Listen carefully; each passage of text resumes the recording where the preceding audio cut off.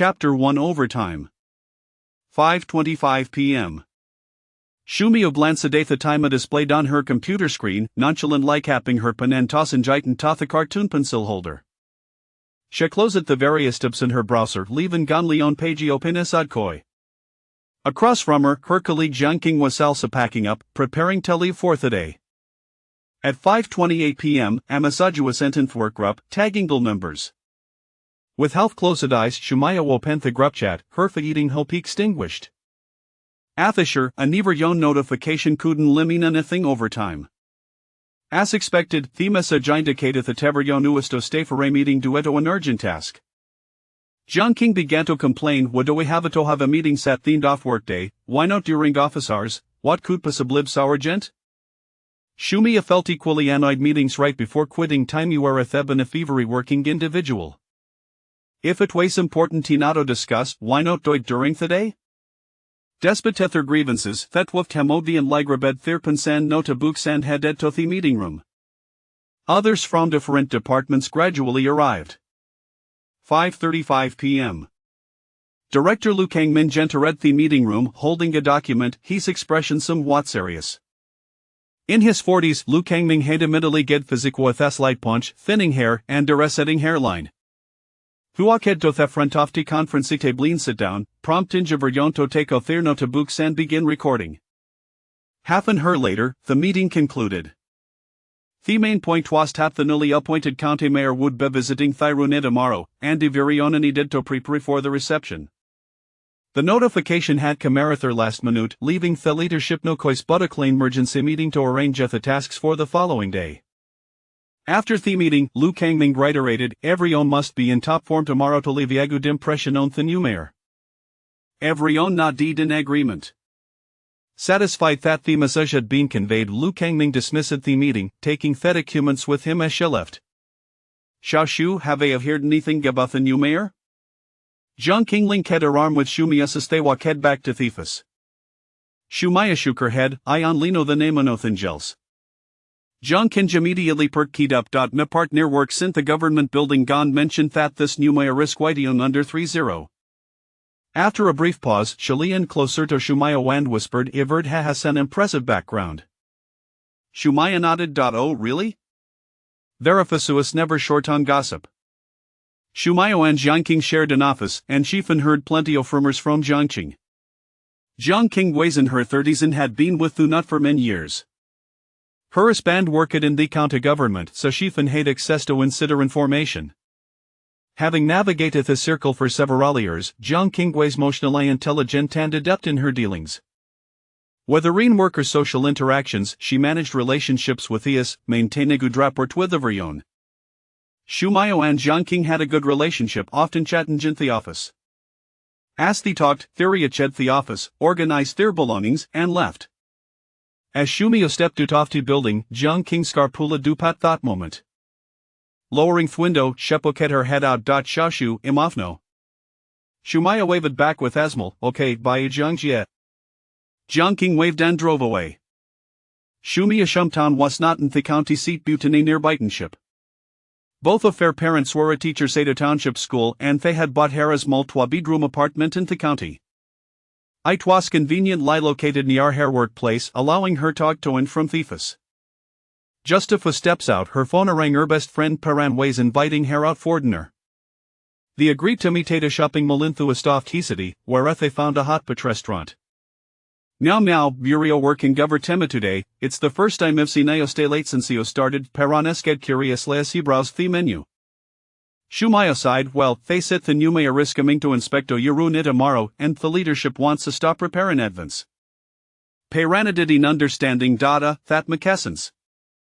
Imian water gent work could Samion in administration possibly have a fate requires overtime? Shuma pout as he looked at the menu. After a moment, Paran continued, I've heard some things about the new mayor from more of his colleagues. Shumio glanced at her before returning her focus to the menu. Paran added, Hesitoba very young Gunder 13 das quite an impressive background. After placing herder, Shumaya casually asked, what kind of background? Perato Casipo for Miltia, leaning in closer, by hard has from the capital, but I don't know the specifics. Shumaya nodded, triatinjitasidla gossip, not overly interested. Unable to contain her frustration, she complained if they were going to inspect, kun to give us early notice, announce Sinja before quitting time ist cruel. Peran raised any brow, crossing her arms, what does steta shave to do with considering the needs of follow employee like you? Just getting gay head soup would have beneak, but it's not like they're going to dozier price inspection. Shumaya letteries. Fetwuf tem of done to their topics, chatin gabu different matters. Peran was Shumaya's closest friend, a year old Dern de era heading graduation. They both hail from the same area, with their parents being teachers at township schools, and their familias maintained a strong bond. Following in her father's footsteps, Peran became a Chinese secretary at a school in the county after graduation. Shumiao, on the other hand, took a civil service exam, secured a position at the broadcasting cantor in her hometown. The 2 French had been separated in college but returned after graduation. They both performed well in the college entrance exams, gaining admission to a prestigious 211 university. Peran teacher training college, while Shumia's parents had hoped would pursue education as well. However, Shumio had steadfastly sent to study public administration instead. Seeing her determination, her parents refrained from interfering to make, fearing it might diminish her enthusiasm for learning. After dinner, Shumaya went straight home, casually dropping airbag and collapsing onto his sofa to play on her phone. The next morning, she arrived at the office often horribly, and along with Jiangqing, they tidied up the office from top to bottom. They worked diligently for about 1 minutes before finishing. Once Jiangqing was done brewing tea, Shuma powered on her computer on Dopinet TFI system. After a while, a commotion arose downstairs. Jiangqing turned to glance out her window and called to Shumiao, looks like the new mayor has arrived. Shumia lifted her head to see the direction of her window, it seems so. She then asked Jiang does the mayor visit every department? Jiangqing sipped Herosatian nodded, Heshold, especializing Keth is this the new mayor's first inspection of Foronit. Shumia responded with a no. Jiangqing set down her cup and added, the new mayor has visited near Livrio Tharunit in the 3 months since he took office. Shumaya thought to herself, and wo official brings new vigor must make the rounds no the theshera. Just then, footsteps echoed in the hallway, followed by voices from the adjacent office. Jiangqing warned, they'd move the next office were next. Shumaya nodded. Fetwuftem quickly checked their disks to ensure everything was in order before relaxing a bit. Chapter 2 First Encounter. Before long, the office door swung open. Lu Kangming stood at the entrance, chatting amiably, gesturing for the person behind him to enter, speaking respectfully, Mayor Meng, the Siriawarother Twa colleagues from the administration department. Ash finished, Adel, Youngman stepped into the office. Shumayo and Jiangqing immediately stood up, bowing their heads soon as an end greeting, hello, Mayor. Shumi had hot to herself tat this must but Henyu Mayor, Meng Yuchuan, Hui's exception lidle with an impressive efficacy. He wore a black administrative hacket, with a part yem blempany dont left chest, black trousers they thugadis long straight legs, and a black wachanyas left wrist, standing talon straight. Asherayas flickeret over his face, she felt a momentifa. His hair was neatly styled in a shortcut, with acid part. He had a broad, square forehead, thick, straight brows, deepened brighties, a prominent nose, and perfect lickazled facial features. Shumaya had heard of Wasian, but she hadn't expected him to be so handsome, exuding gain extraordinary array of integrity. Meng Yechuanada de Thetwuftum, offering a polite smile before returning to Sria's demeanor. Who was followed by two others, both dressed in black attire. Shumi recognized an Oftima leader from the county government. Theother wasn't familiar to her, but she assumed he was also a leader from the county government. Lu Kangmin introduced Thetwuftem to Meng Yuchuan. Meng Yuchuan nodded slightly, his gaze lingering in Shumaya for a few seconds, his turkey shifting. Today, Shumi wore a white shirt paired with a black knee-length skirt and black loafers. Her skin was exceptionally fair, reminiscent of pristine snow in winter. Her long hair was neatly tied in a high ponytail, simply at the brim. During yesterday's meeting, Lu Kangming had requested a dresser formalito data project a spirit image. After the introductions, Lu Kangming, wearing a broad smile, led Meng Yechuanutoft Heath the seat of the next department. Shumayo and Jiangqing both let out a sigh of relief. Jiang King sit down at their discount remarked, the new mayor Rasayungan Han Samihai Stanach. Hido isima but serious, beat eaters need to maintain hat demeanor otherwise, how old the lead? Shu Mayano did in agreement. She hadn't anticipated Meng Yuchuan's striking appearance what captivated her most was his commanding presence. His aura was so powerful that, despite his friendly demeanor, Shumia felt a certain pressure in his presence. But then again, with so many of Fister, it was only natural for him to exude a commanding presence. After inspecting each department, Lu Kangming took Meng Yuchuan to the conference room, inviting him to provide guidance on Thyrunit's work. Shumayo and Jiang King headed to the conference room to Servitia. Upon entering, they found Meng Yuchuan and Thetwa county leaders already seated. Lu Kangming and several deputy directors stood beside them, beaming. Shumayo and Jiang King wasted no time, immediately starting to pour water. Jiang King whispered, Shashu, ilihanli thwa tiriao take the tieto themir. Shumiana didn't quietly replied, okay. She carefully placed the cup in front of Meng Yuchuan, curtiny and demeanor extremely respectful, Mayor, here's Aortia. Meng Yuchuan turned to Lucre, his deep eye sparkling like stars in the night sky, enchanting her, has allegedly thank you for your hard work. Shumia felt flustered how could she claim to working hard just for serving them Aortia? She immediately replied, it's no thart at all. Duito her nervousness, sharpie teddy twice. Meng Yuchuan turned back, resuming his business like he'd meaner. The meeting lasted just over an hour and concluded right around mealtime. Lu Kangming, eager to please, spoke up, Mayor Meng, thank you for taking the time to guide us amidst our busy schedule. It's nearly mealtime, you don't we'll go out for a meal together? Lu Kangming's invitation was more a formality he assumed Meng Yuchuan would decline. After all, he had been in the county for months inspecting numerous units, and had never accepted an invitation to Dean. However, it was still polite to extend the invitation, otherwise, it would see the like a decorum. To his surprise, Meng Yuchuan's response done them sure, that would be great. The moment the said this, notably Lu Kangming Butels of the two accompanying county leaders were taken aback. They had accompanied the new mayor Taman units, and each Demete had invited him to Dean had declined. What had changed today, that wo exchanged puzzle-edge lances.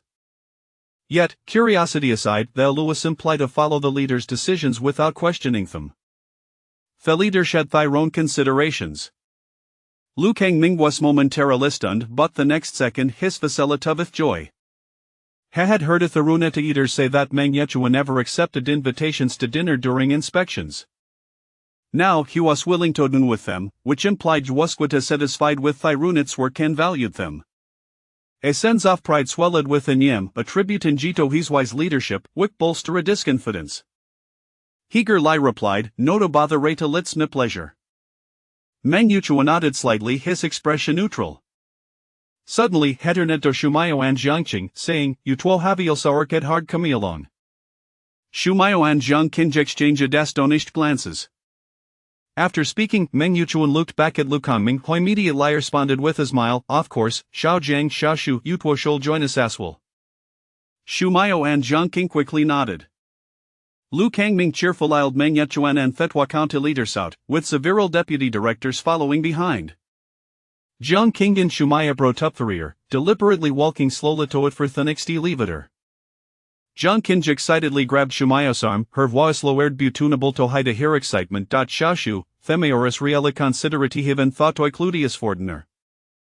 Shumio asequally surprised that Jihan expected Meng Yuchuan, a high-ranking official, to remember to invite him, fellow employees. He truly seemed approachable, with no air of superiority. However, they were just Twama nor staff members dining with a double full of leader swoodthai of enviable toa. With SI, she remarked Jiang Jia event hati mayor invitus, it's satable full of leaders, can we keep up? Jiang King's excitement dimmed slightly, you're right, it's a letter sathatable and were just small staff members, we might not even dare to take any dishes. At that moment, the elevator arrived, and they stepped inside. Jiang King jexel deeply, her expression of acceptance, forgetite the mayor personally invite dues we can't just decline it now. When the time comes, well just keep our heads down and yet, saying nothing and letting unfold naturally. Shu Mayano did in agreement. Although Jiang King had been in the system for many years, it was still her first time meeting with the mayor. Regardless of how composed she appeared, she couldn't escape a dingy of nervousness. Xu Miao, having gone Lyris and Lai started her job, felt even more anxious. The highest-ranking official she had encountered up to now was their director. Now she was about done with them ere her heart raced with anticipation. Chapter 3 Dining. By the time Xu Miao and Jiang Cheng arrived downstairs, Meng Yuchuan and his party had already departed in their vehicle. They had left behind a deputy director to wait for them, and the two hurriedly jogged over to board the car.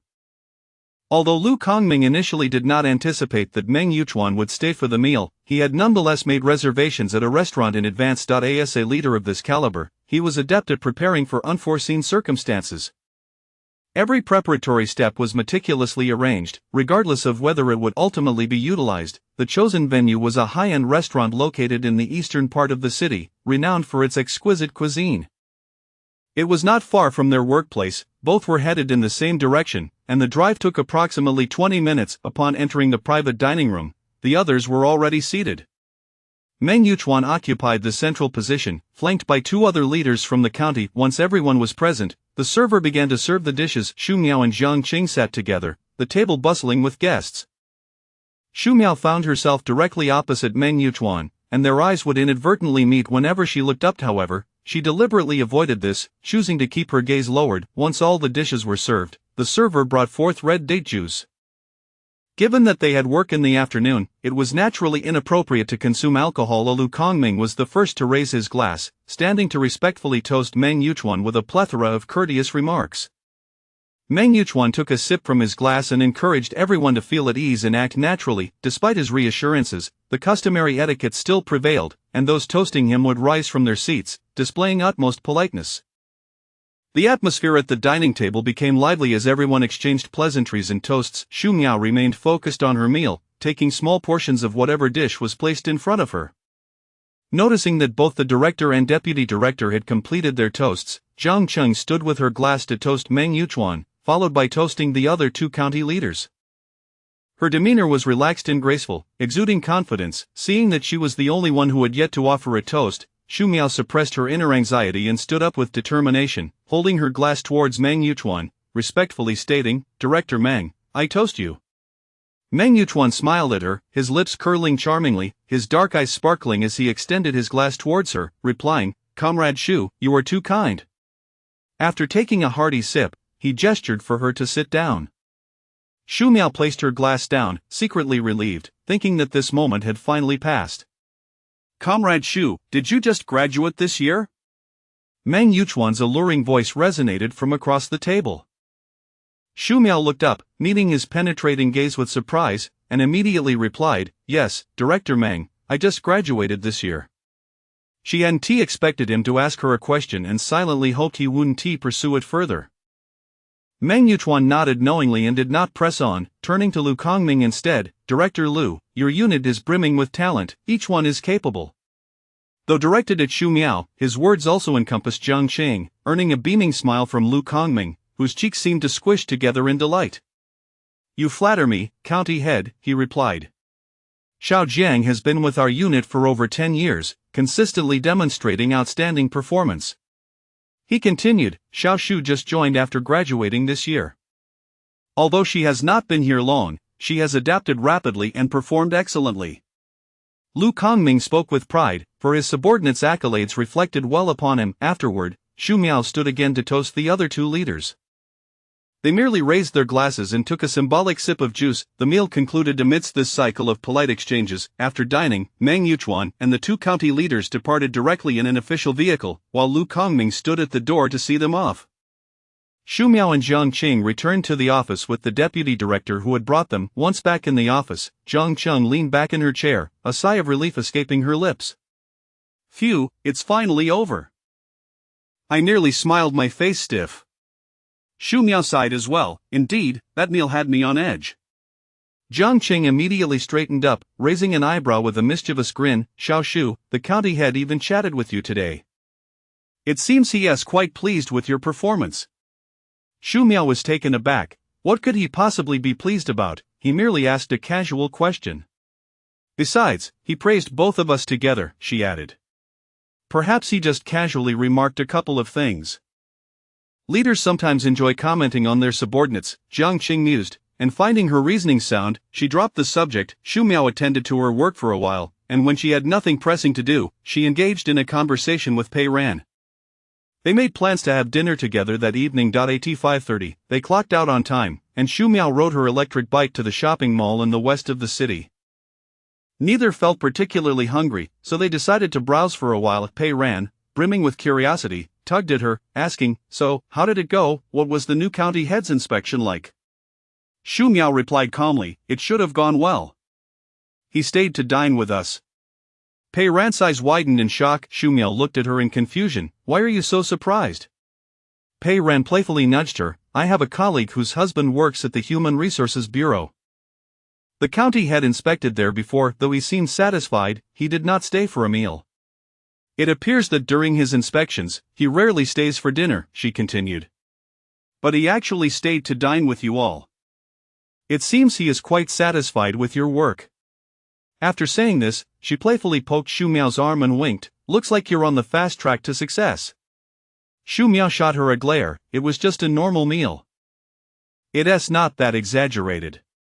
Even if you were on the fast track, it wouldn't extend to someone like me, a newcomer without connections," she added. Pei Ran rolled her eyes at her. "You're being overly pessimistic so early on. Dreams are meant to be had. What if they come true?" Xu Miao shook her head in disagreement. After a moment, she recalled something, "But the new county head is quite approachable and empathetic towards the staff. He noticed my colleague and me busying ourselves and invited us to join for dinner." Pei Ran's mouth formed an O shape in astonishment. "You mean the county head invited you to dine together?" Xu Miao nodded calmly. "Yes. It was nothing special. He merely saw my colleague and me standing there pouring water, so he casually called us over." Pei Ran raised her chin, crossing her arms, her expression laden with meaning. She teased, "Comrade Xu, you're already dining at the same table as the county head so early in your career. It seems fortune is on your side." Xu Miao rolled her eyes in exasperation. The county head was just being polite. How could he possibly remember us small staff members? He is busy every day. After eating, he'll probably forget who we are. Pei Ran raised an eyebrow. "That's not necessarily true. After all, you're quite attractive. Anyone who has seen you is unlikely to forget." Xu Miao, tired of her teasing, pinched her waist playfully, saying, "Stop joking with me." Pei Ran yelped in pain. All right, I won't say anything more." With that, Xu Miao finally relented, and the two continued their shopping. Chapter 4 Introduction of Characters. After a leisurely stroll through the streets, Xu Miao returned home, took a refreshing shower, and lay on her bed, engrossed in her phone. Suddenly, a video call came through, displaying "Your Majesty." Xu Miao promptly answered, "Hello, my dear mother." The voice on the other end carried a hint of indulgence. "Miao Miao, have you taken a shower?" "Yes," she replied. Yao Hui chuckled softly. "How has work been lately? Are you feeling tired?" Xu Miao rolled over, resting her chin on her hands. "It's fine, not tiring at all." Yao Hui nodded appreciatively. "That's good to hear." Xu Miao brushed a few stray strands of hair from her face. "How are you and Dad doing at home? Is there a lot happening at school lately?" Yao Hui shook her head. "I'm fine, but your father is feeling quite pressured with the upcoming entrance exams for the third-year students." Xu Miao nodded in understanding. "Oh, I see." After a moment's thought, she inquired, "How are Grandma and Grandpa doing?" "They're well," Yao Hui replied. Xu Miao simply acknowledged with an O, choosing not to delve further. Her grandparents had always been rather indifferent towards her, favoring her cousin instead, as he was their only grandson, rendering her presence somewhat superfluous. Nevertheless, Xu Miao held them in high regard and maintained the necessary courtesies, often bringing them gifts upon returning home from work. After half an hour of conversation, Yao Hui's expression shifted to one of hesitation, as if she were about to speak but held back. Sensing her mother had something on her mind, Xu Miao directly asked, "Mom, what's wrong? Is there something you want to tell me?" Yao Hui hesitantly nodded. "Miao Miao, do you have any suitable young men around you at the moment?" Xu Miao pursed her lips. Her mother's question was rather tactful, essentially inquiring if she was in a romantic relationship. "Mom, I'm not dating anyone. As you know, in our workplace, there are far more women than men, and most of the male colleagues are already married to this year. We've had 3 new hires, all of whom are female." Yao Hui nodded, seamlessly transitioning to the primary purpose of today's conversation. "I have a colleague from school, Aunt Wu, who visited our home before. You should remember her. She has a cousin who works at the court, a few years older than you, an only child. I've seen his picture. He is quite handsome and seems to be a genuine person. Both his parents work in reputable positions, so there wouldn't be much pressure in the future. If you don't have anyone you're seeing, perhaps you could exchange contact information, chat a bit, and meet up to get to know each other. Without a moment's hesitation, Shu Miao declined. Mom, I'm still young. I don't want a date right now, Yao Wei continued. It's just about meeting and getting to know each other. If you hit it off, you can see where it goes. After a year or two, you can start discussing marriage. Shu Miao disagreed with her perspective. He is a few years older than me. He is likely eager to settle down. How can we just date for a year or two? Yao Wei persisted. Miao Miao, while you're still young, you have the luxury of choosing, but in a few years, others will be choosing you, and your options will diminish. Since you're still young, it's beneficial to meet and learn about different people. I'm not pressuring you to make immediate commitments, just think of it as making a friend. Shu Miao sighed. Mom, I'm only 21, it's not that serious. Besides, consider it, he is certainly looking for marriage, and I don't want to rush into that. It wouldn't be fair to waste someone else's time. Seeing her daughter's lack of enthusiasm, Yao Wei remained undeterred and earnestly urged, Miao Miao, he is not suggesting you jump straight into marriage, just start as friends. I genuinely want what is best for you. I would never lead you astray. How about exchanging contact information first? Your workplaces are not far apart, so meeting wouldn't be difficult. Eventually, Shu Miao, unable to resist further, agreed to think about it. Sensing a slight shift in her daughter's stance, Yao Wei refrained from pushing too hard. After concluding their conversation, they ended the video call. Shu Miao set her phone down and lay on her bed, staring at the ceiling, feeling somewhat vexed. Later that day at work, while Shu Miao was organizing documents, the office phone rang, and Jiang Cheng answered it. After hanging up, she turned to Shu Miao, who was still holding a file box. Xiao Shu, the director wants to see you in his office. Confused, Shu Miao asked. Me? Jiang Cheng nodded. Yes. Shu Miao promptly set down the file box and headed to Lu Kongming's office. Lu Kongming greeted her with a broad smile, his cheeks squishing together, making his eyes appear even smaller. He cheerfully began, Xiao Shu, I called you in to assign you a task. Shu Miao respectfully nodded. Director, please go ahead. Noticing Shu Miao's earnest demeanor, Lu Kongming felt a flicker of appreciation. Xiao Shu, recently, County Mayor Meng is scheduled to visit the countryside, and we need to send someone along to assist with photography and writing a press release. Shu Miao felt puzzled. Wasn't it usually the responsibility of the news department to accompany the mayor and county officials? What did this have to do with her? She neither had skills in photography nor in writing. Although questions swirled in her mind, she kept her thoughts to herself and continued to listen attentively to Lu Kongming. He continued, the county government is concerned about insufficient manpower and wishes to draw personnel from other units to assist. An uneasy premonition crept into Shu Miao's mind. Surely it wouldn't be, as she anticipated. Lu Kongming's voice, laced with amusement, confirmed her fears. Last time Mayor Meng visited us, he was very pleased with our work and remarked on how capable our staff is. He expressed a desire to draw personnel from our unit. After careful consideration, I believe you are the most suitable candidate. What do you think? Shu Miao furrowed her brow momentarily before relaxing it again. Internally, she scoffed, what do I think? You've already made your decision. My opinion is irrelevant. It would have been more straightforward if you had simply ordered me. Despite her reluctance, Shu Miao recognized the hierarchy. The director had already made up his mind. Asking for her input was merely a formality. If she were to refuse, it could lead to repercussions down the line. It was better to comply, as resisting could result in her being assigned the task anyway, without any acknowledgement or reward. She nodded respectfully. Director, I have no objections. Hearing Shu Miao's affirmative response, Lu Kongming nodded in satisfaction and smiled at her. He earnestly stated, Xiao Shu, with your qualifications, you are among the best here.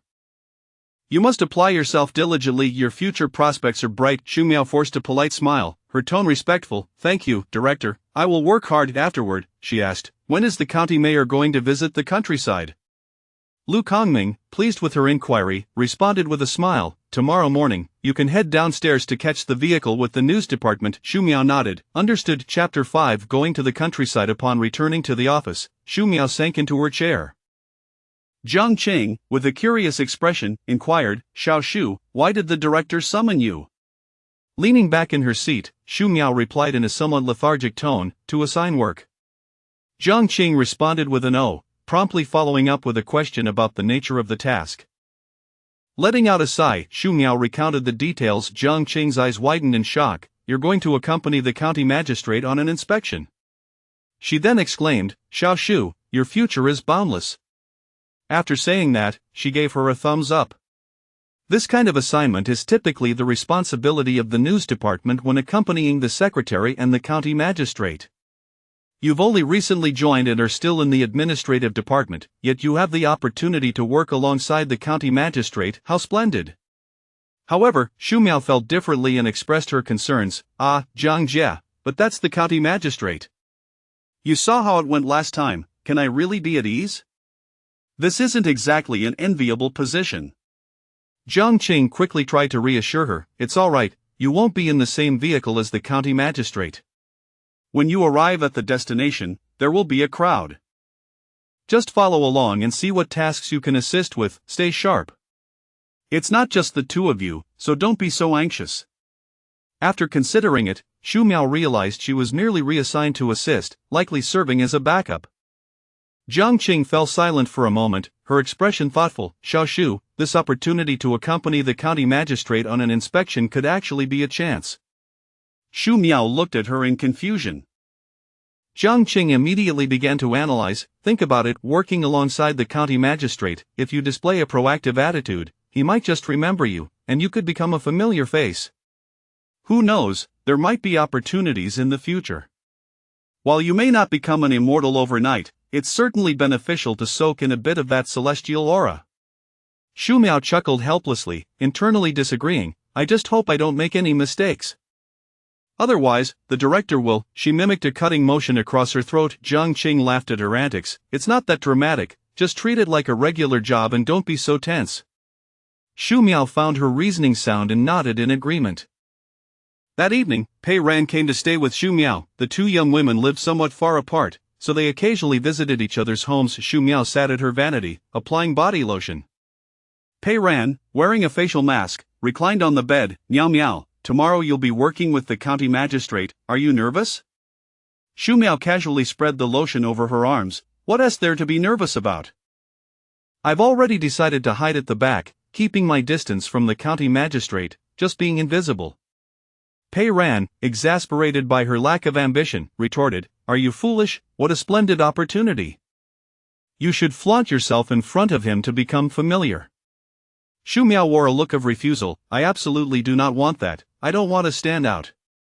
If you perform well, that is one thing, but if you make a mistake, it could impact the entire broadcasting center. I cannot shoulder that responsibility. Our director Wen Ti let me off easily. Pei Ran rolled her eyes in disbelief, her facial mask wrinkling in frustration. Why do you always think of the worst outcomes? Consider the positives. For instance, what if you accomplish something that catches the magistrate's eye, leading to a meteoric rise and a brilliant future? Xu Miao felt Pei Ran's imagination was becoming increasingly extravagant. Pei Laosher, you truly live up to your profession as a literature teacher. Your imagination knows no bounds. Unfazed by the teasing, Pei Ran shifted the topic. Miao Miao, do you think the new county magistrate is married? Having finished applying her lotion, Xu Miao approached the bed, and Pei Ran immediately made room for her. Leaning back, Xu Miao replied, I don't know, he should be married by now, isn't he nearly 30? Pei Ran nodded in agreement, I think so too. Moreover, someone of his status and background would likely have a fiancée from a family alliance, even if he isn't married. Xu Miao nonchalantly acknowledged, showing little interest in the topic. All she desired was to navigate through the following day without incident. As they chatted, they eventually fell asleep, having dreamed nothing throughout the night. The next day, Xu Miao arrived 10 minutes earlier than usual, anxious that the vehicle might arrive ahead of schedule.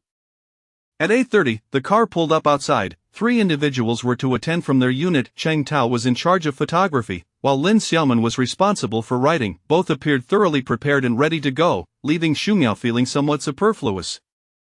Unable to contribute anything, she thought she would simply be an extra mouth to feed at lunch. Despite her reservations, she joined them in the car. Cheng Tao sat in the front passenger seat, while Xu Miao and Lin Xiaoman settled in the back. Lin Xiaoman, who had entered the organization at the same time as Xu Miao, was a gentle young woman majoring in Chinese language studies. Cheng Tao had joined 3 years earlier and was considered their senior. The driver brought the car to the county government entrance, where they would follow Meng Yuchuan's vehicle shortly. A black official car was already parked at the government building's entrance, and the driver maneuvered their car behind it. Cheng Tao turned to Xu Miao and Lin Xiaoman, saying, "Xiao Shu, Xiao Lin, let's get out first. We need to greet the magistrate when he comes out." Xu Miao and Lin Xiaoman nodded, their hearts simultaneously racing with nerves. They exchanged glances before following Cheng Tao out of the car. The three waited outside for about 10 minutes until Meng Yuchuan emerged from the building with a steady stride. A formally dressed young man followed closely behind, carrying a briefcase and wearing glasses, presumably Meng Yuchuan's secretary. Xu Miao caught a glimpse of Meng Yuchuan. He was clad in a black jacket today, exuding vitality. As Meng Yuchuan descended the steps, the three approached him respectfully to offer their greetings. Meng Yuchuan smiled faintly. "I appreciate your hard work today." The trio was taken aback. How could they dare claim hardship while working with the county magistrate? It was an honor. Cheng Tao, having been with the organization for a few years and seen his fair share of situations, responded to Meng Yuchuan with respectful propriety, while Xu Miao and Lin Xiaoman stood silently behind him.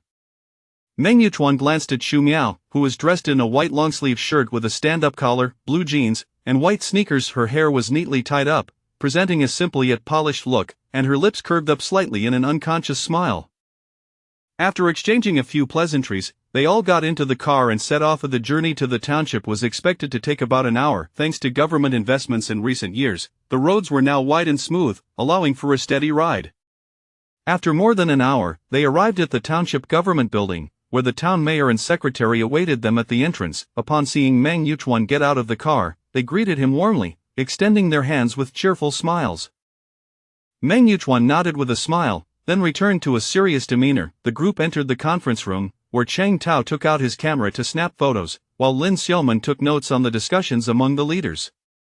Xu Miao found herself with nothing to do, feeling like a fish out of water. Fortunately, she had brought a notebook and pen, enabling her to feign note-taking. The meeting lasted over an hour, primarily addressing the forthcoming development issues within the township, focusing on key projects, potential technological challenges, funding shortages, and strategies for resolution. Chapter 6. The ride. After the meeting concluded, it coincided perfectly with mealtime. The secretary led their group to a quaint little restaurant nearby for a meal. Upholding her principles, Xu Miao chose a seat as far from Meng Yuchuan as possible, near the entrance. At the dining table, the township secretary lavished praises upon Meng Yuchuan. Xu Miao couldn't help but inwardly exclaim, "No wonder he has attained the position of secretary, he certainly knows how to speak well." Observing Meng Yuchuan's demeanor, it appeared rather placid, showing no signs of pride. In response to the flattery of others, stealing glances at him from the corner of her eye, Xu Miao noted his fair complexion and chiseled features, which exuded an aura of integrity. Suddenly, a phrase came to her mind, "the air of the hall." This phrase aptly described Meng Yuchuan's bearing. After a brief wait, the dishes were served, and the secretary cheerfully announced that they were all local specialties. Xu Miao barely touched her food, feeling tense. Dining at the same table as Meng Yuchuan, with time still on their side after the meal, the secretary guided the group to a conference room, brewed some tea, and suggested they sit and rest for a while. Xu Miao and Lin Xiaoman took a seat in the corner of the room, while Meng Yuchuan settled on a sofa on the opposite side. After a short while, exhaustion took over, and everyone succumbed to sleep. Meng Yuchuan, seated not far away, observed the scene, his dark eyes fixed intently on the sleeping Xu Miao. As she lay with her arms folded, her sleeves had slipped up slightly, revealing her delicate, fair wrists, which caused a subtle smile to play at the corners of Meng Yuchuan's lips. In the afternoon, the group resumed their journey by car. Meng Yuchuan intended to visit the fields cultivated by the villagers, accompanied by the secretary and the town mayor. Xu Miao trailed behind, while Cheng Tao and Lin Xiaoman closely followed Meng Yuchuan, documenting their observations.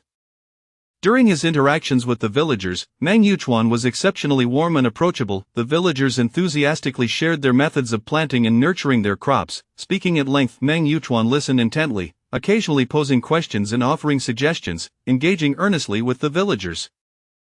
By the end of the inspection, the villagers' admiration for this young, handsome, and remarkably gentle and patient county magistrate had multiplied. Although Xu Miao lingered at the back, she keenly observed Meng Yuchuan's actions and expressions, feeling a growing respect for him in her heart. It was evident that he genuinely cared for the well-being of the common people, providing them with practical and feasible advice within his capacity. After the inspection, they returned to the government building. Following a brief discussion with the secretary and the town mayor, the group prepared to head back. As they descended the stairs and approached the car, Meng Yuchuan suddenly halted. The secretary beside him promptly inquired, "County magistrate, is something wrong?" Shu Miao and the others also paused, turning their attention to the scene. Meng Yuchuan looked at the secretary and asked, "Has the information from this morning's meeting been copied yet?" The secretary pondered for a few seconds before responding, "Yes, I will go and copy it right away." With that, he turned to re-enter the building. Meng Yuchuan called out to him, "Wait." The secretary stopped and turned back, looking somewhat puzzled. Meng Yuchuan then glanced at Shu Miao by the car, a smile curving his lips. "Little Shu, why don't you accompany the secretary? Two heads are better than one." Suddenly being singled out, Shu Miao felt a bit taken aback, but remembering that she had done nothing all day, she eagerly seized the opportunity to finally be of use. Without further thought, she promptly agreed and followed the secretary back inside. The materials Meng Yuchuan requested to be copied were a collection of developmental data reported by the town mayor earlier that morning, quite substantial in volume. The two spent nearly 20 minutes copying before finally descending the stairs. Upon reaching the ground floor, Shu Miao noticed that only one vehicle remained. Their unit's car had already departed, leaving her with a significant question mark in her mind. Seeing them emerge, Meng Yuchuan stepped out of the car. Noticing Shu Miao's surprised expression, he smiled and explained, "Your unit had an urgent task, so I sent them back early. You can ride with us." Shu Miao was taken aback, her mind swirling. She was to share a vehicle with Meng Yuchuan? Observing her reaction, Meng Yuchuan's smile deepened, and his gaze softened. He continued gently, "Get in, it's getting late." By the time Shu Miao collected herself, Meng Yuchuan had already entered the car, leaving her standing hesitantly in place. If she didn't get in, how would she return? But if she did, she feared she wouldn't be able to breathe normally throughout the journey. Caught in this dilemma, her internal struggle was interrupted by the secretary's kind reminder from behind, "Little Shu, get in the car." After a few moments of hesitation, Shu Miao thought about how Meng Yuchuan was waiting for her inside. She couldn't bear to keep the county magistrate waiting. After all, angering him wouldn't bode well for her. Resolutely, she steeled herself, gritted her teeth, and walked over to take her seat in the car. The secretary took the front passenger seat, while Shu Miao had no choice but to sit in the back, beside Meng Yuchuan. Throughout the ride, she sat stiffly, her back straight, hands resting on her lap, gazing ahead with the posture of a diligent student. Meng Yuchuan found her demeanor amusing, thinking to himself how intriguing. His deep gaze lingered on Shu Miao's delicate features, taking in her fair skin, the perfectly sculpted oval of her face, and the slight fullness that added to her beauty. Her eyelashes were long and curled like a fan, her nose was elegantly defined, and a small, light brown mole adorned the left side of her nose, resembling a star in the night sky, complemented by her lovely lips. For a moment, Meng Yuchuan found himself captivated. Suddenly, the sound of a phone ringing broke the silence. Shu Miao furrowed her brow slightly. Receiving a call at this moment was rather inconvenient.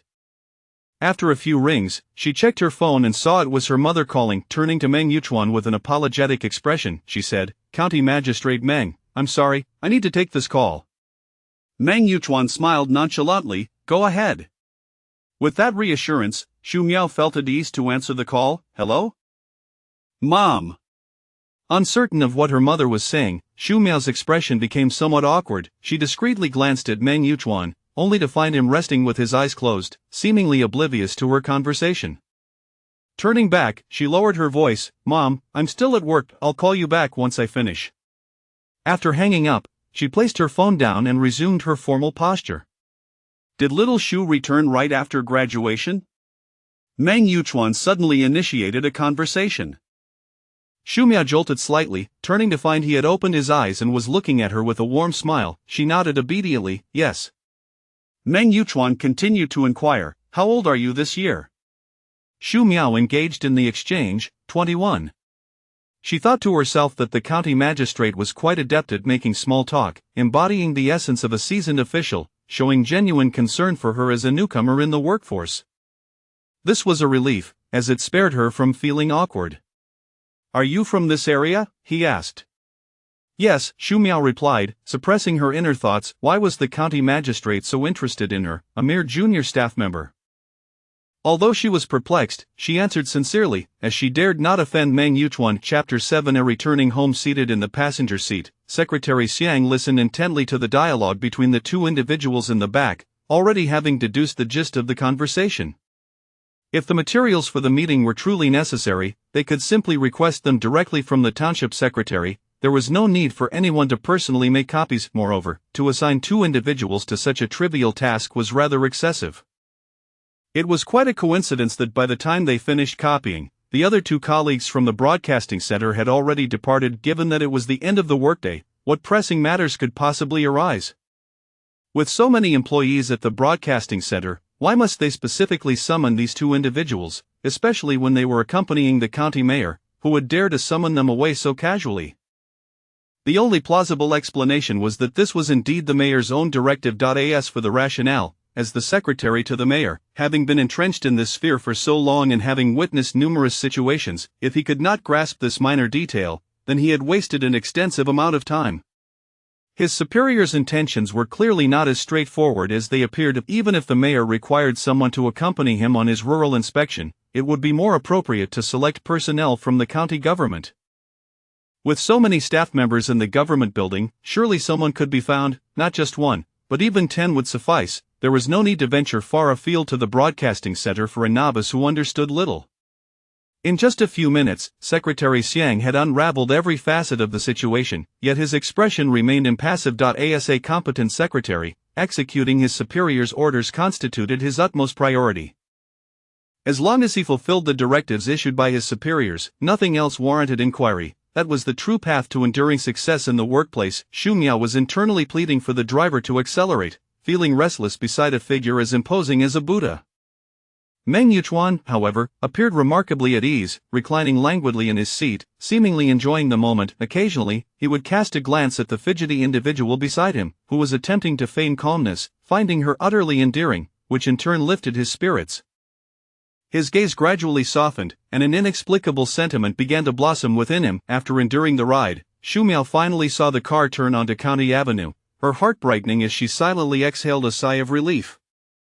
They were almost there. Her sudden relaxation did not escape the notice of the man beside her. Meng Yuchuan's lips curled into a subtle smile, his obsidian eyes captivating. At just the right moment, Secretary Xiang turned around respectfully to inquire about Meng Yuchuan's subsequent plans. Mayor, will you be returning to the office?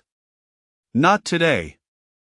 Just take me home, and you can follow in the car, Meng Yuchuan replied nonchalantly. Secretary Xiang understood immediately. Understood, we will take you home first. Meng Yuchuan nodded lightly. Hearing their exchange, Xu Miao thought to herself that if they were taking Meng Yuchuan home, she would simply get out of the car and then hail a taxi to return home. She had no desire to remain in this vehicle any longer. She felt inadequate, overwhelmed by the presence of the county mayor. If finally, she would be spared from facing Meng Yuchuan, she had been holding her breath throughout the journey, nearly suffocating from her internal turmoil. Before long, the vehicle arrived at the entrance of a residential community. Xu Miao recognized it as Ao Yuan Community, the most upscale residential area in their county, with 1 unit per floor. The buildings were few, boasting ample space between them, ensuring abundant sunlight for each residence. The development had not been on the market long, and the initial price per square meter had been quite high. Most importantly, not only did one need to be wealthy, but connections were also essential. Otherwise, purchasing a unit was nearly impossible. The moment it was launched, all units had been snapped up, and the fact that Meng Yuchuan had managed to acquire one suggested he had secured it early on, perhaps anticipating his transfer to this area. A sense of astonishment washed over her as she recalled hearing Pei Ran and Jiang Qing discuss his background. Indeed, his reputation was well-deserved. As the barrier lifted, signaling the vehicle's entry, Xu Miao grasped the seat in front of her and called out, "Wait a moment." The driver halted, and Meng Yuchuan turned to her, inquiring, "What's the matter?" Secretary Xiang also looked back. Xu Miao bit her lip, finally meeting Meng Yuchuan's gaze directly for the first time during the journey. Tentatively, she suggested, "Mayor Meng, perhaps you could just drop me off here, I can take a taxi home." Meng Yuchuan responded with a gentle smile, "No need for that. Let's get out together. I have some errands to run this evening, and I'll drop you off on the way." Upon hearing that he intended to personally escort her, Xu Miao was taken aback, hastily shaking her head in refusal. No, that would be too much trouble for you. Moreover, my home is a bit far from here, I wouldn't want to delay your business." Meng Yuchuan remained insistent, his tone laced with amusement. "It's no trouble at all, I'm not in a hurry." Xu Miao tried to protest further, but Meng Yuchuan cut her off, issuing a command to the driver to proceed. Having driven for the mayor for so long, the driver knew who to heed without hesitation. pressing the accelerator and smoothly guiding the vehicle through the speed bumps. Secretary Xiang, seated in the front, was mentally staging a grand performance. It appeared this young lady was still oblivious to her superior's intentions. It was understandable. As a recent graduate, her thoughts were likely still quite innocent. She probably believed this outing was merely to assist with work.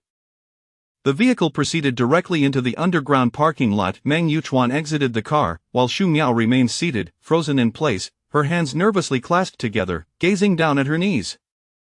She was contemplating how to refuse Meng Yuchuan's offer to take her home when the car door swung open. Looking up, she found herself meeting Meng Yuchuan's profound gaze, accompanied by a gentle smile, his tall figure standing straight beside the door.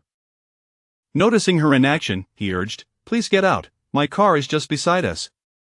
Xu Miao held her breath, her eyes widening in disbelief. What was she doing, allowing the county mayor to open her car door and waiting for her to exit? Was this a dream? Her mind raced, and within moments, her body acted on instinct, stepping out of the car, still in a daze. By the time she regained her senses, Meng Yuchuan had already driven out of the community. Xu Miao turned to the man focused on the road, her tone tinged with urgency. "Mayor Meng, perhaps you should just drop me off on the roadside. My home is quite far, and I wouldn't want to impede your schedule." Meng Yuchuan, however, seemed unfazed, responding, "It's fine. I am not in a rush.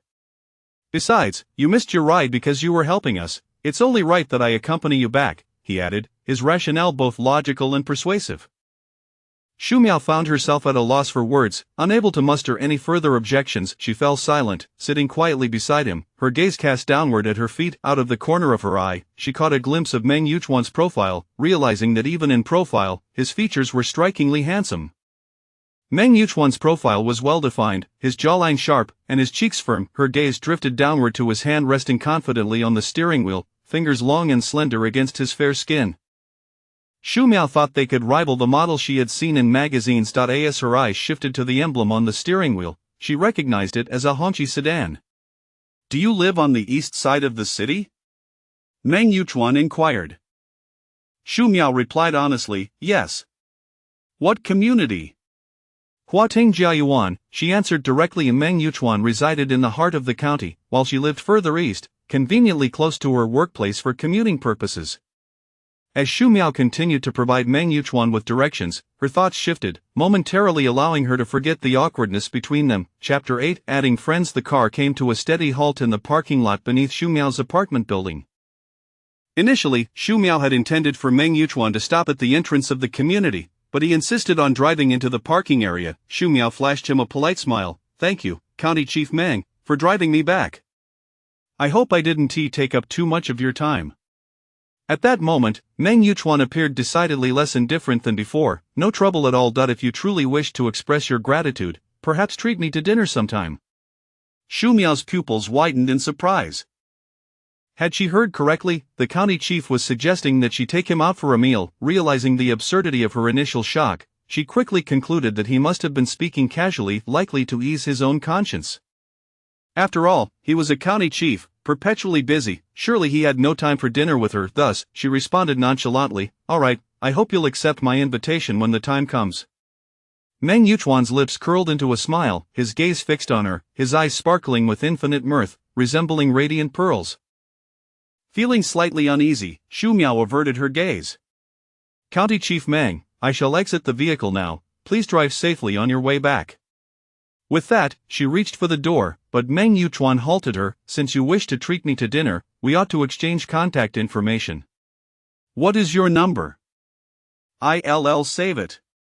Xu Miao was momentarily taken aback, a flicker of astonishment crossing her face. Meng Yuchuan was asking for her number. She felt conflicted, should she give it or not. However, upon further reflection, it seemed she would be the one benefiting from this exchange. Noticing her hesitation, Meng Yuchuan chuckled softly. "Without your number, how shall I contact you for dinner?" Xu Miao, feeling a tad embarrassed, scratched her head and smiled sheepishly. His openness made her feel rather small-minded in comparison. Resolving not to overthink it, she promptly provided her number. In the next moment, her phone rang, displaying an unfamiliar out-of-town number, only to be disconnected shortly thereafter. Meng Yuchuan entered a few words on his phone. "This is my number. Please save it." Xu Miao obediently acknowledged. Meng Yuchuan smiled gently, his voice soft. "Step out now, and make sure to rest well. You've had a long day. Shu Miao nodded, feeling somewhat guilty. It was they who had endured the day's fatigue, while she had done little to contribute, yet, she certainly wouldn't be so foolish as to contradict her superior. After expressing her gratitude, she opened the door and stepped out of the car. Watching Shu Miao enter the elevator, Meng Yuchuan finally drove away at once home. Shu Miao casually tossed her bag onto the sofa and collapsed into the cushions, exhaling heavily. At last, she could relax. She had been as tense as a stone throughout the journey. After freshening up in the evening, she leaned against her bed's headboard when a call from Miao Hui came through. Hello, Miao Miao, are you free now? Yao Hui immediately perked up, diving straight into the matter. What are your thoughts on what Mom mentioned the other day? Shu Miao sighed. Earlier that afternoon, her mother had brought it up while in the car, but with Meng Yuchuan present, she had refrained from elaborating. Resigned, she replied, Mom, I really don't want to think about this right now. Perhaps we should just drop it? Yao Hui persisted. Miao Miao, your mother only wants what is best for you. This Xiaohu has commendable qualities. He is genuinely a wonderful young man. Just meet him for dinner to get acquainted. Even if it doesn't lead anywhere, it's good to make a friend. Shu Miao's heart remained resolute in its refusal. Mom, Yao Hui interrupted her, blocking the continuation of her protest. Let me tell you, Xiaohu's attributes are truly impressive. You wouldn't want to miss this opportunity. Trust your mother, she knows from experience that marriage requires finding a reliable partner for life. Don't dwell on romance. What matters most is living a grounded life. Xiaohu is a few years older, mature and stable, and our families are close. You'll be nearby, and we can assist you with anything you need. Unable to withstand her mother's relentless barrage any longer, Shu Miao finally relented. All right, please stop. If you continue, I won't get a wink of sleep tonight. Shu Miao was well aware of her mother's tenacity. If she didn't acquiesce, Yao Hui could very well persuade her all night long. I agree to meet him, but I must clarify. It is just a meeting, it doesn't signify anything. Also, if he doesn't take a liking to me, please don't hold it against me. Hearing Shu Miao finally concede, Yao Hui's tone grew excited. Great. It is just a casual meeting. Rest assured, I've already sent your photo to Aunt Wu, and Xiaohu was quite pleased. Upon learning that Yao Hui had sent her photo without her consent, Shu Miao felt a wave of discontent wash over her. She reproached, Mom, why did you send my picture to someone without asking me?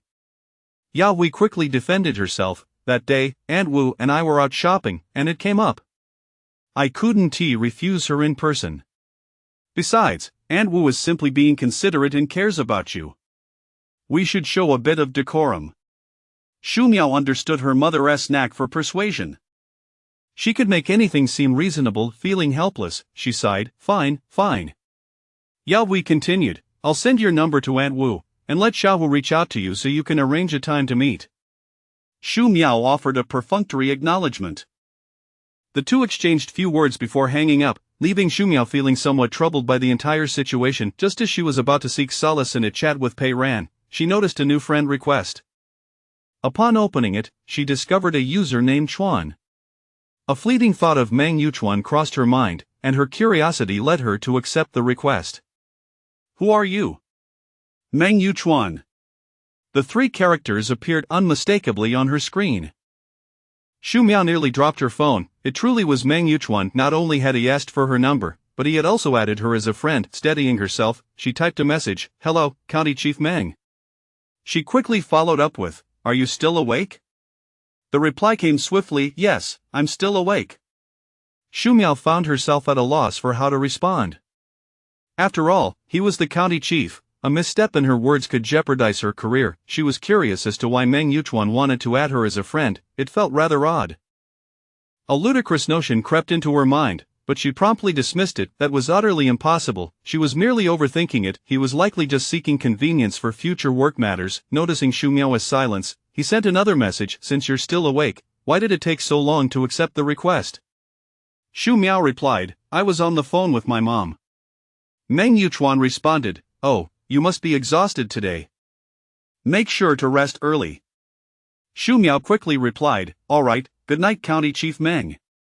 After sending her quick response, she exited the chat interface. Chapter 9 of the phone. The following day, as Xu Miao arrived at the office, Jiang Qing gazed at her with an expression of eager curiosity. Unable to contain herself, she inquired, "How was yesterday? What happened?" Xu Miao powered on her computer, responding nonchalantly, "Oh, it was just the usual, a normal workday." Jiang Qing pressed further, "Did they assign you any tasks?" "Just copying files." Noticing that Jiang Qing seemed unaware of Lin Xiaoman and the others returning early, Xu Miao opted not to mention it, better to keep matters simple. The two then immersed themselves in their respective work. While engrossed in her tasks, Xu Miao noticed a new friend request pop up on her computer screen. She mused to herself that quite a few people had added her in the past couple of days. Upon opening it, she found a message accompanying the request, "Hello, I am Hu Weijie. My cousin provided me with your contact information." Cousin. Suddenly, Xu Miao recalled that this was the highly sought-after match her mother had mentioned.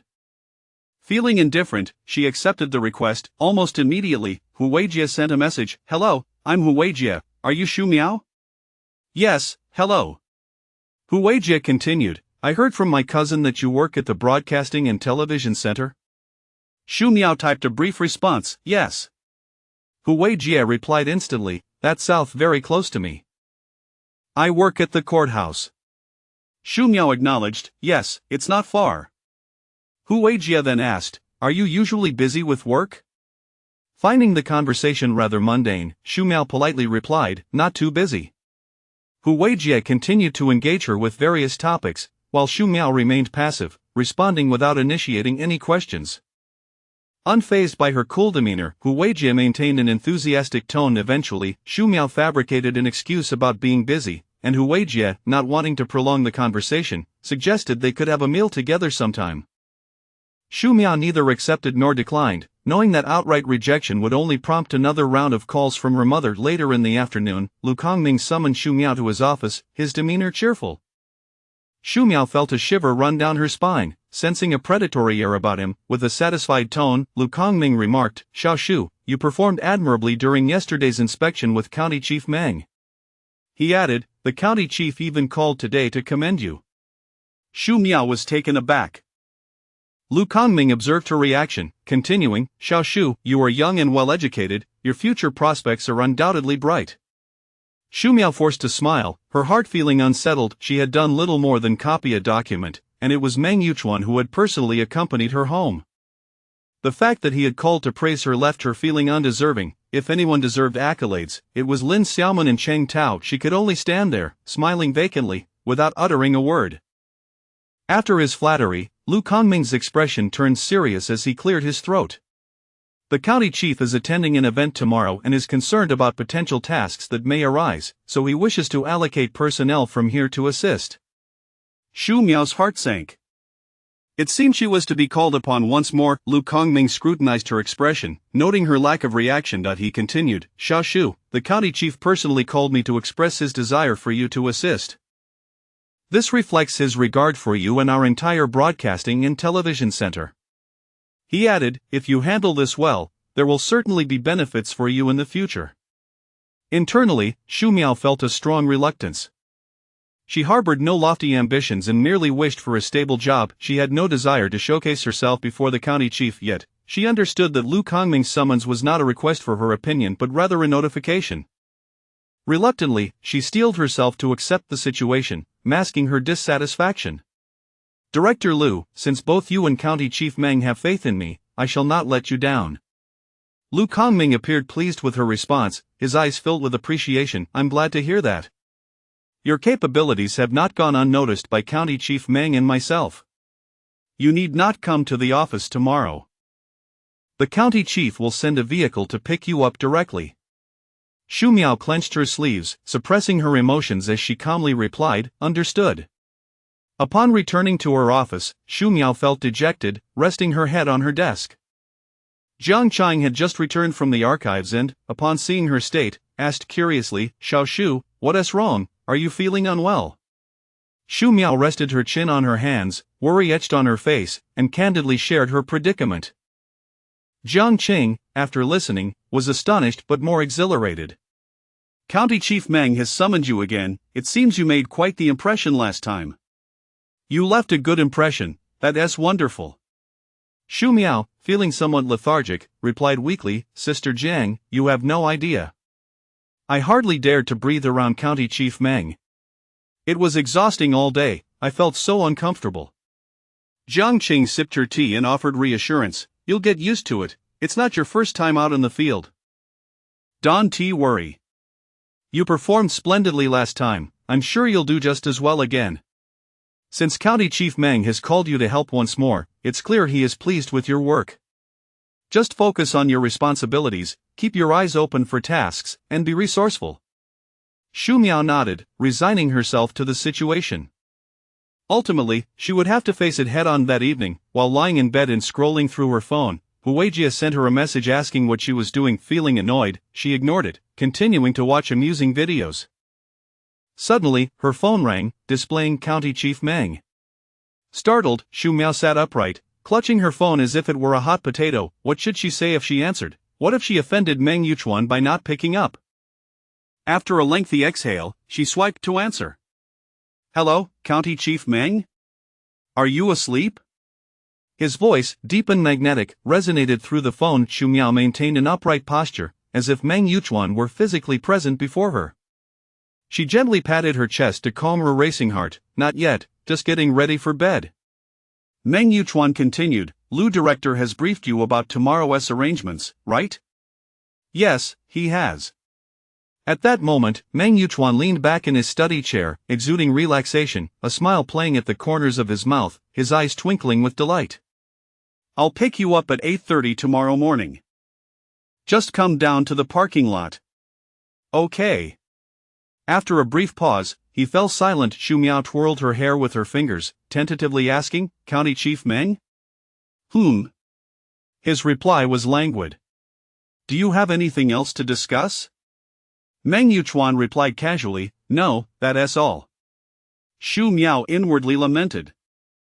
If there is nothing else, why not hang up? The silence stretched on, and after a moment, unable to bear it any longer, she broke the stillness. County Chief Meng, if there is nothing else, I'll hang up now? Meng Yuchuan's lazy response came, rest early. Good night. His deep, alluring voice sent a shiver through her. All right, good night. After their conversation ended, Shu Miao sighed heavily, feeling as though she had narrowly escaped a perilous situation. Chapter 10 Assistance. This morning, Shu Miao arrived at the parking lot 10 minutes earlier than the agreed time. She thought to herself that if Meng Yuchuan had arrived early, she would have to wait for him. She dared not engage in any inappropriate behavior again. When she reached downstairs, Meng Yuchuan had not yet arrived, so she took out her phone and sent a message to Pei Ran. Teacher Pei, I'm about to head to the execution ground. Wish me luck. Fist, Pei Ran replied instantly. Shu, you are being overly dramatic. The other party is a handsome gentleman, not a greasy balding man with a big belly and piggish ears. You should secretly enjoy it. Smirk. Shu Miao slightly furrowed her brows, preparing to respond again when she heard the honk of a car. Looking up, she saw the familiar black Hongqi sedan. The driver was Secretary Xiang, with Meng Yuchuan seated in the back.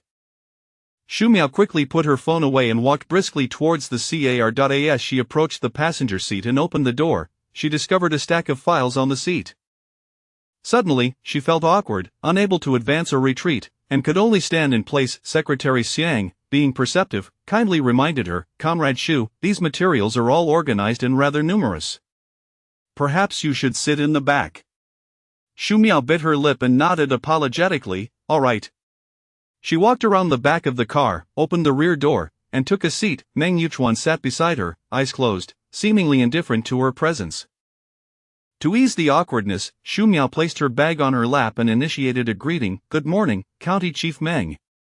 Meng Yuchuan slowly opened his eyes, turning to gaze at her, his deep, dark eyes shimmering with a mesmerizing hue. He smiled faintly, good morning. His voice was low and gentle, sending a shiver down Shu Miao's spine and causing her heart to flutter involuntarily. Meng Yuchuan continued to lock his gaze on her, his eyes growing increasingly intense. Shu Miao averted her gaze slightly, offering him a gentle smile before turning her head and lowering her eyelids. Meng Yuchuan studied her for a moment longer, his smile becoming more pronounced. As the car departed from the parking lot, Shu Miao kept her head down, maintaining an exceptionally upright and graceful posture. After approximately half an hour, the vehicle came to a halt. Secretary Xiang exited to open the door for Meng Yuchuan, while Shumiao opened the door herself and stood behind him. Secretary Xiang retrieved the documents from the passenger seat, and Shumiao stepped forward. Secretary Xiang, may I help you with that? Secretary Xiang glanced at Meng Yuchuan, who displayed little expression.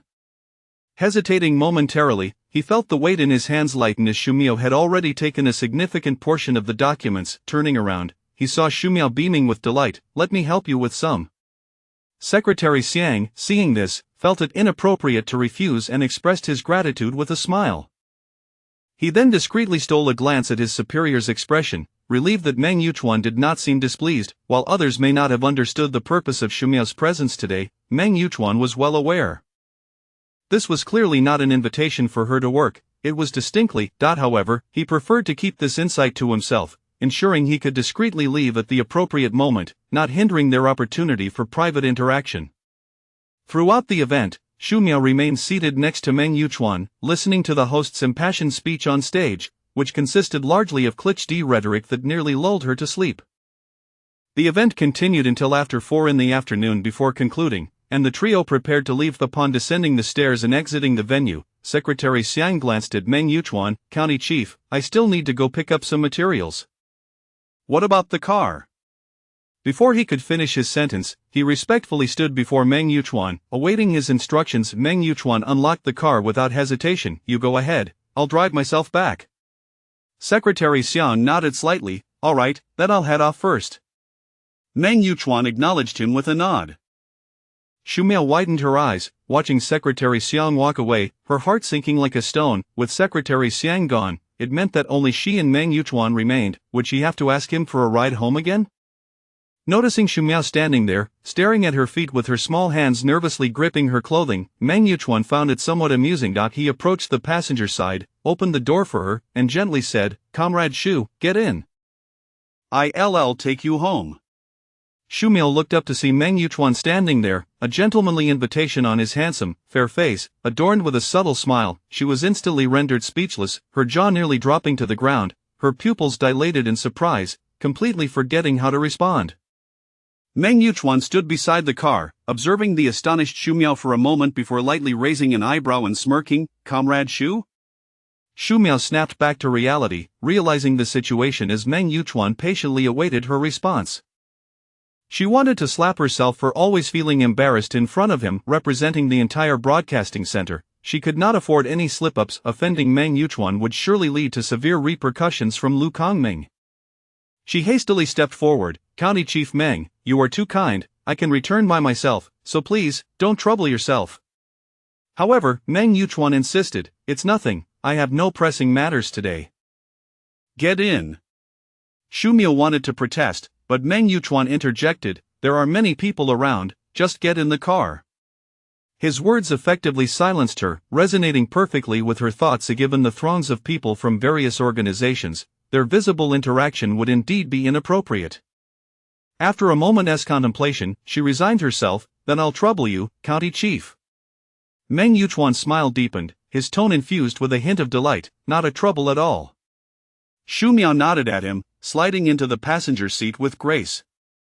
Meng Yuchuan smiled as he closed the door for her, then took the driver's seat and started the engine, setting off. As they merged onto the main road, Shumiao noticed they were headed in the wrong direction and thought that perhaps Meng Yuchuan had forgotten the way to her home.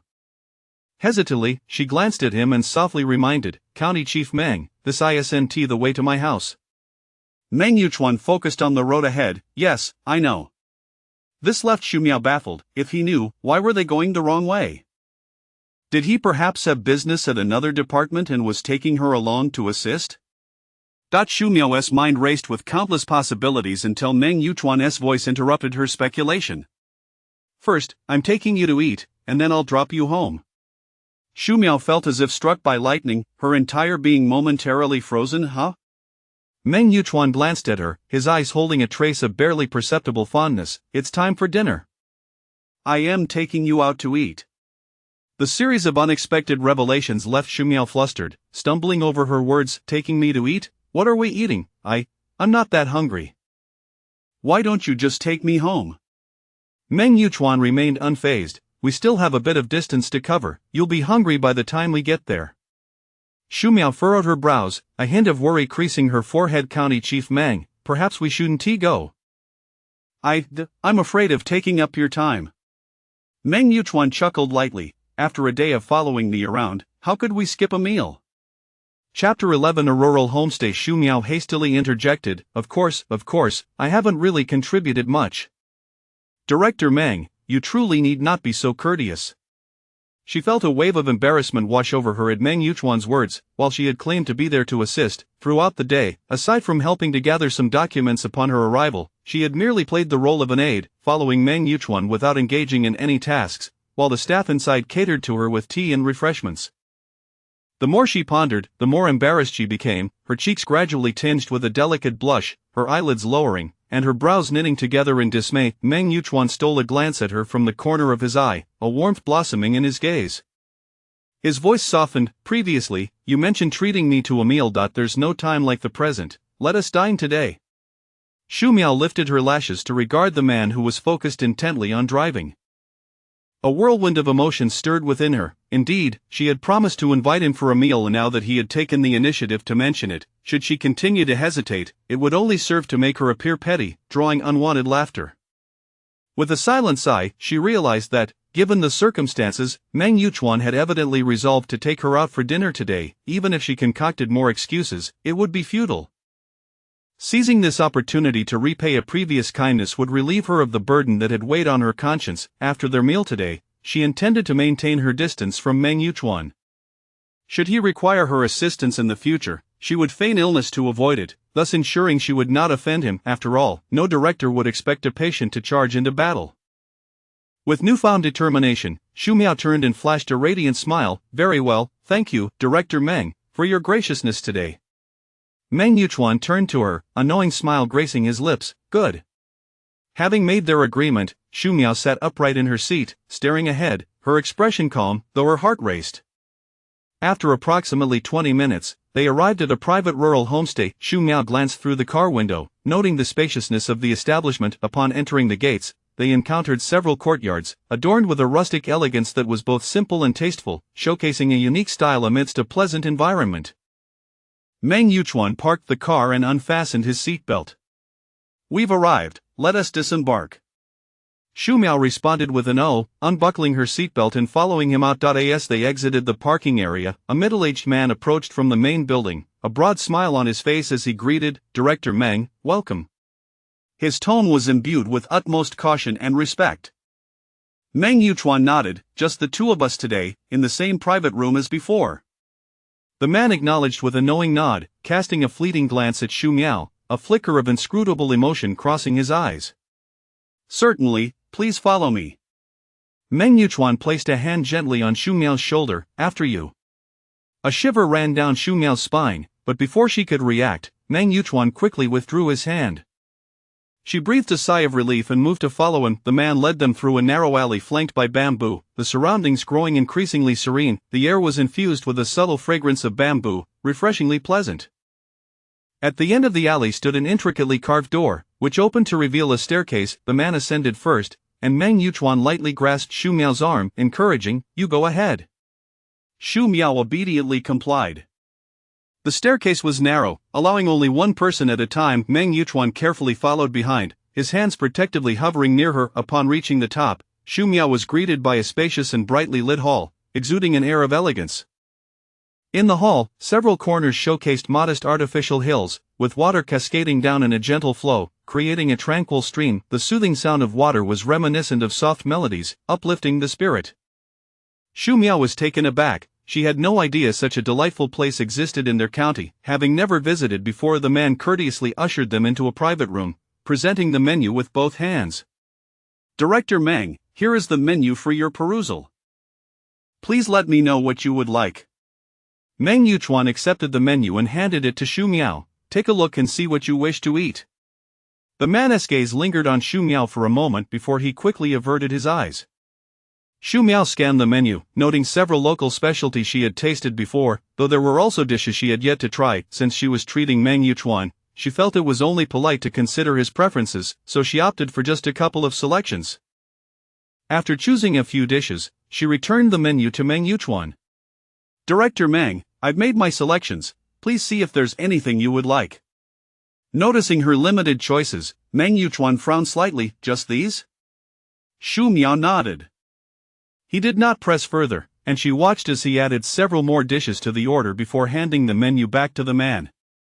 That will be all. The man accepted the menu and respectfully exited the room, leaving the two of them in an awkward silence. Xu Miao felt the tension and resolved to break the ice.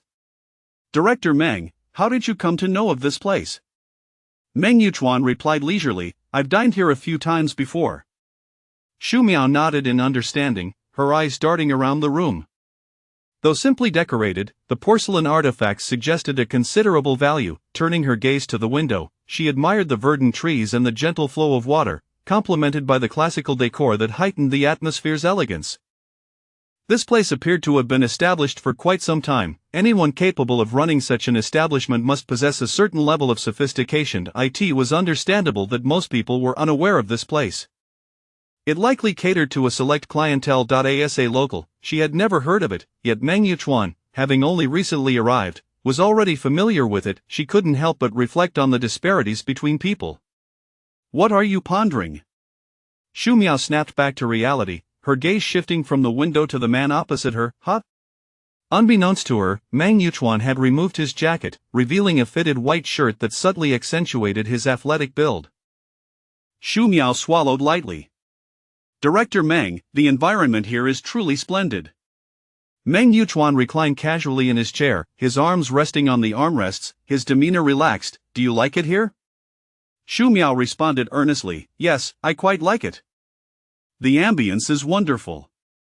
Meng Yuchuan lifted the ceramic cup before him and took a sip of tea. Try this tea, it's local, and you should be familiar with it.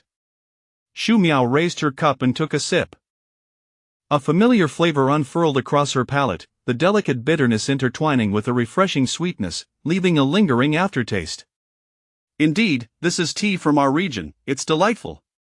Meng Yuchuan savored another sip, a slight smile curving his lips, his brow arching. This truly is a remarkable place, rich in talent and beauty, both in people and in nature. The last remark struck Xu Miao as somewhat peculiar. Glancing up inadvertently, she found herself locked in Meng Yuchuan's intense gaze, his dark eyes ablaze with an unspoken passion. Instinctively, she averted her eyes, feeling disoriented by the depths of his gaze, which held an inscrutable light that compelled her to retreat. Their conversation meandered, the silence punctuated only by the arrival of their dishes. They fell into a comfortable silence as they began to eat. Meng Yuchuan consistently served Xu Miao, refilling her glass at opportune moments with thoughtful attentiveness. Xu Miao felt 1,000 pangs of awkwardness, yet every time she attempted to refill Meng Yuchuan's glass, he would always beat her to it, leaving her at a loss. Thus, she found herself anxiously being served by Meng Yuchuan throughout the meal. In stark contrast to Xu Miao's unease, Meng Yuchuan remained completely at ease, naturally serving her food, pouring tea, and offering napkins. Chapter 12. A confession. Meng Yuchuan took out a wet wipe to dab at the corner of his mouth and inquired, Are you full? Xu Miao nodded, Yes, I am. Internally, she scoffed, he had been incessantly serving her food. How could she possibly remain hungry? Her stomach felt as if it might burst. Nevertheless, the dishes here were indeed quite delectable. Meng Yuchuan stood up and retrieved his coat from the back of the chair, saying, Let us go. Xu Miao promptly rose from her seat, grasped her bag, and followed him out of the private room. Upon reaching the stairway, Meng Yuchuan insisted she go first, to which Xu Miao complied. As they made their way out, Xu Miao continuously scanned the area, hoping to spot the gentleman from earlier to inquire about the payment, but she saw no sign of him at the entrance. Meng Yuchuan led her directly to the parking lot. Xu Miao called out to him from behind, Director Meng?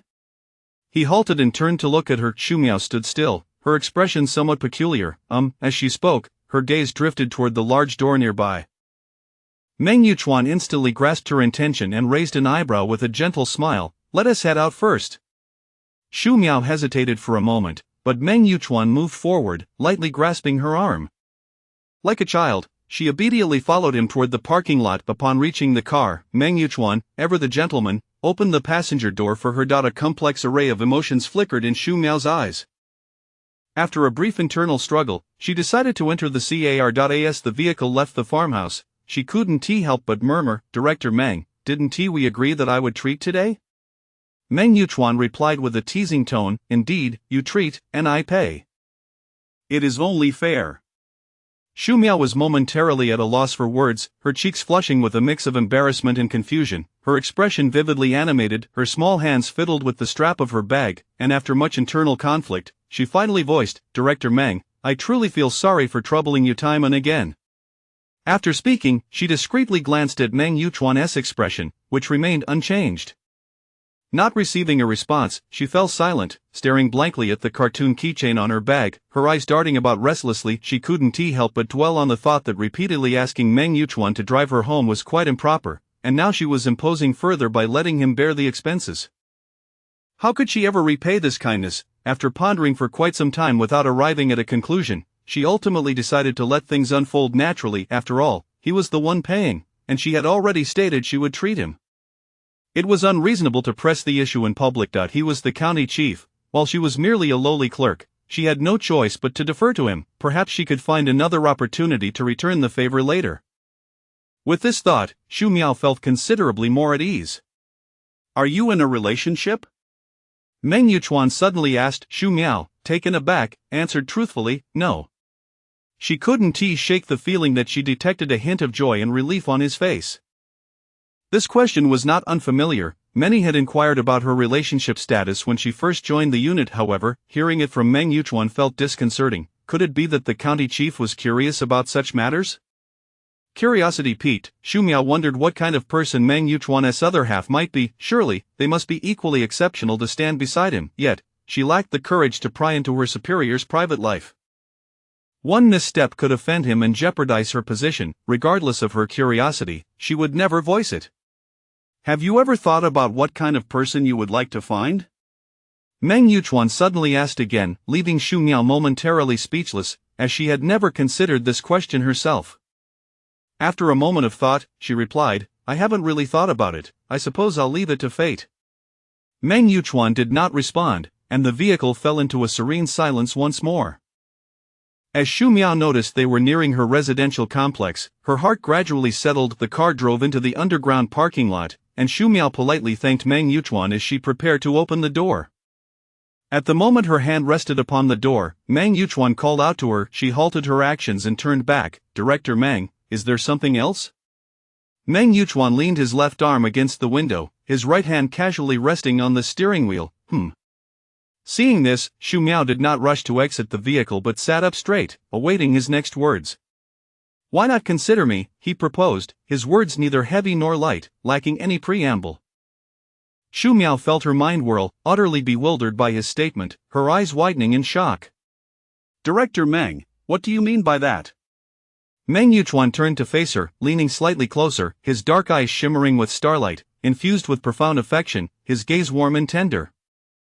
He parted his lips, articulating each word distinctly. I mean, since you are not in a relationship yet, why not consider me?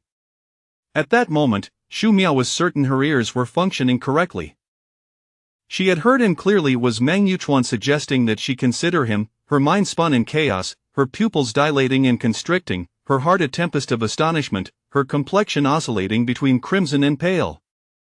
She could not discern whether it was embarrassment or shock. Meng Yuchuan observed her reaction closely, not allowing a single nuance to escape him, his lips still curled in a subtle smile.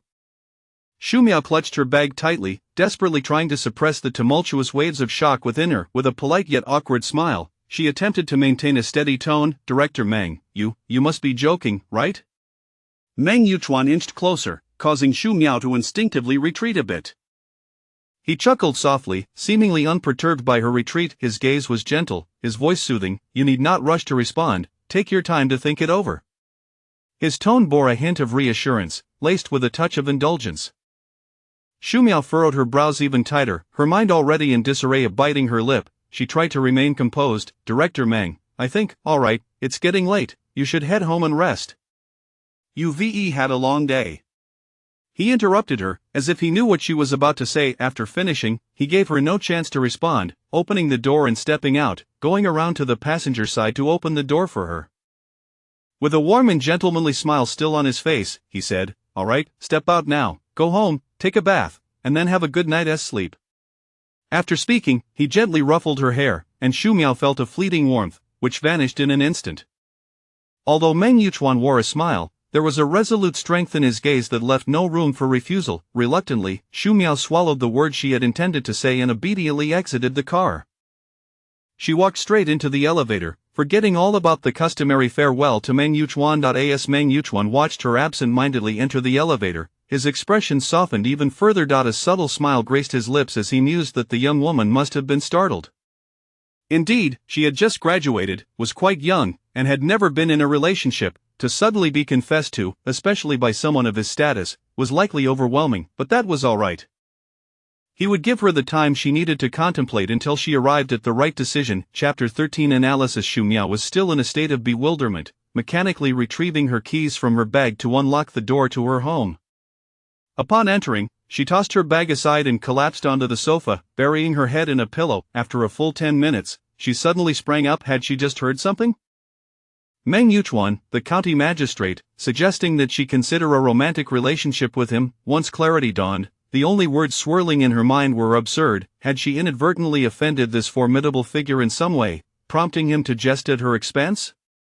Yet, upon reflection, she realized she had done nothing out of the ordinary during this time. Cuddling the pillow on the sofa, Xu Miao replayed the events from her first encounter with Meng Yuchuan to the subsequent occurrences.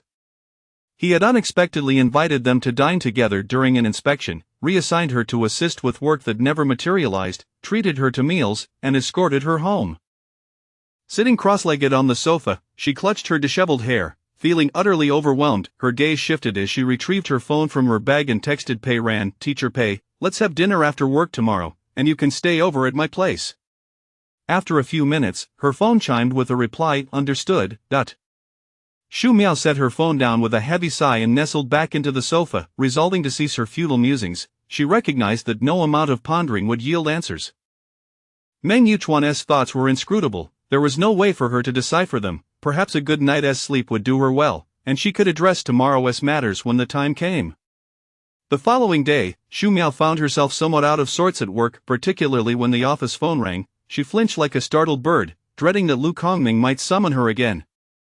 She also fretted about what she would do if Meng Yuchuan were to message her. Should she respond or remain silent? Fortunately, aside from Jiang Qing gossiping in the morning, the day passed without incident. Fidgeting throughout the day, Xu Miao finally endured until quitting time, grabbed her bag, exchanged pleasantries with Jiang Qing, and promptly exited the office. That evening, she and Pei Ran dined casually before returning home together. Pei Ran, clad in her pajamas and reclining on the bed, observed Xu Miao, who appeared lost in thought. Without preamble, she inquired, Xu Miao, you've been absent-minded all night, what on earth happened? Can you share it now? Pei Ran had noticed something amiss during dinner and had been waiting for a moment alone to ask. Xu Miao, fearing that her friend would react dramatically, held off until they were home. With a sigh, she hesitated, unsure of how to begin, wanting to speak but faltering. Pei Ran, ever the impetuous one, urged, come on, spill it, what is going on? Xu Miao shut her eyes, took a deep breath, and laid everything bare. After hearing her, Pei Ran gasped, her voice rising several octaves, Meng Yuchuan confessed to you. Xu Miao sighed softly, feeling somewhat helpless. It wasn't exactly a confession, it was just, isn't that still a confession? He is asking you to consider him, Xu Miao, can't you comprehend? Pei Ran interrupted her eagerly. Xu Miao furrowed her brows, contemplating her friend's words. Noticing Xu Miao's evident distress, Pei Ran rolled her eyes, turned over, and earnestly advised, Miao Miao, Meng Yuchuan is not from our world. Xu Miao nodded, her mind clear. I know. The disparity is too great. Pei Ran continued, I've heard from my colleagues that his family is quite remarkable.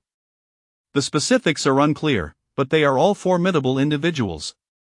Xu Miao's expression remained calm, her silence speaking volumes. Suddenly, Pei Ran had a revelation and leapt up, startling Xu Miao. Gripping her hand excitedly, she exclaimed, this is just one aspect, the crucial point is even more significant. Xu Miao felt perplexed. Pei Ran meticulously dissected the situation. Think about it, while Meng Yuchuan is here now, he is bound to ascend the ranks and remain in this position indefinitely. When he gets promoted and is reassigned, what will you do? He can leave at any time, but you cannot. Moreover, someone like him might already be married, he may just be lonely and seeking companionship. Seeing you youthful, beautiful, and innocent, he probably turned to you. If you follow him without any official standing, in the end, he may merely offer you some money before leaving without any responsibility. And what will you be left with? Not only will you have wasted your precious youth, but your reputation will also be tarnished. To take it a step further, even if he isn't married, he surely has a well-matched fiancée. People like him never have control over their marriages. As Xu Miao furrowed her brows tighter, her expression grew grave. Pei Ran sighed deeply, squeezing her hand. Ultimately, one thing is clear: Meng Yuchuan is not looking for a serious relationship with you. It's evident that he is merely driven by desire, taking advantage of his loneliness. The distance from the capital is vast.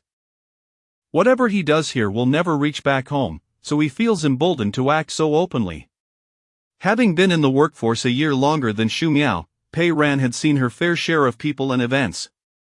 Coupled with the gossip she had heard, she was no stranger to the nuances of this world. She understood the unspoken rules of their circle, where relationships were often superficial, driven by power and profit.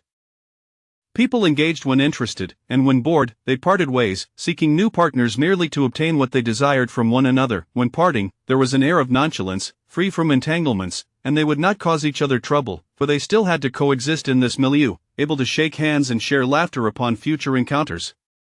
Pei Ran's words resonated deeply with Xu Miao. She absorbed every statement, ultimately coming to a realization: there was no way Meng Yuchuan could genuinely wish to pursue a romantic relationship with her.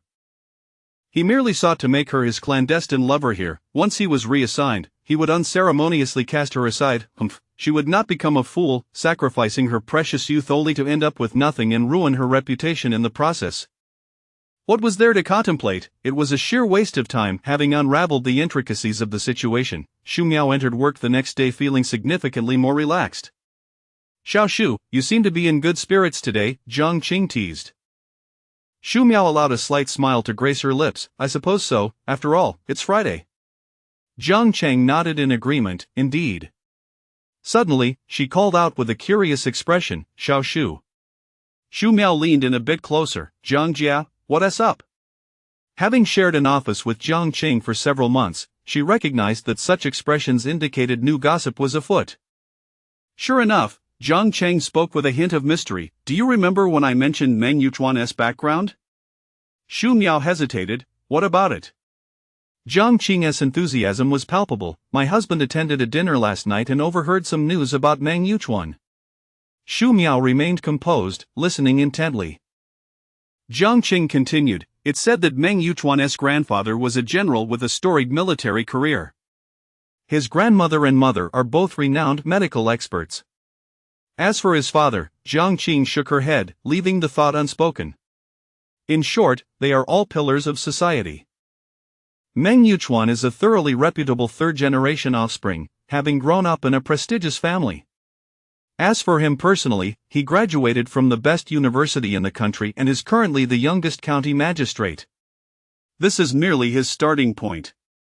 Xu Miao was momentarily taken aback, her thoughts overwhelmed by the revelation, leaving her in a daze, her emotions a tumultuous mix. She had always known Meng Yuchuan was not an ordinary individual, but she had never anticipated such a profound background. Anyone from his family could potentially be someone she could never hope to reach in her lifetime. Chapter 14 Rejection. After Jiang Qing finished speaking, she gazed at her meaningfully, a mischievous smile playing on her lips. Xu Miao felt a chill run down her back. "Sister Jiang, why are you looking at me like that?" Jiang Qing decided to be straightforward. "Little Xu, think about it. Director Meng has always held you in high regard and even took you along for work. You must seize this opportunity and demonstrate a proactive attitude. Do not let this chance slip away." Xu Miao found herself at a loss for words.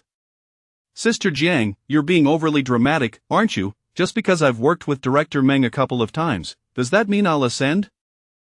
The news department goes out all the time, doesn't it?" Jiang Qing dismissed her concerns. "That is hardly exaggerated." She cautiously glanced at the door, leaned closer to Xu Miao, and lowered her voice intentionally. "How do you think our director got promoted?" Xu Miao was puzzled. Jiang Qing raised her eyebrows. "Wasn't it when he was a junior reporter? He made an impression while working with the then county head, actively engaging and eagerly taking on tasks, seizing every opportunity." When the previous director was promoted, they immediately elevated him, without even bringing someone in from outside. Xu Miao was somewhat surprised. She had never heard Jiang Qing mention this before, and they had not deliberately discussed such matters. Jiang Qing continued, "Initially, our department had few opportunities to go out, and now you finally have one. You must grasp it well." Xu Miao disagreed. "I've only accompanied Director Meng on a couple of outings, and I performed quite averagely. I doubt Director Meng thinks highly of my abilities." Jiang Qing smiled helplessly at Xu Miao's modesty. After listening to Pei Ran's analysis, combined with the background of Meng Yuchuan that she learned from Jiang Qing, Xu Miao was even more convinced that Meng Yuchuan was merely toying with her, acting on a whim. The chasm between them felt insurmountable. Xu Miao believed her starting point was several generations behind Meng Yuchuan's. How could he possibly take her seriously? She felt an aversion towards Meng Yuchuan, convinced he harbored ulterior motives, seeking to ensnare her despite knowing she would not linger here long. It was infuriating. The more she thought about it, the more she loathed him. Alas, he had miscalculated. She would not be so easily ensnared. On Friday after work, Xu Miao was in good spirits, listening to music with her headphones as she strolled leisurely home. After enjoying takeout and taking a shower, she lay on her bed watching a variety show, occasionally bursting into laughter at the antics on screen, momentarily forgetting the troubles brought on by Meng Yuchuan. Suddenly, her phone, charging on the table, rang at an inopportune moment. Xu Miao paused the show and picked up the phone. Glancing at the screen, she saw a Director Meng. Instantly, a wave of panic washed over her, an inexplicable tension mounting. She glanced at the time. It was nearly 9 o'clock. Why was Meng Yuchuan calling her at this hour? Surely it couldn't be anything good. He wasn't calling to ask about her thoughts, was he? In the past couple of days, Meng Yuchuan had not reached out, leading Xu Miao to believe he had forgotten about her, that his earlier interest had merely been a fleeting whim. Yet here he was, calling her now, and holding the phone felt like grasping a hot potato. To answer or not to answer, that was the dilemma. Eventually, she succumbed to the situation, reluctantly pressing the answer button. "Hello? Director Meng?" Meng Yuchuan replied coolly. Xu Miao tentatively probed, "It's quite late, do you need something?" She emphasized the time, subtly reminding him that calling at such an hour might disturb others' rest. Meng Yuchuan appeared not to grasp her hint. "What are you doing?" Xu Miao rolled her eyes. Was he really calling just to ask her that? Unable to help herself, she replied, nothing much. Then she quickly countered with, "Is there something you need? I'm in the parking lot downstairs, could you come down for a moment?" Meng Yuchuan's voice was languid and resonant. Xu Miao's expression froze, her hand trembled slightly, nearly dropping the phone. Stunned, she stammered, You're saying you're downstairs at my building?" "Yes, waiting for you." His few succinct words exuded an enigmatic allure, seemingly captivating Xu Miao's heart. Furrowing her brows, she bit her lip instinctively, rejecting the notion. "Director Meng, it's getting late, could you perhaps discuss it over the phone?" Meng Yuchuan remained silent for a moment before chuckling softly. "This matter is not suitable for a phone conversation. Come down, it won't take long." Xu Miao tightened her grip on the blanket, her brows knitting together even more. She understood that Meng Yuchuan would not easily relent, yet she still wished to test the waters, only to be met with failure. "Come down quickly. I am waiting." With that, he hung up, leaving a series of beeps in her ears. Xu Miao set her phone down, her teeth clenched in frustration, yet she dared not offend Meng Yuchuan and could only rise helplessly. She changed out of her pajamas, threw on a jacket, grabbed her phone, and stepped out. In the elevator, she thought that if Meng Yuchuan attempted anything inappropriate, she would scream. The security guard was right at the exit. As long as she shouted loudly enough, he would surely hear her. With that thought, she felt considerably more at ease. Living on the 9th floor, it did not take long to reach the ground. Exiting the elevator, Xu Miao took several deep breaths. The parking lot was somewhat chilly, and she tightened her jacket. With a resolute expression, she stepped outside. As she pushed open the door to the corridor, she spotted a sleek black Hongqi sedan parked conspicuously. Meng Yuchuan sat inside, dressed in a crisp white shirt, and greeted her with a gentle smile. Xu Miao approached, and Meng Yuchuan rolled down the window. "Get in, it's cold outside." Xu Miao walked over to the passenger seat, opened the door, and sat down. Without preamble, she inquired, "Director Meng, what brings you here?" Meng Yuchuan directed his gaze towards her. Their previous encounters had all been in a work context. Each time, she had sported a high ponytail, exuding a professional demeanor. Today, however, was the first time he saw her with her hair cascading freely. Her voluminous black hair fell carelessly over her shoulders and back, complementing her fair and delicate features. Meng Yuchuan's gaze deepened momentarily before returning to normal. There are a few matters to discuss. Xu Miao remained silent, sitting quietly in anticipation. Deep down, she had already surmised what he intended to discuss, yet she maintained an outward facade of ignorance. As long as Meng Yuchuan did not bring it up, she would remain unmoved. Seeing her act so obliviously amused Meng Yuchuan. This girl knew precisely what he wanted to say but feigned ignorance with remarkable composure. So, about what I asked you the other day, have you given it any thought? Meng Yuchuan suddenly inquired. Xu Miao's grip on her jacket tightened, her expression slightly stiffening. He, however, was not in a rush, patiently awaiting her response. Xu Miao mentally bolstered herself, repeatedly reminding herself that such matters must not be muddled or approached with trepidation. She needed to resolutely and decisively refuse, completely extinguishing any lingering notions he might have. Having steeled her resolve, Xu Miao spoke earnestly. Director Meng, you are the esteemed county director, while I am merely an ordinary junior staff member. Meng Yuchuan's brows twitched slightly, his long, fair fingers gently stroking the steering wheel. Xu Miao continued with utmost seriousness, the disparity between us is indeed quite vast. You are exceptionally outstanding, and being with someone as perfect as you would undoubtedly place immense pressure on me. I believe that, from every perspective, we are simply not well matched. I am not worthy of you. You should seek someone equally exceptional to accompany you. Xu Miao articulated the thoughts she had long contemplated in one breath. Chapter 15. Seeking a boyfriend. Over the past few days, she pondered how to tactfully decline without offending Meng Yuchuan, for she knew that doing so could make her future quite difficult. Thus, she resorted to a strategy of extolling his virtues while downplaying her own worth. Although she rejected Meng Yuchuan, she refrained from uttering a single disparaging word about him, instead praising his exceptional qualities and asserting that she was unworthy of him, thereby preserving his dignity. This approach, she hoped, would temper his anger. After finishing her explanation, Xu Miao averted her gaze from Meng Yuchuan, her eyes lowered, stealing a glance sideways. Meng Yuchuan's expression remained unchanged, his eyes fixed intently on the windshield, his lips pressed tightly together. After a moment, he spoke, his tone neither light nor heavy. Is that the only reason? Xu Miao was taken aback. She hadn't anticipated such a question. She rolled her eyes inwardly. If not this reason, should I say I find you unappealing? Silently exasperated, she could only respond patiently, yes. Meng Yuchuan's demeanor turned serious. These matters are trivial, I merely seek to understand your true feelings. Xu Miao lapsed into silence, offering no response, effectively conveying her refusal without words. The atmosphere in the car fell into a heavy stillness, causing Xu Miao's heart to race. Suddenly, Meng Yuchuan broke the slightly awkward tension with a laugh. Since you haven't made a decision yet, take your time. I'm in no rush. Xu Miao thought to herself, is this rejection not clear enough? As he turned his gaze toward her, a faint smile played on his lips, sending a shiver down her spine. Meng Yuchuan then reached into the back seat and retrieved a beautifully packaged gift box, presenting it to Xu Miao. I went out for a meeting and brought you some snacks. Xu Miao instinctively shook her hands in refusal. Thank you, Director Meng, but I really can't accept this. Ignoring her protest, Meng Yuchuan pressed the gift box into her hands. She contemplated returning it, but he calmly remarked, it's merely a small treat, there's no need to feel pressured. If you accept it, you can go home now, if not, we'll just linger here. His tone was firm, leaving no room for dissent. While his words carried a hint of playful obstinacy, they were delivered with an air of authority. Xu Miao felt a surge of frustration, yet reluctantly acquiesced for the sake of a swift departure.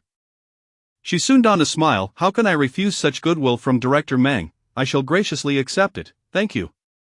Before Meng Yuchuan could respond, she hastily bid him farewell and dashed out of the car into the building. Observing her hasty retreat, a smile crept across Meng Yuchuan's face. Once home, Xu Miao's heart continued to race as she gently patted her chest. Setting the gift box aside, she retreated to her room and called Pei Ran. Pei Ran gasped, did Director Meng come to your house? Xu Miao sighed in resignation, yes.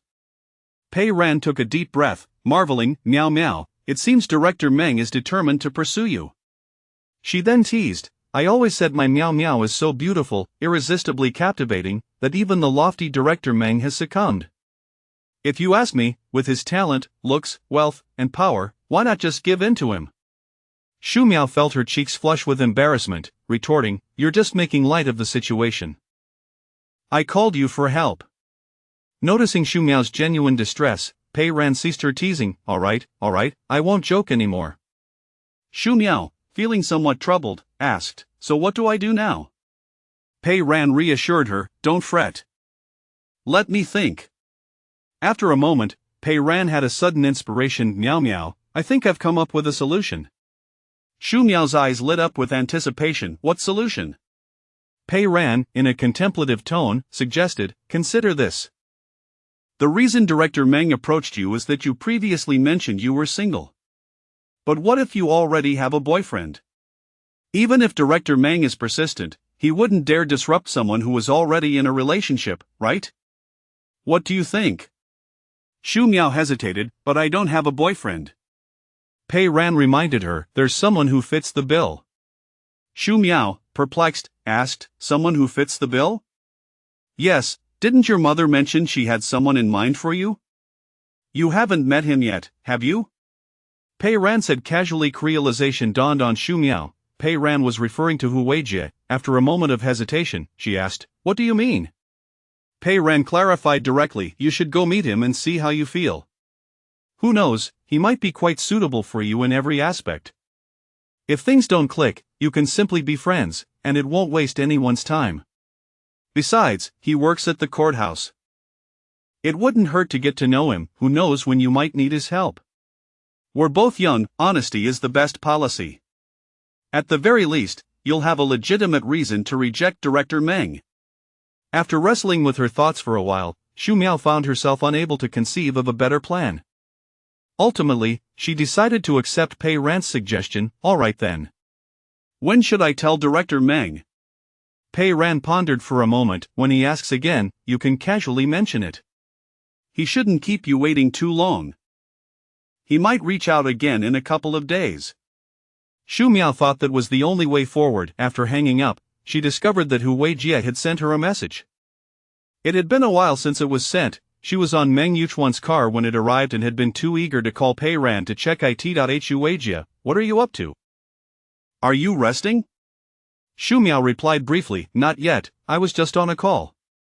The response came almost instantly, "I see, I've been on a business trip for the past few days and just returned this afternoon." Just as Shu Miao was contemplating how to respond, Hu Weijie added, "Tomorrow is Saturday. Do you have time? I'd like to invite you to dinner." Shu Miao thought for a moment and replied, "I have time." Hu Weijie quickly responded, "Great, shall I pick you up tomorrow, or should we meet at a place?" Shu Miao felt it would be too much trouble to have him pick her up, so she declined, and they agreed to meet at a restaurant instead. After finishing her conversation, Shu Miao set her phone down and lay on her bed, staring at the ceiling in contemplation. She did not wish to be involved with Meng Yuchuan without a clear status, like a secret lover. A proper introduction, and if suitable, a genuine relationship leading to marriage was the best choice. She sought someone whose qualities matched her own, with whom she could build a grounded life. Meng Yuchuan belonged to an entirely different world. She would not indulge in fantasies of an elusive life. And no matter what, Meng Yuchuan would not disrupt someone who already had a boyfriend. His status forbade such behavior. If she remained single, it would be troublesome if Meng Yuchuan continued to pursue her. His power was vast. With a mere command, she might find herself compelled to accompany him to work daily, leaving her no chance to evade. The next day, Shu Miao donned a light apricot knitted dress, layered with a trench coat, her hair cascading down her back. Once she checked the time and deemed it appropriate, she stepped out. Arriving at the agreed-upon restaurant, she located the private room. Upon entering, she discovered a young man already seated inside. As she stepped in, Hu Weijie immediately stood up, a flicker of admiration in his eyes as he approached her with a smile. "Hello, are you Shu Miao?" Shu Miao nodded with a smile. "Yes, I am." Hu Weijie hastily gestured for her to take a seat and poured her a cup of tea. As Shu Miao removed her trench coat and sat down, she observed him. He was fair and handsome, wearing glasses, and exuded a scholarly charm, dressed in a black long-sleeve shirt. Chapter 16. Blind date. Hu Weijie handed her the menu, saying, "Take a look and see what you would like to eat." Shu Miao smiled lightly as she accepted the menu, selecting 2 dishes before passing it back to him. Hu Weijie added a few more items and then called the waiter in. During the wait for their meals, Hu Weijie took the initiative to engage Shu Miao in conversation. Do you often find yourself busy with work? Shu Miao responded with a gentle smile, not particularly, it's manageable. She then returned the question, do you travel for work frequently? Hu Weijie replied with a chuckle, not really, it's not that often. Sensing a hint of tension in Shu Miao, Hu Weijie spoke soothingly, his tone gentle, there is no need to be overly nervous. We are all young people here, just be yourself and relax. Shu Miao nodded, feeling a little more at ease. The two enjoyed a pleasantly agreeable lunch together. After their meal, they strolled through a nearby park for a while before Hu Weijie drove Shu Miao back home. Throughout the journey, Hu Weijie exhibited impeccable gentlemanly manners, displaying courtesy and restraint in his speech and actions. Shu Miao's initial impression of him was quite favorable. At the very least, she did not feel any aversion. Once home, she lay on her bed and sent a message to Pei Ran. Teacher Pei, I'm back. A video call rang in almost immediately. As soon as it connected, she saw Pei Ran's face adorned with curiosity. So, what did you think of him? Shu Miao pursed her lips and replied nonchalantly, he looks decent, and he is quite nice. Pei Ran exclaimed with a rising pitch, oh. Shu Miao rolled her eyes, what is that for? Pei Ran grinned mischievously, are you feeling a spark? Shu Miao quickly retorted, what nonsense. It is not that easy to feel a spark, I can only say I don't find him unpleasant. Pei Ran raised an eyebrow, giving her a sidelong glance. Isn't that essentially the same thing? Shu Miao shot her a glare, unwilling to engage further. Pei Ran, sensing her reluctance, adopted a serious tone, since you don't feel averse, why not try getting to know him better and see how it goes? From what I've heard from Auntie, he seems to have a good background. You aren't opposed to him, so don't be too quick to reject. After all, you're looking for a boyfriend. If someone good comes along, make sure to seize the opportunity. If Meng Yuchuan reaches out to you again, just tell him you're already exploring a potential match. Let him step back for now. Shu Miao nodded in agreement. After dining with Hu Weijie that evening, Yao Hui reached out via video call, her face beaming with delight, informing Shu Miao that Hu Weijie had taken a liking to her and suggested that if she felt comfortable, she should consider pursuing something with him. On a leisurely weekend, Shu Miao slept until noon in the afternoon. Hu Weijie sent her a message asking her to meet him at the entrance of her apartment complex. As she threw on a jacket and headed out, she found him standing beside his car, dressed casually, holding a box and a shopping bag. He waved as soon as he spotted her. Shu Miao approached, inquiring, what is up? Hu Weijie smiled as he handed her the items. I happened to pass by a cake shop, and their fruitcake is quite good, so I thought I'd buy one for you to try. I also stopped by a supermarket while waiting for the cake. I am not sure if you'll like these snacks. Feeling a bit shy, Shu Miao hesitated to accept, saying, anticipating her reluctance, Hu Weijie interjected, I just picked these up on my way. Give them a try, and if you don't like them, you can treat me to something next time. With that encouragement, Shu Miao decided against refusing, planning to invite him out for a meal at a later date. Later that evening, after washing up and settling into bed to watch a variety show, Meng Yuchuan called her again. Shu Miao steadied her nerves before answering, hello, what director Meng? Yes, came his deep, alluring voice from the other end. What are you up to? Shu Miao replied politely, I'm getting ready to rest. The implication being, she wished to end the call. Meng Yuchuan seemed unfazed, asking, did you eat the snacks? Shu Miao was taken aback. She hadn't even opened the box since bringing them home. Feeling slightly guilty, she admitted, I went home for the weekend and haven't had the chance to eat them yet. Oh, Meng Yuchuan replied coolly. An awkward silence followed, prompting Shu Miao to ask, Director Meng? Yes? Do you have something to discuss? Not really, I just wanted to hear your voice. His words carried a hint of flirtation, and the charm of his voice left Shu Miao momentarily speechless. After a moment, Meng Yuchuan continued, you should rest early, you have work tomorrow. Shu Miao simply replied, before hastily ending the call, as every conversation with Meng Yuchuan felt like a trial. In the days following that evening, Meng Yuchuan did not reach out to Shu Miao again, and neither did Lu Kongming contact her regarding work support, which brought her a sense of relief. She eventually opened the snacks sent by Meng Yuchuan and found them exquisite, with a delicate texture and a sweet yet not overpowering flavor. The packaging suggested they were quite expensive, such as the quality of gifts from a superior. Hu Weijie made a point to initiate conversations with her daily, demonstrating consistent attentiveness. Xu Miao found him quite agreeable. He conducted himself with a commendable sense of propriety. One evening, after work, Xu Miao invited him out for dinner to express her gratitude for the food he had brought her previously. During their second meal together, Xu Miao felt far less anxious than on their first encounter, allowing herself to relax and treat Hu Weijie as a friend. The week passed swiftly, and by Friday evening, Meng Yuchuan had not contacted Xu Miao. That night, she and Pei Ran enjoyed a hot pot dinner together, and upon returning home and finishing her evening routine, Meng Yuchuan's call came in unexpectedly. Startled, she answered, "Hello?" On the other end, Meng Yuchuan's deep voice resonated, "Still awake?" Xu Miao confirmed with a simple mm. "Were the snacks to your liking?" "They were quite good, thank you, Director Meng." "I'm glad to hear that." Xu Miao fell silent, and Meng Yuchuan continued, "I'm downstairs." Xu Miao's heart skipped a beat. She hadn't anticipated his arrival. "Shall I come down?" Xu Miao closed her eyes, steeling herself with resolve. She needed to clarify something with Meng Yuchuan. "All right." After changing her clothes, she grabbed her phone and headed outside. The same black Hongqi sedan was parked in its usual spot. Xu Miao climbed in, taking the passenger seat and turning to meet Meng Yuchuan's gaze directly. "Director Meng?" "Yes." Xu Miao bit her lip, furrowing her brow slightly as she took a deep breath, summoning her courage to speak. "Director Meng, did you need to discuss something with me?" Meng Yuchuan replied straightforwardly, "Yes, I wanted to ask how you've been considering things." Finally, addressing the crux of the matter, Xu Miao meticulously articulated the thoughts she had long prepared in her mind. "Director Meng, I truly appreciate your regard for me.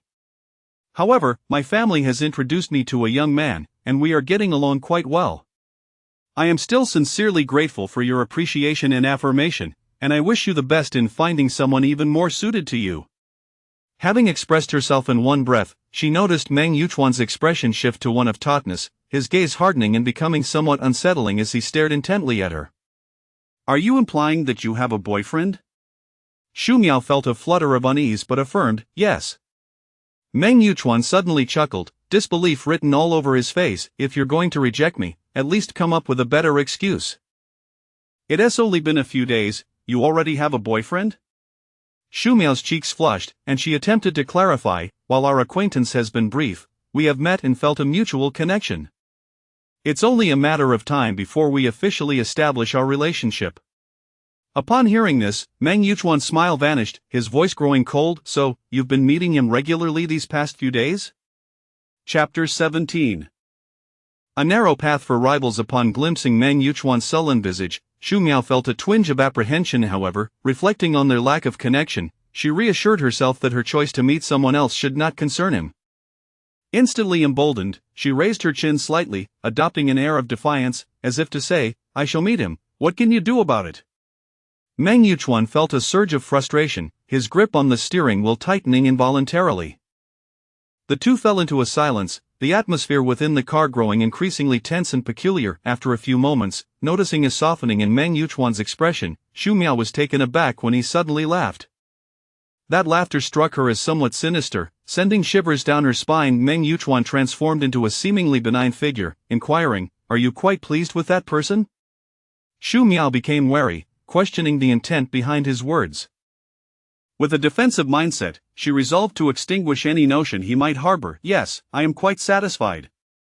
The smile on Meng Yuchuan's lips deepened, his dark eyes fixated on Xu Miao, scrutinizing her expression. He spoke softly, "In that case, it seems I should refrain from meddling in your affairs." Xu Miao's eyes brimmed with confusion. Did this imply he was relinquishing his pursuit? Meng Yuchuan continued with a smile, "Since you have expressed your sentiments, it would be rather unethical of me to intrude upon your relationship, would it not? Moreover, I would prefer that you harbor no ill feelings towards me."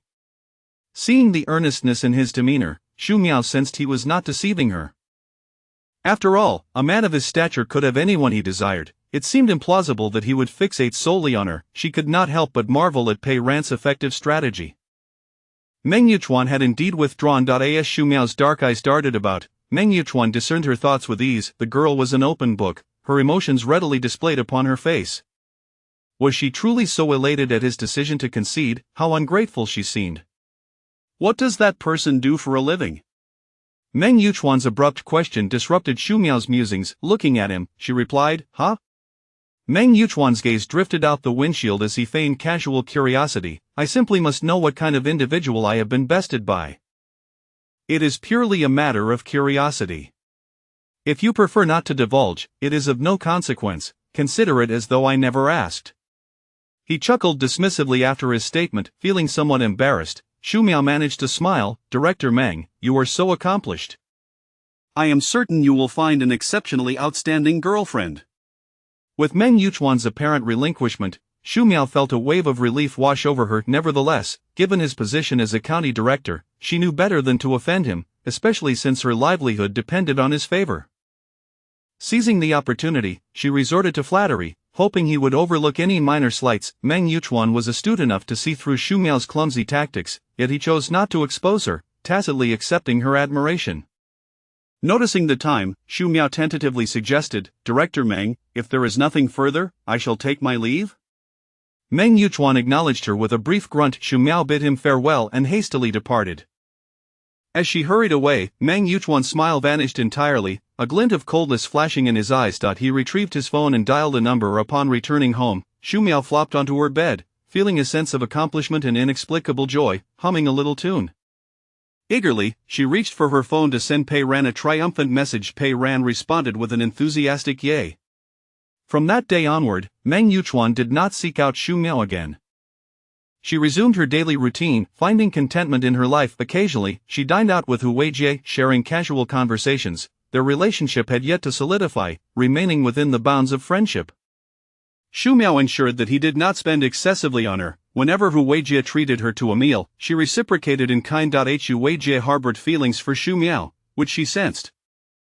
Although she did not feel an overwhelming attraction to him, she found him agreeable and decided to spend more time together before making any definitive conclusions. After all, he was a few years her senior, and she did not wish to waste his time.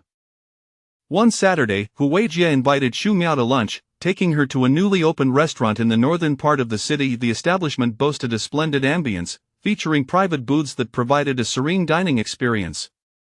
Xu Miao had heard of this place from Jiang Qing, who mentioned it was quite delightful. Having reserved a table in advance, Hu Weijie led her directly to their booth upon entering. After spending time together, Xu Miao felt her initial nervousness dissipate, allowing her to relax in Hu Weijie's company. Through careful observation, she deemed Hu Weijie a suitable candidate for marriage. He was well educated, held a stable job, was handsome, and exuded an air of refinement that was instantly appealing. It was no wonder her mother had persistently encouraged her to pursue him. During their previous conversations, Xu Miao learned that Hu Weijie's father was a department head at a bank while his mother worked at the Women's Federation. Pei Ran had reacted with audible approval upon hearing these details, urging Xu Miao to seize the opportunity and not let it slip away. Xu Miao acknowledged Hu Weijie's commendable qualities but found herself lacking any romantic inclinations at present. They ordered 4 dishes and a soup, and after sampling the fare, Xu Miao was pleasantly surprised by its delectable taste. Unable to contain her enthusiasm, she exclaimed, "The flavors here are truly remarkable. No wonder Jiang Jia from my office insisted I must try it." Seeing her delight, Hu Weijie beamed, "I am glad you enjoy it. I shall bring you here more often." His words were skillfully phrased, and Xu Miao did not dwell on them. Hu Weijie served her a bowl of soup, and as she took a spoonful, he asked, "Have you dined here before?" Hu Weijie chuckled, "Yes, I came with my family on opening day." Xu Miao nodded in understanding. After finishing the soup, she dabbed her mouth with a napkin, and Hu Weijie inquired, "Are you full?" She nodded affirmatively, "Yes." "Shall we take our leave then?" "Certainly." Hu Weijie opened the door, and together they traversed the corridor down to the ground floor. As Hu Weijie approached the front desk to settle the bill, Xu Miao stood to the side, glancing at her phone. "Comrade Xu?"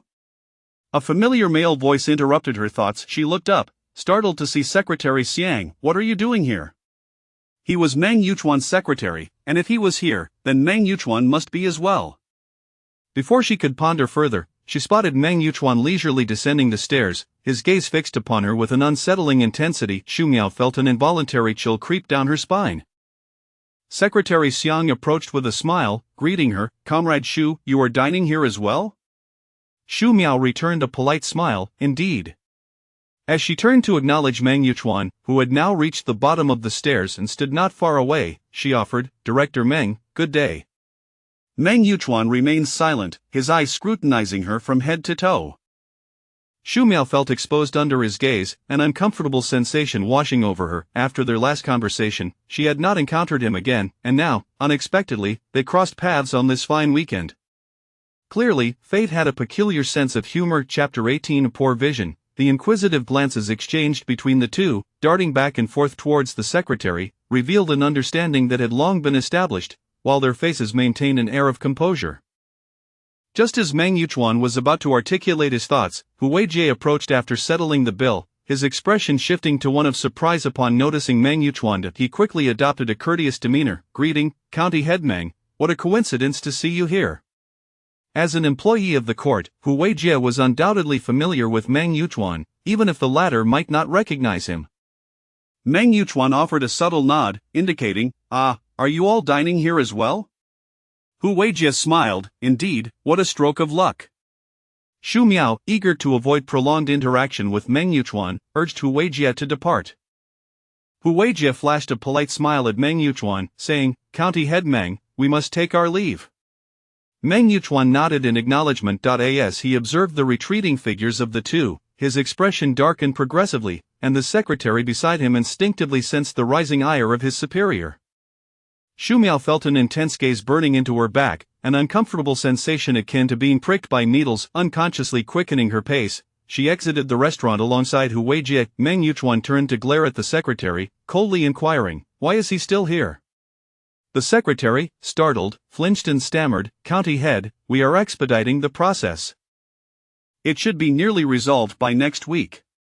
As he spoke, his confidence waned, and his voice dwindled to a mere whisper. Lowering his head, he dared to glance at Meng Yuchuan, only to find his expression as dark as a soot-covered pot, prompting him to hastily avert his gaze, fearful of incurring his wrath. "Tell them to expedite matters. It is unacceptable for such trivial matters to linger this long," Meng Yuchuan reprimanded sharply. The secretary nodded vigorously in agreement, "Understood." Once outside the restaurant, Xu Miao finally relaxed, recalling how Meng Yuchuan had regarded her and Hu Weijie with evident displeasure, his gaze radiating anger. She had no desire to remain in his sight, so she hastily departed. "Meow meow, it's still early, shall we catch a movie?" Hu Weijie proposed while fastening his seatbelt. After considering that she had no plans for the afternoon, Xu Miao agreed, finding the prospect of staying home rather dull. Thus, she accompanied Hu Weijie to the cinema, completely forgetting about the earlier encounter with Meng Yuchuan. After enjoying the film, the two shared a meal, with Hu Weijie driving Xu Miao back home. As she stepped through her front door, preparing to wash up in her pajamas, her phone rang. Upon checking, she saw it was a call from Meng Yuchuan, and her expression shifted. Why was he calling her? Everything that needed to be said had already been addressed. In a moment of hesitation, she contemplated whether to answer. As she wrestled with her internal conflict, the ringing abruptly ceased. Intending to text him later to inquire about the purpose of his call, she set her phone down to take a shower. Just then, the phone rang again, causing her heart to race anew. The incessant ringing suggested that he would not relent until she answered. With a sigh of resignation, Xu Miao reluctantly picked up the call. "Hello, County Head Meng?" "I'm downstairs," came his low, somber voice. Xu Miao's heart sank. She knew full well where downstairs referred to. Biting her lip tightly, she asked, "County Head Meng, is there something you need?" "Yes, you need to come downstairs," he replied, his tone curt and cold. Feeling a rush of panic, Xu Miao could clearly discern that Meng Yuchuan was in a foul mood and quite impatient. If she went down now, it would be like walking into the lion's den. What if he decided to unleash his fury upon her? Furthermore, in the dead of night, the disparity in strength between them was daunting. If anything were to happen, she would be utterly defenseless. With this in mind, Xu Miao hesitated, unwilling to descend. "County Head Meng, it's getting late, I need to rest. Is it possible to discuss this during the day tomorrow?" Meng Yuchuan's patience had clearly worn thin, leaving no room for negotiation. "Would you prefer that I come up and knock on your door, or will you come down?" Shu Miao's heart skipped a beat, panic flashing across her face. How do you know where I live? Meng Yuchuan let out a cold laugh. So, do you prefer to come down, or shall I come up? Frustrated and anxious, Shu Miao momentarily set aside Meng Yuchuan's authoritative status. How do you know which unit is mine? Have you been investigating me? Meng Yuchuan remained silent, tacitly acknowledging her accusation. Shu Miao's anger flared, her voice rising several octaves as she demanded, "What gives you the right to do this? Is being a county head so impressive?" Meng Yuchuan suddenly chuckled, his tone softening slightly. "Calm down, I genuinely need to see you, just calm down." Shu Miao remained silent, the two locked in a stalemate. Meng Yuchuan's voice darkened once more. "I will give you one more minute. If you don't come down, I will come up. Go ahead and see if you can find my home," she snapped before abruptly hanging up. Fuming, Shu Miao stomped her foot, her cheeks flushed. That scoundrel. With no other option, she donned a coat and headed outside. She firmly believed that Meng Yuchuan had indeed discovered her address. After all, for someone of his caliber, it would be child's play. She could not risk allowing him to come up. Arriving at the parking lot, she spotted his sleek black car, with Meng Yuchuan seated inside, wearing a smug expression.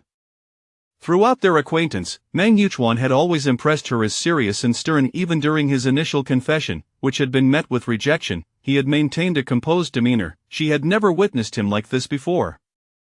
He appeared almost like a rogue. Fuming, she marched over and rapped on the window. Meng Yuchuan rolled it down, his face alight with self-satisfaction. Shu Miao wasted no time, bluntly asking, "County Head Meng, might I inquire why you are coercing me to come downstairs at such an ungodly hour? Is it an emergency of monumental proportions?"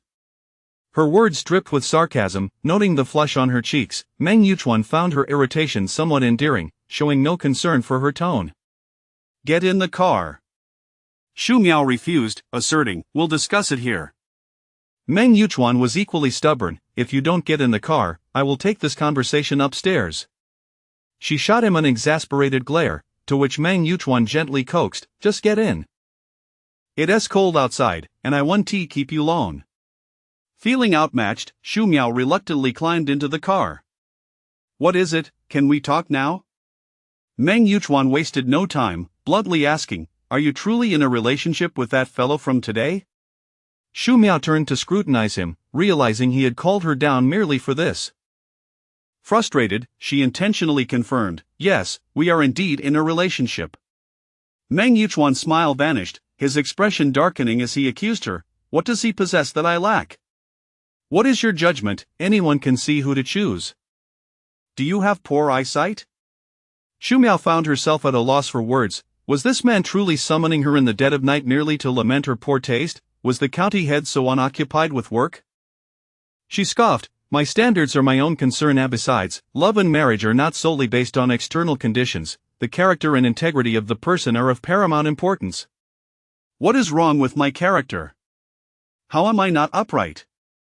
Meng Yuchuan retorted, his dissatisfaction evident. Chapter 19 Reassignment. Shu Miao scoffed lightly, her voice dripping with sarcasm. "Would a person of integrity covertly investigate others behind their backs?" Meng Yuchuan cleared his throat. "I was merely utilizing the resources at my disposal in a reasonable and effective manner. Special circumstances warrant special treatment. That fellow lacks such capability. What do you think? Would you reconsider being with me? I can offer you a chance to make a different choice." With that, he gazed at Shu Miao with a self-satisfied expression, as if he took pride in his unauthorized investigations. Shu Miao felt an irritable rage boiling within her at his shameless demeanor. Gritting her teeth, she retorted, "You are abusing your power, and yet you speak so brazenly." Meng Yuchuan remained unfazed, shifting the topic, "Shall you break up with him?" Shu Miao's face flushed with anger. She thought him utterly deranged. Not only were she and Hu Weijie not in a relationship yet, but who did he think he was to dictate her romantic life with a mere word? Turning her head defiantly, she resolved to oppose him. "No breakup." Meng Yuchuan's expression darkened, and he coldly repeated, "Say that again?" "No breakup." Shu Miao raised her chin, her demeanor proud and unyielding, her small face radiating stubbornness. Meng Yuchuan's countenance soured several shades, his lips pressed into a thin line as he fixed his gaze on Shu Miao. At that moment, she was undeterred, boldly meeting his stare. The two held their ground for a while until Meng Yuchuan finally asked softly, are you certain about not breaking up? Yes. Xu Miao replied without hesitation, her tone resolute. Meng Yuchuan turned away, leaning back against the chair, his fingers drumming rhythmically on the steering wheel. Noticing his silence, Xu Miao grew impatient, wondering what ulterior motives he harbored. Reflecting on how he had summoned her late at night only to engage in a litany of trivialities, her patience waned. With an irritable tone, she declared, "If there's nothing further, I'm leaving."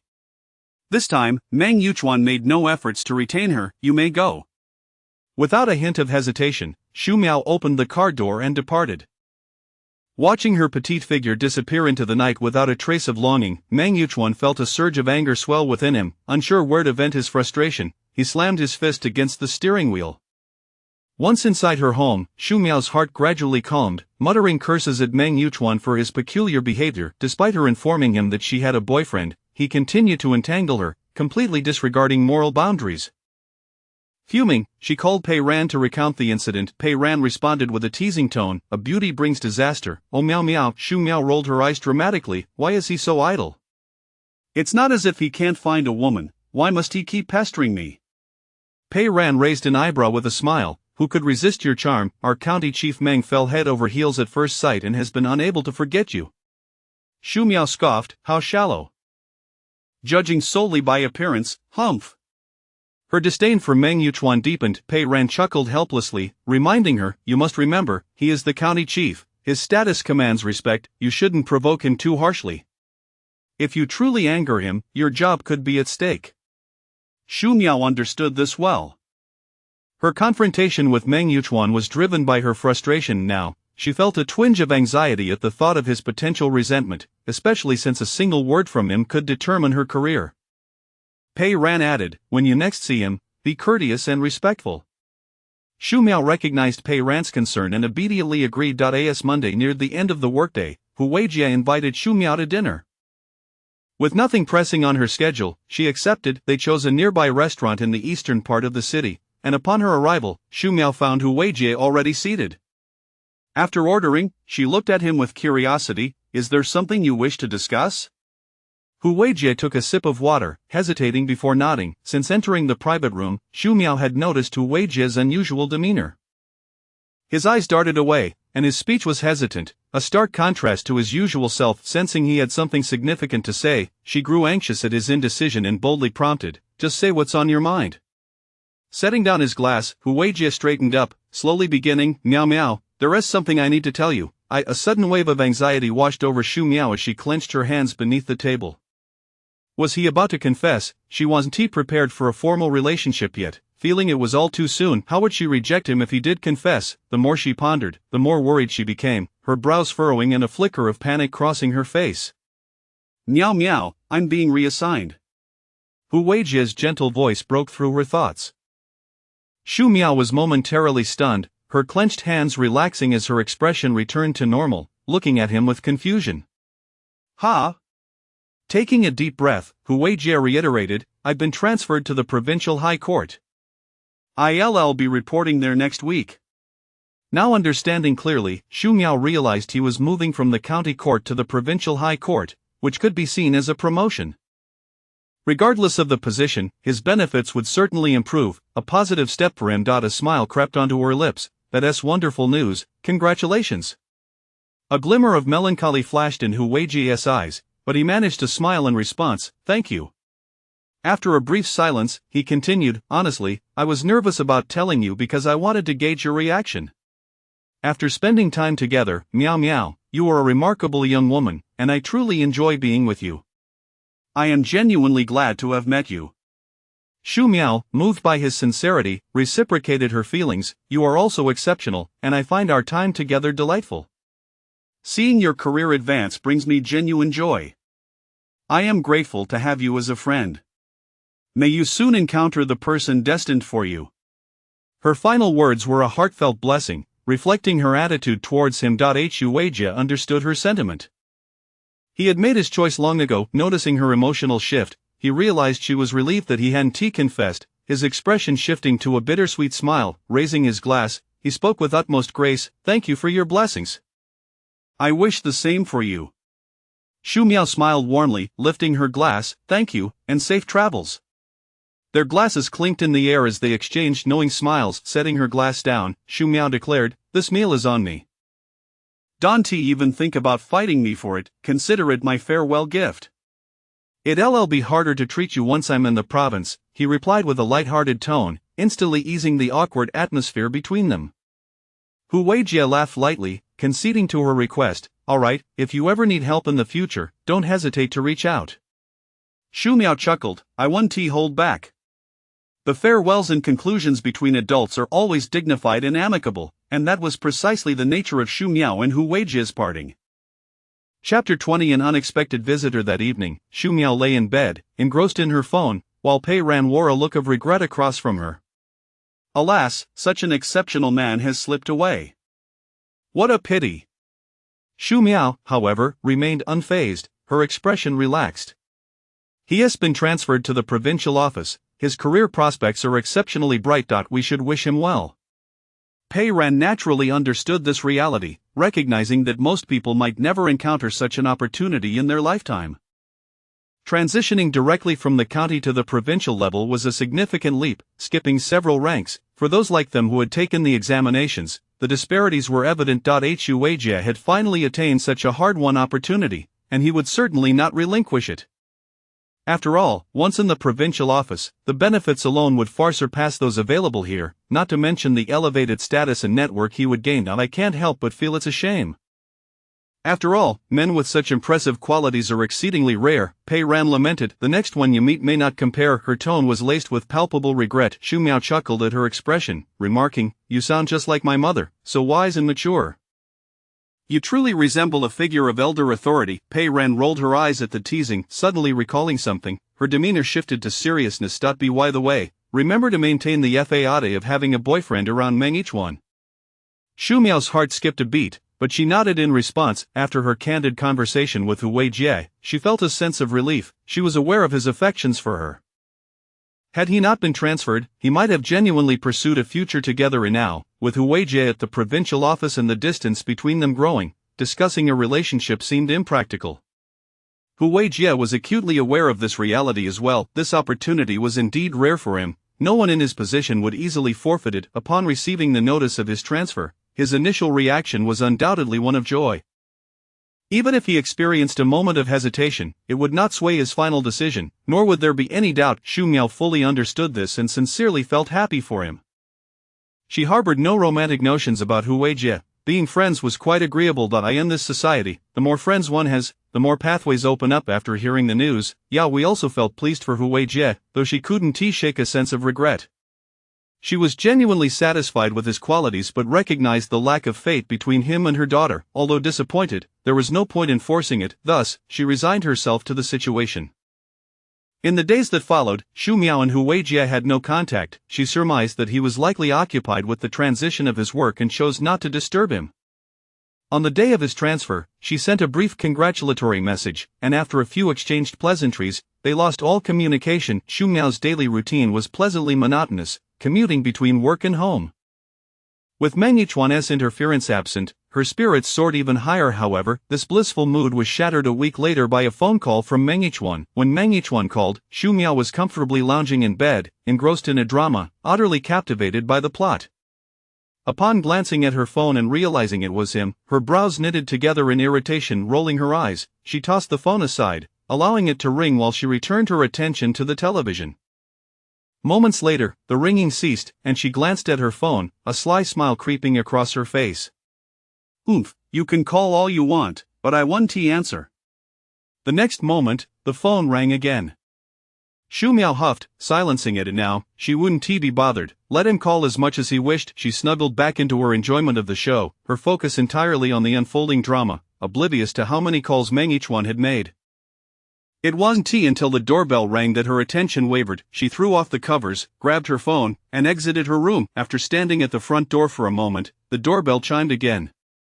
Realizing it was indeed her own doorbell, a wave of anxiety washed over her. Who could be visiting at this hour? If Pei Ran were coming over, she would have certainly called first, and her parents were even less likely to show up unannounced. Analyzing the situation, she grew increasingly anxious, aware that few people knew her home address. Her first instinct was that it could be a burglar, and a surge of panic gripped her as she quietly stepped to the balcony to retrieve a clothes pole for protection. Moving cautiously to the door, she peered through the peephole, her guard heightened, only to have her fear dissipate upon recognizing the figure outside. Standing at her door was Meng Yichuan, his handsome, fair face etched with anger. Enraged, Xu Miao dropped the clothes pole from her grasp and pulled out her phone. Upon checking, she discovered over 20 missed calls and a dozen unread messages, all from Meng Yichuan, predominantly asking where she was and why she hadn't answered. The final message read, "Just wait." Xu Miao's chest tightened with fury, and she hastily dialed his number. He answered immediately. "Director Meng, what are you doing at my doorstep in the middle of the night? This is blatant harassment." In her indignation, she momentarily disregarded Meng Yichuan's esteemed position. Anyone would be infuriated by such a startling intrusion at such an hour. In contrast to Xu Miao's outrage, Meng Yichuan merely offered a light-hearted taunt. "Oh, so you're home, with all those missed calls and messages. I thought something might have happened to you." His voice, low and laced with frigid undertones, only fueled her irritation. Standing by the door, she stamped her foot in frustration. "Whatever happens to me has nothing to do with you, and there is absolutely no need for you to come knocking at this hour." Meng Yichuan scoffed lightly, dismissing her anger. "Open the door," Xu Miao retorted defiantly. "I want tea, are you going to open it or not?" His commanding tone only ignited her ire further. "This is my home. I'll open it when I choose." "What, do you intend to use your title as a county director to pressure me?" Meng Yichuan chuckled at her defiance, his tone ambiguous. "Are you certain you want to open it?" Xu Miao remained resolute. "I want tea, Director Meng. Even if you are a high-ranking official, you cannot command me at my doorstep. Moreover, it's after hours, you have no authority over me." Meng Yichuan snorted dismissively. "Very well, then I shall simply knock. Don't blame me if I wake the neighbors." Alarmed at this, Xu Miao clenched her fists and interjected, "You dare, just watch and see if I dare." As he spoke, she indeed heard a gentle knock at her door, and her heart raced at the sound. "See, that was quite soft. The neighbors want tea. Hear it, but if my mood sours, it won't tea remain so quiet."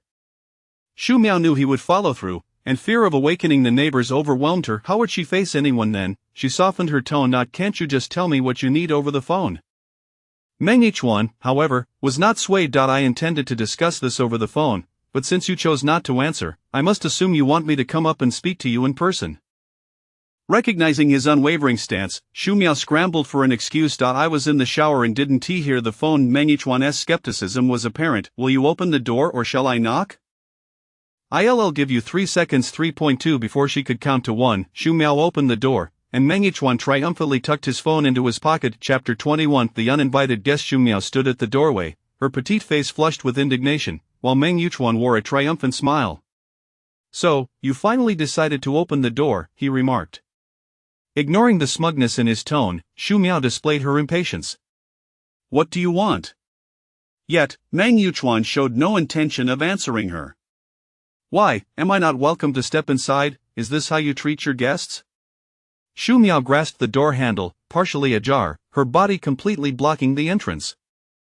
With a derisive snort, she retorted, "Guests, I've never seen anyone barge in uninvited and threaten the host to open the door." Meng Yichuan appeared unfazed by her sarcasm. "A guest is a guest. Surely you understand this simple principle?" Xu Miao's frustration boiled over, and she reprimanded him in a hushed tone. "If you truly understood, would you be knocking on someone's door at this hour? If you understood, would you be threatening me to open up?"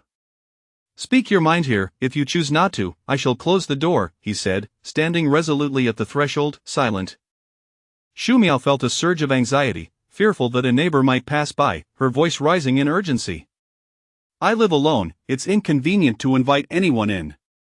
Meng Yichuan remained silent, and seeing that he was impervious to her words, Xu Miao, losing all patience, declared, "If you refuse to leave, I will call the police, and then we'll see who ends up embarrassed." With that, she prepared to close the door. Seizing the moment as Xu Miao retreated, Meng Yichuan swiftly pushed the door open, wrapping an arm around her waist and pulling them both into the house, pinning her against the door. Startled, Xu Miao was about to scream when Meng Yichuan clamped a large hand over her mouth, muffling her cry. Her pupils dilated in fear, breath quickening, she struggled against him with all her might. "Don't shout, and I will let you go," Meng Yichuan whispered softly, holding her firmly. "If you promise, just blink." With a determined blink, Shu Miao elicited his release. Immediately, she retreated several steps, her expression wary, clad in her pajamas. The thought of their close proximity flushed her cheeks with embarrassment and anger. What on earth do you want? In stark contrast to her vigilance, Meng Yuchuan appeared relaxed, casually surveying the living room. The decor was unmistakably feminine, a sweet, charming style, the space tidy and compact, with 2 pink cartoon cushions adorning the sofa. He casually settled onto the sofa as if it were his own home, glancing back at the prickly figure before him. Come sit. I'll explain once you do. His tone suggested he was the host here. This only fueled Shu Miao's irritation. She stood there like a statue, her expression one of indignation. Meng Yuchuan, slightly exasperated, softened his tone. Come over. I won't harm you. I'll leave once we're done talking. Otherwise, we can remain in this stalemate all night. I am indifferent. With that, he reclined on the sofa, crossing his legs in a posture of ownership. Shu Miao furrowed her brows, hesitantly approaching and seating herself at the farthest end, still on guard. Speak, what do you want? Meng Yuchuan straightened, clearing his throat. You still owe me a meal. You remember, don't you? Shu Miao was taken aback. Was this man creating such a ruckus at this late hour merely to claim a meal? Speechless with incredulity, she retorted, You made all this noise in the middle of the night just for a meal? Meng Yuchuan raised an eyebrow, feigning seriousness. Indeed. You didn't answer my calls. What if you decided not to honor your promise? I had to come here in person to discuss it. He grinned, his expression annoyingly smug. Shu Miao, exasperated and at a loss for words, managed to conjure a sarcastic smile. Rest assured, I won't forget. If I promise to treat you, I shall do so without fail. Upon hearing this, Meng Yuchuan laughed even more heartily. As long as you remember, that puts my mind at ease. It's worth my trip. Is that all? That is indeed all. With a cold snort, Shu Miao unceremoniously urged him to leave. Now that you've said your piece, you may go. Seeing her determination to expel him, Meng Yuchuan felt a playful urge to tease. Glancing at his watch, he intentionally provoked her. It's quite late, surely you have a spare room, why not let me stay the night to avoid further trouble? Shu Miao's eyes widened in alarm. What are you saying? Meng Yuchuan burst into laughter, just kidding. Look at how frightened you are. All right, I'll take my leave now, get some rest, he said, rising and heading for the door. Shu Miao followed him, maintaining a distance. As he opened the door and stepped outside, he turned back with a wicked grin. Your pajamas are quite adorable. Fuming, Shu Miao slammed the door shut, hearing Meng Yuchuan's hearty laughter echoing outside. You jerk! Having been thoroughly riled by Meng Yuchuan, Shu Miao found sleep elusive that night, tossing and turning restlessly. On Friday, Meng Yuchuan sent her a message detailing the time and place for dinner. Glaring at the words on her screen, Shu Miao internally berated him. Reluctantly, she replied with a terse okay. Her initial excitement for Friday evening had completely dissipated, as she now faced the obligation of treating Meng Yuchuan to dinner. However, she reasoned that it was for the best, preventing him from endlessly bringing up the matter, making her seem petty. After this meal, she would finally sever ties with him. After work, Shu Miao took a taxi to the restaurant Meng Yuchuan had specified. She had visited this establishment once or twice before. It was quite pricey but boasted excellent cuisine. She mused that Meng Yuchuan certainly knew how to pick a place, seemingly intent on treating her to an extravagant meal. Yet, to draw a definitive line between them, she steeled herself to endure it. Meng Yuchuan had sent her the name of the private room, and upon entering the restaurant, she made her way there directly. Pushing open the door, she found him already seated inside, having discarded his jacket and clad in a blue shirt with rolled-up sleeves, revealing his strong arms. As Shu Miao entered, he smirked, gesturing to the seat across from him. Sit. While walking, she surveyed the room's decor. Warm yellow lighting, roses adorning the table, and wineglasses beside an opened bottle of red wine. The atmosphere exuded an oddly romantic vibe, causing her to suppress her discomfort as she took a seat opposite him. Meng Yuchuan kindly inquired, Were you tired from work today? Shu Miao retorted sharply, No matter how tired I am, I must make time to treat County Chief Meng to dinner. Meng Yuchuan chuckled at her words, his tone somewhat indulgent. Then do make sure to eat well and recover. Shu Miao lowered her gaze, remaining silent. Before long, the waiter entered to serve the dishes. Meng Yuchuan had ordered 2 steaks, along with several other dishes and desserts. They dined in silence for a while. Halfway through the meal, Meng Yuchuan suddenly stood, bottle of wine in hand, and approached Xu Miao, intending to pour some into her glass. She swiftly covered the glass with her hand, looking up at him. I don't drink. Meng Yuchuan gently replied, this is red wine, it's not too strong, and it tastes delightful. Just a little one tea hurt. Xu Miao frowned in refusal, tightening her grip over the glass. I've never had alcohol before. Chapter 22 Intoxication and Triumph. Meng Yuchuan paused, his hand gripping the wine bottle momentarily, his gaze flickering with depth as he regarded Xu Miao. He set the bottle before her and returned to his seat with an air of calm. Xu Miao, you wish to draw a line between us, do you not? Xu Miao's brows furrowed slightly. What do you mean? Meng Yuchuan's expression was a blend of amusement and irony. Surely, you have long guessed my feelings towards you? Xu Miao bit her lip in silence, her eyes fixed on him with intensity. Meng Yuchuan maintained a smile at the corners of his mouth. If you finish that bottle of wine, I shall cease to pursue you, what do you say? Xu Miao raised her gaze, scrutinizing Meng Yuchuan for a moment. After much contemplation, she hesitated. Are you serious? Meng Yuchuan responded straightforwardly, indeed. So, if I drink this entire bottle, you will no longer disturb me? Correct. Xu Miao let out a cold laugh. What if I refuse to drink? Meng Yuchuan raised an eyebrow, speaking carelessly, then I shall continue to intrude upon your life.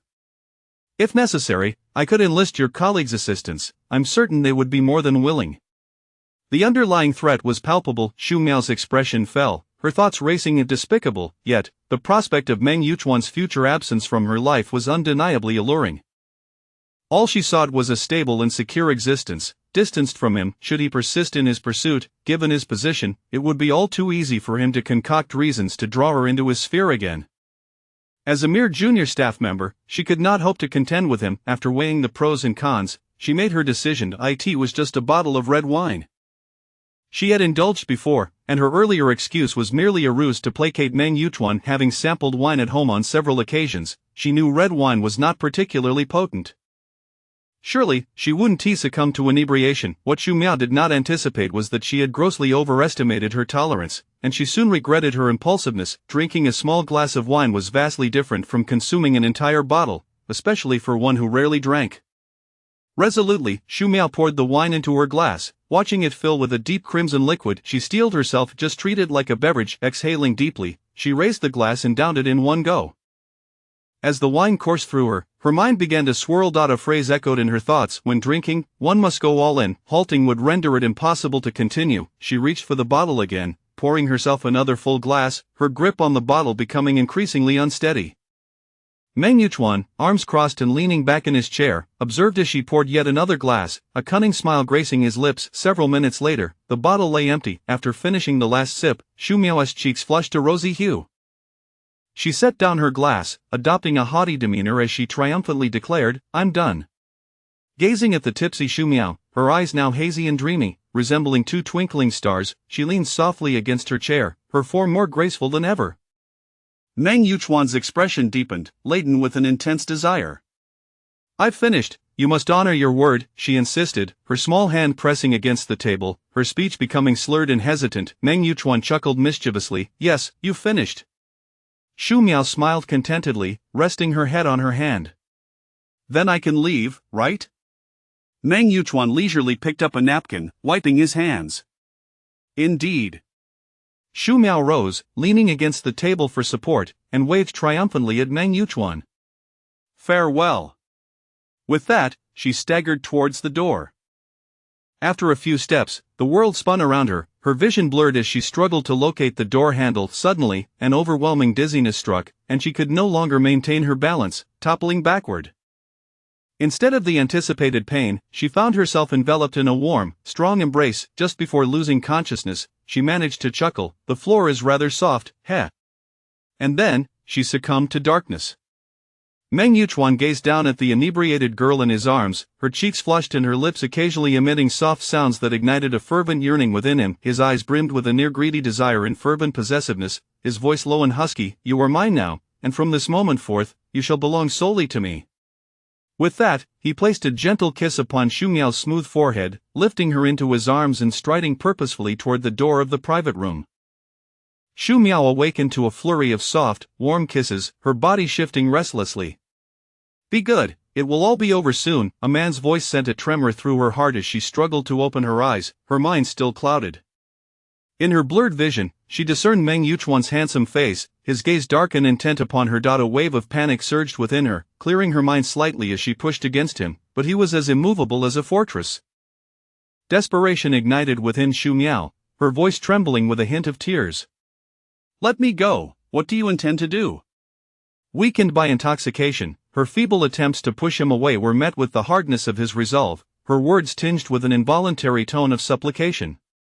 This only intensified Meng Yuchuan's desire. His voice, rough and restrained, urged, "Be a good girl, let me kiss you, just comply."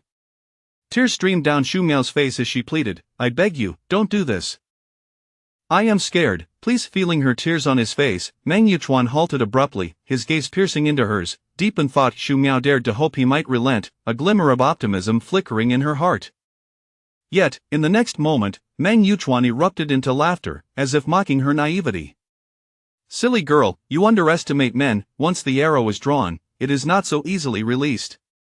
His crimson gaze was filled with predatory intent, like a beast eyeing its prey, ready to pounce. "Xu Miao, I have waited long enough. No matter what, I will not let you escape today. It may hurt a bit, but it is a pain all women endure. Just endure it." With that, he placed a tender kiss on her forehead, his large hand caressing her delicate face. Xu Miao's heart plummeted to the depths, her tears blurring her vision as she sobbed uncontrollably. Meng Yuchuan wiped her tears away, softly reassuring her, "Be good, follow me, and I will treat you well." With that, he disregarded everything else, leaving Xu Miao wide-eyed with terror. In that moment of possession, Meng Yuchuan felt a profound sense of fulfillment. Xu Miao could only confront the unfolding chaos, tears streaming down her cheeks. Meng Yuchuan resembled a frenzied beast, his eyes ablaze with a terrifying lust. To him, Xu Miao was nothing more than prey, mercilessly torn apart and devoured whole. Her pleas only served as a catalyst, igniting the raging desire within him. Ultimately, she could bear it no longer and succumbed to unconsciousness. Meng Yuchuan's eyes remained bloodshot, brimming with an overwhelming, fearsome passion. Chapter 23. Condition. Xu Miao gradually opened her eyes, her head pounding as if it had been subjected to relentless torture, her entire body aching as though it had endured unspeakable torment. She gently closed her eyes once more. Slowly raising her hand, she massaged her temples, attempting to alleviate the discomfort before cautiously reopening her eyes. A strong arm encircled her waist, and in an instant, the events preceding her unconsciousness flooded back to her mind. Turning her head, she saw Meng Yuchuan lying beside her, soundly asleep, an expression of indulgent satisfaction etched across his features. The memory of the bottle of wine she had consumed ignited a furious blaze within her. This scoundrel had ensnared her, taking advantage of her vulnerability. Her eyes sparkled with a fierce, burning anger. At that moment, she felt a profound sense of regret. She had been overconfident, too self-assured of her abysmal tolerance for alcohol, leading to this very predicament. Clenching the blanket tightly, she squeezed her eyes shut before reopening them, throwing aside the covers only to be confronted by a shocking array of marks adorning her body. With great effort, she propped herself up, the bedsheet marred by a vivid splash of red, an alarming sight. With a fierce determination, she flung the arm draped across her waist aside and leaped off the bed, hastily retrieving her disheveled clothing from the floor and slipping them on. As she prepared to leave, she discovered the door stubbornly refused to budge. "I've locked the door, you won't be able to open it," a languid voice drifted from behind her, laced with a post-indulgence huskiness. Turning around, Xu Miao realized that Meng Yuchuan had awakened at some point, his torso bare as he leaned against the bed, arms crossed over his chest, a bemused smile playing on his lips. Xu Miao glared at him, her face flushed with indignation as she coldly demanded, "Open the door." Meng Yuchuan chuckled softly, resting his hands behind his head, his tone playful, "Oh, so you want to run away after a night spent together? Are you trying to shirk responsibility?" Fuming, Xu Miao's face turned crimson, her fists clenched tightly as she ground her teeth. "You tricked me, taking advantage of my drunken state, and now you expect me to take responsibility? How shameless can you be? Seeing her stomp her foot in frustration only deepened Meng Yuchuan's amusement. He threw off the covers and got out of bed. Xu Miao instinctively covered her eyes and screamed, "What are you doing?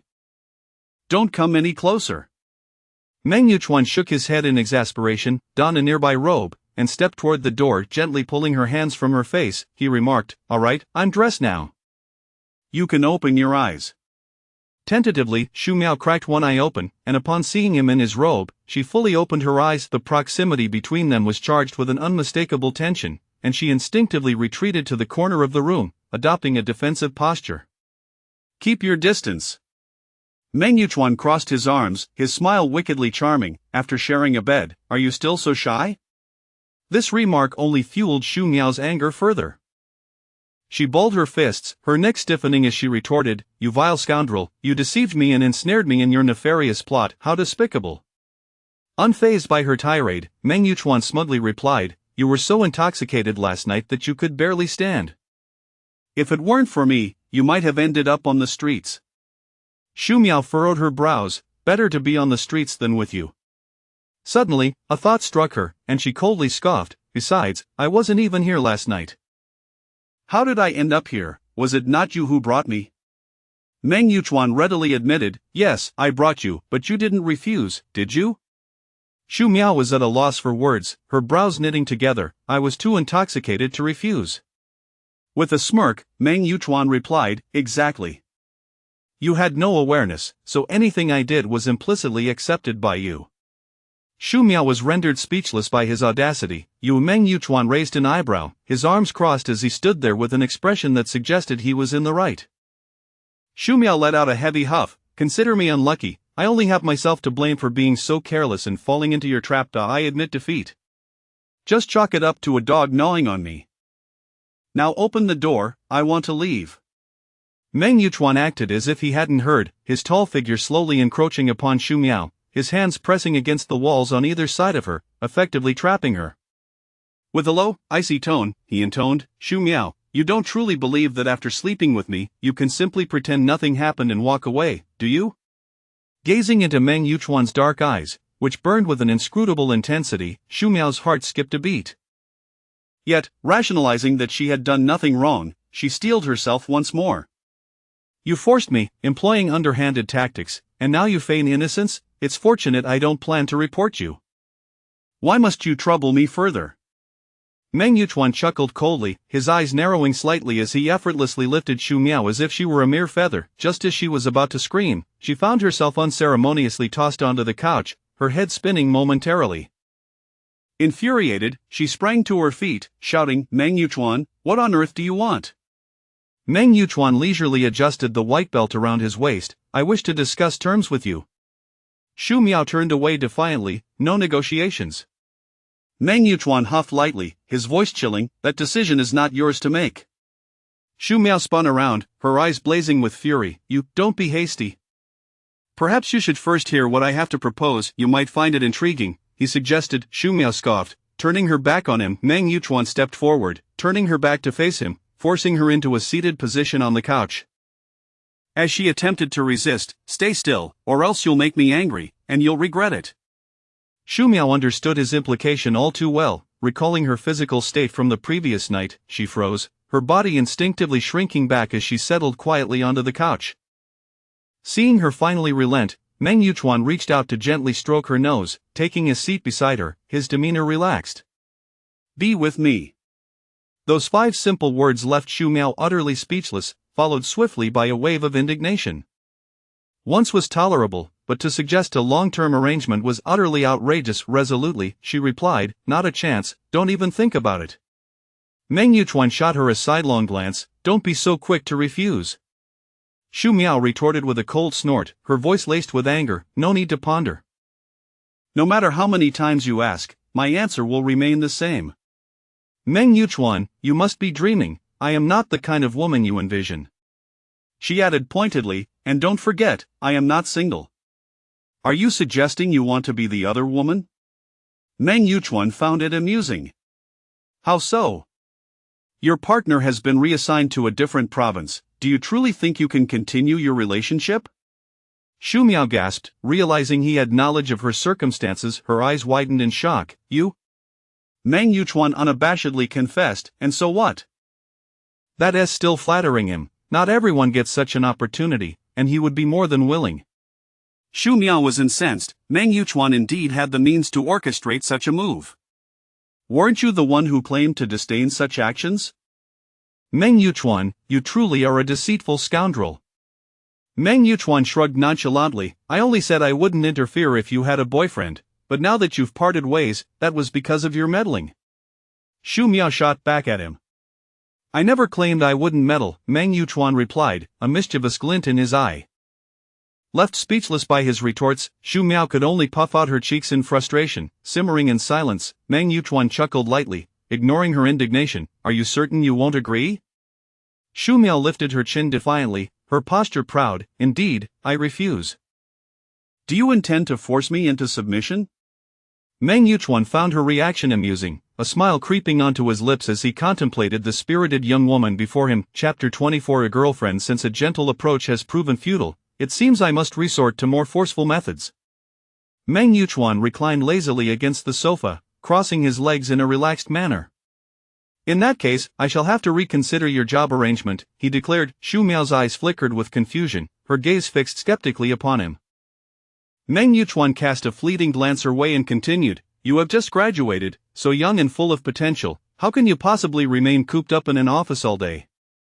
Perhaps I should assign you to gain some practical experience in a more challenging environment for a few years, after which you could return. What do you think? A triumphant smile graced his lips as he raised an eyebrow, eagerly awaiting her reaction. At that moment, Shu Miao could no longer contain her fury, springing to her feet with a sudden burst of energy. Her face was a portrait of anger, brows furrowed tightly, eyes blazing like fire, nostrils flaring, her chest rising and falling rapidly as she clenched her fists, her entire body trembling. She glared at the unfazed Meng Yuchuan with a gaze as sharp as a knife. Her voice quivered with rage, words tumbling forth in a disjointed manner. This is a personal vendetta. How dare you exploit your power to bully the weak, to toy with others as if they were mere puppets? Meng Yuchuan merely patted his knee, his tone dismissive, and what of it? I have never considered myself a good person, so I have no qualms about employing unorthodox methods when it comes to you. Furthermore, this is a legitimate reassignment. What is inappropriate about it? So, what will it be? Will you agree? You can either be with me, or you can be sent to a remote location. That place is nothing like here. It is far from home and lacks convenience. If your performance is unsatisfactory, you might find yourself there for a decade or two. He feigned sympathy, his expression taunting. Upon hearing this, Shu Miao bit her lip tightly, her eyes cast downward, gripping her clothes with white-knuckled intensity. Indeed, with a mere word, Meng Yuchuan could dictate the trajectory of her career. He had countless plausible excuses at his disposal, leaving her utterly powerless. In an instant, she felt drained of strength, collapsing back onto the sofa. A flicker of concern crossed Meng Yuchuan's eyes as he moved to sit beside her, wrapping an arm around her shoulders. Shu Miao trembled slightly but made no attempt to resist. Meng Yuchuan sighed softly, his tone laced with exasperation. Is it not better to be with me? I will treat you well. You have never even tried. How can you presume to know that I would be unsuitable? You have condemned me before we even began. Shu Miao continued to bite her lip, her gaze lowered, tears welling in her eyes, cascading down her cheeks. Upon hearing her soft sobs, Meng Yuchuan's expression shifted to one of urgency. He gently lifted her chin, meeting her tear-streaked gaze, and felt a pang of pain in his heart. Enough, enough. Do not see her why it pains me to see you like this. As he spoke, he tenderly wiped away her tears, pressing a gentle kiss to her damp eyelids. I do not wish to be an illicit lover, Shu Miao suddenly blurted out, her head still bowed, her voice thick with emotion yet resolutely firm. Meng Yuchuan was momentarily taken aback, then quickly grasped the implication of her words. The clouds of gloom that had hung over him began to dissipate. Ah, I see. He gently lifted her chin, compelling her to meet his gaze. His expression turned serious. Shu Miao, I am not married. This revelation left Shu Miao momentarily speechless, her eyes wide as her tear-soaked lashes fluttered, her nose reddening like that of an innocent kitten. Meng Yuchuan felt an inexplicable itch in his heart, akin to the gentle scratch of a cat's paw. Xu Miao's surprise was evident. She had not anticipated that Meng Yuchuan was still single.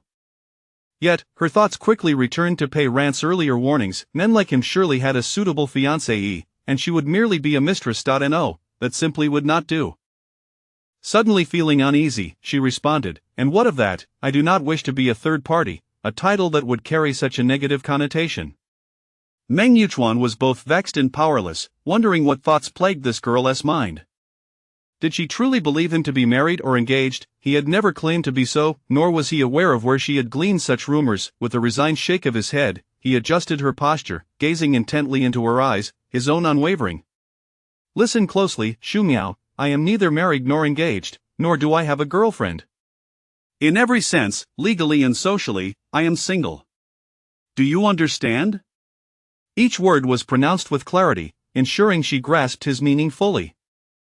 Xu Miao's expression faltered as she scrutinized Meng Yuchuan's demeanor, seeking confirmation of his truthfulness. His unwavering gaze left no room for doubt. "Are you truly not married?" she stammered, her hands fidgeting nervously in her lap. Meng Yuchuan nodded affirmatively. "Correct. And you have no girlfriend?" "Correct." Once again, Xu Miao lowered her gaze, biting her lip. Even if Meng Yuchuan was not married, his willingness to pursue her so casually suggested he must have others in his life. He was surrounded by women who were eager to win his attention, and she was merely one among many. And now, he was interested only because she had rebuffed him. Once his intrigue waned, he would cast her aside. Her expression grew serious, brows knitted in thought as she finally stated, "I have a psychological aversion to being with a man who has been with others." Meng Yuchuan stared at her wide, innocent eyes, feeling his blood pressure rise in frustration, rubbing his temples. As Xu Miao remained silent, her suspicions were confirmed. He was indeed a playboy, flitting between women with little regard. Meng Yuchuan pursed his lips, pondering for a moment before all anger evaporated, replaced by a teasing smile as he leaned closer. Xu Miao instinctively recoiled. "What's this? Are you jealous?" he quipped playfully. Xu Miao's cheeks flushed a deep crimson. "You speak nonsense, I am not." "If you are not, then why do you care so much?" Xu Miao attempted to argue. "I merely what?" Meng Yuchuan's gaze bore into hers, a mischievous smile curling his lips. In a moment of fluster, she blurted out, "I just think it's dirty." Afterward, she glanced at Meng Yuchuan, expecting him to be angered, yet he remained unfazed. "How fortunate," he replied with a smirk. "I feel the same way. Given that, it seems we are indeed a match made in heaven." As Xu Miao listened to his self-indulgent words, warmth crept onto her cheeks, and she instinctively averted her gaze. Meng Yuchuan had finally come to understand why Xu Miao was so resistant to being with him. He was always straightforward, addressing issues head-on, and tackling problems at their core. "I will say this again, Xu Miao. I want you to be my legitimate girlfriend. Not a mistress, nor a lover, nor just one among many, my sole, rightful girlfriend." As Xu Miao met his determined gaze, her heart raced, leaving her momentarily flustered. She yearned to respond but found herself at a loss for words. Meng Yuchuan then asked earnestly, "Xu Miao, will you be my girlfriend?" In a barely audible voice, she replied, "What if I refuse?" Meng Yuchuan's eyes sparkled with mischief as he pulled her closer. "Then are you hoping to be reassigned?" Xu Miao's expression shifted to one of indignation, her cheeks flushing with anger. "You!" Meng Yuchuan laughed heartily. "Come now, don't be obstinate. Do you truly find my offer unworthy?" Chapter 25 Not public. Xu Miao found herself at a loss for words. It wasn't that she looked down upon his circumstances, rather, his every attribute was exceedingly perfect, and the disparity between them was beyond measure. However, given the current situation, Meng Yuchuan would not let her go easily. In his pursuit of her, he resorted to cunning tricks to intoxicate her, leading to an encounter that was anything but gentle. He would undoubtedly not relent. If she refused him, what if Meng Yuchuan, in a fit of rage, transferred her away? She could end up far from home, unsure of when she might return, perhaps even remaining until retirement. Xu Miao had always been one to endure and adapt, never one to suffer immediate losses. After weighing her options, she decided to acquiesce to Meng Yuchuan, reasoning that he would not be stationed there indefinitely. Once he was reassigned, he certainly could not take her with him. At that point, with him far away, she would no longer be under his control. Furthermore, it was possible that Meng Yuchuan's interest in her would wane quickly, merely a fleeting infatuation. Perhaps he would even choose to part ways before his transfer. With this thought in mind, she resolved to placate Meng Yuchuan and address the pressing concern at hand. However, she needed to set some conditions. She could not simply acquiesce to his demands. Xu Miao rolled her eyes, straightened her posture, and spoke with utmost seriousness. You say you are not married and currently single, is that true? Indeed, Meng Yuchuan replied without hesitation. Xu Miao fluttered her eyelashes, pressed her lips together, and continued, in that case, I agree. A flicker of joy graced Meng Yuchuan's handsome face, his eyes sparkling with delight. That's more like it, Miao Miao. The mere sound of him calling her name sent shivers down her spine, prompting her to add hastily, but don't be too quick to celebrate. I have conditions. Meng Yuchuan's smile faded slightly as he regarded her with keen interest. Oh, do share. Xu Miao cleared her throat, stating firmly, our relationship must remain confidential. In the presence of others, we shall merely be seen as a typical superior and subordinate. A surge of indignation flared within Meng Yuchuan. What kind of relationship was this? To date him while shrouded in secrecy, did he truly have something to hide? If it were anyone else, they would be eager to announce their romance to the world, yet she insisted on concealing it as if they were criminals. Noticing his darkening expression, Xu Miao decided to take a bold stance. She shrugged nonchalantly, if you refuse, then simply transfer me tomorrow. Meng Yuchuan felt a headache coming on at her audacity. This girl truly had a sharp tongue. Did she genuinely believe he would transfer her? It was merely a scare tactic on her part. Very well, he would let her agree for now and deal with her later. This thought lightened his mood considerably, and he readily acquiesced to her unreasonable demand. Fine, I agree. I will not publicly disclose our relationship. Xu Miao was taken aback by his swift compliance. All right, then it's settled. Meng Yuchuan smirked, amused by her innocence. He had only promised not to disclose their relationship proactively, should others notice. That was no concern of his. By the time Xu Miao left Meng Yuchuan's residence, it was already afternoon. Enduring her discomfort, she stepped into the elevator, ignoring the car behind her that contained Meng Yuchuan. Observing her somewhat awkward gait, Meng Yuchuan wore a faintly ambiguous smile. At that moment, he felt invigorated and satisfied, while Xu Miao, on the other hand, was suffering greatly, her legs unable to stand straight. As soon as Xu Miao entered her home, she hurried to the bathroom for a shower. Gazing at the uneven marks on her skin, she cursed Meng Yuchuan vehemently. That scoundrel, he's like a stallion, doesn't he ever tire? After her shower, she lay on her bed in a daze. The thought of maintaining a boyfriend-girlfriend relationship with Meng Yuchuan filled her with an inexplicable agitation. She felt frustrated with herself for so easily believing Meng Yuchuan's words, naively consuming an entire bottle of wine, which had granted him the opportunity to take advantage of her. She was painfully aware of her own vulnerability, now completely at his mercy, yet, she soon considered that even if she had not drunk that bottle of wine, given Meng Yuchuan's nature, he would have likely employed other means to pursue her. After all, if he could transfer Huijie from the county to the province, what else was beyond his capabilities? He surely had other strategies up his sleeve. Her job was firmly in his grasp. She could not fight against the inevitable. It was unwise to act against him, as a wise person does not suffer needless losses. She had fought hard to secure her position, and she could not allow Meng Yuchuan to jeopardize it with a mere word.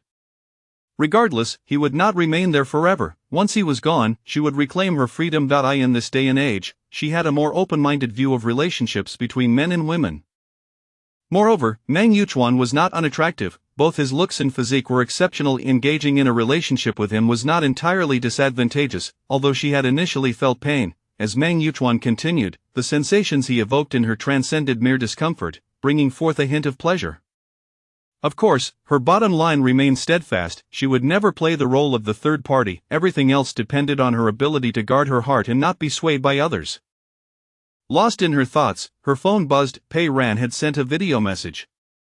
Miao Miao, where have you been? I texted you last night and received no reply. Xu Miao opened the message and noticed Pei Ran had reached out both last night and today. At that time, she had been ensnared in Meng Yuchuan's lair, too preoccupied to check her phone. I didn't see it, she replied, feeling a tinge of guilt. Pei Ran scrutinized her with suspicion. You mean to tell me you sometimes don't check your phone? Noticing Shu Miao's evasive gaze, Pei Ran grew anxious.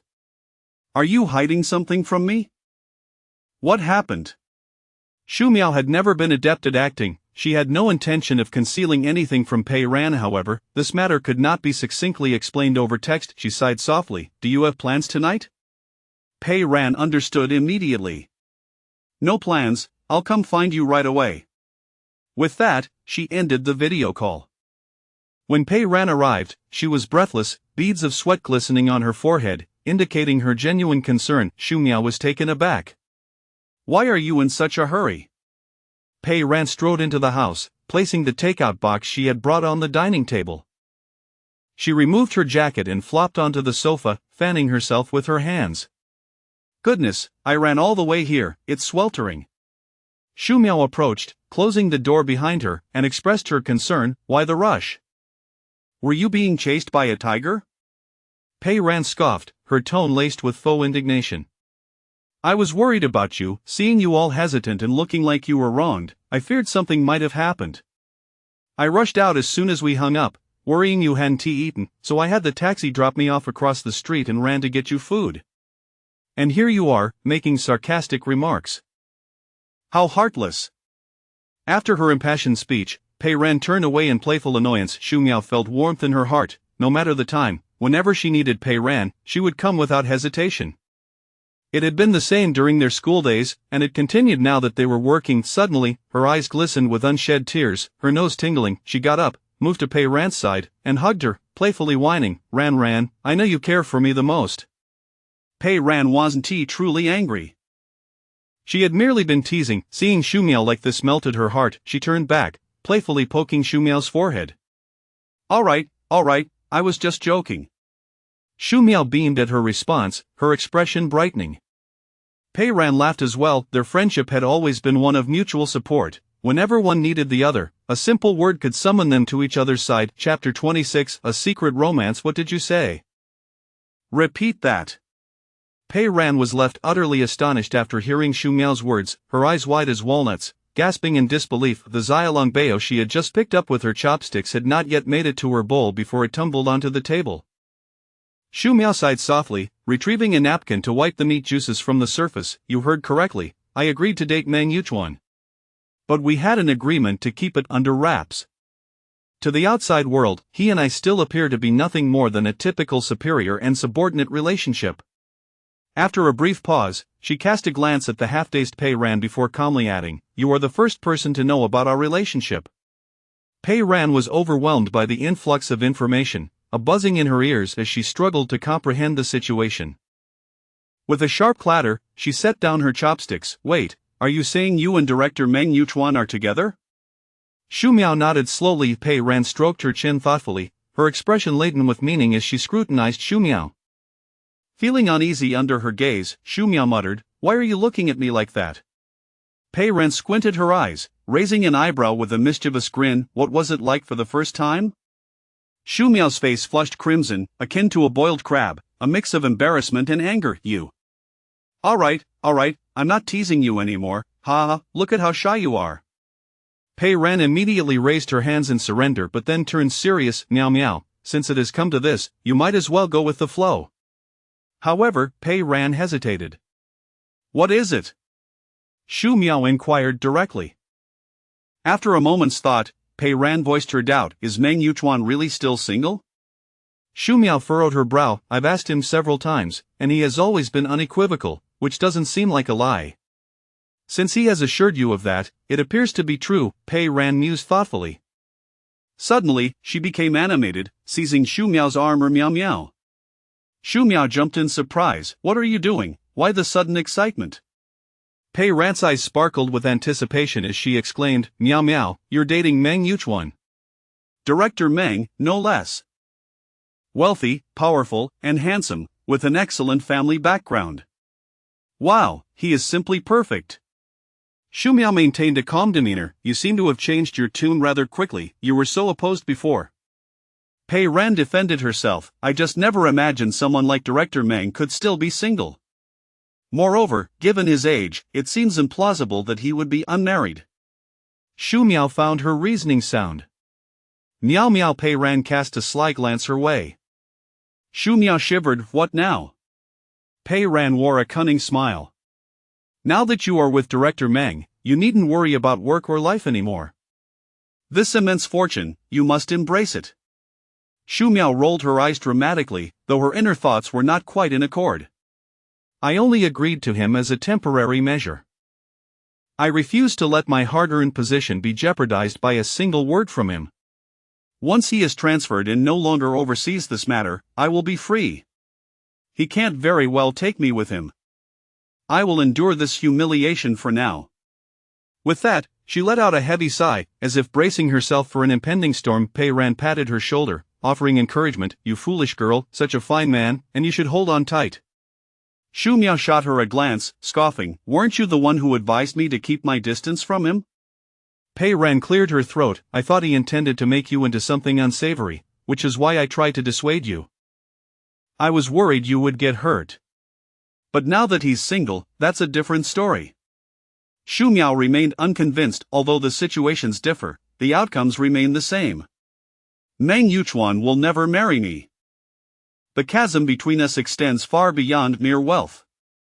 We're just dating, and no one else knows. If we part ways later, no one will be the wiser. I am clear in my heart and won't entertain unrealistic thoughts.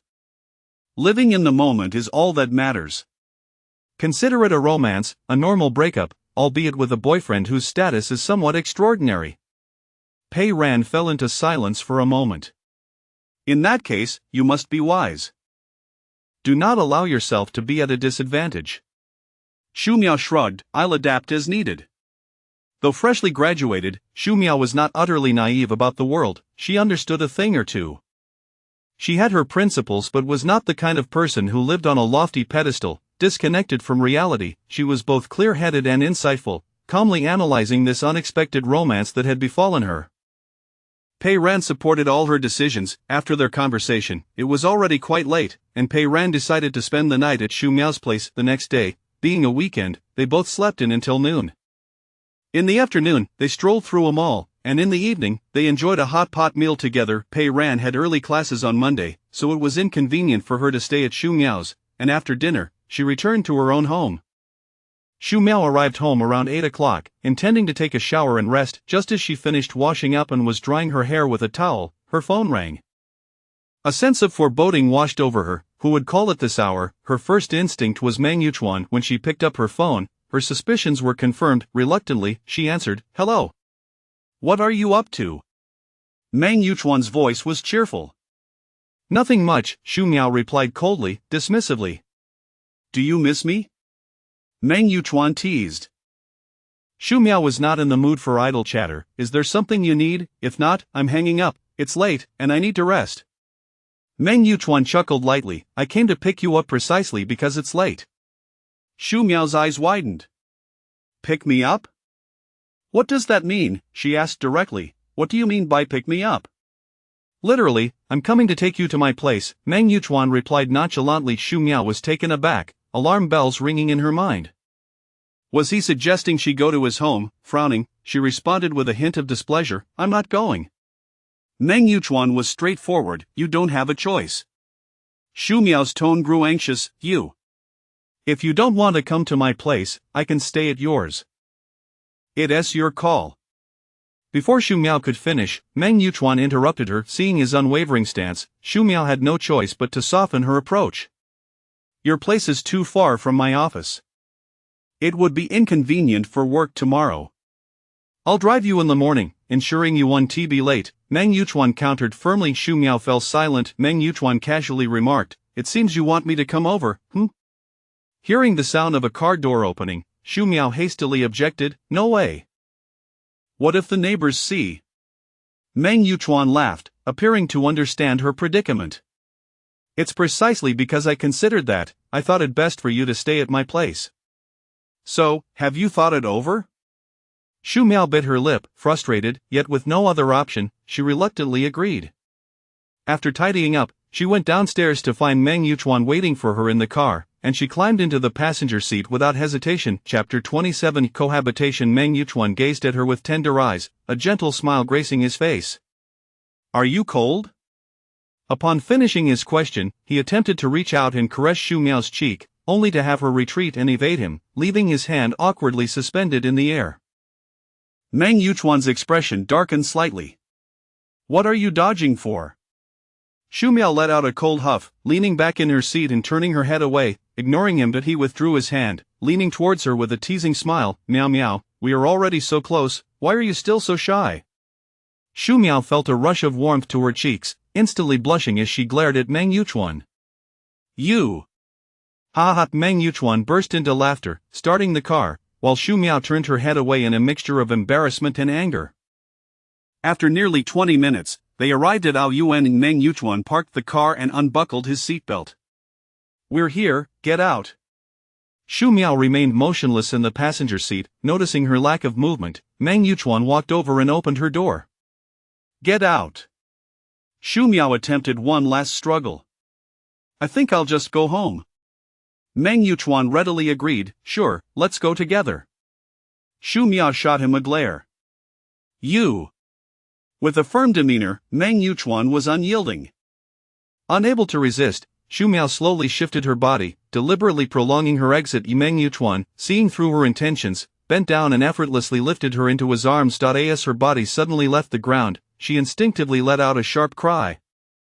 Meng Yuchuan leaned closer to her ear, whispering suggestively, this is just the beginning, you'll have plenty to scream about later. Ignoring the flush of shame and anger on Xu Miao's face, he carried her straight to the elevator. Once inside, Meng Yuchuan gently set her down after her futile attempts to escape. The moment her feet touched the ground, she quickly retreated a few steps. Meng Yuchuan, unbothered, retrieved 2 pairs of slippers from the shoe cabinet. After changing into his own, he glanced at the little figure beside him, resembling an ostrich. Come over and change into the slippers, your pajamas are in the bedroom. His preparations appeared as if meticulously arranged in advance. Hesitating, Xu Miao walked to the entrance, removed her black boots, and switched into the slippers. Seeing her obediently comply, Meng Yuchuan affectionately ruffled her hair. Good girl. Xu Miao, feeling like a cat whose tail had been stepped on, immediately jumped aside with a wary expression. Meng Yuchuan chuckled helplessly, wondering why she still resisted him. It seemed they needed more time together. With patience, she would eventually grow accustomed to it. Make yourself comfortable, I'm going to take a shower. After shedding his outer coat, he headed towards the bedroom. As soon as the door closed behind him, Xu Miao dashed to the door, attempting to open it, only to find she needed a password, which immediately deflated her spirits. Meng Yuchuan was cunning. It was clear now why he felt secure leaving her alone outside. He had calculated that she couldn't escape. How infuriating. Since the door was locked tight, Xu Miao decided to explore the apartment boldly. The space was significantly larger than hers, boasting 3 bedrooms and a study. Along with ample room, Meng Yuchuan was likely showering in one of the 2 bathrooms, and there was an exceptionally large balcony. The living room was spacious and bright, with decor that spoke of luxury. While the furniture was all top-notch, her parents had furnished her own home with more modest items, which she cherished and found satisfactory. However, it was evident that Meng Yuchuan's place was a notch above, characterized by a sleek black and white minimalist aesthetic. After wandering around, Xu Miao settled onto the couch and pulled out her phone to send a message to Pei Ran. Teacher Pei, I've once again fallen into enemy territory. Pei Ran replied. Take care. Make sure not to overindulge, or you won't be able to get out of bed. You have work tomorrow. Xu Miao sent a rolling eyes emoji in response. Who are you chatting with? Looking up, she found Meng Yuchuan leaning casually against the wall, clad in a white bathrobe, his hair damp with droplets clinging to the tips. He cast a brief glance at her before returning his gaze to his phone, replying nonchalantly, mind your own business. Meng Yuchuan felt a surge of irritation. This girl was as prickly as a hedgehog, every word laced with barbs.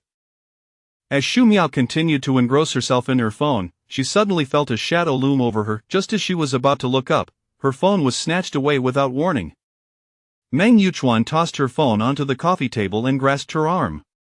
It's getting late, time for bed. He yanked her up from the couch, her phone slipping from her grasp, igniting her fury. She struggled to free her arm. Let go of me, I'm not tired.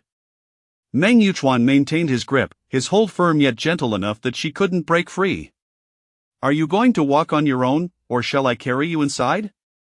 Shu Miao stomped her feet in frustration, her face flushed with anger as she shouted, "You!" As Meng Yuchuan made a move to lift her, Shu Miao hastily intervened. I can walk myself. I just want my phone. Meng Yuchuan remained obstinate. What do you need your phone for at bedtime? Shu Miao retorted sharply, I'm not playing, I need to set an alarm. Finally, he relented and released her.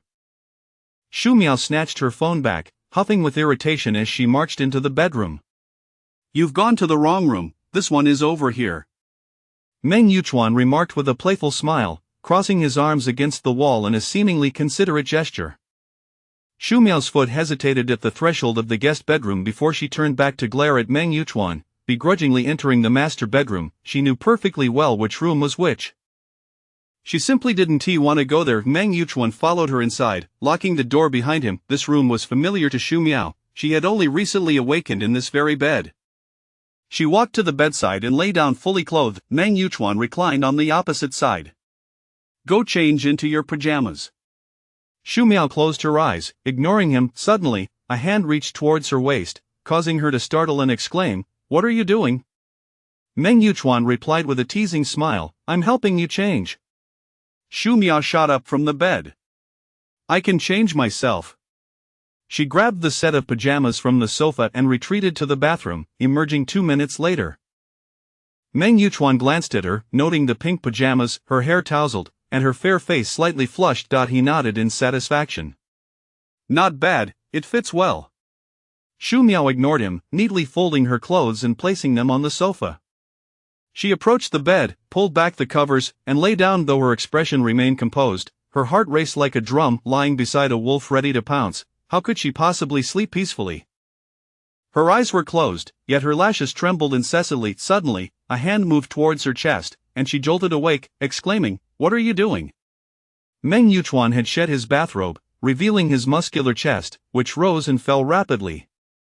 He swiftly pulled the covers from her and shifted atop her, his gaze dark and heated, his voice a low rasp. Meow meow, you can't possibly think I brought you here just to sleep, right? His intense eyes radiated a palpable desire as they fixed upon her. Shu Miao felt a flicker of fear, her words stumbling out. I'm tired. Meng Yuchuan grinned suggestively. I'm here to take care of that.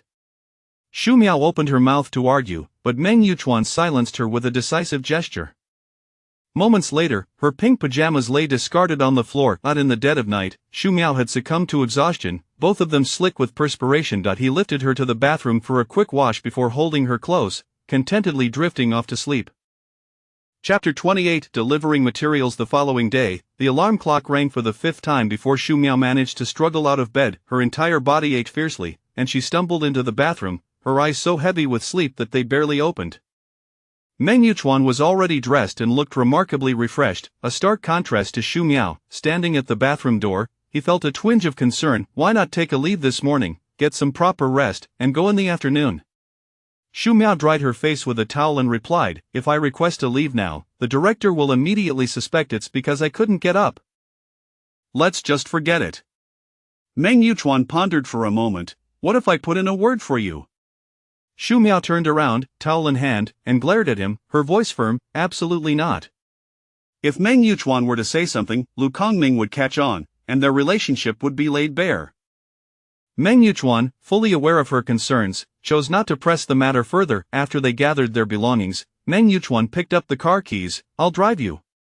Shu Miao decisively declined. "No, your license plate is too conspicuous. It's bound to attract attention. I'll just take a taxi." Seeing her bent over, struggling to change her shoes, Meng Yuchuan felt a mix of frustration and helplessness. He patiently coaxed, "It's hard to catch a taxi at this hour. Let me drive you, and you can get out a distance away." Shu Miao zipped up her boots and stood up. "Humph, you know it's hard to get a taxi here, yet you insisted I come last night." "Now you're pretending to be the good guy," she retorted, still irked by his insistence from the previous night. Meng Yuchuan was momentarily speechless, sheepishly closing his mouth and obediently entering the password to unlock the door. Shu Miao ultimately arrived at her workplace 2 minutes early, breathless, and with beads of sweat forming on her back. Upon seeing Xu Miao's panda eyes, Jiang Qing couldn't help but inquire, "Xiao Shu, were you out late last night?" Xu Miao casually fabricated a reason, "I was binge-watching a series, and before I knew it, it was really late." Jiang Qing teased, "No wonder. I thought, after just one weekend apart, you transformed into a national treasure." Xu Miao smiled sheepishly in response. Shortly after 9, Pei Ran sent a message of concern to Xiao Shu, "How was the battle last night?" Winking face, Xu Miao, another message followed, youthful exuberance. "Do take care of your health?" Xu Miao's cheeks flushed, "Go away." Pei Ran responded with laughter. Ha ha. Xu Miao silently cursed Meng Yuchuan 100 times in her mind. It was all his fault. Had he not kept her up until midnight, she wouldn't have suffered such poor sleep, leaving her feeling dazed. As the morning wore on, Xu Miao remained in a fog, lacking the energy for anything, yearning only to lay her head down on the desk for a nap. Finally, when lunch break arrived, she skipped eating and headed straight to the adjacent materials room for some sleep. The materials room was usually managed by her and Jiang Qing. They had both purchased folding beds to use for napping, which they would put away when not in use. Xu Miao was genuinely exhausted and slept soundly until it was nearly time to return to work. Stretching her limbs and yawning widely, she felt a slight revival of energy, though she was still weary. Upon entering her office, she heard Jiang Qing mention that Lu Kongming was looking for her. The remnants of her groggy state instantly cleared, as a premonition told her that Lu Kongming's inquiry was unlikely to bode well, likely tied to Meng Yuchuan. Entering the director's office, Lu Kongming wore a beaming smile, sending a chill down Xu Miao's spine. "Director, what can I do for you?" Lu Kongming beckoned her inside. "Xiao Shu, there is an urgent document that needs to be delivered to the county government secretary's office this afternoon. Could you take it over and wait there to ensure everything is in order? You can count this as official business and needn't rush back."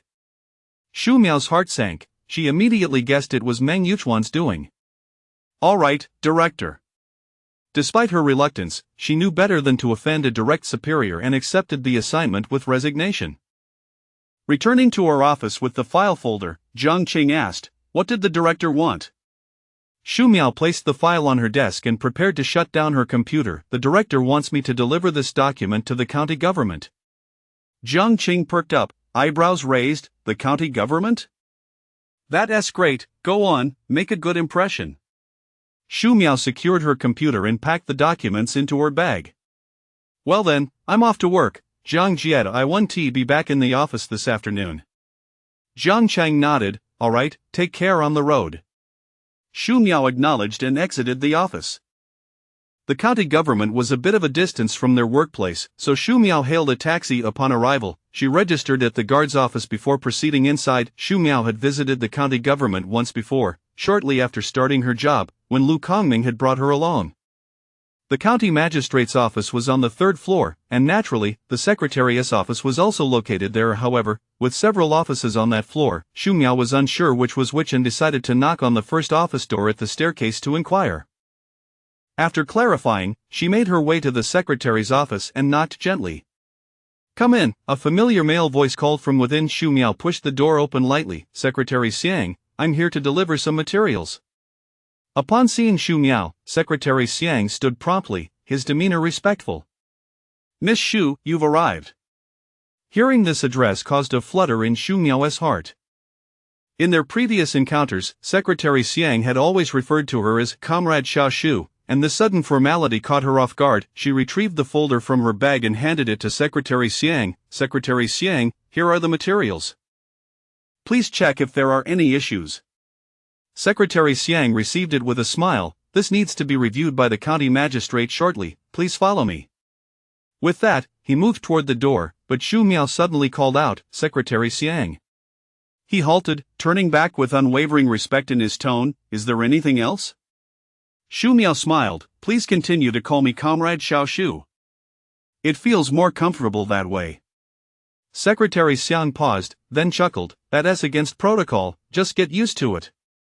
Xu Miao felt a bit awkward. All right then." Secretary Xiang smiled again. "Please follow me." Nodding, Xu Miao trailed behind him. From what Secretary Xiang had just said, Xu Miao was certain he was already aware of her relationship with Meng Yuchuan. Upon reflection, she found it reasonable, as Meng Yuchuan as secretary, he would naturally be privy to many matters that Meng Yuchuan needed him to handle, so he wouldn't be kept in the dark.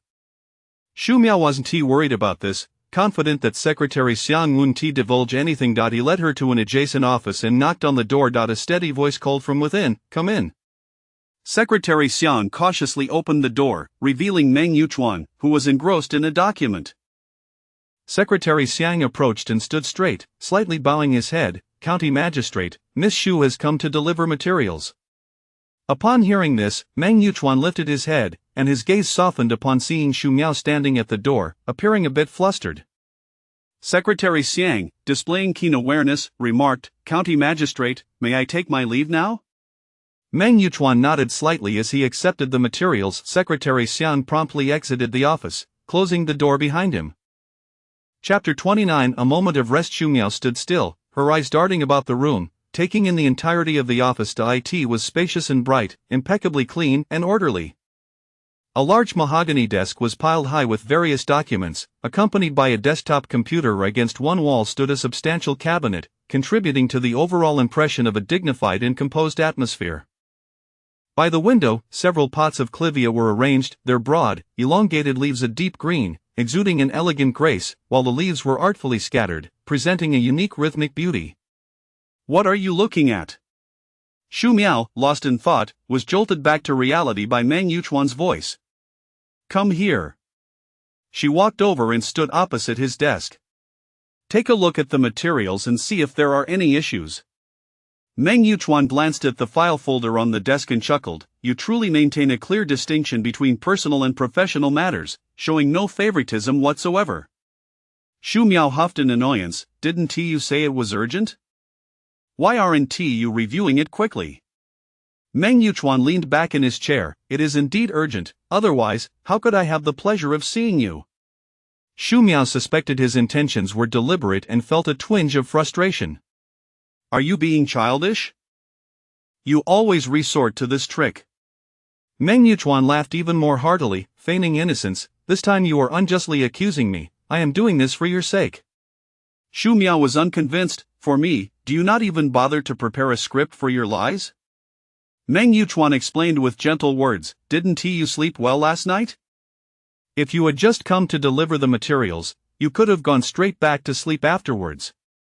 Xu Miao scrutinized him, her gaze filled with curiosity. "Are you really that kind-hearted?" Meng Yuchuan felt a hint of helplessness. His concern for her was met with suspicion, leaving a bitter taste in his heart. "All right, I'll place the materials here and review them shortly. You should return home and get a good night's sleep. Don't wander about, it would be difficult to find you later." Xu Miao was taken aback, not expecting Meng Yuchuan to genuinely want her to rest. However, gratitude did not linger in her heart. Had it not been for him, she wouldn't have struggled to sleep and felt drained all day. With that thought, she felt justified and turned on her heel, leaving without uttering a word of farewell. Seeing her departure, Meng Yuchuan felt a knot in his chest. This little one had a talent for vexing him, yet he felt powerless against her antics. Well, let it be, she was young, and it was only natural to throw a tantrum. He could tolerate her little whims. After all, who could resist her charm? With this realization, his mood lightened, and he returned to his work. Xu Miao hailed a cab at the county government entrance and headed straight home. At that moment, all she desired was to embrace her bed and engage in a lengthy conversation with Morpheus. Other matters could wait until she awoke refreshed. Upon returning home, she took a shower and immediately succumbed to slumber, waking to find the sky had darkened. The chill in the air intensified, and dusk arrived earlier than before. Half awake, she squinted at her phone, discovering it was already 7 in the evening. Her mother had called twice and sent several messages, generally urging her to return the call when free. Xu Miao propped herself up in bed and dialed her mother's number. When the call connected, her mother inquired, "Miao Miao, were you very busy today? Why didn't you answer the phone?" Still groggy from sleep, Xu Miao replied, "Mom, I was out for work this afternoon. After finishing my tasks, I returned home to sleep and just woke up. I didn't hear the phone." "I see, that explains it. Did you call me for something specific?" Xu Miao asked. "Yes, there is something," her mother confirmed. "Your aunt mentioned that your brother will be coming home this weekend and wants you to join for dinner." Xu Miao was puzzled. Why is Xiao Kai suddenly returning? And when did Auntie become so enthusiastic? Yahui was unaware of the details. I don't know, your aunt didn't elaborate, just mentioned that you should come home for dinner. She sounded quite pleased. Shu Miao chose not to press further, responding with a simple, oh. Yao Hui continued, if you're free this weekend, it would be nice for you to visit. It's a good opportunity to see your grandparents. After a moment of contemplation, Shu Miao agreed, alright, I'll head home right after work on Friday. Good, Yao Hui added, pick up something for your grandparents as a gesture of goodwill from you as their descendant. Shu Miao sighed, Mom, since Xiao Kai is back, I doubt Grandma and Grandpa would care about what I bring. Yao Hui understood her daughter's grievances over the years, they are elders. We must still observe the formalities. We don't see them often. Shu Miao ceased to argue, I understand, I will buy something. It was merely a matter of purchasing a gift, which was not too burdensome. Not bringing something would only provide fodder for criticism later. After hanging up the phone, Shu Miao lay back for a while. Finally rising at 7:30, she dressed and prepared to venture out for food. Just as she was about to leave, her phone rang. It was Meng Yuchuan calling. Shu Miao frowned slightly and pressed the answer button. Miao Miao, are you awake? Meng Yuchuan's sultry voice resonated. Shu Miao replied curtly, awake, what is it? Meng Yuchuan chuckled lightly, I'm here to take you out for dinner, I'm parked downstairs. A jolt of surprise coursed through Shu Miao. Did he have an uncanny ability to time his calls perfectly? Noticing her silence, Meng Yuchuan prompted again. Shu Miao thought to herself that if she had the opportunity to dine for free, she might as well take advantage of it. Understood. She replied succinctly before hanging up, stepping outside. Upon reaching the parking lot, Meng Yuchuan's car was indeed parked there. She walked straight over and took her seat in the passenger side. You're quite speedy, Meng Yuchuan remarked casually. Shu Miao fastened her seatbelt. I wouldn't dare keep the county chief waiting. Meng Yuchuan's lips curled into a smile, his tone tender, I would wait for you indefinitely. His words carried a hint of flirtation, causing Shu Miao to glance at him, only to avert her gaze upon meeting his fervent eyes. Drive quickly, she urged. Concerned that she might be hungry, Meng Yuchuan wasted no time, accelerating away from the parking area. Upon arriving at the restaurant, Shu Miao wasted no time in ordering the most expensive dishes, hoping to witness Meng Yuchuan wince at the expense. To her surprise, he seemed entirely unperturbed, even appearing delighted as she ordered a plethora of dishes. Order whatever you desire, rest assured, I can afford this, Meng Yuchuan teased. Caught off guard, Shu Miao felt a flush of embarrassment. Yet, she would never concede. Of course I want to be polite, you said you were treating. After speaking, she added 2 more dishes without hesitation, prompting Meng Yuchuan to smile, his eyes brimming with affection. After their meal, Meng Yuchuan suggested taking Shu Miao back to Aoyuan, but recalling the previous night, Shu Miao decisively declined. I want to go, I have work in the morning, and it's quite inconvenient to stay there. Meng Yuchuan, however, persisted, don't worry.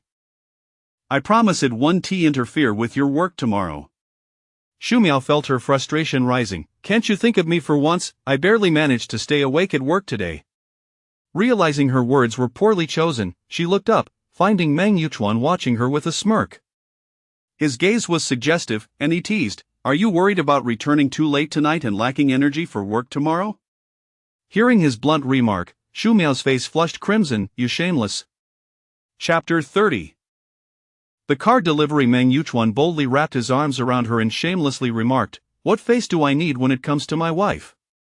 Shu Miao jabbed him sharply with her elbow, exclaiming, who is your wife? Without hesitation, Meng Yuchuan replied, you, of course. Deny it, we've already shared a bed, aren't you my wife? Shu Miao felt a mix of embarrassment and anger, her face turning as red as a ripe apple. I can't be bothered with you. You may be shameless, but I still have my dignity. I want to go home. With that, she struggled to break free. Let go of me. I won't let go. You're coming back with me, and I promise I won't take too long tonight. Shu Miao's face reddened further. I'm not going. Meng Yuchuan didn't engage in further debate. He simply scooped her up and strode towards the car. Ultimately, Shu Miao found herself taken to the AO garden, but upon reaching the parking lot, she resolutely refused to exit the vehicle. Despite his best efforts to coax her out, Meng Yuchuan remained undeterred and carried her out of the car fuming. Xu Miao cursed him as a scoundrel. To her surprise, Meng Yuchuan accepted the title with a grin. Indeed, I'm a scoundrel in front of my wife. I admit it. Xu Miao felt an overwhelming sense of helplessness, akin to striking a pillow. Meng Yuchuan was impervious to her insults. No matter how she lashed out, he remained unperturbed, responding to her every word with a calm demeanor that left her exasperated. After placing her on the ground, he didn't enter the elevator but instead took a few steps and turned her to face him. Look, do you like it? Xu Miao, momentarily confused, asked, what is there to like? With his broad, firm chest pressed against her back, he pointed, that. Do you like it? Following his gesture, she noticed a pristine, snow-white Mini parked beside his vehicle, looking brand new with spotless tires. It's a gift for you. Do you like it? Meng Yuchuan's chin rested gently against Xu Miao's soft hair as he inquired softly. Xu Miao was left utterly speechless, her eyes widening in shock. What did you say? Meng Yuchuan assumed her astonishment was due to excitement, leaning down to plant a kiss on her head, patiently explaining, this car is a gift for you.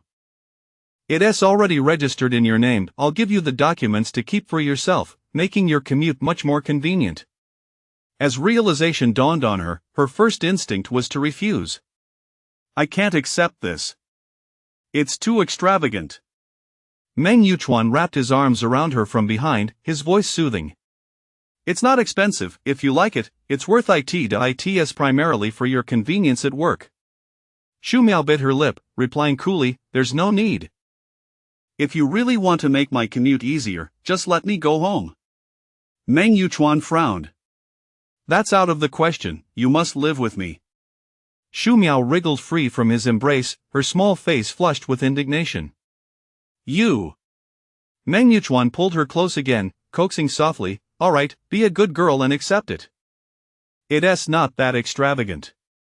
In her heart, Xu Miao pondered, although she wasn't knowledgeable about cars, she had an inkling of the price range, which was certainly not a trivial sum for her. Just as she was lost in thought, something hard was suddenly thrust into her hand. She glanced down to see it was the car key.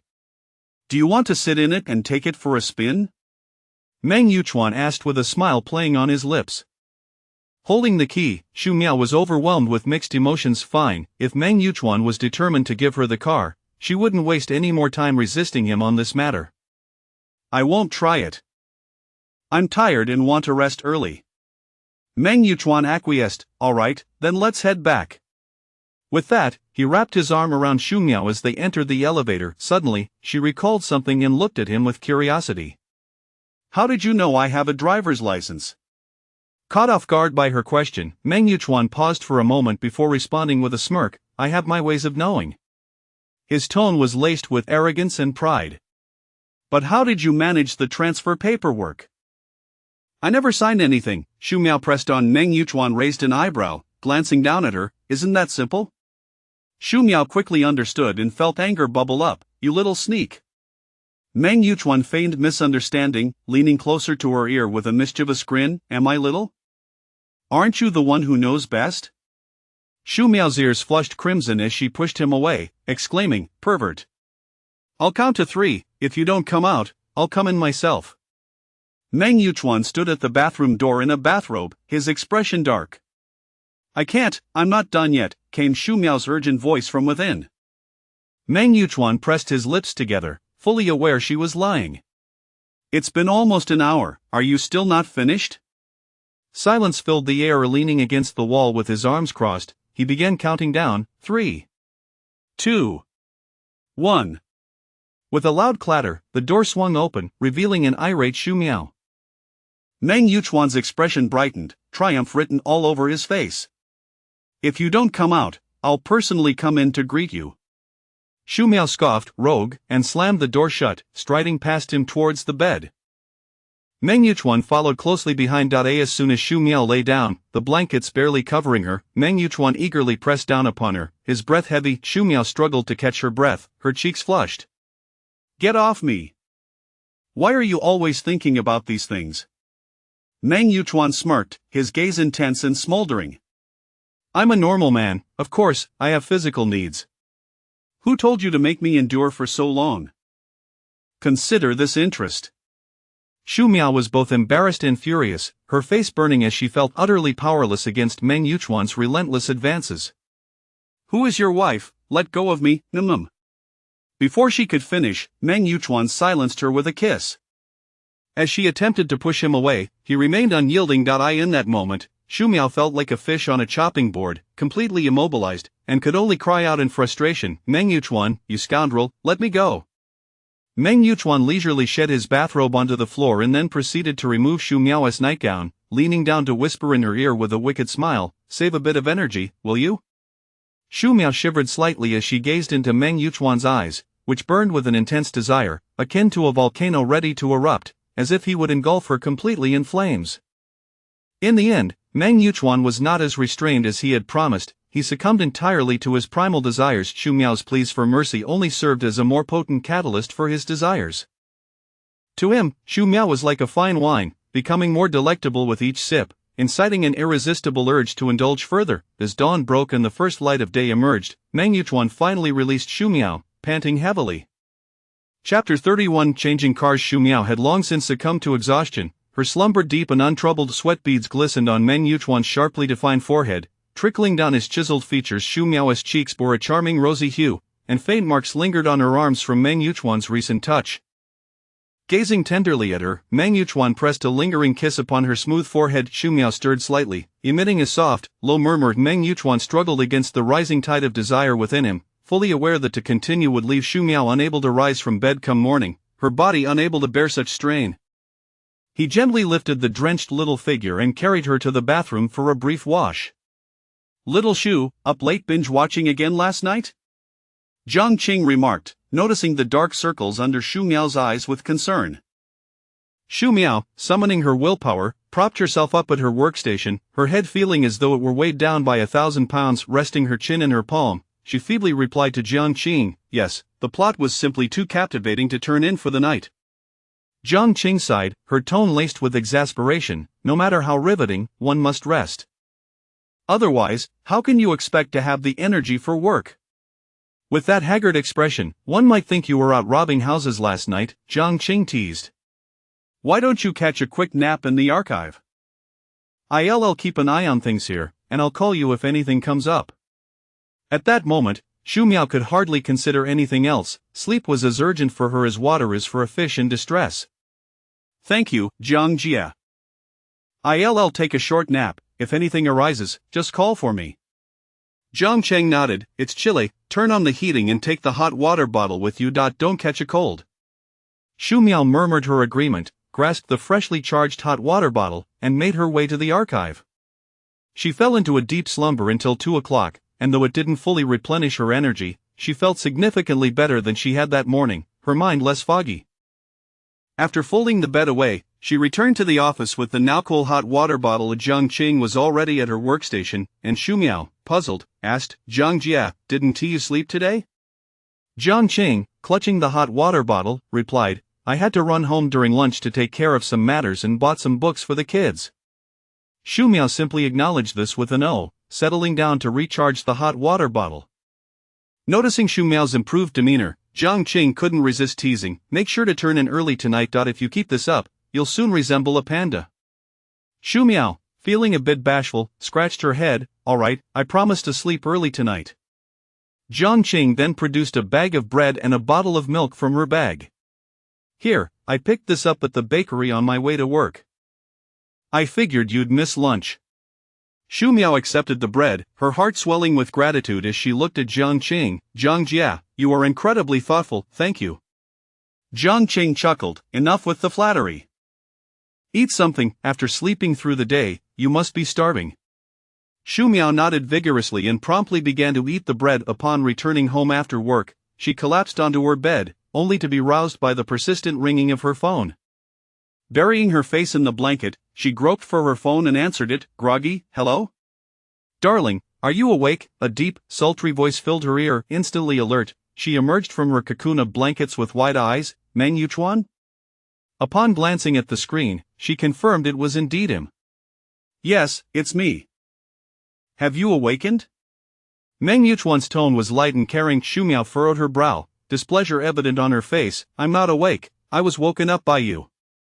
Meng Yuchuan felt no pangs of guilt. Since you're awake, tidy yourself up and come downstairs. I am taking you out to eat. Shu Miao, still irritated from the abrupt awakening, protested. I want to sleep, I don't want to eat right now. Unfazed, Meng Yuchuan insisted. First, we eat, then you can go back to sleep. You can't skip meals. In a fit of exasperation, Shu Miao sat up, her voice sharp. I said I don't want to eat. Meng Yuchuan then revealed his trump card. Should I come up personally to fetch you? Shu Miao, rendered speechless by her anger, stammered. You alright? I'll take you to eat. Afterward, you can sleep again. I promise not to disturb you tonight, you'll be able to rest soundly. Hearing this, Shu Miao hesitated. Really? Meng Yuchuan reaffirmed. Yes, really. After their meal, they returned directly, and Shu Miao noticed they were not heading in the direction of her home.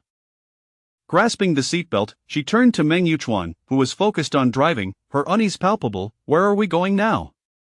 Home, Meng Yuchuan replied casually, his gaze fixed ahead. Shu Miao frowned, a flutter of anxiety gripping her as she questioned. Didn't you say tonight? I said I wouldn't disturb you, but I never said you were going home. Realizing she had been misled, Shu Miao felt a wave of frustration wash over her. It dawned on her that Meng Yuchuan had never explicitly stated she could return home. It was her own assumption that his promise of not disturbing her meant she could go home. A sense of helplessness settled in, akin to being tricked yet unable to confront him, her small face flushed with indignation. You tricked me. Meng Yuchuan cast her a sidelong glance, his smile playful. Where have I tricked you? I never once said you could go home. Shu Miao's face turned crimson with anger. You, humph. Unable to best Meng Yuchuan in a verbal spar, she turned her head away, focusing on the window instead. Meng Yuchuan chuckled softly, shaking his head in amusement. Upon arriving at the parking lot, Shu Miao obediently followed Meng Yuchuan out of the car and into the building. After changing her shoes, she stood at the entrance, calling out to Meng Yuchuan, who was already heading towards the living room. This place is really too far for me. It's hard to catch a cab in the morning.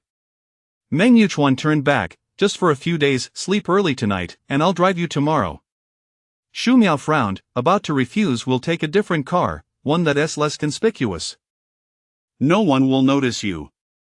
Seeing that Meng Yuchuan seemed fully prepared to counter her protests, Shu Miao relented. After washing up, the two lay in bed, and Shu Miao felt as skittish as a startled bird. Every time Meng Yuchuan turned or adjusted the blanket, her heart raced, observing her trembling lashes, like the wings of a fluttering butterfly. Meng Yuchuan felt a twinge of helplessness. He reached out, enveloping her in his embrace, but she stiffened in response. Leaning down, he placed a gentle kiss on the soft crown of her head, patting her back soothingly. Go to sleep. I won't disturb you. In the morning, I'll take you home. As Meng Yuchuan remained still, Shu Miao's apprehension gradually subsided. After several nights of poor sleep, she quickly drifted off. Meng Yuchuan felt her breathing steady and glanced down to see her nestled comfortably in his arms, resembling a small kitten. A wave of tenderness washed over him. Without Meng Yuchuan's interference, Shu Miao slept soundly until dawn. As she prepared to leave, she hesitated, but Meng Yuchuan waited outside the door. Don't worry. You won't be discovered. Shu Miao was skeptical yet concerned about being late for work, so she reluctantly followed him to the garage. Upon reaching the garage, she noted that the previous red sedan and Mini were absent, leaving only a relatively low-profile vehicle parked. Meng Yuchuan approached and opened the door. Get in. Shu Miao complied, not inquiring about the whereabouts of the other two cars. She didn't care, as long as it did not affect her, he could drive whatever he pleased.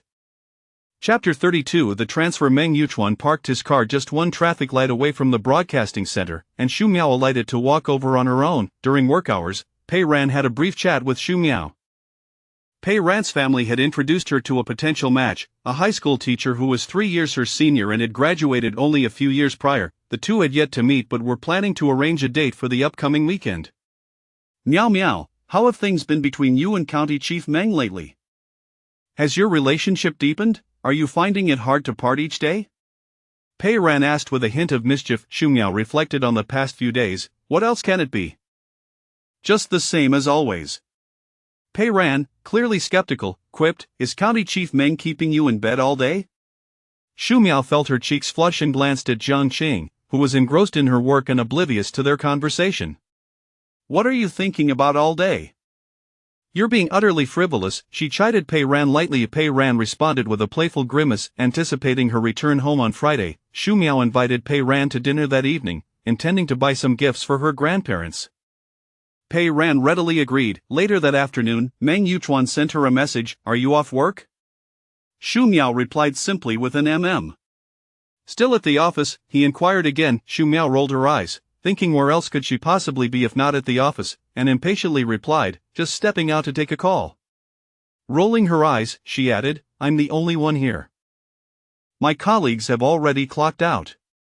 No sooner had she sent the message than her phone rang. As she answered, before Meng Yuchuan could speak, she preempted him. "I have plans tonight, I'm meeting a friend." After a moment of silence, Meng Yuchuan asked, "What time will you be back?" Xu Miao, feeling annoyed, wondered why he needed to know how long she'd be out, wishing he would grant her some semblance of freedom. "How would I know? I haven't even left yet." Realizing she was in a mood, Meng Yuchuan attempted to soothe her. "All right, enjoy yourself, buy whatever you fancy, I'll pick up the tab." Xu Miao scoffed, feeling as though he was simply throwing money at her. "No need for that." Meng Yuchuan chuckled, "You don't have to save money for me. I earn it to spend on you, buy what you want." Xu Miao was at a loss for words. She simply didn't wish to accept it, yet he portrayed it as if she were solely considering his feelings, which was utterly self-absorbed. "Do you have anything else to say?" "If not, I need to hang up, my friend is waiting for me," she said, her impatience growing. Meng Yuchuan did not press further. "Call me when you're done, and I'll come to pick you up." Xu Miao's heart sank. This was not what she had planned. She had intended to enjoy her evening out before returning home, but now Meng Yuchuan had other ideas, quite cunning of him. "We'll talk later," she replied nonchalantly. However, Meng Yuchuan was not easily brushed off. "Call me once you're done, got it? Otherwise, I'll just come over to your place tonight." Realizing that her evasiveness was futile, she reluctantly agreed. "Fine, I'll hang up now." She ended the call before he could say anything further. Just as she packed her belongings to leave, her phone chimed with a text message. Upon opening it, she was astonished to see a notification of a substantial deposit into her bank account. Xu Miao's first instinct was to suspect a scam, but then she recalled Meng Yuchuan's earlier words. Could it be? She dialed his number, and as soon as he picked up, his laughter echoed through the line. "Did you miss me so soon after hanging up?" Ignoring his frivolity, she asked directly, "Did you transfer money to my bank account?" Meng Yuchuan admitted without hesitation, "Yes." Xu Miao's expression turned serious, her brows furrowing. "What does this mean?" "It's for you to spend." "It's only right that my woman uses my money," he replied nonchalantly. "I told you I don't need it." Meng Yuchuan persisted. "Whether you need it or not is your concern, giving it is mine." Xu Miao found herself momentarily speechless. "You've enough, go have fun." "Don't keep your friend waiting," he said casually, glancing at the time. Xu Miao realized she was nearly late for her meeting with Pei Ran. Not wanting to prolong the disagreement over the money, she resolved to discuss it in person later. When she arrived, Pei Ran had been waiting for a while. Spotting Xu Miao's tardiness, she teased, "Oh, you finally made it. I was beginning to think I'd be waiting until tomorrow morning." Their banter was always lively, filled with playful exchanges. Xu Miao feigned an apology. "Teacher Pei, I was in the wrong. I hope you'll forgive my tardiness this once." Pei Ran laughed at her exaggerated performance. "I was just joking, let us go eat. I am starving after a long afternoon of classes." Xu Miao smiled and linked her arm with Pei Ran's. "What do you want to eat? It's on me." Pei Ran scrutinized her with raised eyebrows. "Wow, so generous. Have you come into some money?" Xu Miao huffed. "What are you implying? Just because I haven't struck it rich doesn't mean I can't treat you to a meal." Pei Ran relented. All right, I was just worried you'd go bankrupt treating me." Xu Miao retorted, "While my salary isn't the highest, I certainly can afford a meal." "All right, let us go see what we fancy," Pei Ran said as they made their way upstairs to the mall. Upon reaching the upper level, they chose a restaurant and settled into a private dining room. Xu Miao hesitated, and Pei Ran quickly noticed her discomfort. "What's wrong? Something's up." Xu Miao nodded. Pei Ran sat up straight. "All ears, go on, what's the matter?" Shu Miao recounted the story of Meng Yuchuan gifting her a car and transferring money to her account. Pei Ran gasped audibly at the revelation. No wonder he is a wealthy gentleman. Such lavishness, just like that, tens of thousands. Meow meow, you're bound to hit it big. Shu Miao sighed, oh dear. Pei Ran, sensing her unease, inquired, what's bothering you? With her chin resting on her hand, Shu Miao replied, I just feel strange about accepting Meng Yuchuan's gifts. Pei Ran understood her sentiment and sought to reassure her.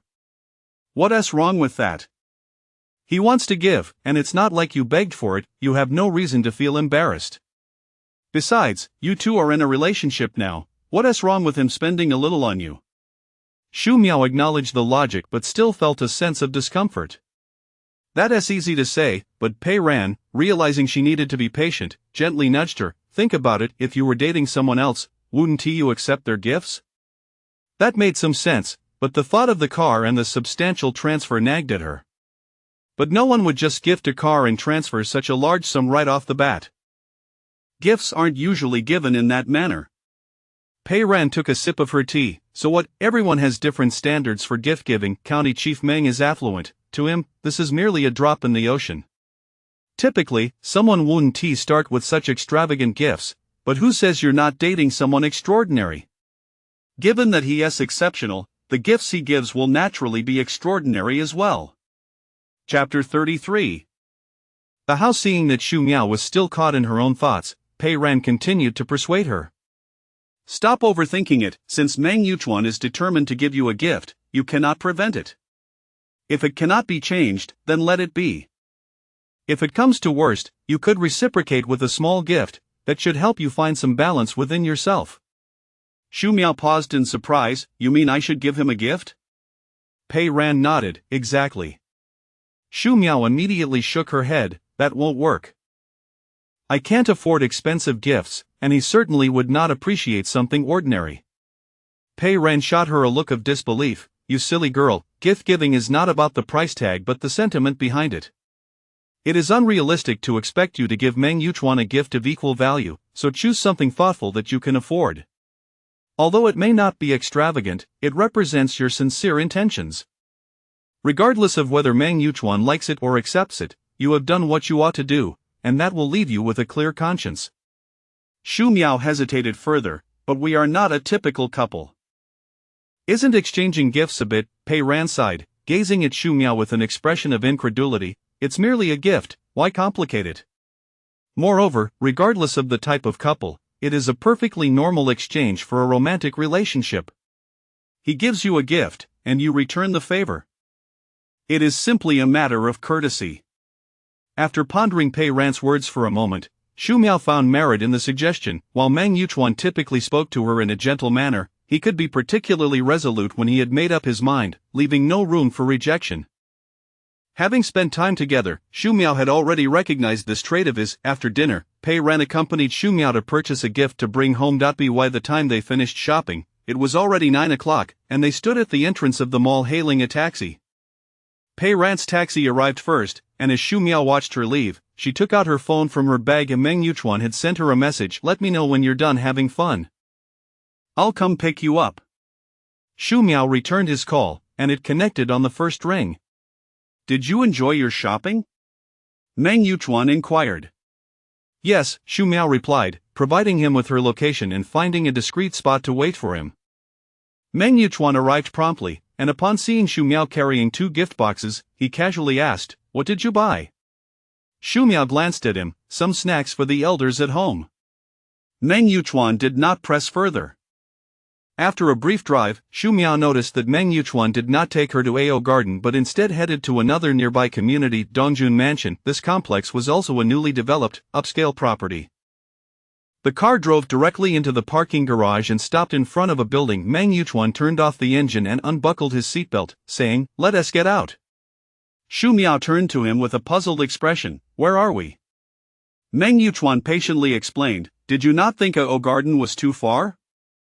This place is closer to your workplace. From here, it's almost the same distance to your job, making it more convenient. Shu Miao was taken aback. You have a house here too? Meng Yuchuan smiled. I just bought it, to make your commute easier. Shu Miao gasped. It was evident that for the wealthy, purchasing a house was as effortless as buying groceries. Without a second thought, she recalled how her parents had nearly depleted their savings to buy and renovate her previous home, having scoured numerous places and consulted extensively. Wealth indeed allowed for such extravagance, as it provided the means. Noticing Shu Miao lost in thought, Meng Yuchuan gently stroked her hair. What's wrong? Are you so happy that you've become dazed? Shu Miao snapped back to reality, feigning indifference. What's there to be happy about? It's not my home. This is your home, Meng Yuchuan said earnestly. Shu Miao shifted away from his touch. It is not. Meng Yuchuan, undeterred, said, let us get out. With that, he exited the car, and Shu Miao followed suit. Upon stepping out, she noticed a mini car parked nearby and couldn't help but glance at it several times. Meng Yuchuan took the gift boxes from her hands. The car is parked here. You can drive it whenever you want, you have the keys. Without waiting for Shu Miao's response, he took her hand and led her into the elevator. As he pressed the button for the 16th floor, she realized she had never lived on such a high level before. Exiting the elevator, she found that this building, like AO Garden, had a single apartment per floor. Meng Yuchuan entered the password and ushered her inside. They changed their shoes and walked into the living room, where Meng Yuchuan placed the items on the table and hung up his jacket nearby. Shu Miao took a quick glance around the interior. While the decor did not rival AO Garden, it was still quite luxurious. Meng Yuchuan noticed Shu Miao's eyes dancing around the room. I didn't have time to renovate, so I bought it as is. I had someone inspect it, and they confirmed that the materials used are all top quality. If you wish to add anything later, just have someone come to do it. Shu Miao raised an eyebrow. I don't need anything added. After all, I want to be living here forever. She mumbled the last part, and Meng Yuchuan did not catch it clearly. What did you say? Nothing. It is fine as it is, I don't need anything more. Meng Yuchuan smiled and said nothing further. Sitting on the sofa, he pulled open a drawer under the coffee table and retrieved a document folder. Calling Shu Miao over, with a hint of suspicion, she approached and sat down. Meng Yuchuan opened the folder and extracted a red booklet, handing it to Shu Miao. Open it and take a look. Shu Miao glanced at him, then at the booklet, the cover boldly marked with the words Property Ownership Certificate. What is this? Open it and see, Meng Yuchuan urged. As she opened it, her eyes widened in shock, her gaze fixed in disbelief as if she had seen a pair of brass bells. The name of the property owner was unmistakably inscribed as Shu Miao. Incredulous, she turned to Meng Yuchuan. What is this? Meng Yuchuan affectionately ruffled her hair, his eyes filled with warmth. It's a gift for you. If you dislike the current decor, you can always have someone change it.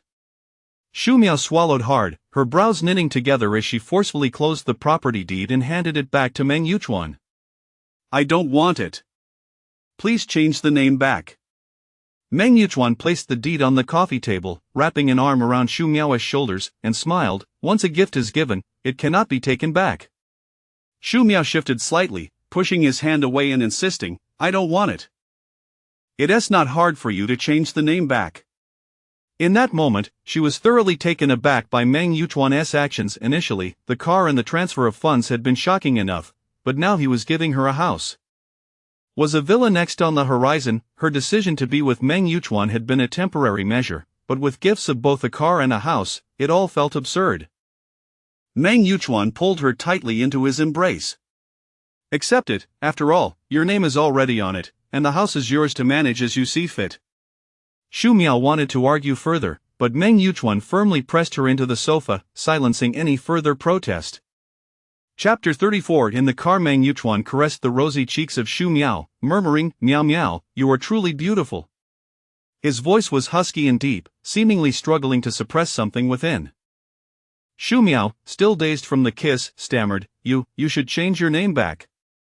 Meng Yuchuan chuckled softly, his sultry voice enticing. At this moment, you're still preoccupied with other matters. It seems I have not done enough. He then gazed intently at Shu Miao, his eyes darkening with fervor. Sensing the shift in his demeanor, Shu Miao felt a wave of panic rise within her. Don't! As she attempted to struggle free, Meng Yuchuan denied her the chance, forcefully pushing her sweater aside. The temperature in the room gradually escalated, and an amorous atmosphere enveloped the space. In the dead of night, Meng Yuchuan held Xu Miao in his arms on the bed, both devoid of clothing. Cuddled against him, Xu Miao dared not move or mention the matter of their living arrangements, for the recent, profound lesson had imparted to her the depths of Meng Yuchuan's wickedness. Since he was so resolute, she realized she could not alter his intentions. Instead, she inadvertently provided him with a legitimate excuse to toy with her. "What are your plans for the weekend?"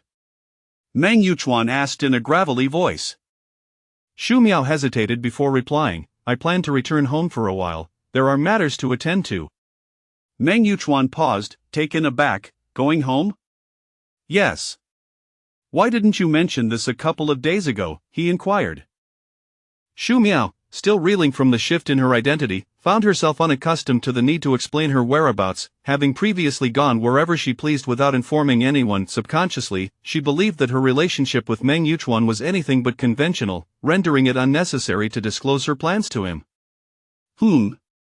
Noticing her silence, Meng Yuchuan cast a glance at her. Xu Miao acutely recognized that the current situation was decidedly unfavorable for her. She could not afford to speak the truth and provoke Meng Yuchuan, otherwise, she would be the one to suffer. "My mother just called me today, and I went shopping in the evening. I hadn't had the chance to mention it." Upon hearing her explanation, Meng Yuchuan did not express any suspicion and simply asked, "Returning tomorrow?" "Yes, I'll head out after work." "Staying home for 2 days?" "Indeed." Meng Yuchuan tightened his grip on her shoulders, staring intently at her, his gaze enigmatic. "For such an extended period, what am I to do?" Xu Miao was momentarily taken aback. What could a grown man do? Why was he asking her? Noticing her apparent confusion, Meng Yuchuan smirked, "A few days without your company, I might just go mad." Xu Miao's face flushed crimson to the roots of her ears. "You rogue!" Meng Yuchuan rolled over, "Only a rogue towards you." With that, he captured her lips once more. Xu Miao arrived at the office just in time for work, her spirits far from buoyant. Fortunately, Jiang Qing had taken the day off, or else she would have had to explain her lackluster demeanor. The morning flew by swiftly, and at noon, Xu Miao decided to return home to gather some belongings. Upon arriving, the food she ordered had just arrived, and after dining, she began to tidy up. Once she finished, noticing that time was still on her side, she lay back on the sofa, intending to rest a bit before heading to work. Just as she was about to drift off, Meng Yuchuan's call interrupted her slumber. Annoyed at the disturbance, Xu Miao answered, "What is it?" "Are you at home?" Meng Yuchuan inquired casually. "Yes." "I'm downstairs, come down and grab your things," he stated bluntly. Xu Miao instantly lost her drowsiness, sitting up from the sofa with a displeased tone. "What are you doing here?" "I am about to head to work." Meng Yuchuan patiently explained, "It won't take long, I just wanted to see you." "If you want to come up, should I come down?" Xu Miao grumbled, her irritation palpable, yet she had no choice but to acquiesce to his demand. Dotting a pink backpack and locking the door, she took the elevator down to the parking lot. As she settled into the car, she asked irritably, "What do you want from me?" Meng Yuchuan remained silent, stepping out of the car.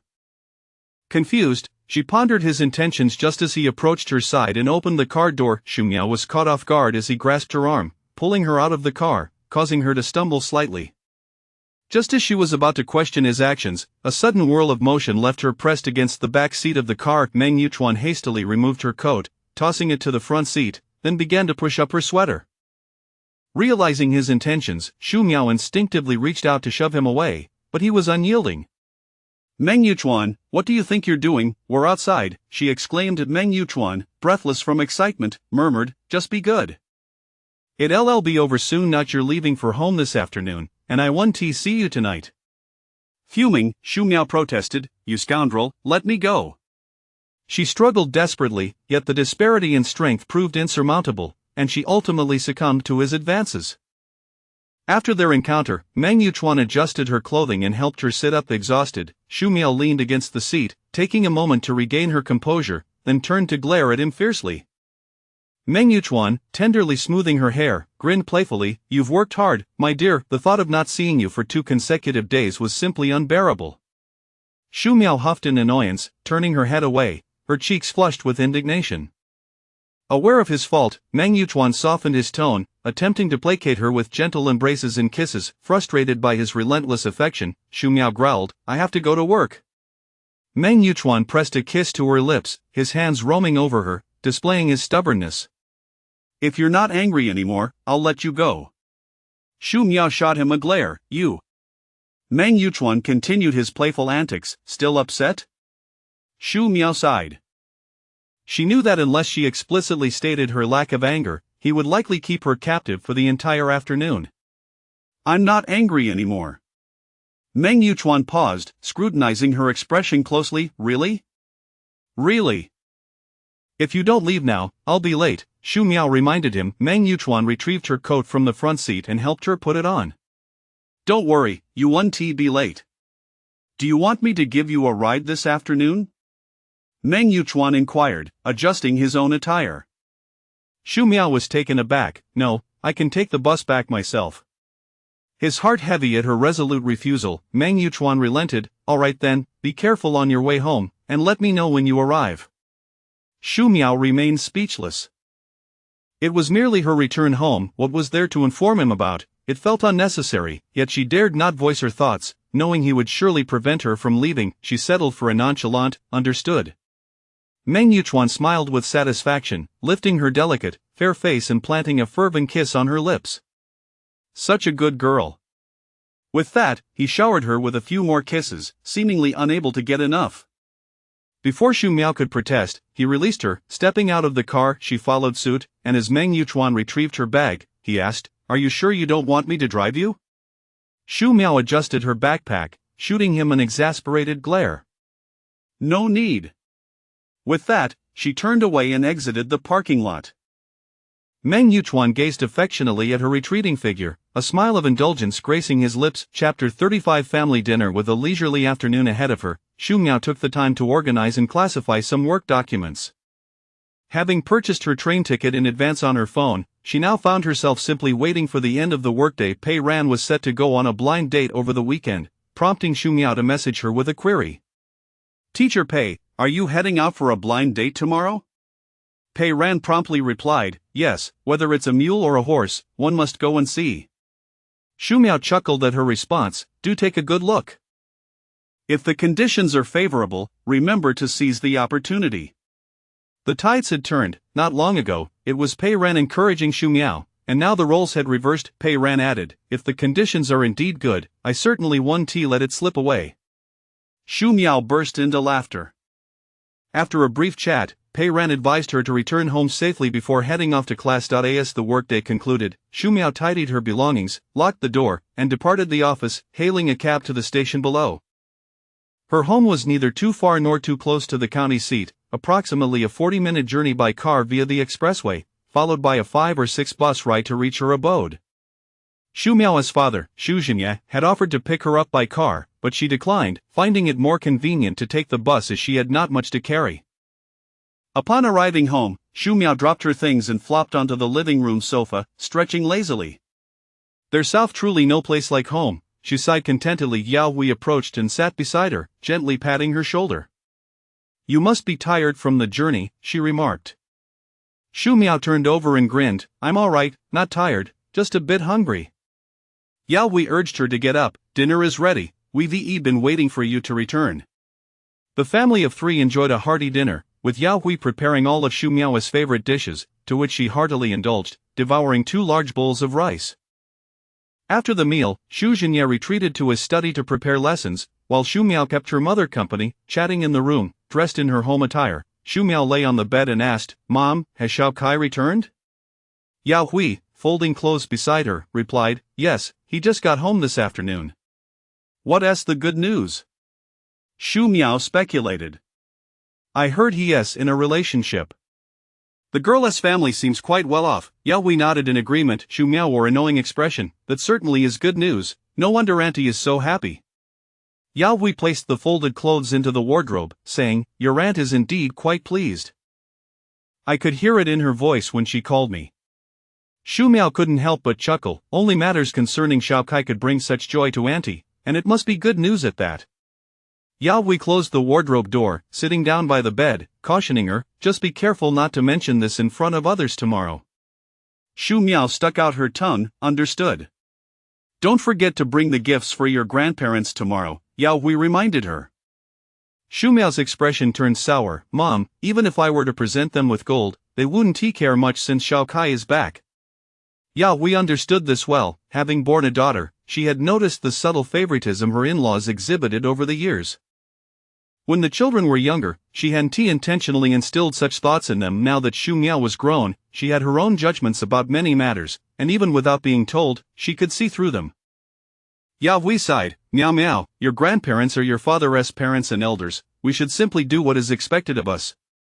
Shu Miao dismissed her concerns. I know, I've already purchased them, and I'll take them over tomorrow.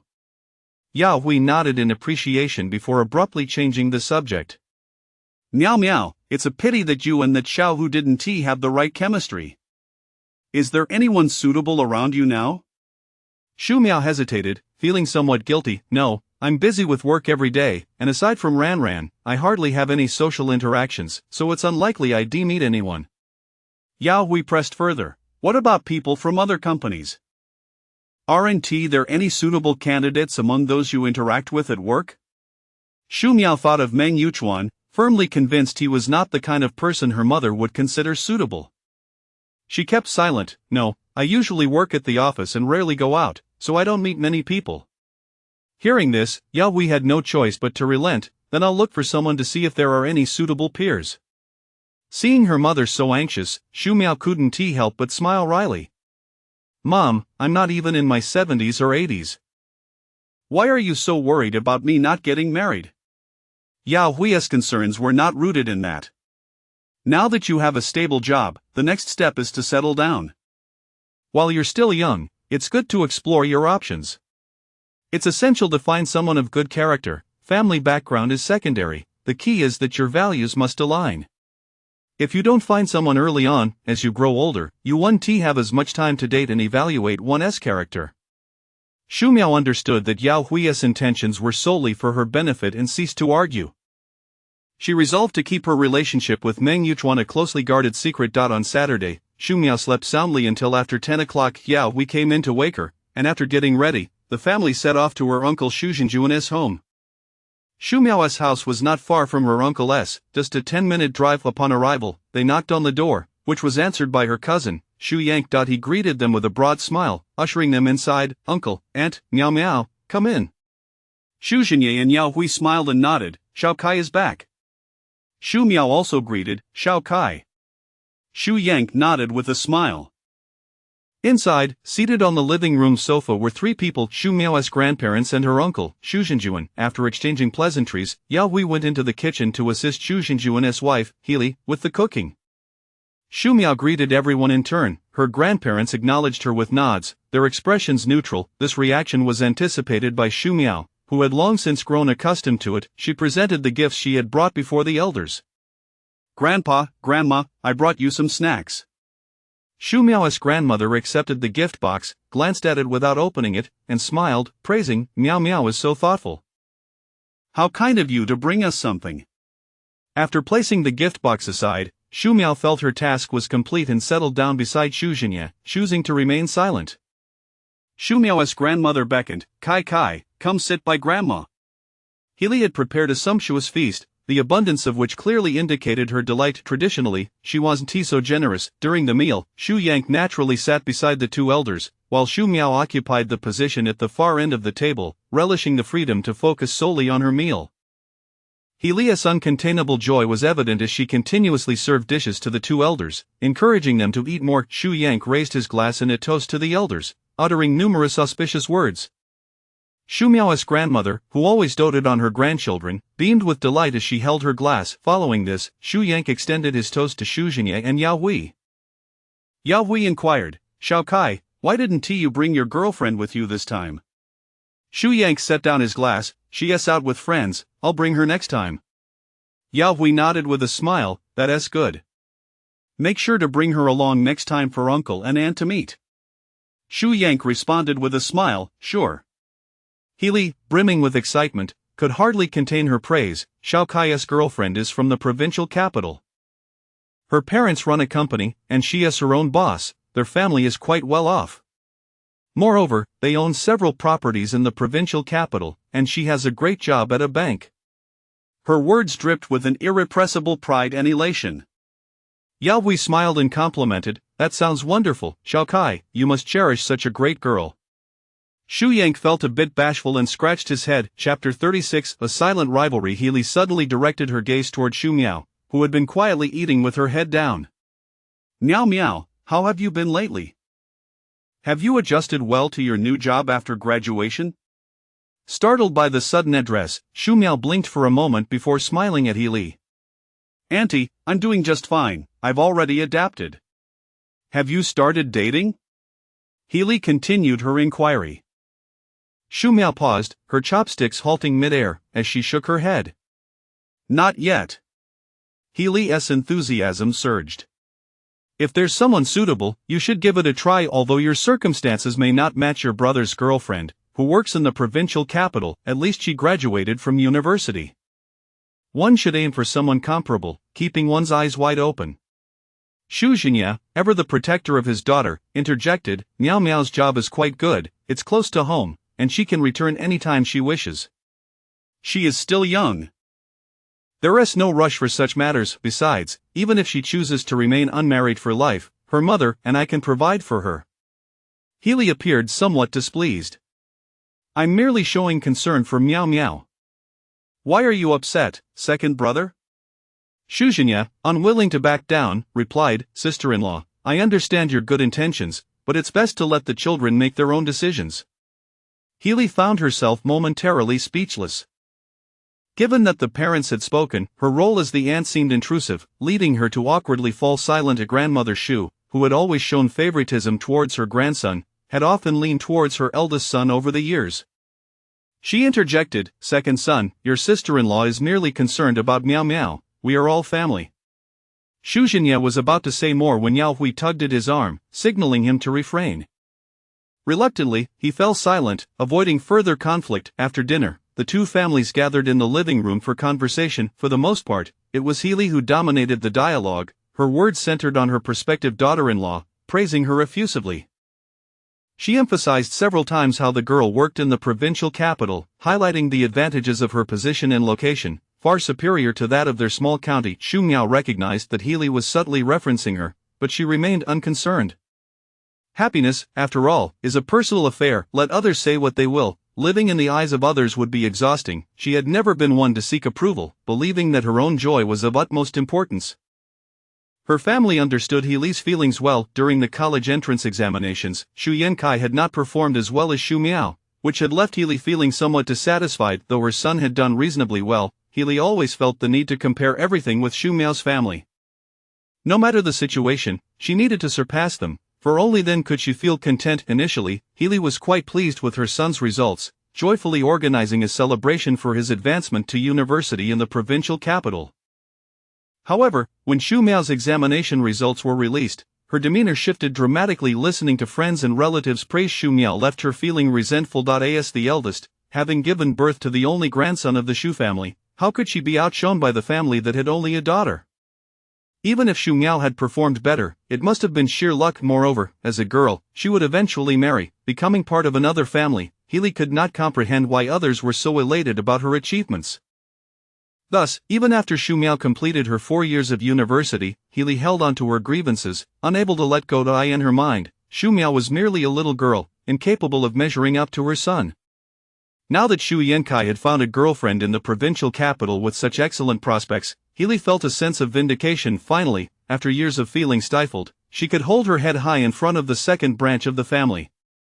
Even if Xu Miao had excelled in her examinations, she was now merely working in the county. No matter how impressive her future partner might be, they would likely come from a family within the county, far inferior to her future daughter-in-law's family, whose members would work in the provincial capital and come from wealth. In this regard, her son and daughter-in-law had undoubtedly surpassed Xu Miao. Thus, she felt a sense of victory over the second branch of the family. The more she thought about it, the more satisfied she became, her spirits lifting considerably. This prompted her to eagerly call Yao Hui, inviting their family for dinner. Unable to contain her desire to boast, after chatting for an hour or two, Healy finally grew tired, and the gathering dispersed. That evening, the Shu family dined out, and the three of them enjoyed a more relaxed meal together. Shu Jinya served his daughter, Miao Miao. Have you been busy at work lately? Shu Miao placed a piece of meat into her mouth and replied, It's fine. We're not too busy. Shu Jinya nodded, continuing with his concern, If you want anything, just ask for it. If money is tight, don't hesitate to come to your father or mother. Shu Miao smiled playfully, raising her eyebrows, Don't worry, Dad, I wouldn't be so rude. After finishing their meal, the three of them drove home. Later that night, after washing up and lying in bed to watch a show, Yao Hui entered with a plate of washed strawberries. Miao Miao, come have some fruit. Shu Miao set her tablet down, sitting up in bed with the blanket covering her legs. Yao Hui perched on the edge of the bed, saying, Tomorrow, your dad and I will take you there, you needn't buy a ticket. Shu Miao swallowed a strawberry, replying, I can take the bus myself. You two rarely get a break, so please don't tire yourselves out. Yao Hui shook her head with a smile, We're fine, your dad wants to take you and pick up some supplies while I tidy your room. Shu Miao felt a twinge of guilt upon hearing this, silently popping another strawberry into her mouth. It seemed likely she would be staying with Meng Yichuan, and her parents' provisions might not even be utilized. Noticing her silence, Yao Hui asked, What's wrong? Shu Miao looked up and quickly shook her head, Nothing. Then you can take me tomorrow. After finishing the strawberries, Yao Hui took the plate away. Shu Miao reclined back onto her bed, returning to her show. After a while, feeling drowsy and ready for sleep, she received a call from Meng Yichuan. Shu Miao pressed her lips together and answered, Hello? What are you doing? Meng Yichuan inquired lazily. Getting ready to sleep. What time will you be back tomorrow? I'll pick you up at the station. Shu Miao promptly declined, No need. My parents will drive me there. Meng Yichuan paused, seemingly taken aback. Oh, what time will you arrive? I'm not sure, my mom didn't say. Meng Yichuan responded, Then let me know when you arrive tomorrow. Okay. Have you missed me at home? His voice was deep and alluring. Shu Miao rolled her eyes, finding his self-adoration amusing. Not really. You little ingrate, I've missed you terribly, it pains my heart. Meng Yichuan unabashedly expressed his longing. Shu Miao shuddered at his cheesy words, her brow furrowing. I'm going to sleep. Meng Yichuan did not press her further. Let me know when you arrive tomorrow. Shu Miao responded nonchalantly. Sleep early, good night. His voice was low and soothing. Lying in her own bed at home, hugging her doll, Shu Miao quickly drifted into slumber. Meanwhile, Meng Yichuan lay in bed, unable to fall asleep, clutching a pillow that carried Shu Miao's scent, longing for her. The thought of her sleeping soundly at home only deepened his restlessness. He resolved to give her a good talking to when she returned, wondering how that little ungrateful girl could not think of him at all. Chapter 37 Miss Shu Miao enjoyed a dreamless and restful night. Upon waking, she found that Yao Hui had already prepared breakfast. After finishing her meal, Shu Miao tidied up her belongings, and the family set off together. Yao Hui went to the supermarket to buy Shu Miao some fruits, snacks, bread, and even milk, filling 2 large bags to the brim. Shu Miao was taken aback by the quantity. Mom, you've bought far too much. I won't be able to finish it all by myself. Take some back for Dad too, she protested. However, Yao Hui insisted, Take your time eating. It may look like a lot, but it's not as much as you think. You should also bring some to share with your colleagues.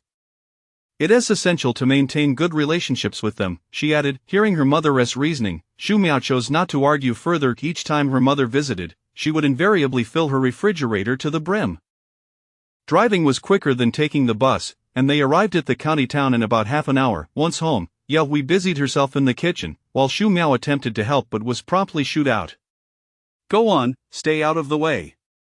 The more you linger here, the more you hinder me, Yao Hui remarked. With no choice but to comply, Shu Miao retreated to the living room to chat with her father. After finishing her tasks in the kitchen, Yao Hui moved to Shu Miao's bedroom, emerging with a comforter and duvet cover, heading to the bathroom. Shu Miao had grown accustomed to this routine. Whenever her mother visited, it was not only about stocking up on supplies but also about cleaning and organizing. 2 hours later, the house was spotless. Yao Hui set the mop aside and took a moment to sip water, finally able to pause and rest. Once she felt sufficiently refreshed, Xu Miao suggested they go out for dinner. Mom and Dad, let us dine out. There's a new restaurant that opened in the north of the city. I went there last time, and the food was delightful. Neither Xu Zhenyan nor Yao Hui objected and readily accepted Xu Miao's proposal. Xu Miao led her parents to the newly opened restaurant that Hu Weijie had previously taken her to. She had enjoyed it immensely and thought it would be a treat for her parents as well. She had made a reservation for a private room in advance, and upon arrival, they proceeded to order. Xiao Xiao, the ambience here is lovely and tranquil, Yao Hui remarked as she surveyed the surroundings, nodding in approval. Xu Miao poured them each a glass of juice. Indeed, the dishes are quite delightful. You'll see for yourselves shortly, she assured them. Suddenly, Yao Hui asked, have you been here with your colleagues before? Xu Miao paused, caught off guard by the question. Her expression faltered as she instinctively replied, yes. She knew that if she mentioned Hu Weijie, her mother would likely lament the missed opportunity and steer the conversation towards her need for a boyfriend. Xu Miao thought it best to avoid unnecessary complications and refrained from bringing up Hu Weijie. The trio ordered 4 dishes and a soup. After tasting the food, Xu Zhenyan and Yao Hui unanimously agreed it was excellent, praising it highly. After their meal, Yao Hui and her husband drove Xu Miao back home. After a brief stay, they prepared to head back themselves. Before leaving, Yao Hui made sure to remind Xu Miao of various things. To eat the fruits in the refrigerator quickly, to drink the milk daily, and to remember to fetch the dried comforter. Leaning against her mother's shoulder, Xu Miao couldn't help but chuckle at the situation. Mom, I'm an adult now. I can take care of myself. Xu Zhenyan, unlike Yao Hui, was not one to chatter incessantly, as men are often less verbose. Once Yao Hui had finished her reminders, they exited together. Xu Miao accompanied them to the parking lot, saying, Mom and Dad, drive safely on your way back. They nodded in acknowledgement, allowing Xu Miao to ascend to her apartment first before they drove away. Once home, Xu Miao collapsed onto the sofa and messaged Pei Ran. Teacher Pei, how is everything? The reply came swiftly, he looks quite good, just the type I like. Xu Miao smiled, excellent, it seems love is in the air. Pei Ran replied, he is just a bit too proper. Is this how all math teachers are? Unable to resist teasing, Xu Miao shot back, of course, on the first meeting, he has to be on his best behavior. Are you expecting him to whisk you away to a hotel on the first encounter? Pei Ran responded with several exclamations of disbelief. Oh, having a man around certainly changes the way you speak. Is it supposed to be so explicit? Xu Miao felt her cheeks flush. I was merely echoing your sentiments. Pei Ran was unconvinced. I never suggested anything of that sort, Xu Miao. When did you become so unprincipled? You used to never utter such things. It appears you've learned quite a bit from Deputy Mayor Meng. Do enlighten me next time, she added. Xu Miao felt a wave of embarrassment but refused to back down, retorting, I'm not being unprincipled. It was you who started this. Their playful banter continued, neither willing to concede. Ultimately, it was a call from Meng Yuchuan that interrupted their light-hearted dispute. Hello? Xu Miao answered the phone. Have you not reached home yet? Meng Yuchuan asked casually. It dawned on Xu Miao that she hadn't informed him of her arrival, and she felt a twinge of guilt. My parents just left, she fabricated. Meng Yuchuan didn't pry further, nor did he express any suspicion. Are you home now? Yes. Get ready. I will come to pick you up soon, he said quietly. Xu Miao felt a pang of anxiety at the thought of him coming to fetch her. Reluctant as she was, Meng Yuchuan had countless ways to compel her compliance. All right. Clearly satisfied with her response, Meng Yuchuan gently coaxed, Good girl, wait for me at home. Xu Miao shivered slightly, feeling the warmth of his words. After hanging up, she prepared her belongings for work the next day and selected some clothes to change into. Upon entering the kitchen and opening the refrigerator, she was confronted with an overwhelming amount of food, which posed a dilemma. Meng Yuchuan would undoubtedly not allow her to stay over at his place, yet the perishable items would spoil if left uneaten for too long. After some contemplation, she decided to bring the food to Meng Yuchuan's place. After all, his refrigerator was spacious, and she could gradually consume the items there. Once Meng Yuchuan arrived in the parking lot, he called Xu Miao, instructing her to come downstairs.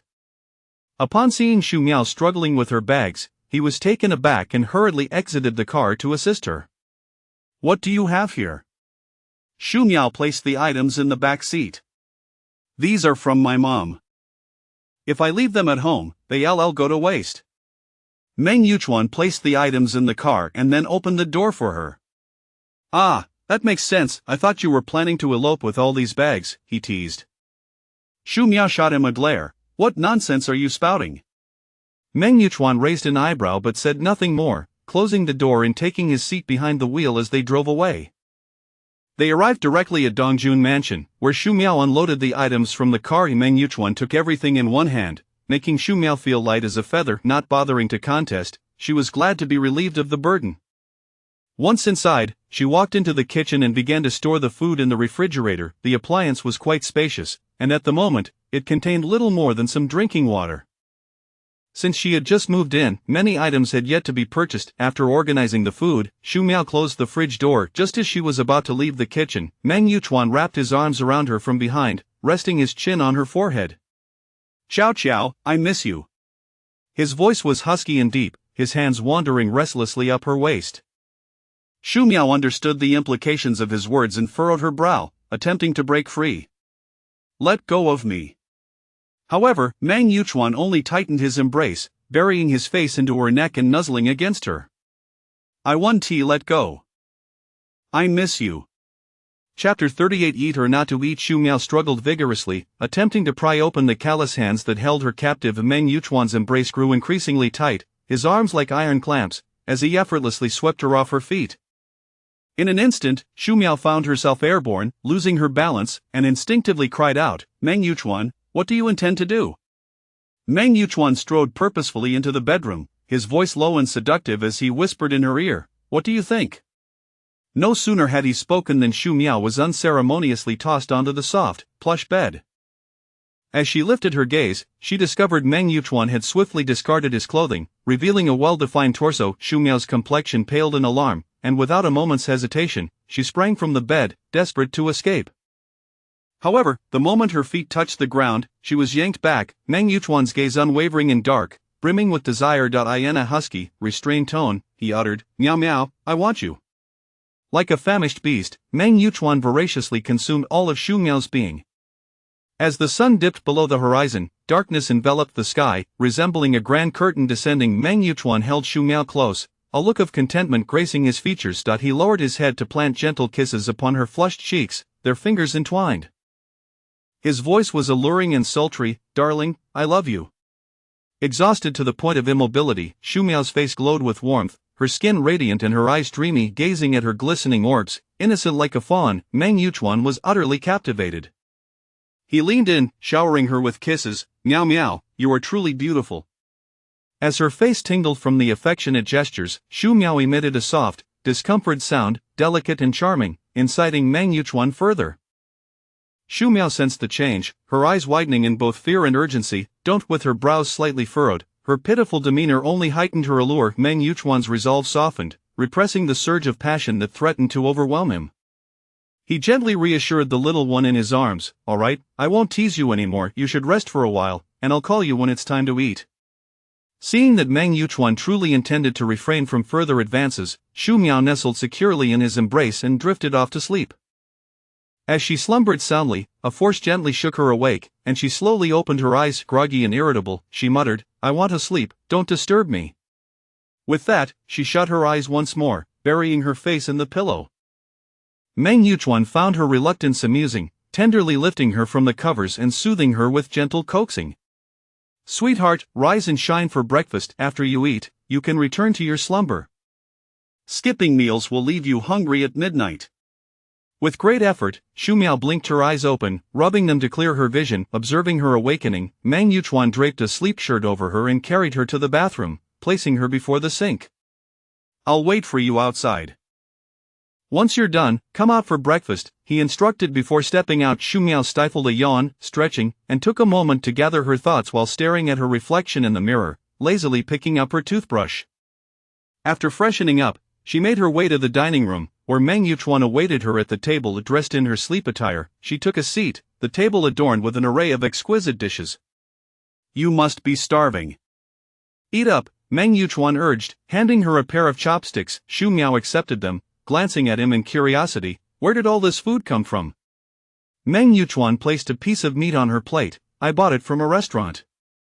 I've hired a part-time worker for the next few days. She can cook at home. Xu Miao was taken aback, her alertness returning as she firmly opposed, absolutely not. If they hired someone, their relationship would inevitably be exposed. There is no such thing as a secret that can be kept forever. What if it got out? Meng Yuchuan paused, understanding her concerns, and his expression darkened. Rest assured, a confidentiality agreement will be signed. It's part of the job, and no one will spill any secrets. Xu Miao frowned, still unconvinced. Really? Meng Yuchuan's tone grew sharper, a hint of irritation surfacing. Yes. Seeing Xu Miao relax at the assurance that their relationship would remain undisclosed, she lowered her head to eat, while Meng Yuchuan felt a surge of frustration within. He couldn't help but mutter, "Are you that afraid of others knowing we're together?" Xu Miao swallowed her food, meeting his gaze as she reminded him, "This is what we agreed upon from the start."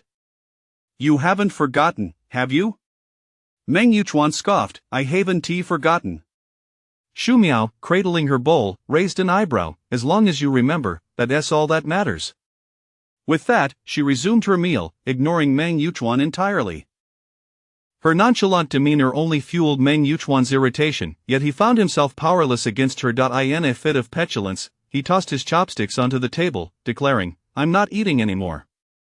Xu Miao feigned ignorance, casually picking up a piece of fish for herself. Unbeknownst to her, whether intentional or not, she began to hum a cheerful tune as she ate. Meng Yuchuan's anger surged, nearly making him choke. His dark eyes widened in exasperation as he glared at Xu Miao, who sat across from him, seemingly unfazed. Although Xu Miao had long noticed the frustrated man across from her, she chose to act oblivious. If he didn't want to eat, that was his choice. She was not the one starving, so why should she care? Ultimately, under Meng Yuchuan's intense scrutiny, Xu Miao calmly devoured 2 bowls of rice, satisfying her hunger. Later that night, it was Meng Yuchuan who found himself restless, hunger gnawing at him, prompting him to rise and raid the kitchen for food. Thankfully, there were provisions that Xu Miao had brought, sparing him from a night of hunger. Xu Miao stealthily trailed behind, stifling laughter as she watched him ravenously devour the bread and milk her mother had purchased. On Monday, Xu Miao brought milk and some fruit for Jiang Cheng. "Xiao Shu, did you do a big grocery shopping spree over the weekend?" Jiang Cheng teased as she accepted the items. Xu Miao smiled, explaining, "I returned home over the weekend, and my parents drove me back, picking up some groceries along the way." Jiang Cheng nodded in understanding. After work on Monday, Xu Miao arranged to meet Pei Ran, reluctantly informing Meng Yuchuan of her plans. He merely instructed her to be safe and to return home early. Xu Miao pouted at her phone, muttering defiantly, "You've really become quite the caretaker, humph." After work, she headed straight to the designated meeting place. Arriving a bit early, she bought 2 cups of milk tea and settled in to wait for Pei Ran. As soon as the tea was ready, Pei Ran arrived, casually draping her bag over Xu Miao's shoulder. With a playful grin, she exclaimed, "Haven't seen you in a few days, and you're looking even prettier, little girl." Xu Miao handed her the milk tea, raising an eyebrow in jest. "Likewise, Teacher Pei. You seem quite sprightly with all the good fortune you've had." Pei Ran took a sip of her milk tea, and the two chatted as they walked. "You know, I must say, this latest one is rather handsome." Chapter 39. Choosing a gift. Pei Ran has been graduated for over a year now, and this is not her first experience with blind dates. At that time, Xu Miao was still in school, and every time Pei Ran returned from a date, she would call her to vent. It was always about someone being too short or too heavy, or perhaps too dark or lacking in looks that met her standards, or having a low emotional intelligence. Over the course of several encounters, she had yet to find a suitable match. Each time, after a single meeting, there was never any follow-up. Pei Ran often lamented, "It's not that I'm picky. It's just that I truly find it hard to swallow." However, this time it was the first instance she praised her date. Xu Miao found it quite rare and concluded that Pei Ran was genuinely satisfied. Noticing Pei Ran's high spirits, Xu Miao teased, "It seems like this time there might be potential." Pei Ran did not hide her feelings, admitting, "Not bad at all." Although he was a bit reserved when we first met, he was quite proactive in seeking conversation afterward. Xu Miao playfully remarked, "Oh, it appears there's a spark. Is the next step falling in love?" Pei Ran responded candidly, I wouldn't be opposed to further development, hee hee. After saying this, she playfully winked at Xu Miao. Where is your blind date's family from? Xu Miao inquired. Pei Ran recounted all that she had learned. His family is from the west side of the city. The matchmaker mentioned that his father works at the Power Supply Bureau, and his mother is also a teacher, probably in elementary school. After hearing this, Xu Miao nodded in approval, exclaiming, Very good, Pei Ran. Go for it, strive to win him over. Following her words, she affectionately patted Pei Ran's shoulder like an elder would. Ultimately, it's still about the person. Those I met before came from decent families as well, Pei Ran thoughtfully replied. Xu Miao nodded in agreement, stating, Exactly, what truly matters is whether you two get along. As they strolled and conversed, they soon arrived at a restaurant and entered to dine. Miao Miao, now that you live so far away, how do you manage your daily commute? Pei Ran asked with concern. Xu Miao coughed awkwardly, and Pei Ran scrutinized her with suspicion. What's wrong, did you choke on your milk tea? Xu Miao cast a complex glance at Pei Ran, hesitating to speak. Pei Ran, being her usual impatient self, urged, What's the matter? Stop beating around the bush, just say it. Summoning her courage, Xu Miao decided to be straightforward. Meng Yuchuan bought a house in Dongjun Mansion, and it's under my name. Ah! Pei Ran nearly spat her milk tea out. Startled, Xu Miao quickly handed her a tissue and wiped the table where the tea had splattered. Pei Ran dabbed at her mouth, coughed a few times, her face a mask of shock. What did you just say? Xu Miao hurriedly covered her mouth. Xu, keep your voice down. Noticing a few diners at nearby tables glancing their way, Pei Ran lowered her voice and pulled Xu Miao closer. Are you telling me that Meng Yuchuan bought you a house, and it's in Dongjun Mansion? Xu Miao nodded languidly. Pei Ran took a large gulp of water, exhaling heavily afterward. Then she fixed her gaze on Xu Miao, a mischievous smile creeping onto her face. Xu Miao felt a bit uneasy under her scrutiny. What's with that look? Pei Ran exclaimed, Miao Miao, Meng County Magistrate is really generous with you. He has prepared both a house and a car. It seems he truly cares about you. However, Xu Miao disagreed. It's merely a fleeting impulse. For someone like him, giving a house and a car to a woman he fancies is probably quite normal. So, what are you planning to do now? Pei Ran inquired about Xu Miao's thoughts. Xu Miao shook her head. I told him to change the name back, but he flatly refuses. I can't control it. For now, it's a matter of taking it one step at a time and seeing how things unfold. Miao Miao, do you genuinely have no feelings for Meng County Magistrate? Pei Ran suddenly asked. Xu Miao was taken aback by the question, which she hadn't consciously pondered, and now, spending each day entering and exiting together, living under the same roof, they shared the most intimate of moments. She was uncertain of Meng Yuchuan's intentions. Perhaps he was simply playing around. Regardless, she had prepared herself to leave at any moment, ensuring a clean break when the time came. A man like Meng Yuchuan was beyond her reach, something she could not afford to desire. If she were to develop feelings, she was certain she would be the one left hurt in the end. Looking at Pei Ran, she slowly shook her head. At Pei Ran sighed. Well, just let nature take its course. After all, you two are getting along well for now. If he wishes to give, let him. Xu Miao nodded, and they continued their meal. Reflecting on the gifts Meng Yuchuan had given her, Xu Miao hesitated before asking Pei Ran, how about we go shopping later to see if there is something I could buy for Meng Yuchuan? Pei Ran grinned broadly, sure, reciprocity is key. If Meng County Magistrate receives your gift, I imagine he'll be so thrilled he won't sleep a wink that night. Xu Miao wiped her hands. It's not that exaggerated. I am just browsing, I might not even buy anything. Pei Ran played along. All right, I understand, just going to have a look. After finishing their meal, they descended to explore the shops, visiting numerous stores without finding anything satisfactory. Xu Miao was at a loss, unsure of what to gift Meng Yuchuan. Eventually, they entered a shop selling men's wallets. Xu Miao spotted a black leather wallet that was simple yet elegant. After handling it, both found it agreeable. However, when they inquired about the price, they were taken aback. A mere wallet cost $19.99. Xu Miao swallowed hard, glancing at the sales clerk, who maintained a professional smile. Pei Ran tugged at her arm, whispering, he is giving you a house and a car. Besides, it's not every day you find something you like. With a determined grit, Xu Miao bit the bullet and, despite the sting of spending, pulled out her phone to make the payment, accepting the beautifully wrapped gift box from the clerk with a twinge of regret. What kind of wallet costs that much? After walking a short distance from the shop, Xu Miao could no longer contain her discontent. Pei Ran reassured her. Come on, he's the one giving houses and cars, plus 100,000 in cash, you giving a wallet worth around 2,000 isn't loss. Xu Miao conceded that Pei Ran had a point, but she still felt a pang for her wallet. The money he provided hasn't been spent by me. Besides, those gifts are mere trifles for him, while this wallet is a considerable sum for me. Moreover, it's not like I asked him for gifts, and now I feel obligated to reciprocate. Pei Ran, linking her arm through Xu Miao's, patiently reassured her. You used to think receiving those things made you feel undeserving. Now that you've spent money to return a favor, you should feel better about it.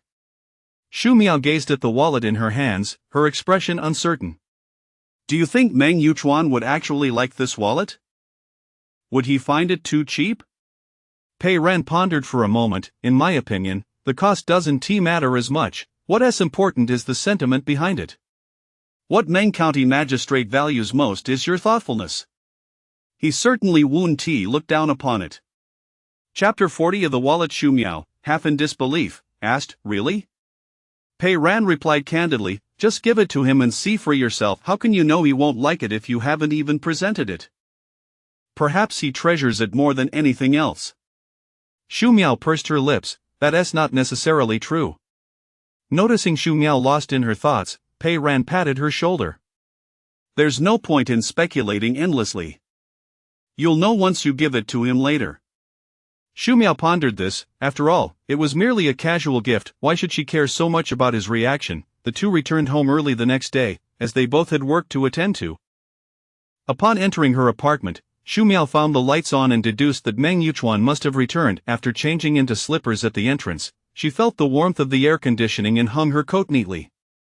She then carried the gift bag into the living room. Unsure of how to present the gift, Xu Miao was contemplating her words when Meng Yuchuan emerged from the bedroom. Startled, she instinctively hid the gift bag behind her back and looked up at him, her eyes betraying a flicker of panic. Meng Yuchuan, clad only in a towel around his waist, revealed a well-toned upper body, showcasing the perfect contours of his muscular physique. Water droplets trickled down his chest, creating an undeniably alluring sight. Xu Miao's face flushed crimson, and she instinctively averted her gaze. Although they had shared many intimate moments, this was the first time she had seen his body so directly. Noticing her evasiveness, Meng Yuchuan narrowed his eyes, hands clasped behind his back. What are you hiding behind you? Xu Miao quickly shook her head. Nothing. Her gaze darted away, a telltale sign of her guilt.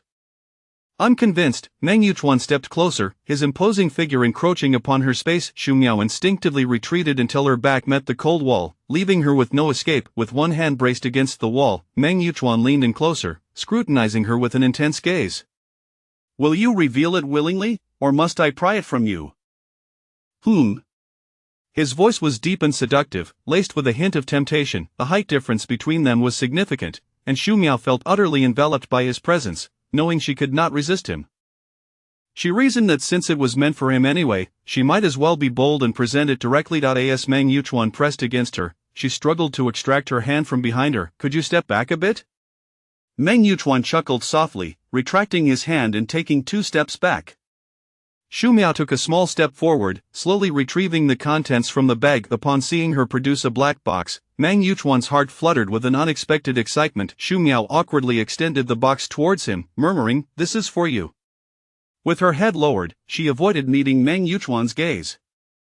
He inspected the box and then glanced back at her. His dark eyes sparkled with an indescribable light, fixated on her with a growing intensity, akin to molten lava slowly flowing.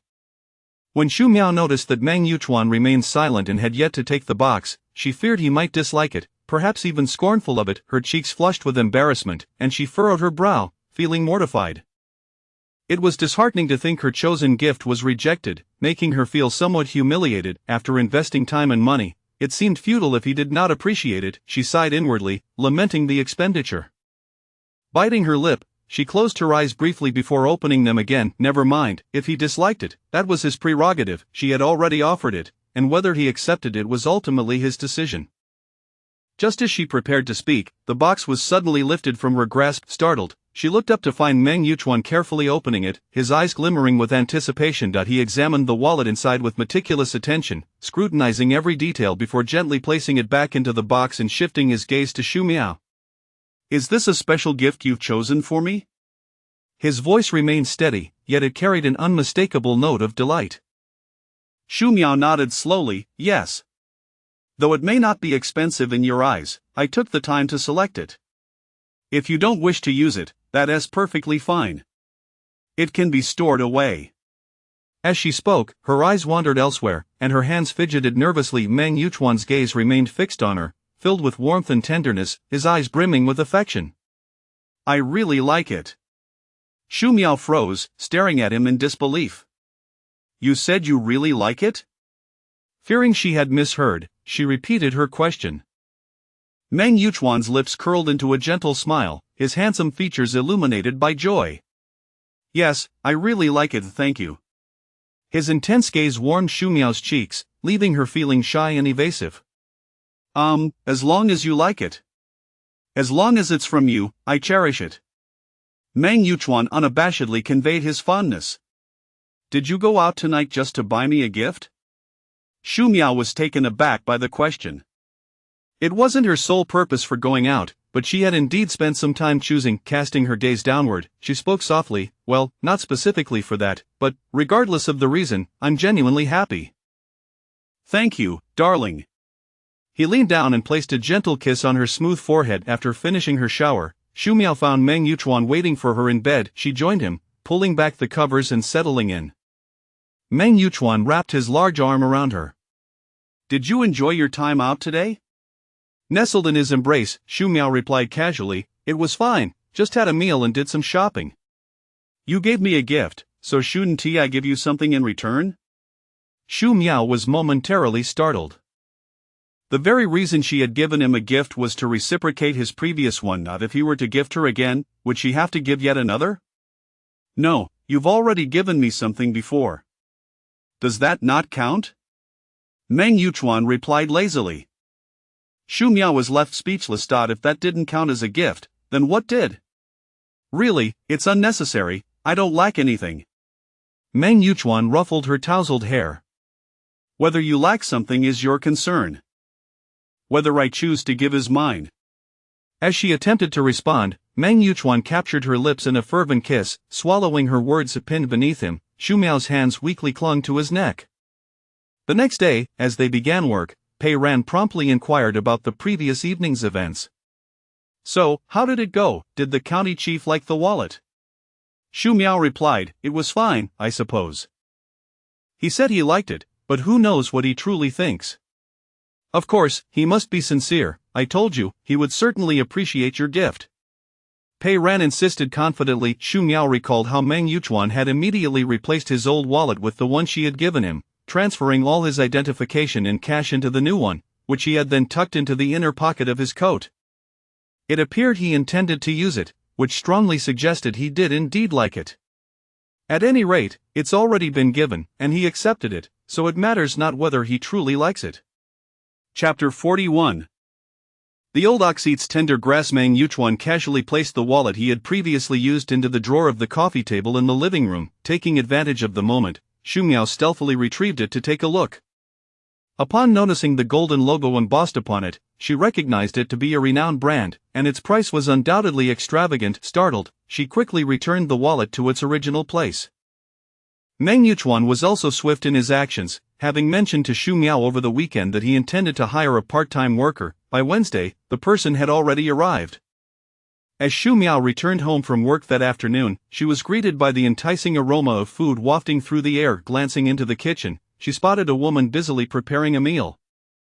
A flicker of curiosity crossed her mind as she hung up her bag and coat, slipped into her slippers, and stepped into the kitchen. The woman, hearing the sounds, turned around, pausing her stirring with the spatula. Upon seeing Xu Miao, she greeted her with a warm smile. Hello, are you Miss Xu? I'm the part-time worker Mr. Meng hired, and today is my first official day on the job. Standing at the kitchen entrance, Xu Miao recalled Meng Yuchuan's mention of hiring help and thought to herself that he was quite efficient, finding someone in just 2 days. The woman appeared to be in her 40s or 50s, dressed modestly, with a friendly demeanor. Shu Miao returned her smile, addressing her, "Auntie, hello. My name is Shu Miao, you can just call me Xiao Shu, no need for such formality." Upon hearing Shu Miao's words, the woman relaxed, nodding with a smile. "All right, Xiao Shu." With that, she returned to her tasks, continuing to chat amiably. "You should go rest for a while. The food will take some time to prepare." Concerned that the woman might struggle alone, Shu Miao stepped forward, eager to assist. "Auntie, is there anything I can help with?" The part-time worker, wary of allowing Shu Miao to lend a hand, was acutely aware of the generous compensation she was receiving, higher than that of many full-time live-in housekeepers. She held this job in great esteem, mindful not to exhibit any negligence towards her employer. Furthermore, she had been thoroughly briefed about the identity of her employer before commencing her duties. Bound by a confidentiality agreement, she was not permitted to divulge any information about her employer to anyone, nor could she inquire about their affairs. Her sole responsibility was to perform her designated tasks, and naturally, she would not be deprived of her fair treatment. The remuneration was indeed quite generous, several times more than what many local live-in housekeepers earned, with the tasks being straightforward. Were it not for her extensive qualifications, rich experience, and exceptional culinary skills, along with the high praise from her previous employers, she would never have had the opportunity to work here. This job, as rare as finding a lantern in the dark, made her feel fortunate to serve her employer, and she couldn't possibly allow them to assist her. As the woman gently urged Shu Miao to step back, she continued to work diligently. "I can manage just fine on my own. You should go rest in the living room, the kitchen is filled with smoke, you should head back out." With that, she closed the kitchen door behind her. Observing the industrious figure within, Shu Miao noted that despite the busyness, everything was being handled with remarkable organization. Realizing that her presence might only cause disruption, she retreated to the living room, seated herself on the sofa, and began to browse on her phone. Pei Ran sent her a message. "Xiao Shu, guess what? I have another day today." Shu Miao replied, "Good luck, hope you get promoted soon." After a while, Pei Ran responded, "Don't worry, I'll get it sorted eventually." Shu Miao chuckled, "Then I wish you a swift success." Pei Ran replied with a yeah emoji. "Alright, I'll stop for now. I've arrived at my destination. I'll update you later." Shu Miao smiled and replied, "Okay." Closing the chat, she opened a video app and started scrolling through the content. Just as she was engrossed in her viewing, someone suddenly sat beside her, a hand resting on her shoulder. It was then that she realized Meng Yuchuan had returned from work, and she had been so absorbed in her videos that she hadn't noticed. Seeing her so captivated by her phone, Meng Yuchuan couldn't help but tease, "What could possibly be so fascinating that you didn't even hear me come in?" Shu Miao, still holding her phone, replied absent-mindedly, "Just browsing, it's quite entertaining." Her gaze returned to the screen as she continued watching. Meng Yuchuan wrapped an arm around her, joining her in watching. "Show me something." Shu Miao turned her head toward him, her expression one of surprise. "You watch this too?" Meng Yuchuan playfully flicked her forehead, chuckling softly, "Why wouldn't I?" Shu Miao rubbed the spot he had flicked, murmuring, "Who knew an old hand like you would be into this?" Meng Yuchuan, having heard her clearly, felt a surge of displeasure. "Am I old? How could you say that?" He gently lifted her chin, his expression serious. "Did you just call me old?" Shu Miao hadn't meant it in that way. She referred to his senior position, not his age, and wondered where his thoughts had wandered. "That's not what I meant." "What did you mean then?" Meng Yuchuan pressed on, relentless in his questioning. "I didn't mean your age. I was just saying you." As Meng Yuchuan's intense gaze bore into her, Shu Miao momentarily lost her train of thought. Noticing her hesitation, he assumed she had run out of words, and his frustration only deepened. "What are you implying? Go on, say it, are you at a loss for words?" Hearing Meng Yuchuan's cold tone, Shu Miao, who had originally intended to clarify, now felt disinclined to continue. Resolved to match his tone, she retorted, "Compared to me, aren't you the one who is old?" No sooner had the words left her lips than Meng Yuchuan's expression darkened, his brows furrowing, his lips pressed tightly together. Noticing his displeasure, Shu Miao felt undaunted, confident that he wouldn't dare retaliate against her, and boldly added, "You're almost 30, while I'm just in my early 20s. You're significantly older than me, an old ox with tender grass. Shu Miao expected this statement would infuriate Meng Yuchuan further. However, to her surprise, he merely chuckled, a mischievous glint in his eyes as he fixed his gaze upon her. What's the matter? Not accepting it, you can't deny your age, so face the facts. Meng Yuchuan continued to stare at her, a teasing smile playing on his lips. His handsome face moved closer, his hand preventing her from retreating. Leaning in, he whispered warmly into her ear, "Old, tonight, I will make you truly experience what being old feels like." Startled, Shu Miao's face flushed crimson, her brows knitting together as she pushed him away. You! Meng Yuchuan raised an eyebrow, a wicked smile gracing his features. Just you wait. Tonight, you'll see just how old I really am. Embarrassed and irked, Shu Miao was about to scold him when they were called to dinner by the auntie. Meng Yuchuan responded with an affirmative, wrapping his arm around Shu Miao's shoulders and lifting her from the sofa as they headed to the dining area together. Meng Yuchuan took the seat of honor while Shu Miao settled to his right. The table was adorned with 6 exquisite dishes, accompanied by a bowl of soup, a delightful mix of meat and vegetables, nutritionally balanced, visually appealing, and fragrant. By this time, Shu Miao was quite hungry, her attention captivated by the delectable spread, causing her to momentarily forget her earlier debate with Meng Yuchuan as she picked up her chopsticks and began to eat. Chapter 42. Unable to rise from bed, the aunt removed her apron and stood respectfully beside the dining table. "Mr. Meng, I shall take my leave for today and will return at the same time tomorrow." Meng Yuchuan nodded in acknowledgement. "Very well, thank you for your hard work."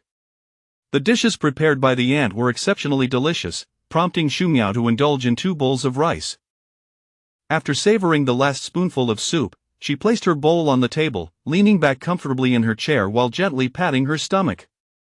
"I'm so full, the food you cooked is truly delightful." She glanced curiously at Meng Yuchuan, who was still sipping his soup. "Where did you find someone?" "You managed to find them in just 2 days, and they are quite good." Meng Yuchuan wiped his mouth and replied nonchalantly, "I asked my secretary." "Oh." Shu Miao nodded, choosing not to pursue the conversation further. After finishing her meal, Shu Miao took a shower, slipped into her pajamas, and comfortably lay on the bed while playing on her phone. Pei Ran had not yet messaged her, presumably still occupied with her date. Meng Yuchuan emerged from the bathroom, a towel wrapped around his waist. Shu Miao felt a bit awkward and found it rather unseemly to see him in such a state.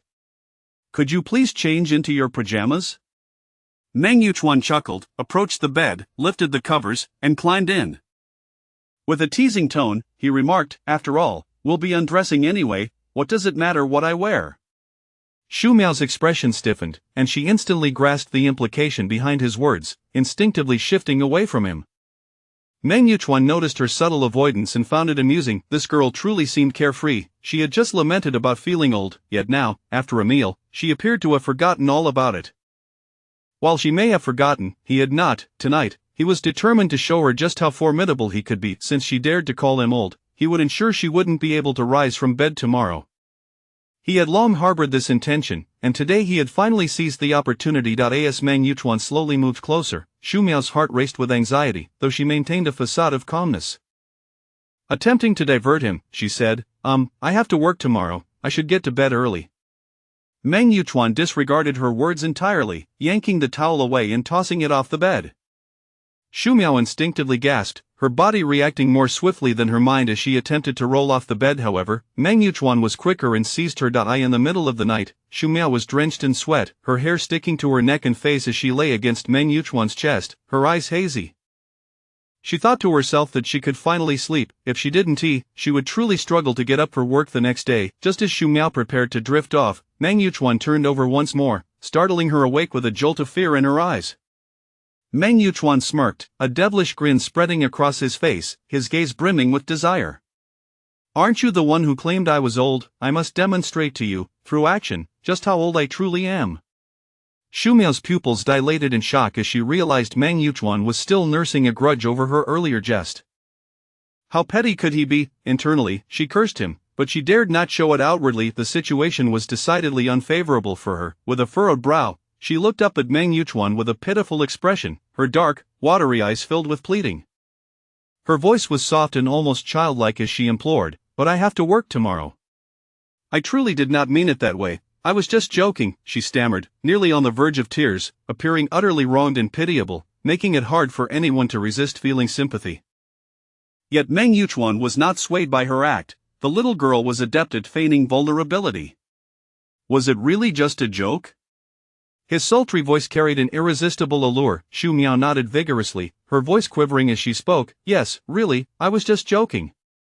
Please don't take it seriously. You're the adult, surely you can overlook a minor infraction, can't you? Her glistening eyes brimmed with sincerity, appearing quite truthful. Meng Yuchuan gently caressed her cheek, his thumb gliding over her smooth skin. Leaning close to her ear, he whispered with a wicked grin, I am taking it seriously, now you shall witness for yourself. Xu Miao raised her hands to ward off his impending kiss, still making a final attempt at resistance. But I have to work tomorrow. Take a leave. That's not an option. What if I don't wake up in time? Xu Miao turned her head to evade a kiss. Meng Yuchuan, losing patience with her evasive maneuvers, continued his advance. Xu Miao felt like a fish on a chopping block, completely at his mercy. In a state of panic, she pleaded, Please don't do this, I really have to work tomorrow. I said, take a leave, Meng Yuchuan replied, his gaze steady and unflinching. Then let me send a message to my supervisor right now.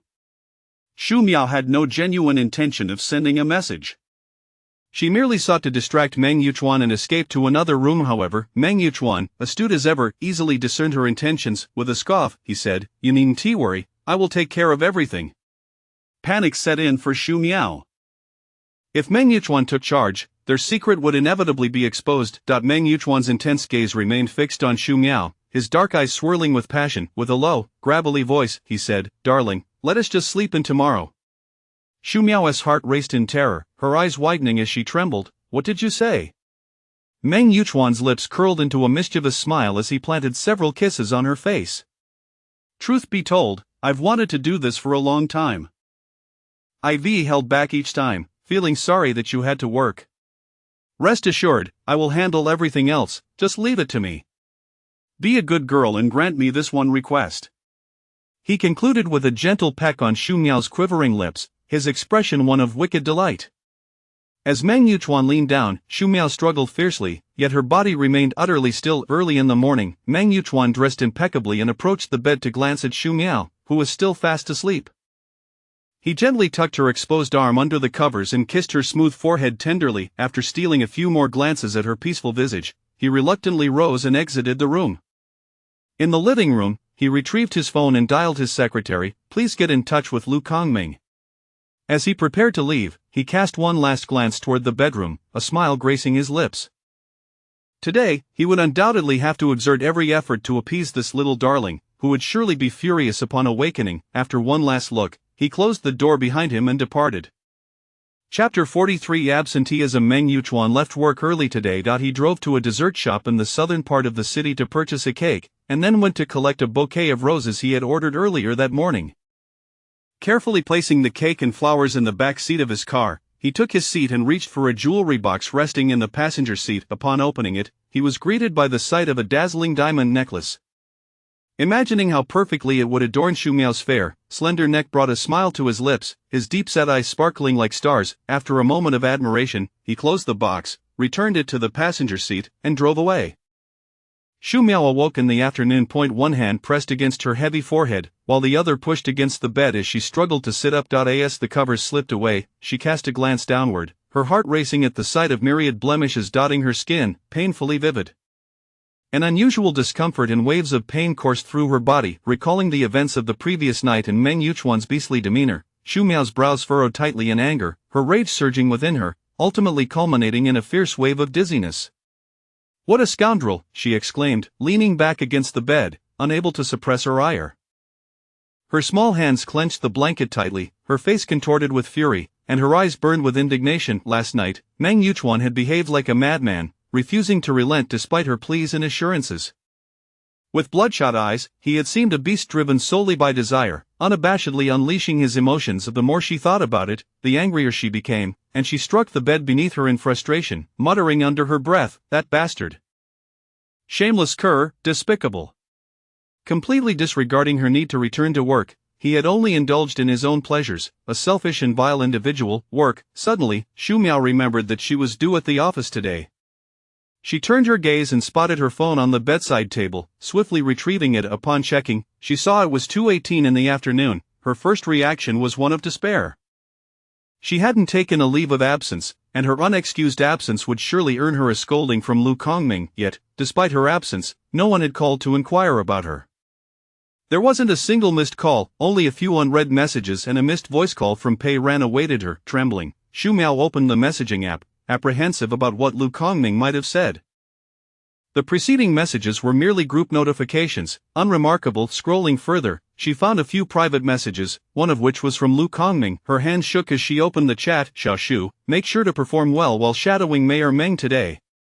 Suddenly, everything clicked into place. Meng Yuchuan had contacted Lu Kongming, stating he would be working alongside him today. No wonder no one had checked on her all day. Just as her worries about absenteeism began to dissipate, new concerns arose. How had Meng Yuchuan explained her absence to Lu Kongming, and what of her silence since the morning? Would it raise suspicions? As her anxiety deepened, she began to blame Meng Yuchuan. It was all his fault. Had he not caused this situation, she would have been at work today. How infuriating. After a moment, Xu Miao sent Lu Kongming a message. Understood, Director. I will certainly work diligently. She followed it up with, I have been busy and just saw your message. My apologies, Director. Even though it was a lie, she still felt a twinge of guilt. A few minutes later, Lu Kongming replied with a smiling emoji. Xu Miao exhaled in relief and chose not to respond further. Next, she opened Pei Ran's chat window. Pei Ran had started messaging her just past 11 last night. I had dinner, strolled around for a bit, and watched a movie. Just got home. Overall, it was quite nice. She had even added a celebratory gif. A little past 10 this morning, Pei Ran had sent another message. Comrade Xiaoshu, why haven't you replied yet? Aren't you at work? A few minutes later came another, where are you? What have you been up to? Did you pull an all-nighter? She had even called her several times during lunch. Finally, she had sent, wow, could it be that Mayor Meng is that vigorous? All the way until now, Xu Miao's cheeks flushed crimson upon reading the last message. Pei Ran had indeed hit the nail on the head. Just as she contemplated how to respond, Pei Ran called her. The phone rang a few times before she sighed and answered. The next moment, Pei Ran's exuberant voice erupted from the other end. Miao Miao, you finally answered. Where have you been? You've been MIA for so long. If I couldn't get through, I was going to report you missing after 24 hours. Xu Miao tucked herself back under the covers and sighed, confessing, I just woke up. Pei Ran. After a brief pause, Pei Ran suddenly exclaimed, startling Xu Miao. No way, did I actually guess it right? Xu Miao remained silent, merely sighing in acknowledgement. Pei Ran clicked her tongue in disbelief, unable to contain her astonishment. Miao Miao, is Mayor Meng really that intense? Did he literally keep you in bed? Xu Miao furrowed her brows, her anger flaring once more. That scoundrel! After venting, she then heard Pei Ran chuckling on the line. Xu Miao's face turned even redder, her irritation mounting. Hey! I am in this state, and you're still laughing. Pei Ran stifled her laughter, cleared her throat, and with a knowing tone, asked, Miao Miao, did you perhaps seduce him? Of course not. How could that even be possible? Xu Miao denied without hesitation. Then what happened all of a sudden? This wasn't the case before. Xu Miao recalled the events of the previous night and briefly recounted them to Pei Ran. Upon hearing, Pei Ran burst into laughter. Xu Miao's expression tightened further, her small face flushed with indignation as she complained, Do you think this guy is petty, just one joke, and he takes it so seriously? Such a vindictive nature. Pei Ran's laughter subsided. I never expected Mayor Meng to have this side to him. He is just trying to prove to you that he is still young. Xu Miao scoffed. He doesn't act like a man at all, quibbling over such trivial matters like a little girl. Pei Ran felt a chill run down her spine upon hearing this. She inwardly sighed in relief that such words were spoken in her presence, lest the consequences be dire. I must warn you, don't ever say that in front of Mayor Meng. Or else, it won't just be a day in bed. Such comments are far more serious than suggesting he is aging. Xu Miao's heart quivered, and she instinctively covered her mouth. I was only saying that in front of you. Of course, it's fine here, but I'm worried you might accidentally let it slip in front of Mayor Meng. Pei Ran reiterated. Xu Miao understood. I got it. By the way, about last night, from what you said, it sounds like things progressed quite well. Pretty good, I suppose. He was quite patient while shopping, didn't he seem impatient at all, but I can't tell if it was just an act. Xu Miao chuckled lightly. Just observe a bit more, and you'll figure it out, right? Pei Ran wholeheartedly agreed. Exactly. You can't discern much from just one or two encounters, you need more interactions. The two continued chatting for a while before ending the call. Chapter 44. A cold. Xu Miao lifted the covers and rose from her bed, swiftly locating her pajamas on the sofa before darting into the bathroom. After taking a quick shower and donning her nightwear, she ventured into the living room where the housekeeper was diligently tidying up. Upon seeing Xu Miao emerge from her room, the housekeeper approached with a look of concern on her face. Xiao Shu, do you feel any better now? She inquired, reaching out to touch Xu Miao's forehead, then her own. Nodding to herself, she murmured, you no longer have a fever. A good night's sleep truly works wonders, though your complexion still appears rather pale. Xu Miao stood there, momentarily bewildered, struggling to grasp the meaning behind her words. Noticing Xu Miao's dazed expression, the housekeeper sighed. When one is unwell, their spirit often wanes, and their complexion can turn quite ashen. It was only then that Xu Miao began to comprehend the situation. The housekeeper assumed she had been ill and resting at home, which explained her absence in cleaning the room. It was undoubtedly Meng Yuchuan's doing. He was a master of fabricating tales without a moment's hesitation. She silently scorned him in her thoughts. Observing the housekeeper's genuine concern, Xu Miao managed a faint smile. Auntie, I'm fine now, truly. The housekeeper let out a gentle sigh. Illness can be quite draining. You seemed perfectly well yesterday. How did you suddenly come down with a fever? Perhaps you are simply hungry from not having eaten for so long? As she spoke, she took Xu Miao's hand, leading her toward the dining area. I've prepared some congee, and I'll heat up the dishes for you. Please sit here for a moment, you'll be able to eat soon. With that, she entered the kitchen, leaving Xu Miao astonished and somewhat confused. Having not consumed anything since last night, Xu Miao indeed felt a pang of hunger. The enticing aroma wafting from the kitchen made her stomach rumble in protest. The housekeeper busied herself for about 10 minutes before presenting a steaming bowl of congee and 3 light yet exquisite dishes before Xu Miao. She arranged the utensils for her while continuing to offer reminders. Since you're still recuperating, you must eat something mild. Once you're completely well, I'll prepare something more delectable for you. As she handed a spoon to Xu Miao, she added, Mr. Meng mentioned you still have a cough. This winter melon and lily congee can soothe your lungs and alleviate your cough, so please eat some. Xu Miao glanced at the congee and dishes, realizing the housekeeper had put thought into her preparation. Raising her gaze, she smiled at the housekeeper. Thank you, Auntie. I'm indeed a bit hungry. The housekeeper nodded with a smile. It's only natural to be hungry after such a long time without food. Enjoy your meal, I'll tidy up, and if you need anything, just call for me. Xu Miao nodded. All right, Auntie, you may continue your work. She gazed at the fragrant congee in her bowl, scooped a spoonful, blew on it gently, and took a bite. The winter melon was tender and melting, while the congee was smooth and fine. The housekeeper emerged from the bathroom carrying the discarded clothes and bed linens, noticing Xu Miao lounging on the sofa. Xiao Shu, have you finished your meal? Xu Miao smiled and nodded, yes. The housekeeper took the linens to the bathroom, returning to check the dining table. Seeing that Xu Miao had finished the congee and eaten quite a bit, she nodded in satisfaction. Once Xu Miao had finished, she settled back on the sofa, absorbed in her phone. When the housekeeper emerged from the bathroom and called her name, Xu Miao tilted her head with a smile. Auntie, the congee you made is truly delicious, and the dishes were delightful as well. I feel quite full.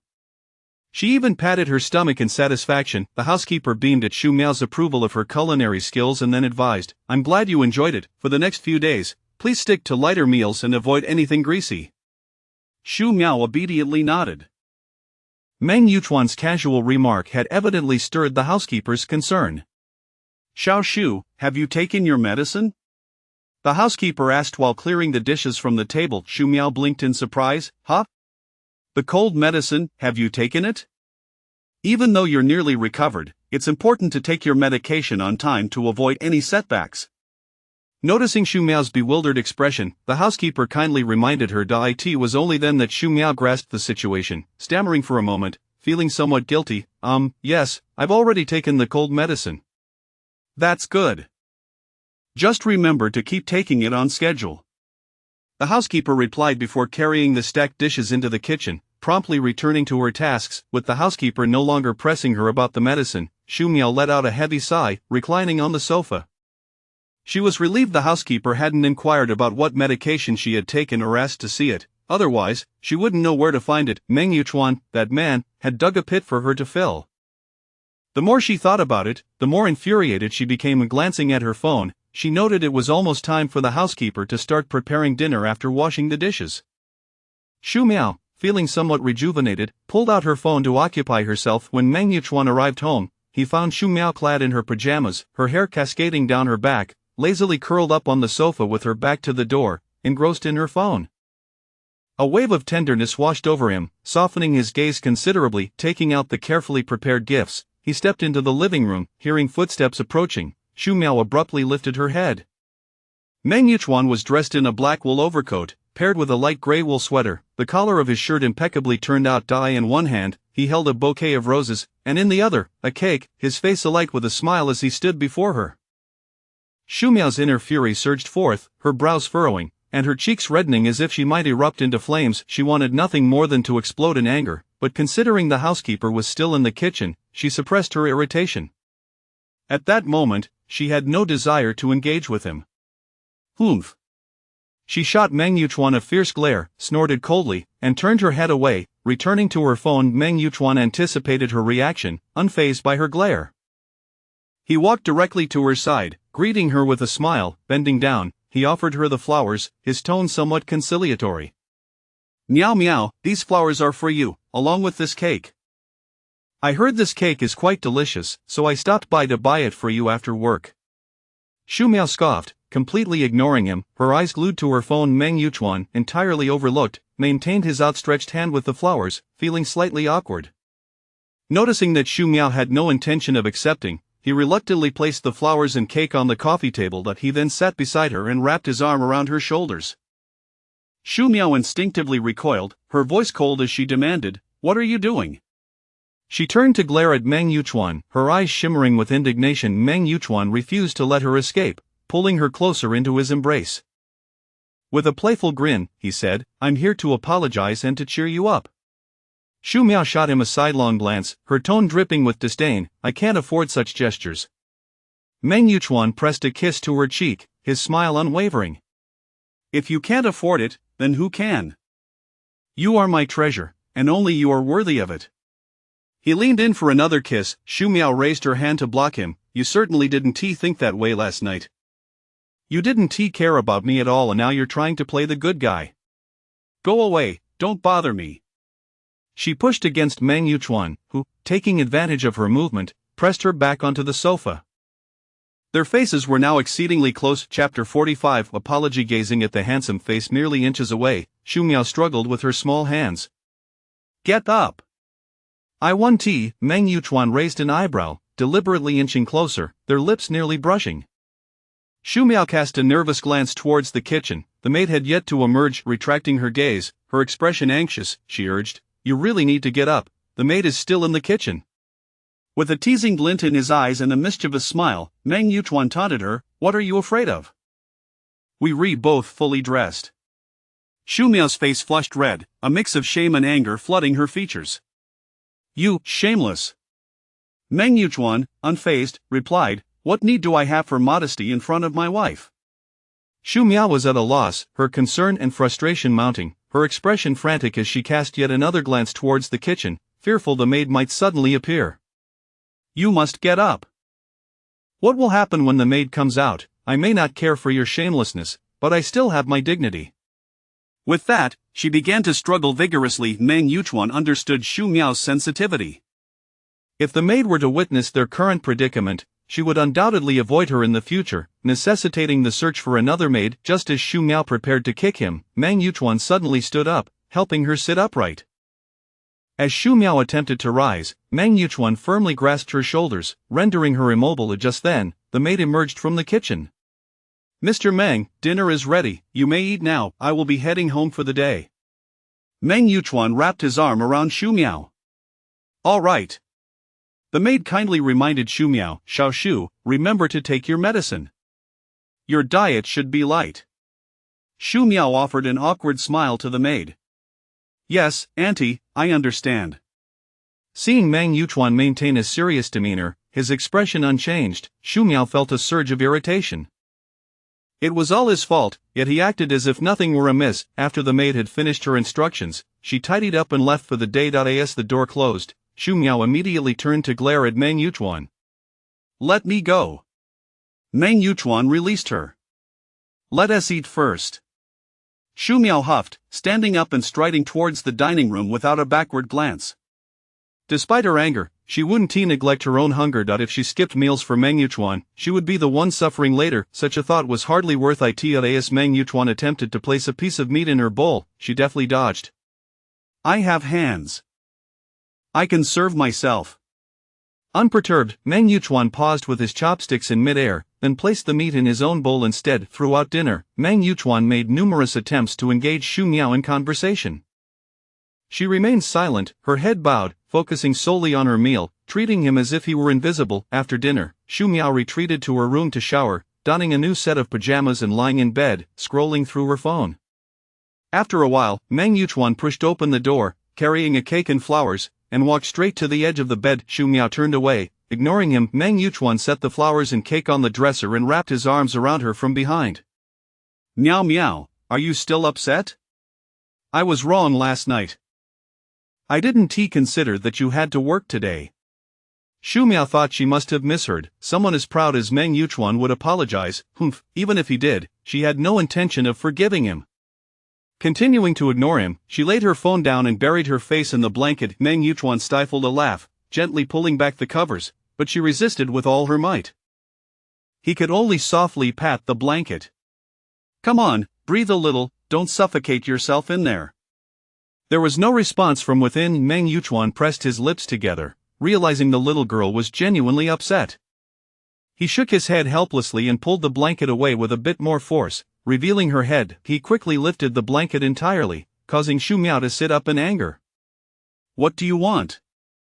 I am trying to sleep. Meng Yuchuan greeted her with a smile. If I don't make you happy, I can't sleep. If you can't sleep, that's your problem, why should I care? Shu Miao huffed, crossing her arms and turning her head away. Meng Yuchuan turned her face back towards him. Don't be angry, next time, I promise not to torment you so much on a day when you have work. His words were skillfully crafted, but Shu Miao was no fool. She understood the underlying implication. She demanded sharply, you plan on doing it again? Meng Yuchuan cleared his throat, feigning innocence. Meow meow, you must understand, I'm just a normal man. What man could resist not touching his wife while she lies beside him? The implication of his words added to Shu Miao's frustration. Her eyes widened in disbelief as she glared at him. You, who said I was your wife? Meng Yuchuan chuckled, leaning in to plant a kiss on her lips, pulling her into his embrace. You, of course. It is too late to deny it now. Alright, stop being angry. I was wrong last night, and I made a special trip to buy things after work today just to cheer you up. Shu Miao's eyes darted around. No wonder he had returned so early today. Even the maid had prepared dinner a bit earlier. Seeing that Shu Miao remained silent and made no move to resist, Meng Yuchuan seized the moment. He released her, saying, Meow meow, please don't stay upset. How about this, make a request, and as long as it's reasonable, I will fulfill it, what do you say? Shu Miao glanced elsewhere, recalling Pei Rant's advice not to be too unreasonable. Meng Yuchuan, willing to humble himself to appease her, was indeed a rare occurrence, especially since he had gone out of his way to buy things. It was wise to not push her luck. She should accept the olive branch he extended to avoid inciting his ire. Seizing the opportunity, Shu Miao decided to make a request. I want to break up. Meng Yuchuan's expression darkened instantly, his eyes turning cold and menacing, a stark contrast from his previous playful demeanor. His voice, devoid of any warmth, echoed ominously, Shu Miao. Shu Miao felt a chill run down her spine under his piercing gaze. Daring not to pursue the topic further, she muttered meekly, "But you said I could make a request." Meng Yuchuan's voice was icy and firm, leaving no room for negotiation. "I said reasonable requests. That one is clearly unreasonable." Clenching her teeth, Shu Miao reluctantly proposed a second request. "Then I want to move back to my own home." "Not happening." "You can't touch me." "Not happening." "Then you can't touch me on weekdays." "Not happening." With each of her three demands swiftly dismissed by Meng Yuchuan, Shu Miao felt her fists tighten, her delicate features contorted in frustration, her neck stiffening. Her voice rose sharply, conveying her dissatisfaction. "If none of these are acceptable, then what can I request?" Meng Yuchuan remained calm, a playful smile gracing his lips. "As long as it's not one of those, you can propose anything. Then there rests nothing left." Shu Miao retorted defiantly. "In that case, let us postpone it for now." "Keep it on hold for when you think of something later." "Valid for life." Meng Yuchuan thoughtfully devised a plan for her. Shu Miao, exasperated and at a loss, puffed her cheeks, her brows knitting together. Seeing Meng Yuchuan's unperturbed demeanor only fueled her irritation, she gritted her teeth and spat out, domineering. Meng Yuchuan chuckled at her reaction, wrapping his arms around her shoulders to soothe her. "All right, don't be upset. Consider my sincerity." Shu Miao shrugged off his hand, angrily lying down and covering herself with the blanket. Meng Yuchuan promptly followed suit, leaning in to shower her face with kisses, half of his body pressing against hers. Chapter 46: The Necklace Go Away. Shu Miao exclaimed, overwhelmed by his incessant closeness, her face tingling from the warmth of his breath. "Are you still angry?" Meng Yuchuan pressed his cheek against hers, adopting an insistent demeanor that suggested he would not relent until he received an answer. With a resigned sigh, Shu Miao conceded, "I'm not angry anymore." "Really?" Meng Yuchuan was not easily appeased and pressed for confirmation, needing to assure himself of her true feelings. Shu Miao bit her lip, unable to withstand his persistence. "Really?" A satisfied smile finally graced Meng Yuchuan's face as he leaned down to kiss her crimson lips. Startled, Shu Miao's cheeks flushed a deep crimson. "You!" Meng Yuchuan grasped her arm, helping her to sit upright on the bed. Shu Miao, feeling exasperated, shook him off. "What do you want? I want to sleep." Meng Yuchuan chuckled, ruffling her tousled hair. "Wait a moment before you sleep. I have something to show you." Shu Miao, still irked, inquired, "What is it?" Meng Yuchuan turned to retrieve a jewelry box from the bedside table and presented it to her. Shu Miao glanced at the square white box but hesitated to reach for it. "What is this?" Meng Yuchuan replied with a smile, "It's a gift for you. Open it and see." Shu Miao remained silent, pondering for a few seconds before taking the box and opening it. Inside lay a dazzling white diamond necklace, sparkling under the light, its brilliance undeniable. The pendant featured a delicate bow, with a meticulously proportioned diamond dangling beneath it. The chain was adorned with closely set small diamonds, and the bow itself was embellished with rows of shimmering gems, radiating magnificently. The design of the bow was exquisitely unique, with graceful curves that resembled a handcrafted masterpiece, exuding an aura of splendor. Women are invariably enchanted by beautiful diamond jewelry, and at first sight, Shu Miao was truly awestruck, lingering over the jewelry box with admiration. Seeing her expression, Meng Yuchuan knew he had chosen well. "Do you like it?" Shu Miao snapped back to reality, raising her gaze to meet his.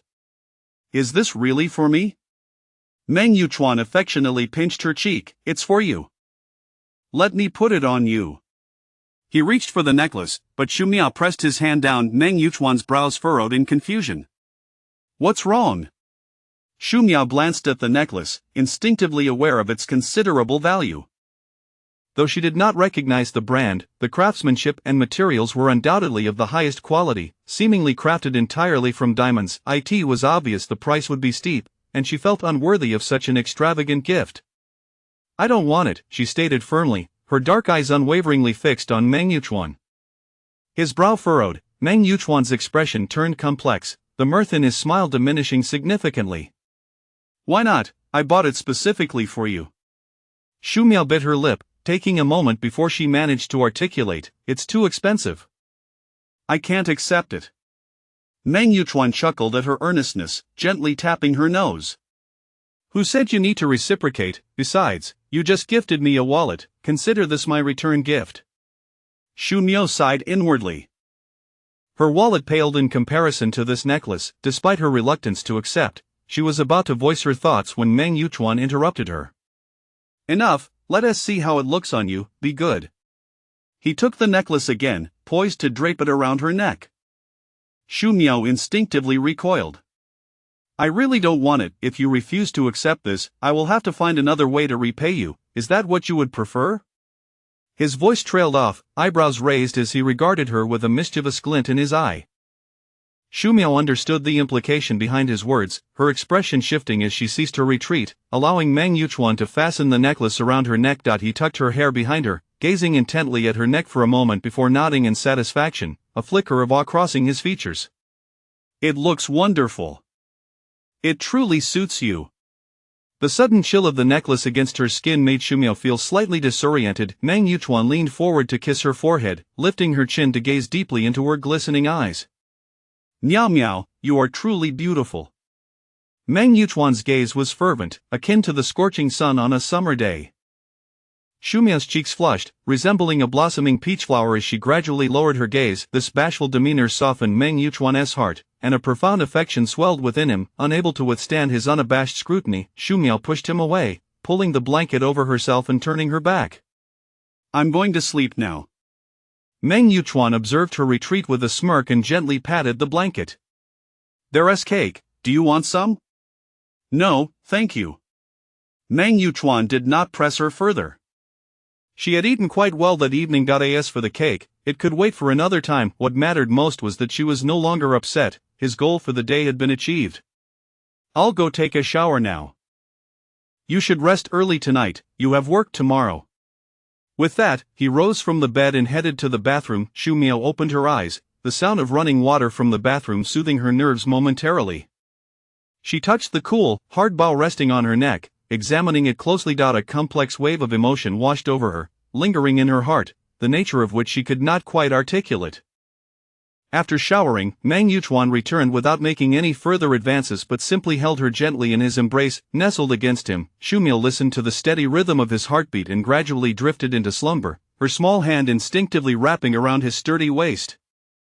Meng Yuchuan placed a soft kiss on her head, his eyes filled with warmth, contentment washing over him as he closed his eyes. With Meng Yuchuan no longer stirring, Xu Miao slept soundly until dawn.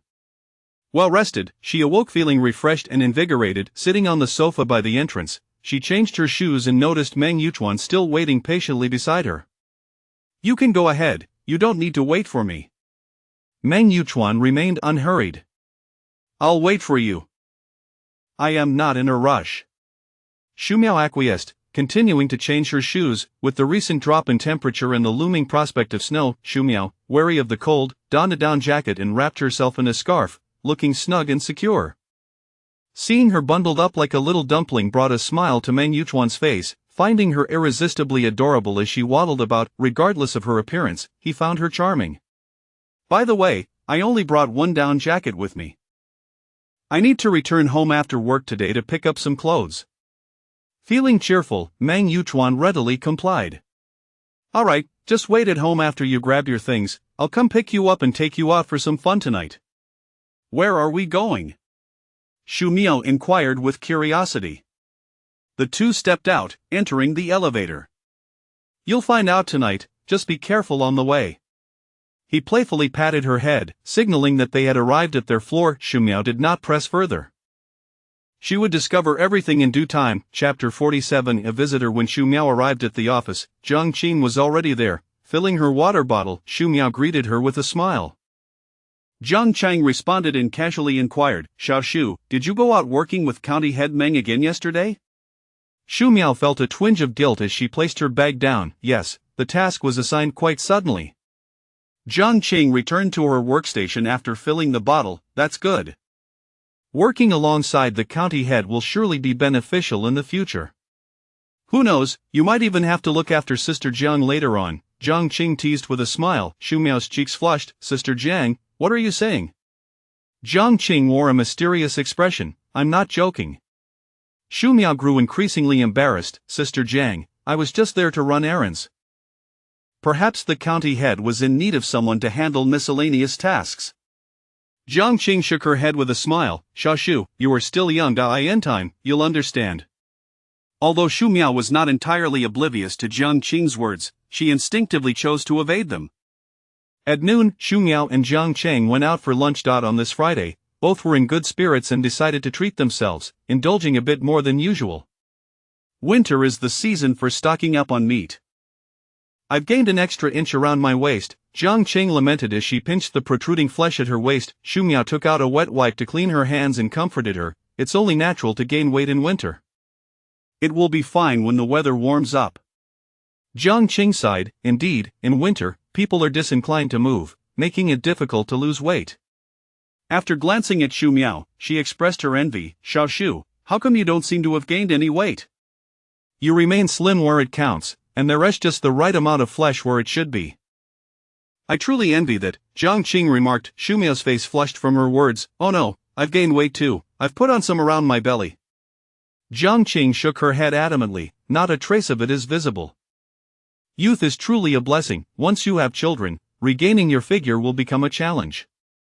Xu Miao reassured her. Sister Jiang, your figure is already well maintained. There's no need to be so anxious. After taking a sip of water, Jiang Qing seemed to feel relieved. Forget it. The most important thing is to live happily. Weight loss can wait until the weather warms up. Xu Miao nodded in agreement. After finishing their meal, they returned to the office. With a little time before work resumed, they headed to the resource room to rest. In winter, night falls early, and by the time Xu Miao left work in the afternoon, it was already dark outside. Though there was no snow, the wind was fierce, and the cold air felt like knives against her face. Xu Miao pulled her scarf up to cover most of her face and quickened her pace towards home. Upon entering her house, the first thing she did was turn on the air conditioning, and gradually, the room began to warm up. Once her hands and feet felt sufficiently warm, she started searching for clothes in her room. She found 2 sets of innerwear and 2 down jackets, neatly packing them into a bag. After organizing the clothes, she settled on the sofa to play on her phone while waiting for Meng Yuchuan's call. Xu Miao chatted with Pei Ran for a while. Pei Ran was going out for dinner with her blind date, and they planned to watch a movie afterward. Seeing their budding relationship progress smoothly, Xu Miao felt genuinely happy for Pei Ran. Before long, Meng Yuchuan called, informing her that he had arrived downstairs and asked her to come down. With her bag slung over her shoulder and clothes in hand, Xu Miao turned off the air conditioning and made her way downstairs. Where are we going? She asked as the car pulled out of the parking lot. To eat, Meng Yuchuan replied. Xu Miao tugged at the corner of her mouth, feeling somewhat exasperated. It was as if he had said nothing at all. Of course, she knew they were going to eat, but she meant to ask where they were dining. Meng Yuchuan drove Xu Miao to the east side of the city, to the restaurant where Lu Kongming had treated him during his inspection visit. After parking, he unbuckled his seatbelt and glanced at her. We're here. Let's get out. Xu Miao felt puzzled, wondering what occasion warranted such formality. Are we eating here? Meng Yuchuan nodded. Yes, I want you to meet a friend. Xu Miao's curiosity piqued. What kind of friend? Meng Yuchuan replied with a smile. A good buddy I grew up with. He's here on business. Xu Miao was taken aback. Another wealthy young man, likely similar to Meng Yuchuan. Why didn't you tell me earlier? What was the point? Just get out of the car, he said, stepping out. Xu Miao followed suit, feeling unprepared. I wasn't ready at all, she admitted. Meng Yuchuan wrapped an arm around her. What do you need to prepare for? This question left Xu Miao at a loss. She didn't know what to prepare either. However, meeting a stranger surely warranted some forewarning to avoid an awkward encounter. At least give me a heads up next time, she suggested. Isn't that what I'm doing now? Meng Yuchuan replied lazily. Xu Miao furrowed her brows. That was me asking. Does it make a difference? Before she could argue further, Meng Yuchuan led her inside. All right, let us go. We've known each other since we were little.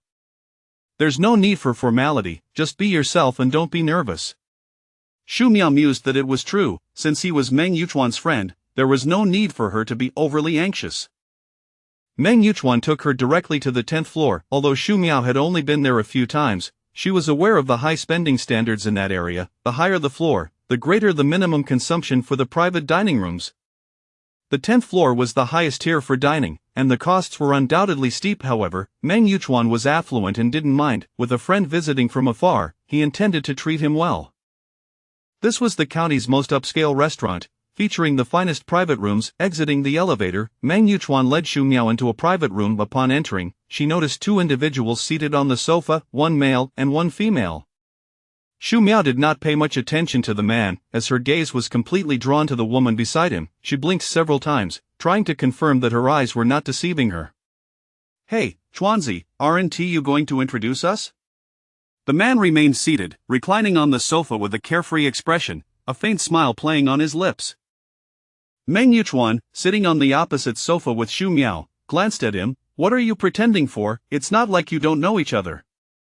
The man protested, "This is our first meeting today." "Of course, we don't know each other, right, little miss?" Xu Miao was caught off guard by the sudden address, unsure of how to respond, and looked up at Meng Yuchuan. His expression shifted slightly, his brows furrowing. "All right, stop teasing her." "Oh, so you're protecting her now," the man smirked. Meng Yuchuan gently reassured Xu Miao, "Just ignore him, he is always like this, never serious." Feeling a bit awkward, Xu Miao could only smile silently. The man, hearing this, became displeased, crossing his legs in a nonchalant manner. "Chuanzi, what else with that? Have you forgotten your buddies now that you have a beauty in your arms?" Meng Yuchuan, also crossing his legs, wore a subtle smile, his brow raised, displaying an uncommon playful demeanor. "This is Guan Lingfang, my good friend. Just call him Madman." Meng Yuchuan introduced him to Xu Miao. She smiled and greeted him, and Guan Lingfeng responded with equal openness. Xu Miao's gaze then fell upon the woman seated nearby. The woman noticed her look, her lips curving into an elegant smile as she greeted her graciously. "Hello, my name is Ruan Shuriwe." At that moment, the shock in Xu Miao's heart was beyond words. She had not misjudged her eyes. The stunning woman before her was none other than the popular movie star, Ruan Shuriwe, whom she often saw on television. Chapter 48. The superstar. Upon witnessing Xu Miao's astonished expression, the three of them immediately grasped the reason behind it. Meng Yuchuan gently tapped her, prompting Xu Miao to realize her lapse in composure. She quickly brightened her face with a smile and greeted Ruan Shuriwe. "Hello, my name is Xu Miao." Xu Miao scrutinized Ruan Shuriwe closely. Her skin was as white as snow, her features delicate and exquisitely formed, with enchanting peach blossom eyes framed by long, thick lashes, and a petite, oval face. Her hair cascaded down in loose, voluminous curls resembling a cluster of seaweed. In person, she was even more stunning than on television. It was no wonder she had become a highly sought-after female star, possessing both beauty and an alluring figure, complete with long, graceful legs. "May I take a photo with you?" Xu Miao asked hesitantly, standing before the sink while Ruan Shuriwe washed her hands, her small hands fidgeting with nervousness. It was only natural for Xu Miao to be overwhelmed. It was her first time encountering a beloved celebrity in real life, let alone a top-tier actress. Anyone would feel exhilarated in her position. Ruan Shuriwe pulled a tissue from the dispenser, dried her hands, and smiled at her, her eyes curving beautifully. "Of course, no problem." Noticing Xu Miao's mix of excitement and anxiety, Ruan Shuriwe gently reassured her, "There's no need to be so tense. Just treat me like an ordinary friend. I'm a few years older than you. If you don't mind, you can call me sister," Ruan Shuriwe said with a warm, enchanting smile, every expression radiating beauty. Xu Miao, already an admirer of Ruan Shuriwe, felt an even greater surge of affection for her in that moment, eagerly nodding in agreement. Meanwhile, in the private room, Meng Yuchuan and Guan Lingfeng were casually chatting on the sofa.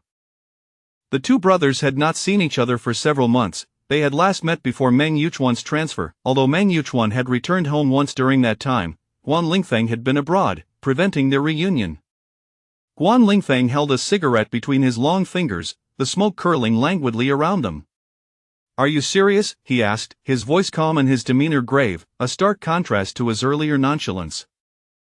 Meng Yuchuan raised a glass of red wine, his gaze clear. "Of course." Guan Lingfeng chuckled softly, inhaling from his cigarette and exhaling a plume of smoke. "Planning to marry?"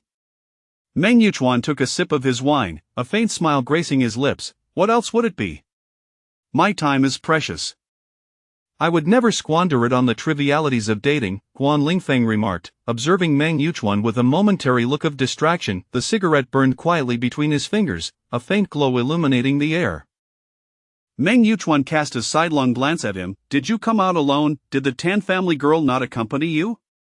Guan Lingfeng finally snapped back to reality, taking a deep drag from his cigarette before extinguishing it in the ashtray. What would she come along for? He replied nonchalantly, leaning back against the sofa, his eyes cold and devoid of emotion. Meng Yuchuan chose not to pursue the subject further. They had traversed this terrain over the years. Though Guan Lingfeng appeared composed, he was acutely aware of the turmoil his friend endured within.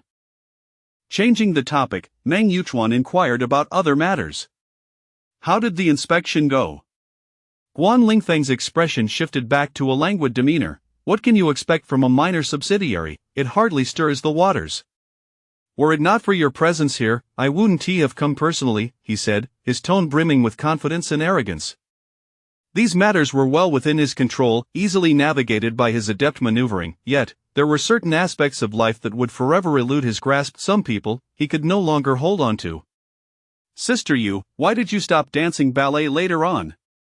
Xu Miao asked, her bright eyes sparkling with curiosity.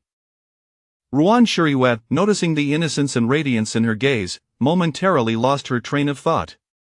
It was a matter of chance, Ruan Shiriyue replied with a serene expression, articulating each word carefully. Did you attend a ballet academy from a young age? Yes, at 12, Ruan Shiriyue affirmed. Xu Miao nodded in understanding. And you? Xu Miao scratched her head, acknowledging her own ordinariness. After graduating, I just returned home and took a mundane job with no particular distinction, Ruan Shiriyue smiled. That sounds quite good and simple and stable. Xu Miao smiled sheepishly. How wonderful it must be to be a superstar, earning endless wealth, enjoying fame, with posters and advertisements plastered everywhere, and a legion of devoted fans silently supporting her, Xu Miao included. That evening, Meng Yuchuan drove Xu Miao home. As she sat in the passenger seat, she couldn't help but gaze at the photo she had taken with Ruan Shiriyue, grinning like a fool. Sister Yu is truly beautiful, even more so than on television, and today she wasn't even wearing makeup, just her natural face. Meng Yuchuan glanced at her, bemused by her infatuation. You really like her that much? I do. She's gorgeous, has a great figure, and her acting is superb. I enjoy all the shows she's in. But in my eyes, you are the most beautiful, Meng Yuchuan said earnestly, turning his head to look at her. Xu Miao cleared her throat. You should focus on driving and pay attention to the road. Meng Yuchuan chuckled and turned back to the task at hand. Suddenly, Xu Miao tilted her head toward him. Have you known her for a long time? Yes, Meng Yuchuan replied vaguely. Have she and Guan Lingfeng been together for long? Xu Miao blurted out impulsively. There had never been any public news about Ruan Shiriyue's romantic life. She consistently presented a single persona to the public. However, this was understandable. As a superstar, she lived under the spotlight 24/7. No one would want their private life to be scrutinized and sensationalized. It was entirely reasonable to keep such matters confidential. Meng Yuchuan fell silent for a moment. Their story is a long one. Don't overthink it with your little mind. Xu Miao pouted, casting her gaze down at her phone. Meng Yuchuan glanced at her again before returning his focus to the road. On Saturday morning, Xu Miao awoke around 10, stretching languidly, only to find the room empty. Meng Yuchuan had gone to work. She truly admired his boundless energy. After keeping her up late the previous night, he still managed to rise early. After a brief period of wakefulness, Xu Miao lay in bed, playing with her phone. She sent Ruan Shiriyue a message to inquire whether they had departed. Their conversation the previous night had gone well, and they exchanged contact information. Ruan Shiriyue quickly replied, mentioning that they had not yet left. Meng Yuchuan entered the room, clad in a deep blue wool sweater and black pants. Noticing her still in bed, he asked, "Are you hungry?" Xu Miao glanced at him, a little. "Are you going out?" "Yes, I have some matters to attend to in the county," she said. "Oh," she replied absent-mindedly while continuing to scroll on her phone. Meng Yuchuan caught a glimpse of her screen and playfully tousled her slightly disheveled hair. "They haven't left yet. Would you like to join us for a meal?" Xu Miao looked up, surprise flickering in her eyes. "Really?" "Yes." Shu Miao promptly leaped out of bed, quickly freshened up and dressed, and soon they were off in the car. Guan Lingfeng and Ruan Shuriwei had conveniently stayed at the same hotel, making it easier for them to dine together given Ruan Shuriwei's stature. Venturing elsewhere might provoke a scene. They settled once more into the same private room from the previous night. Meng Yuchuan continually served Shu Miao food, urging her, "Eat more, you haven't had breakfast." Guan Lingfeng, seated nearby, teased, "Yuchuan, after all these years, I never realized you had such a considerate side." Shu Miao paused, glancing up at Meng Yuchuan before swiftly lowering her head to eat. Meng Yuchuan maintained his composure, shooting a sidelong glance at Guan Lingfeng. "What time is your flight?" "At 6, Guan Lingfeng replied. Meng Yuchuan refrained from asking further, and the four of them continued their meal in silence. Chapter 49 Demolition Compensation. During a meal, Shu Miao discerned a delicate and somewhat peculiar atmosphere between Guan Lingfeng and Ruan Shuriwei. Guan Lingfeng exhibited considerable concern for Ruan Shuriwei, his attentiveness palpable, his gaze fervent. In stark contrast, Ruan Shuriwei's responses remained consistently lukewarm. Her eyes seldom lingered on Guan Lingfeng, almost never, merely maintaining a facade of harmony. Meng Yuchuan mentioned that their situation was complicated, leaving Shu Miao to wonder if there was a hidden story behind it. At that moment, Shu Miao scrutinized Guan Lingfeng closely. He was, in fact, quite handsome, his features striking and seemingly chiseled by an artist's hand. With his neatly cropped hair and composed demeanor, he exuded an extraordinary charm. In terms of appearance, Guan Lingfeng was not at all inferior to Meng Yuchuan. One could even argue he surpassed him. Seated together, they presented a strikingly matched pair, evoking admiration from anyone who beheld them. After their meal, the quartet lingered for a while longer, engaging in conversation. Meng Yuchuan arranged for a car to take Guan Lingfeng and Ruan Shuriwei to the airport. Guan Lingfeng accepted this offer without hesitation. Shu Miao and Ruan Shuriwei retreated to a private lounge to exchange whispers typical of young women. Around 2 o'clock, the car Meng Yuchuan had arranged arrived at the hotel, and Guan Lingfeng along with Ruan Shuriwei took the elevator down to the underground parking lot. Ruan Shuriwei donned a baseball cap, oversized sunglasses, and a black mask, concealing her face almost completely. Standing beside Guan Lingfeng, her tall figure appeared almost delicate and demure. After seeing them off, Meng Yuchuan drove Shu Miao home. "Aren't you going to work this afternoon?" Shu Miao observed as Meng Yuchuan lounged comfortably on the sofa, seemingly in no hurry to leave. I'm not going," he replied. "Why? Don't you want me to keep you company at home?" Meng Yuchuan inquired with a playful smile. Shu Miao pouted, "Who needs your company?" Dissatisfied with her response, Meng Yuchuan leaned closer, his eyes narrowing slightly. Sensing a hint of danger, Shu Miao instinctively retreated. "What are you doing?" With a mischievous grin, Meng Yuchuan replied, "What do you think?" Before she could respond, he leaned down, prompting Shu Miao to quickly raise her hand in protest. "Don't!" In an unexpected move, Meng Yuchuan seized her small hand and planted a kiss on it. Just as he prepared to advance further, Shu Miao's phone rang at the most inopportune moment, disrupting his intentions and offering her a timely reprieve. She glanced at her phone. Taking advantage of this brief distraction, Meng Yuchuan leaned in to plant light kisses along her neck, his hands roaming with abandon. "Stop it, it's my mom calling," she protested.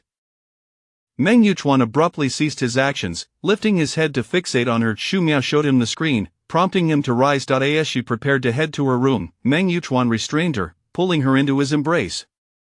"What are you doing?" "I need to take this call." Shu Miao struggled against him. "Take it right here," he insisted, not allowing her to escape. Frustrated, she insisted, "Let me go, my mom needs to talk to me." Meng Yuchuan tightened his hold around her waist, resting his head on her shoulder, playfully obstructing her. "Take it here." Shu Miao's irritation grew. "It's inconvenient to take it here. My mom needs me for something." Meng Yuchuan lifted his head, his gaze fixed intently on her, his tone turning icy. "What's inconvenient about it? Are you expecting a blind date?" Shu Miao was taken aback but quickly retorted, "No." "Then what's the inconvenience?" "You're my wife, there's nothing you can't share with me." Stunned into silence, Shu Miao felt a rush of embarrassment, her cheeks flushing crimson. "You." "Alright, just answer it. If you don't, the call will drop," he declared, snatching her phone and pressing the answer button. Surprised, Xu Miao prepared to scold him, but Meng Yuchuan silenced her with a shu gesture, causing her to swallow her words. "Xu Miao," came her mother Yao Hui's voice from the other end, audible to both. Meng Yuchuan activated the speakerphone, forbidding Xu Miao from disconnecting. Frustrated, Xu Miao glared at the culprit beside her, whose amusement was evident. "Yes, Mom, I'm here," she replied. "Why did it take you so long to answer?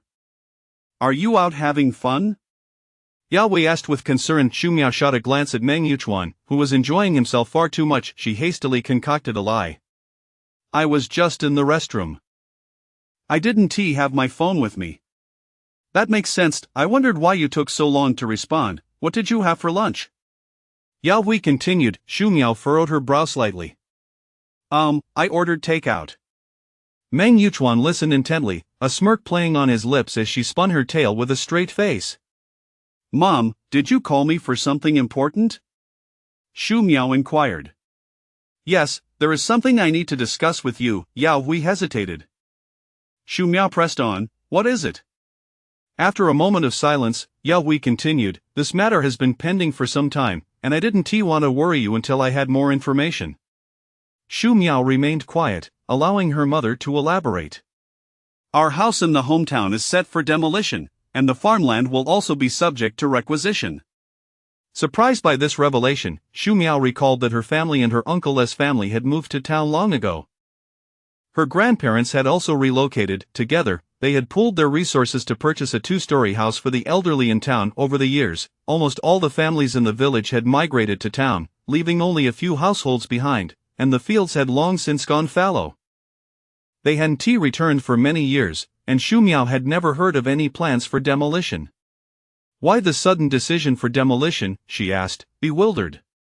"The government plans to develop a tourist attraction there, complete with a cable car and guest houses, necessitating the complete demolition of that area," Yao Hui explained. "Why hadn't you mentioned this before?" Xu Miao pressed further. Yao Hui clarified, "Previously, there were only preliminary assessments, and the government had not confirmed anything, so no one knew if demolition would actually occur. Now, it's said that the new county chief is placing great emphasis on rural development, holding multiple meetings to stress that various regions can leverage their geographical advantages to develop appropriate industries. This matter has now been definitively settled. Everything in our hometown will be demolished." Xu Miao cast a skeptical glance at Meng Yuchuan, who seemed momentarily taken aback. Xu Miao's identification card bore the address of her current residence. Meng Yuchuan hadn't anticipated that her hometown was precisely the area he had repeatedly emphasized for development in recent meetings. What a coincidence! After watching Meng Yuchuan for a moment, Xu Miao returned to her conversation with her mother, who was still on the line. Meng Yuchuan leaned in, listening intently. "Have Grandpa and Grandma been informed?" Xu Miao asked. "Yes, they are aware. The government has already sent representatives to discuss the compensation for the demolition." Yao Hui introduced a new topic. Xu Miao's expression remained relatively unchanged. "Have they reached an agreement?" "Yes, the terms have been settled." "What is the compensation amount?" Xu Miao inquired, sneaking a glance at Meng Yuchuan, who was rubbing his nose thoughtfully. "For the house and the land, the total is 800,000, Yao Hui replied. Xu Miao gasped, "So much?" Although her family home was modest, the land was extensive. Yao Hui acknowledged her surprise with a soft Noticing her mother's hesitance, Xu Miao remembered that the land and house were registered under her grandparents' names.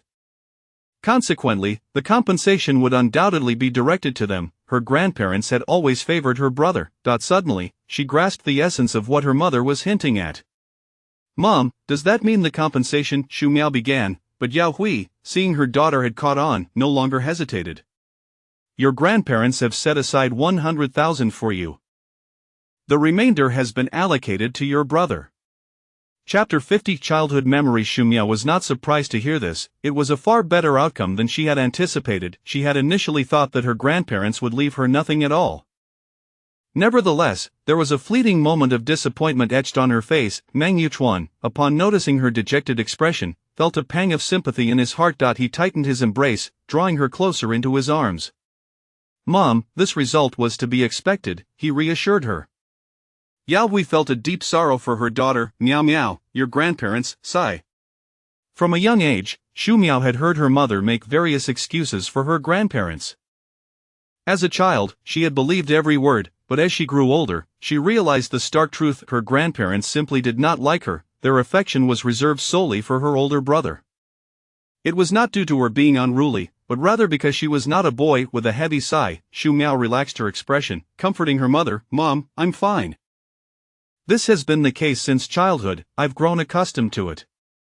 For the past 20 years, Yao Hui had silently endured her in-laws' favoritism, not out of fear, but because she believed that harmony within the family was paramount. She preferred to avoid conflict and did not wish to dwell on such matters. As long as she could care for her daughter, she was indifferent to how others treated her. Yet this time, her in-laws' actions had truly unsettled her. Their bias was too glaring to ignore. She wanted to console her daughter, having previously advised her not to take such matters to heart, but now she found herself at a loss for words. Xu Miao was indifferent to her grandparents' partiality, or rather, she had grown numb to it over time. Has my dad gone to see my grandparents? She inquired. Yao Hui replied candidly, yes, your dad went over to reason with them for quite some time. In the end, your grandmother was crying and lamenting, while your grandfather stood by, and your dad was left without any recourse. Xu Miao could already guess as much. Each time her father had defended her in the past, her grandmother resorted to such tactics. After all, she was his mother, who had carried him for 10 months, he had little choice in the matter. Xu Miao fell silent for a moment before saying, Mom, please tell Dad not to confront Grandma and Grandpa anymore. It's pointless. Even if we were to win this argument, I wouldn't want it. Yao Hui sighed. Miao Miao, your parents will consider your well-being. Your father and I have earned enough, we do not rely on this. Xu Miao feigned indifference regarding the matter, continually reassuring her mother. As the conversation progressed, she noticed her mother's voice growing slightly choked, understanding that her mother felt both sorrow for her and a sense of injustice. With a quivering nose, she said, Mom, please don't dwell on this, don't feel upset. I truly don't care about that. You and Dad have already given me so much, I even have my own apartment now, which is wonderful. Besides, I have a stable job and income. My future will not be bleak. You and Dad need not worry so much about me, just wait for me to show my filial piety to you both in the future. Yao Hui felt a sense of comfort in her daughter's understanding, even knowing that she was trying to soothe her. Yes. Make sure to take good care of yourself. Buy whatever you wish to eat, and if money runs short, just ask your parents for more. Yao Hui admonished her with each word. Yes, I will take good care of myself.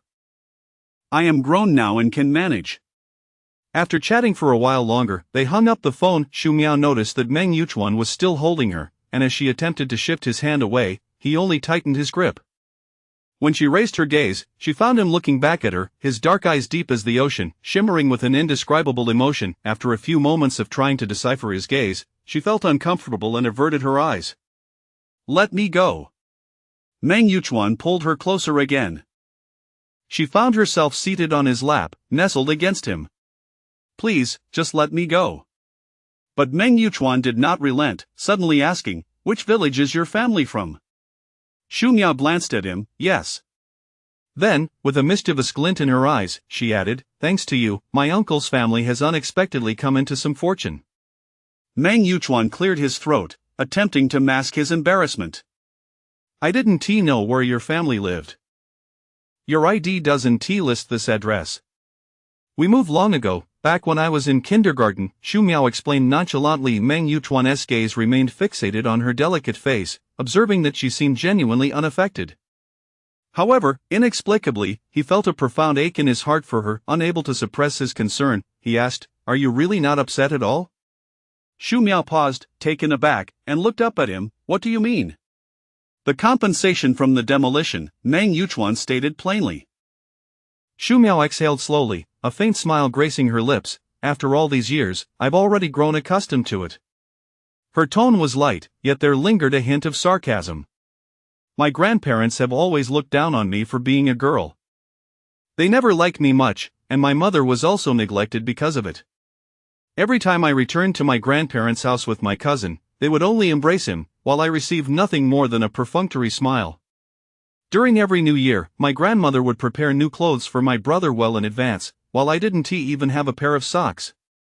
My grandmother has a cabinet filled with her dowry, and I've known since childhood that it contains many delicious treats, yet I have never tasted any. She would lock the cabinet, keeping the key close, waiting for my brother to return, calling him into the room to sneak him a snack. I was initially unaware, but I always wondered why my grandmother would only call my brother inside and never me. Whenever I tried to follow, her expression would shift, and she would seem frightened. In those moments, my mother would take me outside to play, distracting me. When I asked my mother what they were doing inside, she would say that my grandmother was telling my brother scary stories, fearing I would be frightened, which is why she didn't want me to go in. Xu Miao recounted her childhood memories with calm detachment. Meng Yuchuan held her closely, listening intently, occasionally furrowing his brow. In the past, I would always believe my mother, until one day I watched a horror movie with my best friend and realized it wasn't frightening at all. The next time I went, my grandmother called my brother into the room as usual, but I feigned indifference, pretending to be scared of going in. I found an excuse, claiming I was thirsty, and while my mother went to fetch me water, I stealthily approached the door and peered through the crack. Xu Miao paused for a moment, inhaling deeply before continuing. On my grandmother's bed were an assortment of snacks. Milk, bread, biscuits, chocolates, and abundance of treats, including my favorite milk candies. My brother was savoring them, one hand holding a carton of milk and the other gnawing on a chicken leg. My grandmother watched him eat with delight, her smile more radiant than if she had been the one indulging. Meng Yuchuan tightened his embrace, his heart aching for her, eyes filled with an indescribable tenderness. Xu Miao continued, I watched them for a while, and in that moment, I understood why my mother always took me outside. She had known all along, but feared I would feel hurt if I saw. That's why she lied to me. I didn't want her efforts to be in vain. After watching for a while, I quietly left, closing the door softly behind me, pretending everything was normal as I skipped outside to find my mother. Even to this day, my mother remains unaware that I saw everything that day. Xu Miao recounted her childhood experience, her expression as tranquil as if she were narrating someone else's tale. Chapter 51. The secondary card. At this moment, Meng Yuchuan could only feel a pang of heartache. He reached out his hand, gently caressing her face as if to offer solace. After Xu Miao finished speaking, she lifted her gaze to Meng Yuchuan, noticing that he seemed somewhat lost in thought. A smile, tinged with relief, graced her lips. Those are all things of the past, I no longer care about them. Besides, on the way home, I dragged my mom to the supermarket and had her buy me 2 big bags of snacks. I indulged myself for quite a while, feeling utterly satisfied. With a playful arch of her brow, her small face radiated pride, completely devoid of any trace of sorrow. Seeing her in such high spirits only deepened Meng Yuchuan's discomfort, prompting him to lean down and plant a couple of kisses on her. He then gazed at her with unwavering determination. Miao Miao, from now on, tell me whatever you desire, and I will fulfill it. You will always be the best and irreplaceable in my eyes. Meng Yuchuan's words were earnest, his gaze like fire, igniting a fervent warmth within Xu Miao's heart. She stared at him, momentarily entranced, as if time had momentarily ceased. Then, averting her gaze, she smiled with a sense of release. In truth, it's nothing much. My parents have always spoiled me, fulfilling nearly every request I made. They never withheld anything from me, neither materially nor emotionally. Perhaps that's why I haven't been particularly concerned about my grandparents' affection. Yet, Meng Yuchuan couldn't bear the thought in the future, I will spoil you and indulge you. You can do whatever you wish, and I will always have your back. Of course, except for leaving me. He added lightly. Xu Miao found his words amusing but managed to suppress her laughter. Tilting her head, her dark eyes twinkled playfully, what if I tear the sky apart? Meng Yuchuan smirked, his tone brimming with confidence, then I will find a way to mend it. Xu Miao burst into laughter, charmed by the mix of seriousness and childlike whimsy in his words. Seeing her spirits lifted, Meng Yuchuan felt a measure of relief. We won't lack for money in the future, we won't fuss over trivial matters. He stated earnestly to Xu Miao. She smiled, her heart filled with understanding. Actually, I know why my grandparents gave my family 100,000. Meng Yuchuan regarded her, his eyes deep like a tranquil lake, quietly listening. Xu Miao recounted the story with a nonchalant air. Initially, both my family and my uncle's family moved to the town, while my grandparents stayed in the village for a while. Later, my dad and uncle worried that the two elders would be alone at home, so they agreed to each contribute 50,000 to buy them a self-built house in town. My grandparents likely gave my family 100,000 for this reason. Meng Yuchuan's expression turned as still as water, devoid of any visible reaction. After hearing Xu Miao's earlier words, this revelation was hardly surprising. In the future, I will not allow you to suffer even the slightest grievance. Meng Yuchuan held Xu Miao tightly, his dark eyes fixed upon her, filled with fervent intensity and profound love. Xu Miao gazed back at him, her thoughts swirling like a tide, as if a seed within her heart was quietly sprouting. Following this exchange, Xu Miao's attitude towards Meng Yuchuan underwent subtle changes, though she remained unaware of them. After dinner, Xu Miao lay in bed and called Pei Ran to inquire about her date that day. Pei Ran sounded in good spirits, her tone reminiscent of a gentle spring breeze, overflowing with uncontainable joy.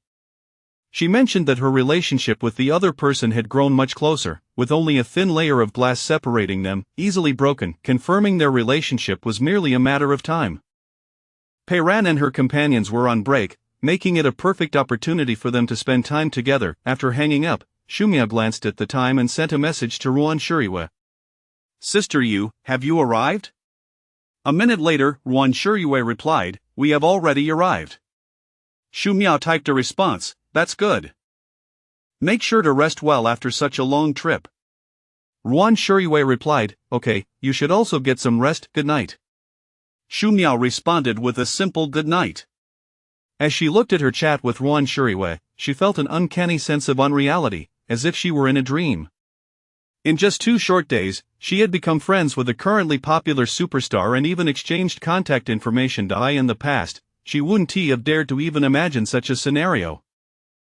Suddenly, she felt that being with Meng Yuchuan had its advantages. After all, it was unlikely she could have achieved this on her own. However, Xu Miao couldn't shake the feeling that the relationship between Guan Lingfang and Ruan Shuriwei was rather peculiar, an inexplicable sensation. They appeared to be quite familiar yet seemed very distant, a facade of cordiality hiding a deeper understanding of each other's thoughts. Lost in her musings, Xu Miao didn't notice when Meng Yuchuan entered the room. What are you thinking about, looking so absorbed? Meng Yuchuan sat on the edge of the bed, dressed in pajamas. Xu Miao snapped back to reality and glanced at him. I wasn't thinking about anything. Have you finished your work? Meng Yuchuan, however, was not convinced by her words. You say you weren't thinking about anything, yet you didn't even notice me come in. Now tell me, what were you pondering? After a moment of silence, Xu Miao hesitated before asking, Sister Yu and your friend? Meng Yuchuan wasn't surprised, he had anticipated she would be thinking about this. He reached out to ruffle her hair. It's too complicated to explain in a few words, I will tell you slowly when I have the time. What is so complicated? If you don't want to say it, just say so, Xu Miao replied, somewhat displeased, muttering under her breath. However, since Meng Yuchuan chose not to disclose anything, she refrained from pressing further. After all, it was someone else's privacy, and it would be inappropriate to pry too much. Noticing her downcast expression, Meng Yuchuan decided to change the subject. He pulled something from his pajama pocket and handed it to Xu Miao. This is for you. Xu Miao looked up to find a bank card. Why are you giving me a card? Meng Yuchuan smiled, his eyes filled with affection. This is my supplementary card. From now on, if you see something you like or want to buy anything, just swipe it, there's no limit. Xu Miao stared at the black card in her hand, her expression one of astonishment, as if a massive stone had stirred up tumultuous waves within her. Her round eyes widened like bells, hesitating to reach out and take it. Meng Yuchuan pressed the card into her hands. Take it, and keep it safe. Xu Miao clutched the bank card, feeling an intense warmth in her palm as though she had been scorched. After a moment of daze, she returned it to Meng Yuchuan. I don't want it, I have my own money I can earn. Meng Yuchuan watched her earnest declaration, her eyes sparkling with determination, looking incredibly adorable. He refused to accept it and firmly placed the card back in her hand, insisting she hold on to it. Be obedient, take it as my woman, you shall not suffer even the slightest grievance. Xu Miao was momentarily taken aback by his words. There were many layers of meaning behind what Meng Yuchuan had just said, all intertwined with the earlier discussion about the relocation funds. A whirlwind of emotions swirled within her, and she found herself increasingly perplexed. Noticing Shumio lost in thought, Meng Yuchuan lightly flicked her forehead. Alright, stop overthinking, just put the card away. Shumiao rubbed the spot where he had flicked her, glancing at the bank card. I really don't need it. You should keep it for yourself. Meng Yuchuan narrowed his eyes, his gaze turning increasingly perilous. Shumiao shrank back, awkwardly closing her mouth, and promptly got out of bed to place the card in her bag. When she returned, Meng Yuchuan was still seated, waiting for her. As Shumiao approached, he wrapped his arms around her and kissed her lips. Now that's more like it. On Sunday, Meng Yuchuan went to the county government as usual to handle work, while Shumiao arranged to go shopping with Pei Ran. Teacher Pei, I've noticed you seem completely different now. Shumiao took a sip of her milk tea, gazing at Pei Ran with a knowing look. Pei Ran paused. What do you mean? You're radiating an aura of pink bubbles all around you, exuding a strong scent of love. Shumiao raised her eyebrows and winked at her, pretending to be mysterious. Pei Ran, realizing Shumiao was teasing her, immediately retaliated with mischief. Little Shushua, don't just talk about me, look at you, glowing with a rosy complexion. You've been well taken care of, haven't you? Chapter 52 Chatahem. Shumiao coughed several times, clearly choked. Pei Ran hurriedly patted her back. Are you alright? It was just a single remark, no need to be so agitated. Shumiao's cheeks flushed a shade of crimson. You. Hey, alright, I won't say anything more. Please don't choke again, Pei Ran surrendered while gently patting Shumiao's back. Meow, are you truly not distressed at all about the demolition compensation? Pei Ran inquired earnestly. Shumiao managed a faint smile, her expression serene, exuding indifference.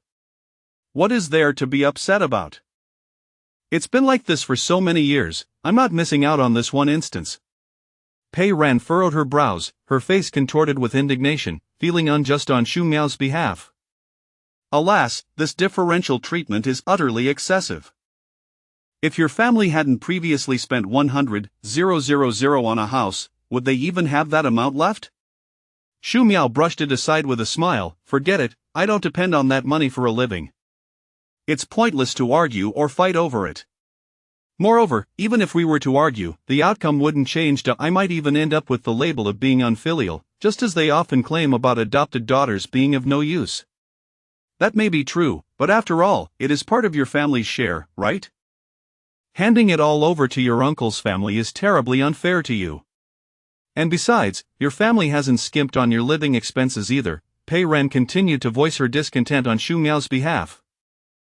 Shumiao remained composed. My grandparents dote on my cousin as if he were their world. Why would they spare any money for me? They believe that whatever they give me will ultimately just go to support someone else. Furthermore, that money belongs to them. They have the right to decide how to allocate it. These sentiments were ones Shumiao had gleaned from her grandmother. When she was younger, her grandmother had never shied away from sharing such thoughts in her presence. Now, she found herself articulating them with ease. Pei Ran sighed in resignation. Well then, if they won't give it, they won't. It's not worth letting this affect our mood. Suddenly, Pei Ran's expression shifted, her eyes glimmering with mischief. What's wrong? Shumiao inquired. Pei Ran raised an eyebrow. Meow, you're not short on money now, considering you even have a secondary card. You're practically a little tycoon. Upon saying this, she burst into an unusual excitement. Do you think your aunt would explode with rage if she found out your boyfriend is County Mayor Meng? Shumiao shot her a glance. How could she possibly know? Pei Ran clicked her tongue and playfully nudged her. Isn't it inevitable that she will find out sooner or later? Shumiao, perplexed, asked, What do you mean? Pei Ran, seeing her confusion, quickly clarified, If you two keep dating, wouldn't your family find out eventually? Shumiao gasped in shock, slapping Pei Ran's hand. How could it possibly continue? Pei Ran squinted, her gaze penetrating as she scrutinized Shumiao for a considerable moment. I say, little Shu, you don't really think County Mayor Meng is just playing with you, do you? Shumiao's expression shifted dramatically, her brows knitting together. Isn't that the case? Noting her complete lack of awareness regarding the situation, Pei Ran rolled her eyes in exasperation. Honestly, Shu, are you genuinely oblivious, or are you playing coy? Shu Miao looked at her, bewildered. What? Pei Ran sighed deeply, her expression one of helplessness, as she began to dissect the matter. Do you really think if it were just a casual fling, he would give you a secondary card? Or even a savings card? Gifting houses, cars, and money, not to mention a necklace worth tens of thousands, is one thing, but a secondary card holds a completely different significance. Most importantly, it's not just a credit card. It's a savings card. At that moment, Shu Miao's earlier calmness dissipated, her expression becoming somewhat dazed. She bit her lip. Didn't you say, when a person is extraordinary, the gifts they give are also extraordinary? It was unclear whether Shu Miao was explaining herself to Pei Ran or merely trying to convince herself. Pei Ran, noticing her persistent avoidance, adopted a serious demeanor. Miao Miao, do you still not have any feelings for County Mayor Meng? Shu Miao gazed at Pei Ran, hesitating for a while before nodding uncertainly. Oh dear. This situation, Pei Ran felt a bit of a headache. It seemed as though Shu Miao's mind was entangled with countless threads, a chaotic mess that she couldn't untangle. After finishing dinner with Pei Ran, Shu Miao returned home directly, and after a while, Meng Yuchuan also came back. Shu Miao glanced towards the foyer. Have you finished your work? Meng Yuchuan changed into his slippers and walked over, embracing her. Why are you still busy so late on a weekend? Shu Miao tilted her head, inquiring. It's year-end. There are many inspections, and I need to be present for a lot of matters, Meng Yuchuan patiently explained, as they rarely discussed work when together. No wonder, the county mayor is indeed different. With so many responsibilities, you must be incredibly busy, Shu Miao teased, raising an eyebrow. Meng Yuchuan kissed her fair cheek, playfully teasing her in return. Not like you, with a light workload and minimal stress. Shu Miao suddenly felt displeased, casting a sidelong glance at Meng Yuchuan, her voice laced with sarcasm. Isn't that so? If it weren't for this good job, how could you have me under your thumb? With that, she turned her head away. Meng Yuchuan was taken aback for a moment, then broke into a smile, moving closer to her again, turning her face back towards him. He cupped her little face and kissed her repeatedly. Good Miao Miao, be a good girl, don't be upset. It's not like I had a choice. After all, who made you reject me? Shu Miao pushed him away, evading the impending kiss. Humph. You're only thinking of yourself, making it sound as if you're the one suffering. Meng Yuchuan, being quite astute, realized that if he didn't change the subject soon, his dear girl would surely hold a grudge against him for the rest of the evening. With a quick thought, he shifted the conversation. Why did you choose to come back to the county instead of applying to the provincial city? Shu Miao, her mind momentarily distracted, easily fell into his conversational trap. It's not that I didn't apply. It's just that I didn't get in, she shrugged, her expression nonchalant. Oh, you didn't pass the written exam? Meng Yuchuan inquired curiously. No, I ranked first in the written exam, but I got cut during the interview. Didn't prepare well for the interview? Shu Miao's expression grew serious as she immediately retorted, who said that? I actually prepared for a long time. It's just unfortunate that my luck was a bit poor, and I got surpassed by someone who came after me. Meng Yuchuan pondered for a moment before chuckling. Maybe it's for the best. Otherwise, how would I have met you? Shu Miao's eyes twinkled mischievously. If you hadn't met me, wouldn't you have found someone else here? Meng Yuchuan immediately denied it, his tone firm. Never. Shu Miao shook her head, smiling, her disbelief evident. You would definitely have. Meng Yuchuan's expression became serious as he turned her body to face him. Shu Miao, my pursuit of you is solely because it is you, unrelated to location, time, or anything else. It is purely because of who you are. If it weren't for you, even if I were in the same place at the same time, I wouldn't spare you a second thought. Do you understand? Shu Miao was momentarily stunned, gazing into Meng Yuchuan's eyes, which shone like stars in the night sky, dazzlingly bright, containing an intense and unique emotion. Meng Yuchuan held her gaze, his eyes unwavering. Shu Miao felt her previously tranquil heart stir, as if a breeze had swept across a still water surface, sending ripples that, though subtle, stirred the entire lake into a gentle motion. Instinctively wanting to escape, Shu Miao cleared her throat softly, averting her gaze to change the subject. Actually, coming back is quite nice, it's close to home. Moreover, my best friend has also returned, so we can meet frequently. Is she the one you often go out with? Meng Yuchuan discerned her intent and did not press further, knowing that some matters required time, so he followed her lead and asked, Which institution is she with? County Junior High. Meng Yuchuan did not pursue the matter any further. Chapter 53. The Mandarin Duck Bath. Shu Miao tilted her head to regard him, contemplating that having been subjected to a barrage of inquiries, it was only fair to pose some questions of her own. Where were you before coming here? Back home, he replied. Perplexed, Shu Miao inquired, Then how did you suddenly end up here? Compliance with organizational arrangements. What a commendable sense of obedience. Is your family from the capital? She pressed on. Not entirely, I was born there, but my ancestral home is not. Meng Yuchuan answered nonchalantly. Where is your ancestral home? Shanbei. Shu Miao paused. On Sunday evening, a snowfall blanketed the ground. Upon waking, she glanced out the window to see a vast expanse of white.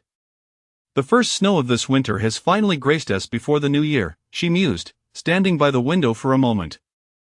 Meng Yuchuan chuckled softly from behind her. Do you enjoy the snow so much? Shu Miao turned towards the bathroom. Not particularly, I just feel that snow brings about the festive spirit of the new year. The icy roads led Shu Miao to leave home slightly earlier than usual.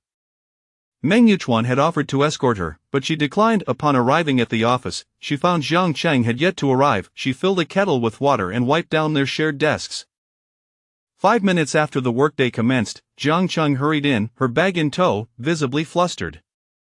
Xiaoshu, you're here quite early. I encountered heavy traffic. Despite leaving 10 minutes ahead of schedule, I was still delayed. Shu Miao nodded in agreement. With the snow today, everyone is cautious. I walked here, it took me about the same time as usual. Jiang Cheng shrugged off her down jacket and prepared tea. Living nearby is certainly advantageous, the benefits become evident on snowy days. Shu Miao smiled, it's not too different. Such weather lasts only a short while each year. After Jiang Qing brewed her tea and returned to her desk, cradling her cup to warm her hands, she remarked, Xiaoshu, the new year is just around the corner. When do you plan to return home? Shu Miao shook her head, I'm not sure yet, I don't even know if I can leave early. Jiang Qing, being a seasoned employee, reassured her, no worries. We can adjust your schedule a couple of days ahead to facilitate an early return. Shu Miao hesitated, I just don't know if the director will permit it. Jiang Qing, having been around longer, replied, our director is quite reasonable. He understands that your family lives farther away. Shu Miao nodded, all right, that sounds good. This was her first time being unable to return home as the holidays approached. In her previous academic years, she had always left early for the break. This year felt markedly different, a reality starkly contrasted by her cousin's experience, who always arrived home only the night before the new year after starting work. There was even a year he couldn't return for the holidays due to work commitments. Her cousin took his job quite seriously. Reflecting on this, Shu Miao found herself envying her parents and Pei Ran, who were already on holiday. She suddenly thought that had she heeded her parents' suggestion to become a teacher, it might not have been so bad. During the day, the snow ceased, and the roads were cleared. By noon, most of the snow had melted. Around 4 o'clock, Meng Yuchuan called Shu Miao, inquiring if she needed a ride, citing the cold and treacherous conditions. Naturally, Shu Miao was reluctant to accept, assuring him that the roads were clear and she could walk home. The thought of being picked up by Meng Yuchuan at the office was difficult for her to imagine. He did not press further, merely advising her to take care and to inform him upon her arrival home. Shu Miao, uncharacteristically compliant, agreed. As the new year approached, Shu Miao and Jiang Qing spent the day organizing and photocopying materials that required submission for review. When evening fell, Jiang Qing noted the biting cold and darkness outside, offering to drive Shu Miao to her residential complex. Xiaoshu, it's quite chilly outside, would you like me to take you to your neighborhood in trance? Shu Miao chuckled at the thought of returning to a place that was not her home. No need, Jiang Jia. I'll stroll back, it won't take long. You'd have to make a long detour to turn around, especially during rush hour. Jiang Qing acquiesced. Very well, just be careful on your way back. Sure. Xu Miao wrapped a thick scarf around her neck, covering her eyes, and donned an ankle-length down coat that swayed as she walked. Upon entering her home, she was enveloped by a wave of warmth. The air conditioning had been turned on, and the temperature was high. She removed her down jacket and slipped into her cotton slippers. The housekeeper was busy in the kitchen. Xu Miao approached her with a smile. "Auntie, what delicious dish are you preparing today? It smells wonderful." The housekeeper, stirring a pot with a spatula in hand, glanced at Xu Miao and smiled. "I made your favorite fish." "It's cold outside, hurry and warm up, it's nice and toasty in here." "Okay." With that, Xu Miao made her way to the living room. Curling up on the sofa, around 7 o'clock, Meng Yuchuan returned home, removing his black down jacket at the entrance. "Was it cold walking back?" he asked, sitting beside Xu Miao and taking her small hand, which felt warm in his grasp. "It was all right. I warmed up after walking for a bit. You must be hungry, let us eat." He took her hand and led her to the dining room. The housekeeper removed her apron and approached. "Mr. Meng, I'll be leaving now." Meng Yuchuan acknowledged her with a simple response. While dining, Xu Miao suddenly recalled Jiang Qing's earlier question about when she planned to return home for the new year. What about Meng Yuchuan, who lived farther away? When would he head back? Contemplating this, she voiced her curiosity. "The new year is next week. When are you going home?" Meng Yuchuan paused, raising an eyebrow. "Why, do you not wish for me to leave?" Xu Miao shot him a glare. "Forget it then." She proceeded to serve herself a piece of fish. "When do you plan to return?" Meng Yuchuan asked. Xu Miao took a bite of rice. "The holiday starts on New Year's Eve. I intend to leave a couple of days early and inform our director." "Me too." Xu Miao was taken aback. "You're also leaving so late?" Meng Yuchuan explained, "There's a lot of work, and besides, I can only feel at ease returning once I've seen you home." "Who needs you to see me home? I know the way." Xu Miao replied, slightly annoyed. "It's my desire to escort you," Meng Yuchuan coaxed gently, feigning ignorance. Xu Miao focused on her meal. After dinner, the two reclined on the sofa to relax. Xu Miao watched television while Meng Yuchuan perused the news. Half an hour later, she set her phone down, declaring, "I'm going to take a shower." With that, she headed to the bedroom. Observing Xu Miao's delicate silhouette, Meng Yuchuan's lips curled into a smirk, his gaze intense. Xu Miao had nearly finished her shower when the sound of a key turning in the lock startled her. Panic-stricken, she immediately turned off the water. Just as she contemplated stepping forward, the door swung open. Meng Yuchuan, adorned only in a towel around his waist and dripping with water, entered. He glanced at Xu Miao and then closed the door behind him. Xu Miao gasped, quickly covering herself. "What are you doing here? Get out!" Meng Yuchuan's gaze bore into her, his deep eyes filled with desire. Miao Miao, seeing that look in his eyes, sent Xu Miao's heart racing. She knew all too well what it signified. With hands flailing in a futile attempt to shield herself, she retreated. "Are you crazy? Get out, I'm not done yet." Meng Yuchuan, entranced by her porcelain-like skin, felt a surge of heat within him. "It's fine if you're not finished. I'll help you." With a playful grin, he advanced toward her in the corner. Xu Miao pressed against the cold wall, facing no escape. As Meng Yuchuan drew closer, she seized the opportunity to push him away and dashed towards the door. Meng Yuchuan, unwilling to let his prize slip away, swiftly extended his arm and caught her. Chapter 54. A surge of passion in a fervent struggle, Xu Miao wrestled relentlessly, inadvertently causing Meng Yuchuan's towel to be torn away. At that moment, the two were utterly exposed to one another. Meng Yuchuan teased, his voice sultry and enchanting. "Miao Miao, you're so eager, I'll make sure you feel utterly satisfied shortly." Xu Miao's cheeks flushed crimson, her hands continuing to flail defensively. "Get away, you scoundrel!" Meng Yuchuan pulled Xu Miao into the bathtub, his gaze intense and fervent, fixated on her delicate, rosy cheeks. Terrified, Xu Miao instinctively recoiled, her arms tightly guarding her chest. With ease, Meng Yuchuan placed her soft, slender arms at the sides of the tub. The bathroom door was firmly shut, the intermittent sounds within were faint and breathy, akin to playful coaxing, igniting a sense of yearning. 2 hours later, the bathroom door finally swung open. Meng Yuchuan cradled the half-conscious, half-dazed Xu Miao in his arms, opting to place her directly onto the sofa rather than the bed. Xu Miao, believing he would finally release her, was met with a startling revelation. Meng Yuchuan had completely lost his sanity. his dark eyes brimming with profound affection and obsession. Meow meow, my darling, you shall always be mine. I love you. Shu Miao's eyes glazed over, and in her daze, she caught a glimpse of his smoldering, desire-laden gaze. The following morning, Shu Miao found herself struggling to rise from bed. Meng Yuchuan called out several times to the little figure buried beneath the covers, but to no avail. Ultimately, he had no choice but to lift the covers and haul her from the bed to the bathroom. Shu Miao stood unsteadily before the sink, rubbing her eyes in a futile attempt to awaken. Meng Yuchuan attentively squeezed toothpaste onto her brush, filled a glass with water, and handed them to her. Still a bit dazed, Shu Miao mechanically accepted the toothbrush and began to brush her teeth. Once refreshed, she turned to glare at the instigator beside her. Meng Yuchuan wore a smile, gently comforting her. My darling, you worked hard last night. He then raised an eyebrow, unabashedly declaring, the new year is just around the corner, and I won't see you for several days. Consider these days as an advance on that time. Meow meow, you must eat well these days.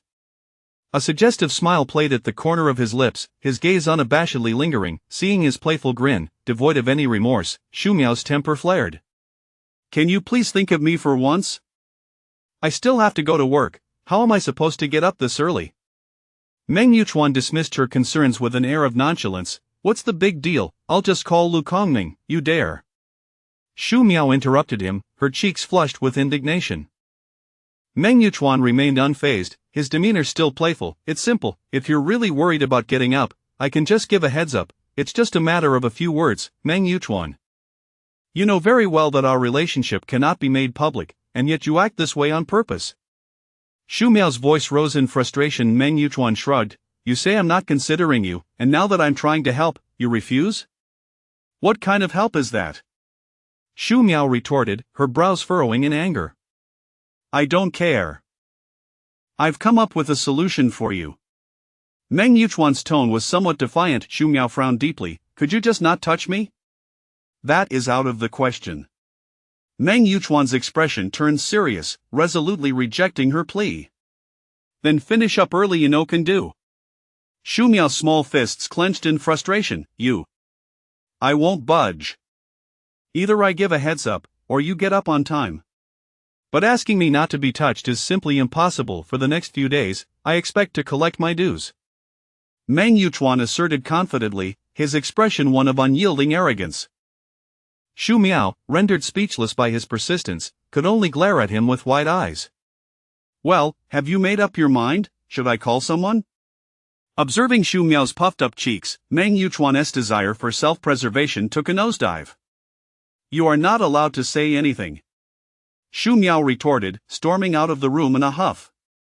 Meng Yuchuan watched her spirited little figure retreat, a smile creeping onto his face, appreciating her resolve. I in the office, Xiao Shu, why are you drinking coffee today? Jiang Qing inquired curiously. Shu Miao stirred her coffee with a spoon. With the holidays approaching, I'm too excited to sleep at night, so I thought I'd have some coffee to perk me up during the day. Jiang Qing raised an eyebrow in surprise. You're excited already? Isn't that a bit early? Shu Miao maintained her composure. It's a long-standing habit. During my school days, I would start counting down the days 2 weeks before a long break. Jiang Qing chuckled, teasing, hearing you say that, I can almost feel the joy of the holidays already. Shu Miao took a sip of her coffee and smiled.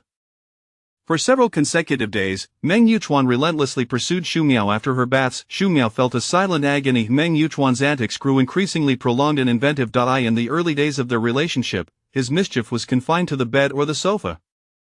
Recently, however, he had turned into a whirlwind, leading Shu Miao to explore new territories of the bathtub, the sink, the coffee table, the carpet, the study. Every time Shu Miao, breathless and exhausted, believed Meng Yuchuan would relent, he would simply shift her to a new battleground.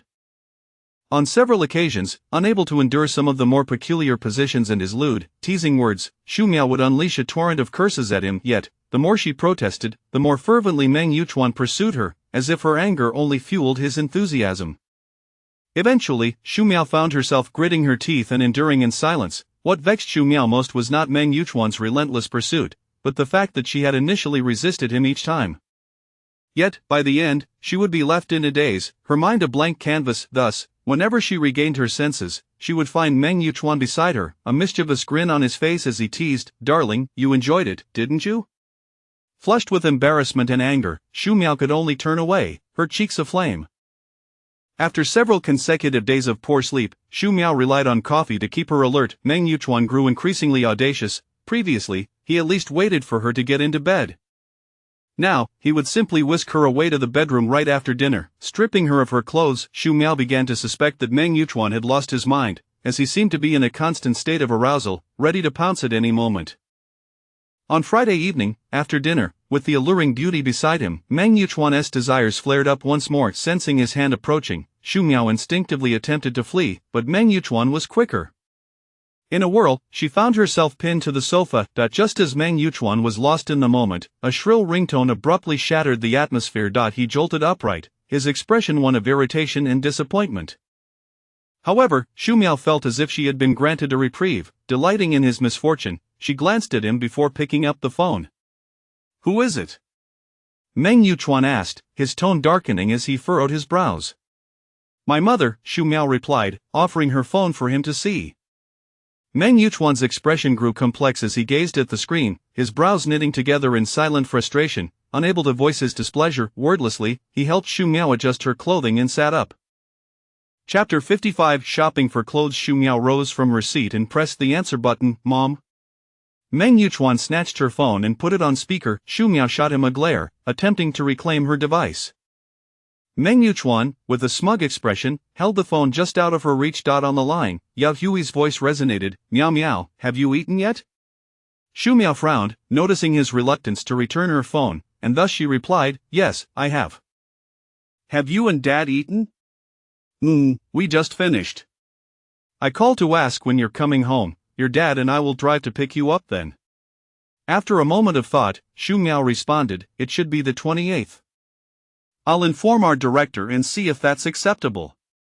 Yao Hui replied, "All right, let me know once the time is confirmed, and your father and I will drive over." "Okay," Xu Miao acknowledged. "A couple of days ago, I went shopping for New Year's goods and bought you a set of clothes for the holiday," Yao Hui added. Xu Miao chuckled, "Mom, I'm already working, why are you still buying me clothes?" Yao Hui laughed softly, "No matter how old you get, in my eyes, you will always be my child." Xu Miao giggled. "Mom, I've received a bonus too, and I plan to buy gifts for you and Dad." Yao Hui felt a swell of pride at her daughter's thoughtfulness. "Your kindness is enough for your father and me. Keep the money for yourself and enjoy it." Xu Miao insisted, "How can that be? After all this hard work, I must buy you gifts." Yao Hui opened her mouth to say more, but Xu Miao interrupted her. "All right, you needn't worry. I'll go out shopping tomorrow." Seeing Xu Miao's determination, Yao Hui chose not to press further. As Xu Miao engaged in lively conversation with her mother, suddenly an unruly hand began to push her sweater upward. Xu Miao shot him a glare, suppressing her discomfort. "Mom, I'm going to take a shower now." "All right, rest early and don't stay up too late," Yao Hui advised before they ended the call. Xu Miao finally exhaled, looking down at Meng Yuchuan, her heart bubbling with irritation. "Get off me, don't touch me." Meng Yuchuan lifted his head, a smirk playing on his lips as he raised an eyebrow. "Darling, let your brother pamper you. It feels good, doesn't it?" The term brother sent shivers down Xu Miao's spine. What a peculiar taste. Did he enjoy role-playing? "Get off me." Meng Yuchuan's gaze was fervent, akin to a blazing fire. "I want tea." "You enjoy it too, don't you, Miao Miao?" "I do not, let go of me." "I want tea, let go, soon you want tea be saying that." As dawn broke, Meng Yuchuan lay in bed, with Xu Miao sprawled atop him, her cheeks flushed and eyes tightly shut, already asleep. Gazing down at the exhausted little creature nestled in his arms, Meng Yuchuan felt a pang of reluctance, gently stroking her silk-like skin. Yet, the thought of not seeing her for several days filled him with a sense of suffocation. This little brat likely had no thoughts of him at all. The more he pondered, the more discontent brewed within him, prompting a resolve to make up for the time lost during the New Year's celebrations. When Xu Miao finally opened her eyes, it was already noon. Feeling refreshed, she realized Meng Yuchuan had bathed her. Checking the time on her phone, she tossed the covers aside and got out of bed. After completing her morning routine, she made her way to the living room, where the housekeeper had prepared lunch. "Little Xu is up, the meal is ready, come eat." Shu Miao smiled as she approached. Great. The housekeeper had made a beef hot pot, bubbling with a bright red broth. Shu Miao's eyes sparkled with anticipation. Auntie, you truly know my heart. This is my favorite kind of hot pot. The housekeeper served her a bowl. I knew you would love this. I went to the market early to buy fresh beef. With the cold weather, I thought something warm would be perfect. Shu Miao beamed. Thank you, Auntie. The housekeeper smiled back. Let us see how it tastes. Absolutely. With that, Shu Miao eagerly picked up her chopsticks and took a piece of beef. Delicious, she praised wholeheartedly. Seeing her enjoyment, the housekeeper felt pleased. I'm glad you like it, eat more. Halfway through her meal, Shu Miao noticed the seat across from her was empty. Auntie, is Meng Yuchuan not coming back for lunch? The housekeeper, busy tidying up the living room, replied, Mr. Meng has matters to attend to and won't be back until evening. Oh. After finishing her meal, Shu Miao called Pei Ran to arrange an afternoon outing. They met at the mall, where Pei Ran handed Shu Miao a cup of hot milk tea. Shu Miao linked her arm with Pei Ran's and sighed. Teacher Pei, I really envy you. You get to start your break so early. Pei Ran took a sip of her milk tea. You haven't seen us when we're working hard. There's still pressure. If students don't perform well, we have to reflect on ourselves. Sigh. I envy you instead. Even if your break isn't as long as mine, your job seems so much easier. At least you don't have the same level of stress I do. Shu Miao lamented. There is no such thing as an easy job. Working people have it tough. Pei Ran readily agreed. Exactly. Let us not dwell on that. Let us focus on enjoying our shopping. What do you want to buy? I want to pick up some things for my parents. Pei Ran raised an eyebrow. Oh, look at our little Miao Miao growing up, so filial. Your parents will surely be touched. Shu Miao shot her a sidelong glance. As if you're not buying anything, what are you getting for your parents? Pei Ran chuckled. I bought my dad a tea set. He loves that sort of thing. For my mom, I got her a set of clothes. Shu Miao nodded. I plan to buy clothes for my parents too. Pei Ran agreed, and the two began to browse the various shops. As the new year approached, the mall buzzed with activity, and Shu Miao and Pei Ran found themselves sweating amidst the crowd. There are too many people. It's almost like a train station during the Spring Festival, Pei Ran remarked with a frown. Shu Miao concurred. With the festive season, most people who work away from home are returning, so it's only natural for it to be crowded. Pei Ran reflected on this. It was indeed the case every year, with the roads becoming busier as the holiday approached. At least you found what you wanted. It wasn't a wasted trip despite the crowd. Let us see what we want to eat. Order whatever you like. It's on me, Shu Miao said, handing the menu to Pei Ran. Pei Ran raised an eyebrow, teasing. Oh, you're speaking with newfound confidence. It seems wealth has made you bold. Shu Miao's cheeks flushed at Pei Ran's jest, furrowing her brow. What nonsense are you talking? Pei Ran chuckled mischievously. Isn't it true? You re now a little rich lady, I must cling to you. Shu Miao, flustered, found herself unable to counter Pei Ran's playful banter. In a moment of jest, she lightly pinched her, but it was not hard. Pei Ran immediately feigned injury, clutching her waist. Ouch, that hurts. Shu Miao rolled her eyes at her exaggerated expression. Enough already, I barely pinched you. Pei Ran dropped her act, grinning at Shu Miao. Chapter 56, Cooking Noodles. After finishing dinner, Shu Miao and Pei Ran were preparing to hail a taxi at the entrance of the mall when a call came in from Meng Yuchuan. Hello? Where are you? Meng Yuchuan inquired softly. At the mall entrance, getting ready to head back, Shu Miao replied, intending to mention her need for a taxi before hanging up. Meng Yuchuan interrupted. I'm nearby. I'll come to pick you up shortly. Shu Miao was taken aback. You're in the vicinity? Yes. What brings you here? Shu Miao asked, puzzled, and Meng Yuchuan chuckled lightly. I just finished work and thought I'd come to fetch you. Shu Miao glanced at Pei Ran, who wore an expression of amused anticipation. Then wait for me at the previous intersection. All right. Oh, are you really so anxious over such a short distance? Still thinking about coming to pick you up while working? Pei Ran's tone was teasing, her eyebrows raised, casting a meaningful glance at Shu Miao. Shu Miao remained unfazed. I've already said it's just a coincidence that he finished work and it's on the way.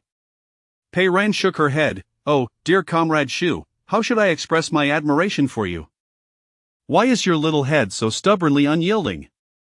You know the route from the county government back to Dongjun Mansion. It requires taking a 360-degree detour to get here. Go ahead and deceive yourself.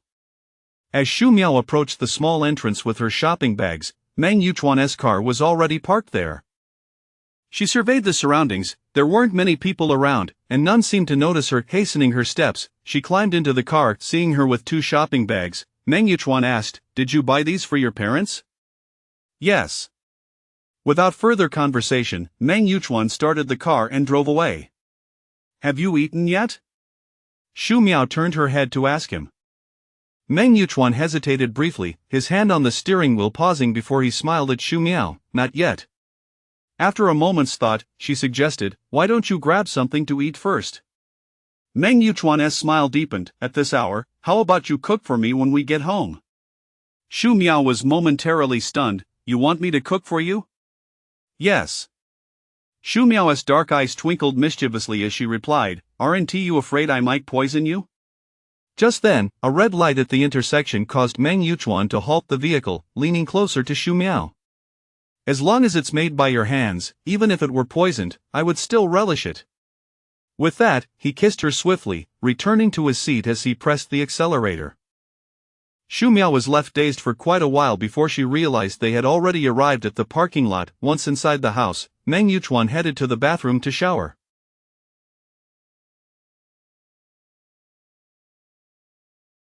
Xu Miao stood in the living room for a moment before making her way to the kitchen. Although she wasn't entirely inept in cooking, having observed her mother whip up a few simple dishes at home, she occasionally felt inspired to cook for her parents, though the results could only be described as edible.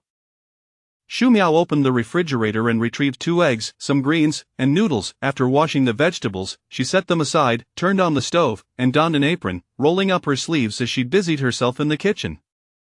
When Meng Yuchuan emerged from the bathroom, a faint aroma wafted from the kitchen, prompting him to approach. The transparent glass door to the kitchen was closed, revealing her petite figure with her back to him, carefully manipulating a spatula over the stove, occasionally glancing down to check the heat, engrossed in her task. Meng Yuchuan stood still, quietly observing the charming silhouette in the kitchen. A smile crept onto his lips, his gaze softening, as if he were adrift in a sea brimming with love. The affection he held, already intense, surged uncontrollably like a volcano erupting, flooding through him like a tidal wave, as if it threatened to engulf the entire world. Xu Miao scooped the cooked noodles into a bowl, placing the 2 fried eggs atop, accompanied by the vibrant greens, a feast for the eyes. She removed her apron, ready to step out and serve the noodles. Upon turning around, she was met with Meng Yuchuan standing there, gazing at her with a gentle smile, his eyes ablaze with warmth. "Are you done washing up?" Meng Yuchuan chuckled. "Yes. Perfect timing, the noodles are ready." "It's late, and cooking takes a while, so just make do with this." With that, she turned and placed the bowl of noodles on the dining table. Meng Yuchuan approached and sat before the noodles, accepting the chopsticks Xu Miao handed him. With a hint of a smile, he remarked, "This is anything but making do." He then lowered his head and began to eat heartily. Seeing how much he relished the meal, Xu Miao thought to herself that he must have been quite hungry if he found such joy in a bowl of noodles. "You eat. I'll go take a shower." By the time Xu Miao emerged from her shower, the bowl of noodles, along with its broth, had been devoured entirely. Meng Yuchuan rose from the sofa and approached her from behind, wrapping his arms around her waist, resting his chin on her forehead. "Thank you, darling. It was delicious." Xu Miao instinctively tried to pry away his hands. It was just a bowl of noodles, merely to fill your stomach. Meng Yuchuan tightened his embrace, refusing to let her go. "To me, this is no ordinary bowl of noodles. It surpasses any gourmet dish." Xu Miao found his words exaggerated, unable to believe him. "As long as you enjoyed it, that's all that matters. It's getting late, I want to sleep." Meng Yuchuan suddenly leaned closer to her ear. "What time is it?" "Sleep, you filled my stomach, but I haven't filled yours yet." Xu Miao felt her ears flush instantly, her body starting to struggle. "Let go of me, I cooked noodles for you late at night, and yet you repay me like this." Meng Yuchuan swiftly turned her around, holding her waist tightly, their foreheads touching. His voice dropped to a husky whisper. Darling, how can this be considered repaying kindness with malice? I just want to make you feel good. You went through all the trouble to cook for me. I should at least show some appreciation. Xu Miao's cheeks flushed red like a ripe apple, her small hands pressed against his chest as she instinctively recoiled. Let go of me. I want to sleep, I have work tomorrow. Meng Yuchuan showed no signs of releasing her, lowering his head to capture her lips in a kiss. As Xu Miao attempted to evade him, Meng Yuchuan held her head firmly, deepening the kiss with fervor. Just when Xu Miao thought she might suffocate, Meng Yuchuan finally let her go. She gasped for fresh air, her face flushed, casting a resentful glare at the culprit. Meng Yuchuan exhibited no guilt, his dark eyes alight with flames of desire. While Xu Miao was still regaining her composure, she suddenly felt a firm grip around her waist. With one swift motion, Meng Yuchuan lifted her entirely, and Xu Miao widened her eyes, finding herself seated on the dining table. Meng Yuchuan stood before her, his hands resting beside her, enveloping her within his embrace. Xu Miao's expression turned wary, her body instinctively leaning back. What are you doing? Put me down. Meng Yuchuan grinned mischievously. Darling, how about trying something new? Xu Miao was startled, a wave of panic rising within her. Meng Yuchuan wouldn't mean that before she could finish her thought, she felt a chill on her chest. Xu Miao yelped in pain. Meng Yuchuan, you scoundrel. Meng Yuchuan continued kissing her, his hands busily exploring, and before long, Xu Miao found herself utterly disarmed, her awareness dissipating as she allowed him to lead her. Chapter 57 Leave of Absence. On the second day, Meng Yuchuan once again lifted her directly from the blankets. Xu Miao, with half-open eyes, drowsily washed up and changed her clothes. Noticing the dark circles under her eyes, Meng Yuchuan felt a twinge of guilt. However, with only 2 days remaining until her return home, the thought of not having her in front of him for so long, unable to embrace or kiss her, was distressing. The more he thought about it, the more he found himself unable to resist playfully troubling her in bed. After all, she was simply too enchanting, the sensation was delightful, and he was loath to let her go. What gift do you wish for the new year? He inquired as they entered the elevator. Xu Miao stifled a yawn repeatedly, replying, I don't want anything. Meng Yuchuan gently ruffled her hair, insisting, that won't do, give it some thought. If you can't come up with anything, I'll just choose something myself. Xu Miao, not wishing to engage in a debate on the matter, fell silent. Ding! The elevator arrived at the ground floor, and Xu Miao stepped out, declaring, I'm here. Meng Yuchuan gazed at her retreating figure, his eyes soft and tender. Xiao Shu, have you informed the director about your early return home? Jiang Cheng asked Xu Miao. Xu Miao shook her head, not yet.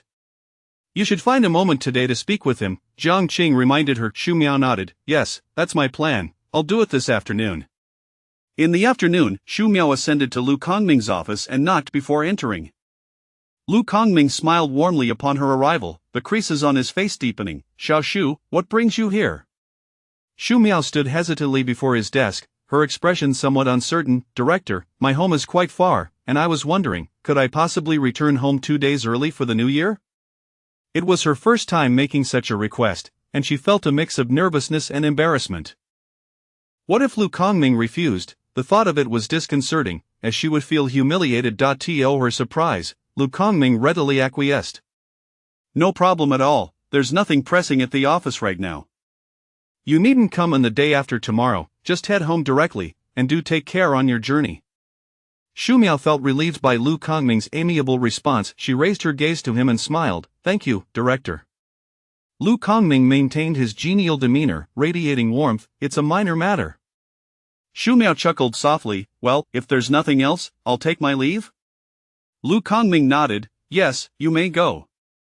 As she turned toward the door, Lu Kongming suddenly called out to her. Xiao Shu? She paused and turned back. Director, is there anything else? Lu Kongming inquired directly. Xiao Shu, do you have any plans for tonight? Xu Miao was momentarily taken aback but quickly regained her composure. No, is there something you need me to do? She assumed Lu Kongming wanted her to stay late, and she wouldn't mind working a bit longer since she was already returning home 2 days early. Lu Kongming nodded with a smile. There is a dinner gathering tonight, and Yuan Cheng Tao from the news department will accompany me.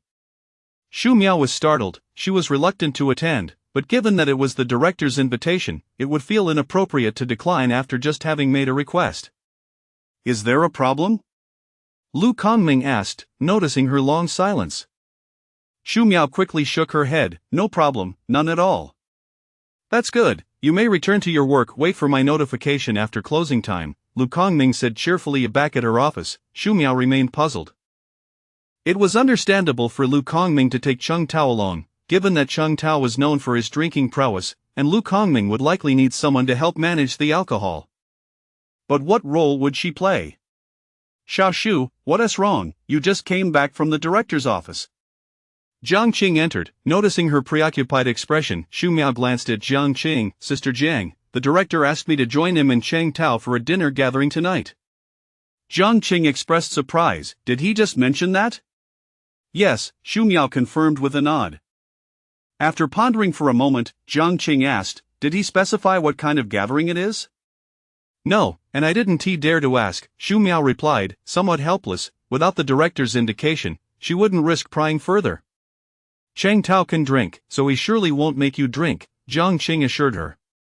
He might just be bringing you along to support the occasion, especially since you've recently joined and have a good educational background. The director has called me a few times for dinners in the past, Jiang Qing reflected, sharing her thoughts. Hearing this, Xu Miao felt a bit more at ease. Perhaps Jiang Qing was correct. Don't worry, it's just dinner, you need only speak minimally. In such settings, everyone is typically preoccupied with pleasantries and networking. No one will particularly focus on you, Jiang Chang added. Xu Miao nodded, yes, understood. After work, Xu Miao sat in her office, awaiting Lu Kongming's notification. At 5:40, Cheng Tao arrived to call her downstairs. Lu Kongming did not drive, so the three of them rode in Cheng Tao's car. As Cheng Tao pulled out of the parking space, Lu Kongming happened to come down. Xu Miao greeted him and then waited for Lu Kongming to choose a seat. Noticing Lu Kongming taking the passenger seat, she settled into the back. Throughout the ride, Xu Miao remained silent. She generally preferred not to engage in lengthy conversations with her superiors. Conversing required mental effort, and she found herself at a loss for words. In contrast, Cheng Tao, though respectful and polite to Lu Kongming, was confident and articulate. As soon as Lu Kongming spoke, Cheng Tao seemed to intuitively understand his thoughts and readily aligned himself with the director's sentiments. Xu Miao couldn't help but admire Cheng Tao's intellect and emotional intelligence. It was no wonder he received high praise from both leaders and colleagues alike. Upon arriving at the Eastern City restaurant, Xu Miao was struck by the opulent name displayed above the entrance, reflecting on how, in the past, she might have visited such a place only once every year or two. Yet, within just a few months of working, she had already dined here 4 times. After parking, the trio walked into the restaurant, where Cheng Tao swiftly pressed the elevator button. The dining room was located on the 9th floor. As they entered, they found 4 or 5 people already seated inside. A couple of them were familiar to Xu Miao, being leaders from other departments at the same level as Lu Kongming. Lu Kongming approached them, shaking hands and exchanging pleasantries. Cheng Tao and Xu Miao each greeted the others in turn. Once the introductions concluded, Xu Miao felt a wave of relief and quietly retreated to a nearby sofa to sit in peace. A few others were also present, accompanying leaders from different units. Xu Miao nodded and smiled in acknowledgement. With not everyone yet arrived, Lu Kongming and 3 others began playing cards. A few onlookers stood nearby, while Cheng Tao tended to the tea. Observing Cheng Tao's seamless execution of the process, Xu Miao marveled at skills she felt she could never master and found herself silently admiring him. As the atmosphere relaxed, Xu Miao took out her phone and began to play a game. About half an hour later, the door to the private room swung open, prompting those playing cards to rise. Xu Miao vaguely heard someone call out County Head Meng, and her hand, gripping the phone, suddenly froze. Lifting her gaze, she spotted Meng Yuchuan, strikingly prominent amidst the crowd. The man did not glance in her direction, responding to greetings from others with nods. His handsome visage bore a subtle smile, exuding a blend of politeness and aloofness.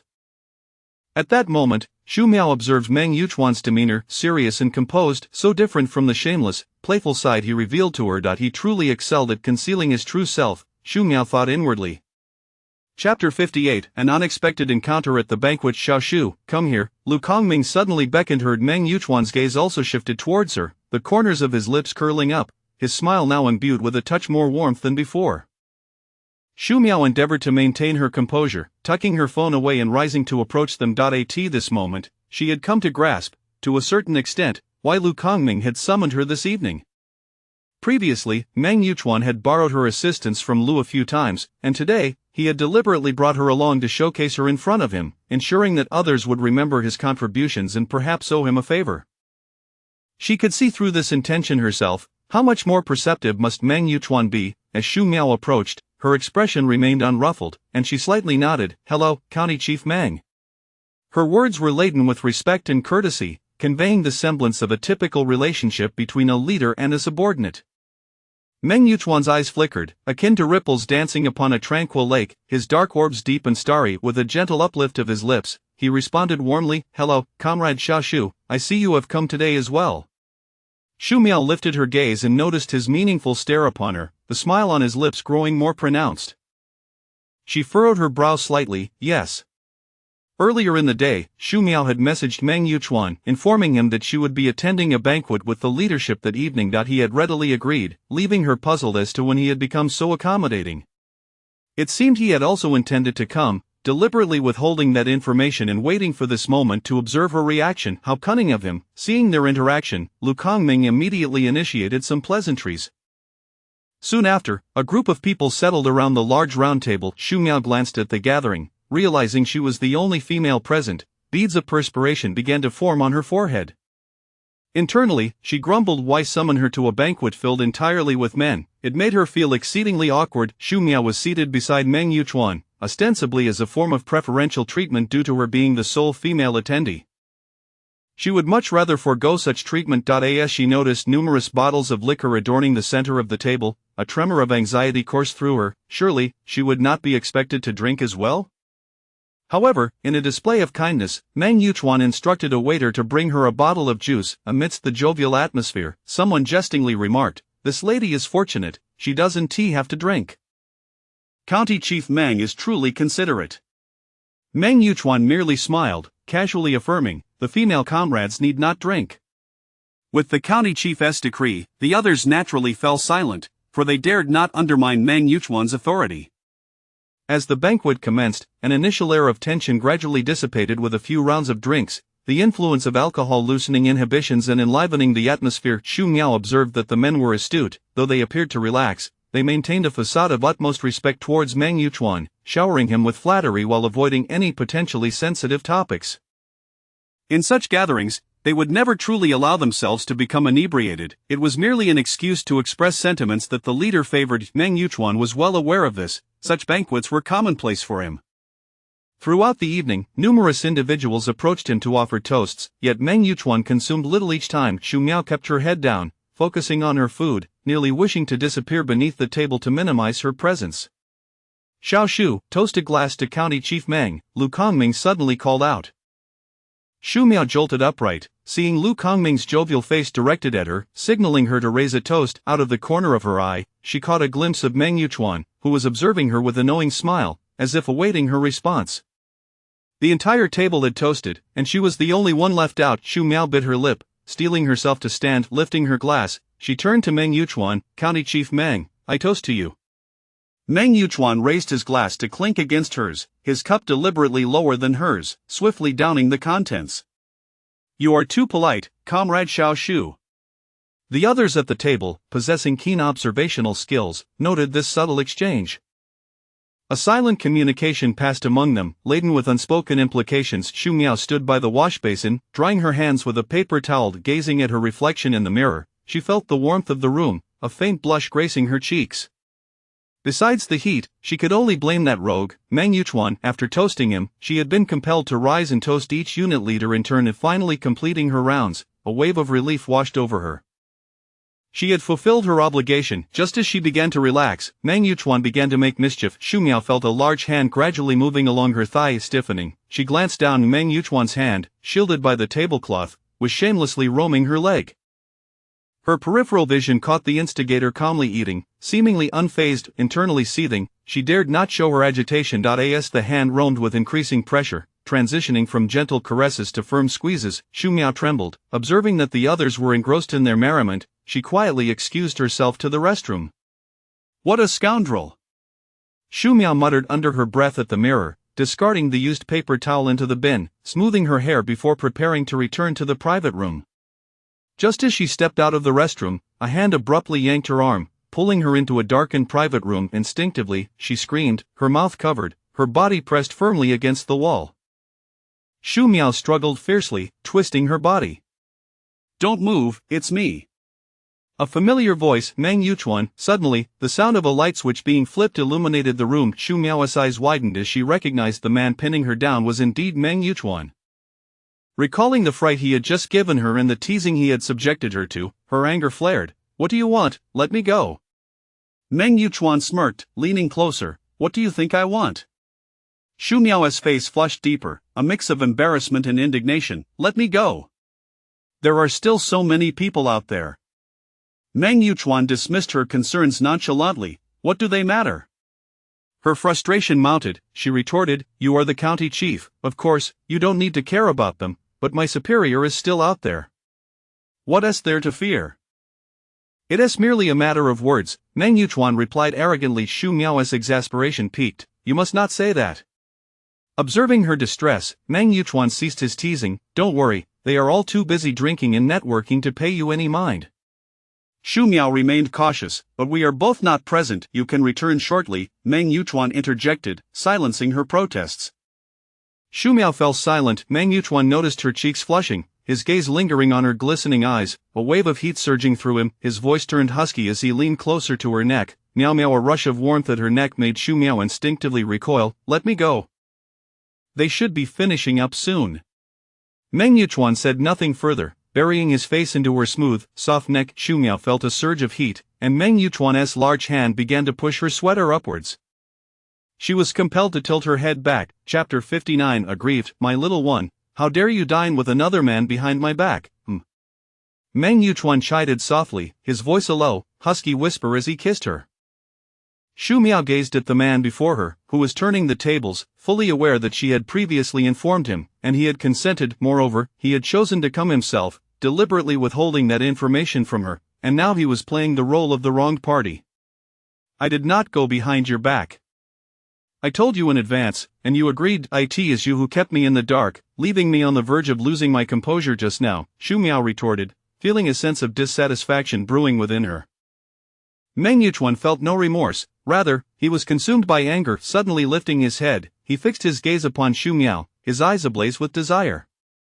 You pretended not to know me in front of others, cunning little minx.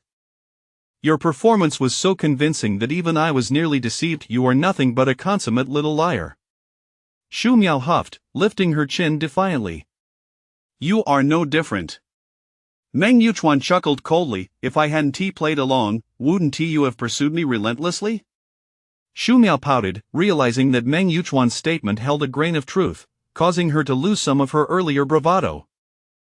Observing her small expressions, Meng Yuchuan wrapped his arm around her slender waist, pulling her close until their bodies were tightly pressed together through their clothing. What, do you feel unjustified now? Shu Miao would never concede, remaining obstinate. How can I be unjustified? This was precisely what we had agreed upon. Meng Yuchuan felt a surge of frustration at her words, recalling how he had impulsively acquiesced to such an outrageous request. Now he had to resort to secrecy for affection and hide under the table just to hold her hand. The more he thought, the angrier he became, and with a firm grip on her waist, he effortlessly lifted Shu Miao into the air. Startled, she screamed and clutched at his neck, only to be unceremoniously tossed onto the leather sofa. Dazed, she struggled to regain her composure. Smack! One hand steadying her waist, he delivered a sharp slap to her backside, causing Shu Miao to gasp in shock. The jolt of pain snapped her fully awake, and she looked up at Meng Yuchuan in disbelief. Anger surged within her. What are you doing, Meng Yuchuan? Have you lost your mind? Why are you hitting me? Meng Yuchuan's expression soured. Because you are disobedient, consider this a punishment. Shu Miao's brows knitted tightly in frustration as she sprang up from the sofa, demanding an explanation. What have I done to be disobedient? You acted as though you didn't know me, Meng Yuchuan replied, his tone tinged with a hint of grievance as he stared intently at Shu Miao. Upon hearing this, Shu Miao felt her anger flare to a boiling point. That was precisely our prior agreement, and now you dare to bring it up, Meng Yuchuan, you scoundrel. The slap had stung her deeply, leaving her both pained and aggrieved. As she vented her anger, her eyes grew red, and tears began to flow down her cheeks. Seeing her weep, resembling a delicate flower drenched in rain, Meng Yuchuan's heart softened instantly, his anger evaporating into thin air. Alright, it's all my fault. I shouldn't have, please don't cry, my dear. He anxiously wiped the tears from her face while apologizing, yet, Shumiao's tears only flowed more freely, her heart feeling even more wronged. She had done nothing wrong, yet here she was, unjustly punished, and the thought only made her cry harder, her tears cascading like a dam that had burst. Meng Yuchuan was now utterly flustered, at a loss for how to remedy the situation. He could only soften his tone, continuously coaxing her. Sweetheart, it's my fault, entirely my fault. If it helps, you can hit me a few times to vent your anger, I promise I won't dodge. Shumiao angrily shrugged off his hand, turning away while still softly sobbing. In response, Meng Yuchuan seized her hand and began to let her hit him. Although she tried to pull away, she found herself unable to, her hand landing repeatedly on his body and face. The dinner party stretched on until nearly 10 o'clock. With everyone having indulged in substantial libations, most attendees had not driven themselves and were calling for taxis to return home, while a few who had driven were arranging for designated drivers.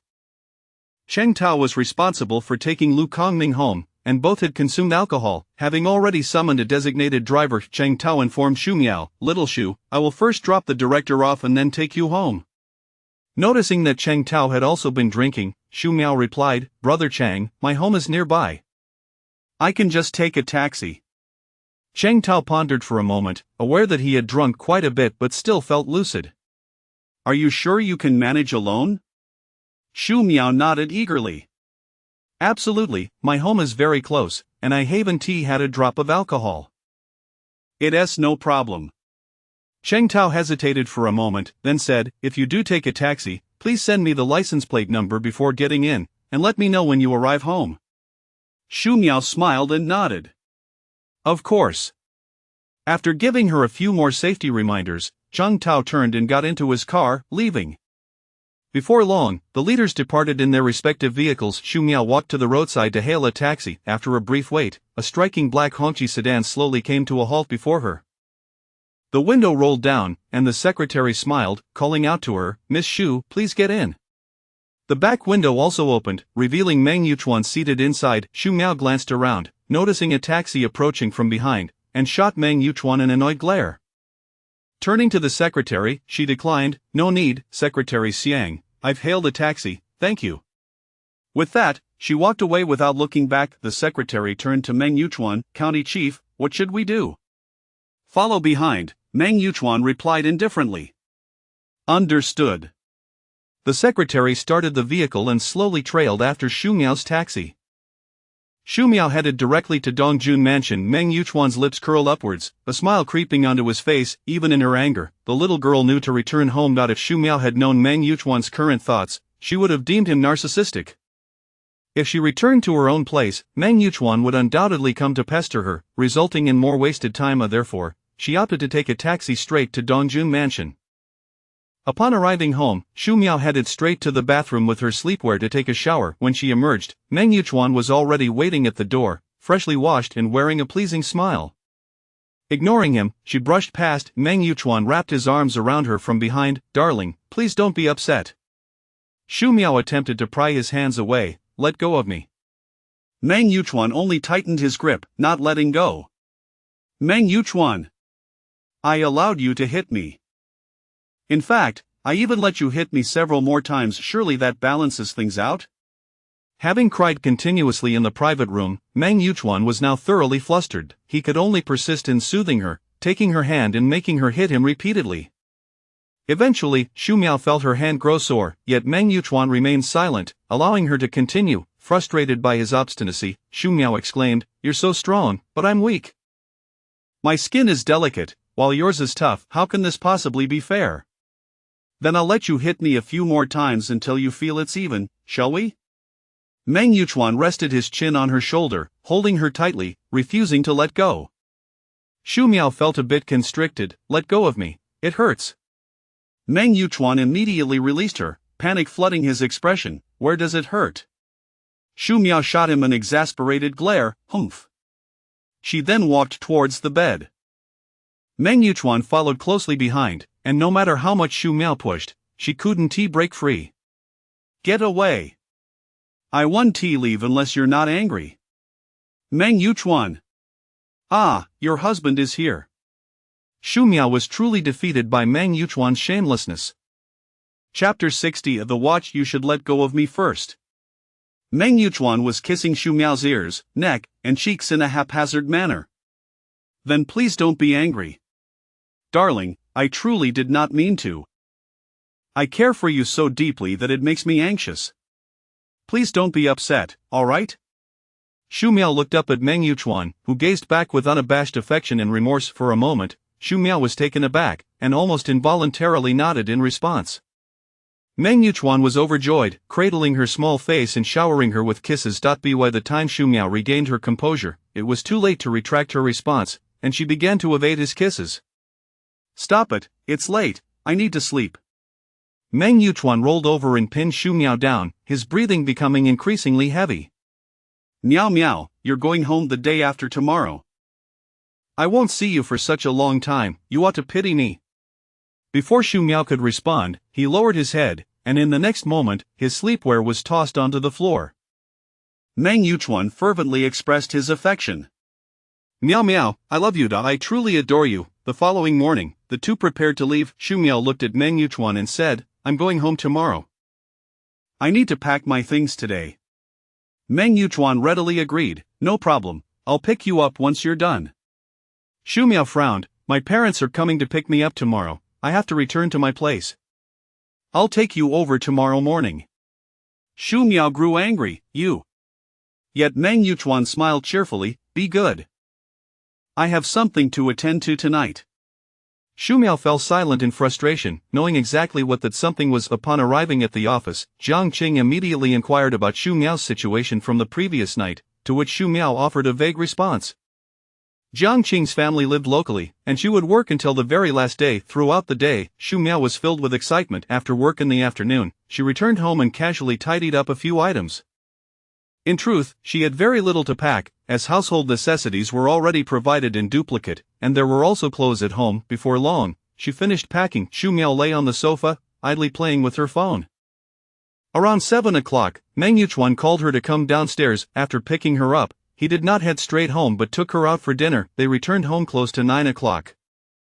After washing up, Xu Miao lay in bed, still engrossed in her phone. Meng Yuchuan, dressed in his nightwear, approached and sat at the edge of the bed, holding a black box in his hand.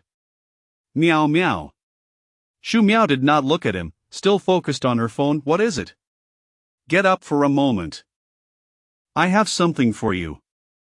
What is it? Xu Miao reluctantly set her phone down and sat up. Meng Yuchuan presented the box to her. She glanced at it and asked, what is this? Is it another gift for me? Yes, Meng Yuchuan replied with a smile and a nod. Is this another apology gift? Xu Miao remarked lightly. Meng Yuchuan raised an eyebrow, a smile gracing his face. This time, it truly isn't, it's a New Year gift. Xu Miao peered at the box and noticed the golden logo on top, indicating it was from a well-known watch brand. I don't need this. Meng Yuchuan maintained his cheerful demeanor. Have you even opened it yet? How do you know you don't need it? I recognize the logo. Meng Yuchuan gently pinched her nose. You are the most perceptive. There was a hint of pride in his tone. Open it and take a look, he coaxed. Xu Miao remained unmoved, so Meng Yuchuan opened it himself for her to see. Xu Miao gasped as she caught sight of the dazzling watch within, featuring a light pink leather strap. The watch face was surrounded by sparkling diamonds, with a uniquely intricate design in the center, adorned with delicate silver engravings and prominent hour markers. This must not be inexpensive, Xu Miao said, raising her gaze to Meng Yuchuan. Meng Yuchuan tousled her hair, laughing, nothing compares to the value of my darling. After a moment of silence, Xu Miao calmly pushed the box away. I don't want it, I'm not accustomed to wearing watches. Meng Yuchuan gazed at her for a while before directly taking out the watch. He lifted her slender, fair wrist and fastened the strap around it, carefully raising her arm to examine it, his eyes filled with admiration. Look how beautiful this is, how well it suits you. Meng Yuchuan encouraged her to admire it, his eyes twinkling with joy. Shu Miao stared at the watch gleaming on her wrist, momentarily entranced. Meng Yuchuan assumed she liked the watch and gently released her hand. However, in the next second, Shu Miao removed the watch and carefully handed it back to Meng Yuchuan. I told you I'm not used to wearing watches, nor do I like them. Meng Yuchuan did not take it back. His expression darkened, and the smile in his eyes vanished as he fixed his gaze on Shu Miao. Undeterred, Shu Miao met his gaze, her small face radiating rejection. They remained in a stalemate for a while. Ultimately, it was Meng Yuchuan who relented. You've never worn one, so why not give it a try? How will you know you dislike it if you haven't tried? You might end up liking it. After saying this, he picked up the watch again, intending to put it on her wrist once more. Shu Miao instinctively pulled her hand back, but Meng Yuchuan persisted. They tugged at each other for a while. Shu Miao suddenly raised her voice, exclaiming, "If I wear this watch out, what will I say if others see it? My parents are coming to pick me up tomorrow. What will I say if they ask about it?" Shu Miao frowned tightly, speaking with urgency. Meng Yuchuan halted his movements abruptly, having not considered this aspect. The necklace he had gifted her previously was worn beneath her clothing, completely concealed. However, a watch was far too conspicuous. Anyone could easily notice it. Seeing Shu Miao's eyes nearly welling with tears, Meng Yuchuan felt a pang of heartache and quickly placed the watch back in its box. He embraced her gently, soothingly saying, all right, it was my fault. I did not think it through. I should not have given you a watch. I should have continued gifting you necklaces or something else." Shu Miao was speechless, wondering if that was truly her intention. How could he miss the point so entirely? She pushed away from his embrace. "I don't want anything else either." Meng Yuchuan lifted her chin and kissed her lightly. "That won't do, my darling must have gifts." After saying this, he placed the watch box in Shu Miao's hands. Thinking he intended for her to wear it, she immediately grew anxious. This is a gift for you. Whether you wear it or not is entirely up to you. It already belongs to you, and you may handle it as you wish. However, you cannot throw it away or give it to someone else. It must be kept by you." Shu Miao, is this truly up to her? Shu Miao gazed at the heavy box in her hands, feeling conflicted. Meng Yuchuan gently held her soft, delicate hand, reassuring her, "Come on, I specially picked this out for you. I spent a considerable amount of time choosing it. It's not just a random purchase. Please accept it, alright?" Shu Miao remained silent, her gaze downcast. Meng Yuchuan continued, "You see, when you gifted me something, I accepted it without a word. Yet, when it comes to me giving you a gift, you are making it so difficult and refusing to accept. Miao, you are being unfair." When Meng Yuchuan said this last line, there was an unexpected note of grievance in his tone. Shu Miao looked at him in surprise, not expecting this side of Meng Yuchuan. She bit her lip, but, enough with the buts, just accept it. Meng Yuchuan interrupted her and then gave her a mischievous look. "If you refuse to accept it, I may have to resort to other means to ensure you do." Shu Miao felt a shiver run down her spine and stopped resisting, promptly jumping off the bed like a rabbit with the box in hand. She hurried to store the watch in the cabinet of her room. Only then did Meng Yuchuan smile contentedly. Chapter 61 Holiday. Shu Miao casually placed the box into a drawer. "You're such a good girl," Meng Yuchuan said, pulling Shu Miao onto his lap and showering her with kisses. Shu Miao evaded a bit, saying, "It's getting late, and I need to get up early tomorrow." Meng Yuchuan tightened his embrace around her waist. "We're going home tomorrow. We won't see each other for several days. Will you miss me?" Shu Miao fell silent for a moment before softly replying, "It's only a few days off." It seemed she was still lamenting the brevity of the holiday. Meng Yuchuan felt a twinge of frustration, clearly dissatisfied with her response, and gently pinched her waist. With a hint of grievance, he accused, "I knew you wouldn't miss me, you little ungrateful one. Are you already eager to rush back home?" Shu Miao lowered her head, wishing to agree, but after several lessons learned, she knew that admitting it would only earn her his ire. Unsure of how to respond, she remained silent, head bowed. Seeing through her thoughts, Meng Yuchuan was not easily dismissed. He lifted her chin with his long fingers, his thumb grazing her skin, his eyes narrowing slightly with a glint of familiar danger. Is that so?" Shu Miao feigned ignorance. "What do you mean?" Meng Yuchuan found her naive demeanor somewhat amusing yet frustrating. He was well aware of her deliberate act, yet found himself at a loss for a retort. "Will you miss me during the holiday?" Meng Yuchuan asked patiently again, his dark eyes fixed intently on her. Shu Miao's gaze drifted elsewhere, but the holiday hasn't even started yet. How can I know what will happen in the future? What a cleverly evasive response. Meng Yuchuan tightened his grip on her chin, though he refrained from causing her discomfort. You sly little fox, you've certainly learned how to talk back, he remarked. Let me show you how I deal with you. Feeling irritated, he pushed her onto the bed, causing Xu Miao to gasp in surprise.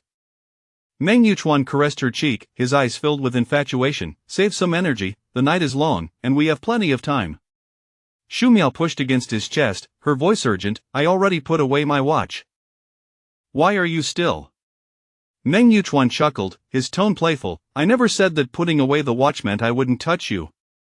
Xu Miao furrowed her brow, realizing she had been tricked again. You liar. You scoundrel. Ah, only a scoundrel to you, Meng Yuchuan laughed, and soon his hands began to move. Initially resistant, Xu Miao soon found herself dazed, beads of sweat trickling down her flushed cheeks. Meng Yuchuan seemed exceptionally adept at teasing her, and once he had her worked up, he began to playfully torment her. In the middle of the night, Xu Miao lay on Meng Yuchuan's chest, her eyes closed. Their fingers entwined, he caressed her silky back. Sweetheart, he called softly. She responded with a sleepy, soft sound, eliciting a rush of desire in Meng Yuchuan. However, seeing that she was utterly exhausted, he suppressed his urges. Remember to miss me when you get home. I miss you. I love you. Xu Miao, in a state between sleep and wakefulness, murmured softly in response to his declarations. Meng Yuchuan gazed at the soft figure nestled in his arms, feeling an indescribable fondness. He cupped her face, kissing her several times. The next morning, Meng Yuchuan woke early, tidied himself up, and went to rouse Xu Miao from sleep. She groaned in annoyance, too lazy to open her eyes. Don't disturb me, I want to sleep. With that, she buried her head under the blankets and drifted back to sleep. Meng Yuchuan shook his head with a chuckle, gently pulling the covers aside. Then, with a swift motion, he effortlessly lifted her from the bed, rubbing her eyes open. Xu Miao felt the morning grumpiness set in and complained, What are you doing? Can't I sleep in peace? Meng Yuchuan simply scooped her up and carried her to the bathroom. Your parents will be here soon to pick you up. Xu Miao suddenly awoke fully, blinking in surprise. Meng Yuchuan set her down, appearing nonchalant. I don't mind if you want to sleep longer, but what if your parents arrive? This realization finally jolted Xu Miao awake, and she shot him a glare before beginning her morning routine. Quickly finishing her wash-up, she changed clothes in a hurry. Just as she prepared to dash out, Meng Yuchuan insisted she sit down for breakfast. Under his gentle persuasion, she managed to drink a bowl of porridge, eat a bun, and have an egg. The housekeeper was set to leave after the new year, and Meng Yuchuan would also be leaving for home later that day. Before they left, Xu Miao noticed Meng Yuchuan handing the housekeeper a thick red envelope. She hesitated, saying that her regular salary was sufficient, and it would be inappropriate to accept more. However, Meng Yuchuan genuinely wished to give, and with a few words, he convinced her to accept it gratefully. Meng Yuchuan drove Xu Miao to the parking lot beneath her home. As she prepared to open the door, he grasped her hand, and she turned back. What is it? You're leaving so casually without even saying goodbye? Meng Yuchuan remarked nonchalantly. Xu Miao was eager to rush home, but he held on tightly. Reluctantly, she said, Goodbye. Yet, as she attempted to exit the car, Meng Yuchuan still did not release her. Xu Miao's expression darkened, furrowing her brow. I said goodbye. Why won't you let go? Meng Yuchuan maintained his gaze on her, finally saying, I just want to spend a little more time with you. Xu Miao, now exasperated, replied, My parents will be here any minute. I know, Meng Yuchuan answered lightly. If you know, then why are you acting like this? Slowly, he released her hand, and she breathed a sigh of relief, preparing to get out of the car. In the next moment, Meng Yuchuan leaned over, pushing the seat back until they were both lying flat. Xu Miao gasped, her eyes wide with alarm. What are you doing? There are people around. Meng Yuchuan remained unfazed. Relax, no one is watching. Just let me kiss you for a moment. With that, he pressed his lips firmly against hers. 10 minutes later, Meng Yuchuan pulled down her cream-colored sweater and adjusted the seat back to its original position. Xu Miao was still catching her breath, her lips flushed, and as her awareness returned, she turned to glare at Meng Yuchuan. He wore a satisfied grin, gently ruffling her hair. Be good, head home, and remember to miss me, he said. Shu Miao's face burned with anger as she shot back, "Miss you? Not a chance."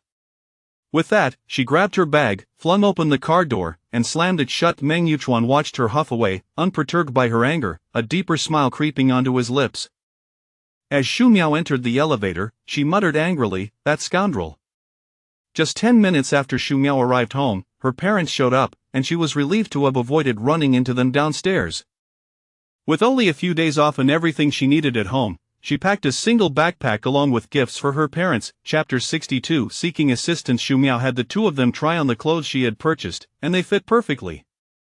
Xu Xinye and Yao Hui donned their new outfits. Beaming with delight, they remarked on how their daughter had grown up and become sensible, noting her impeccable taste in selecting such lovely garments for them. Witnessing her parents' genuine happiness filled Shu Miao with even greater joy than if she herself had been wearing the new clothes. After a brief moment of rest, the trio set off for home. Upon arriving in town, they coincidentally reached lunchtime, and the three of them found a restaurant to enjoy a meal. After dining, they resumed their journey home. Meow meow, did your supervisor say anything about your early return? Yao Hui asked with a hint of concern. Not at all. I informed my supervisor beforehand, and they readily agreed. Shu Miao reassured her. Yao Hui nodded in relief, replying, "That's good to hear." She continued, "Tomorrow, I'll take you to the market to see if there is anything else you'd like to eat, and we can pick up a few more items. I've already bought most of what I needed recently. The only thing left is your snacks," Shu Miao replied with a cheerful smile. All right, let us go shopping tomorrow then. Every year, before the new year, Yao Hui would take Shu Miao to purchase festive goods, including her beloved snacks. Once they returned home, Shu Miao flopped onto the sofa, exclaiming, "Finally, the holiday is here. Working is not as joyous as being in school. It feels like I'm only just now on break." Yao Hui placed her belongings down and sat beside her. Of course. When we suggested you pursue a teaching career, you were completely opposed. Just look at Ran Ran, she has been on break for quite some time. How wonderful that is, Shu Miao pouted. We never considered such things back then, she added. Yao Hui chose not to dwell on this topic. What was decided was now in the past. I heard that Ran Ran has been getting along quite well with a boy recently. Has she shared any new developments with you? Shu Miao, reclining lazily on the sofa, replied, I've heard she is doing well, but I haven't inquired about any specifics yet. Yao Hui sighed. Ran Ran seems to have found some stability, while you remain unanchored. Seeing her mother begin to fret over this matter again, Shu Miao displayed a trace of helplessness, resting her hand on Yao Hui's leg. Mom, why are you so worried about me not getting married all the time? Rest assured, your daughter will not remain single forever. That may be true, but it's still important to find someone with suitable conditions. Otherwise, life will be burdensome. Yao Hui pondered thoughtfully. Shu Miao felt it was best to steer the conversation elsewhere. Are we going to Uncle S' house for the New Year's Eve dinner this year? Yao Hui nodded, yes. Shu Miao fell silent. Each year, her family and her Uncle S' family would gather for the New Year's Eve feast. Although the two families sometimes had their disagreements, they always came together to celebrate the new year. With the elders aging, they hoped to see their children united. Yao Hui picked up an orange from the coffee table and began to peel it. Your aunt called me last night, asking us to come over early on New Year's Day. Has Xiao Kai returned yet? Shu Miao inquired. Yao Hui fed a segment of orange to Shu Miao. Not yet, he should be back tomorrow afternoon. This orange is exceptionally sweet, Shu Miao remarked, grabbing another piece. Why is he coming home so early this year? In the past, he would arrive late at night. According to your aunt, he is bringing a girlfriend home, Yao Hui explained. Shu Miao was taken aback. He is bringing a girlfriend to celebrate the new year? Yes, that is what I heard, Yao Hui confirmed. That is quite nice. It seems Xiao Kai is on the verge of marriage, Shu Miao said with a smile. Yao Hui shared the sentiment. It seems likely. I heard that the girl will be spending the new year here, and next year they plan to visit her family. Shu Miao nodded in understanding. This year, your aunt must be overjoyed. Xiao Kai has given such a wonderful New Year's gift. Yao Hui nodded in agreement. After chatting for a while, Shu Miao and Yao Hui returned to their respective rooms for a brief nap. Having not slept well the previous night, Shu Miao succumbed to slumber, drifting off until around 4 or 5 o'clock. The bed was too warm and the blanket too soft, making it difficult for Shu Miao to rise. She decided to stay tucked in and play with her phone for a bit. Upon checking her phone, she noticed that Meng Yuchuan had called her twice. Her phone had been on silent, so she hadn't heard it ring. There were also a few messages. Baby, have you arrived home? I miss you. I suppose you've gone to sleep, little ladybug. When you wake up, remember to call me back. Shu Miao snorted disdainfully. Childish, she had no intention of returning his call, and now that she was at home and Meng Yuchuan had returned to his own place, they were separated by mountains and rivers, leaving him powerless to affect her.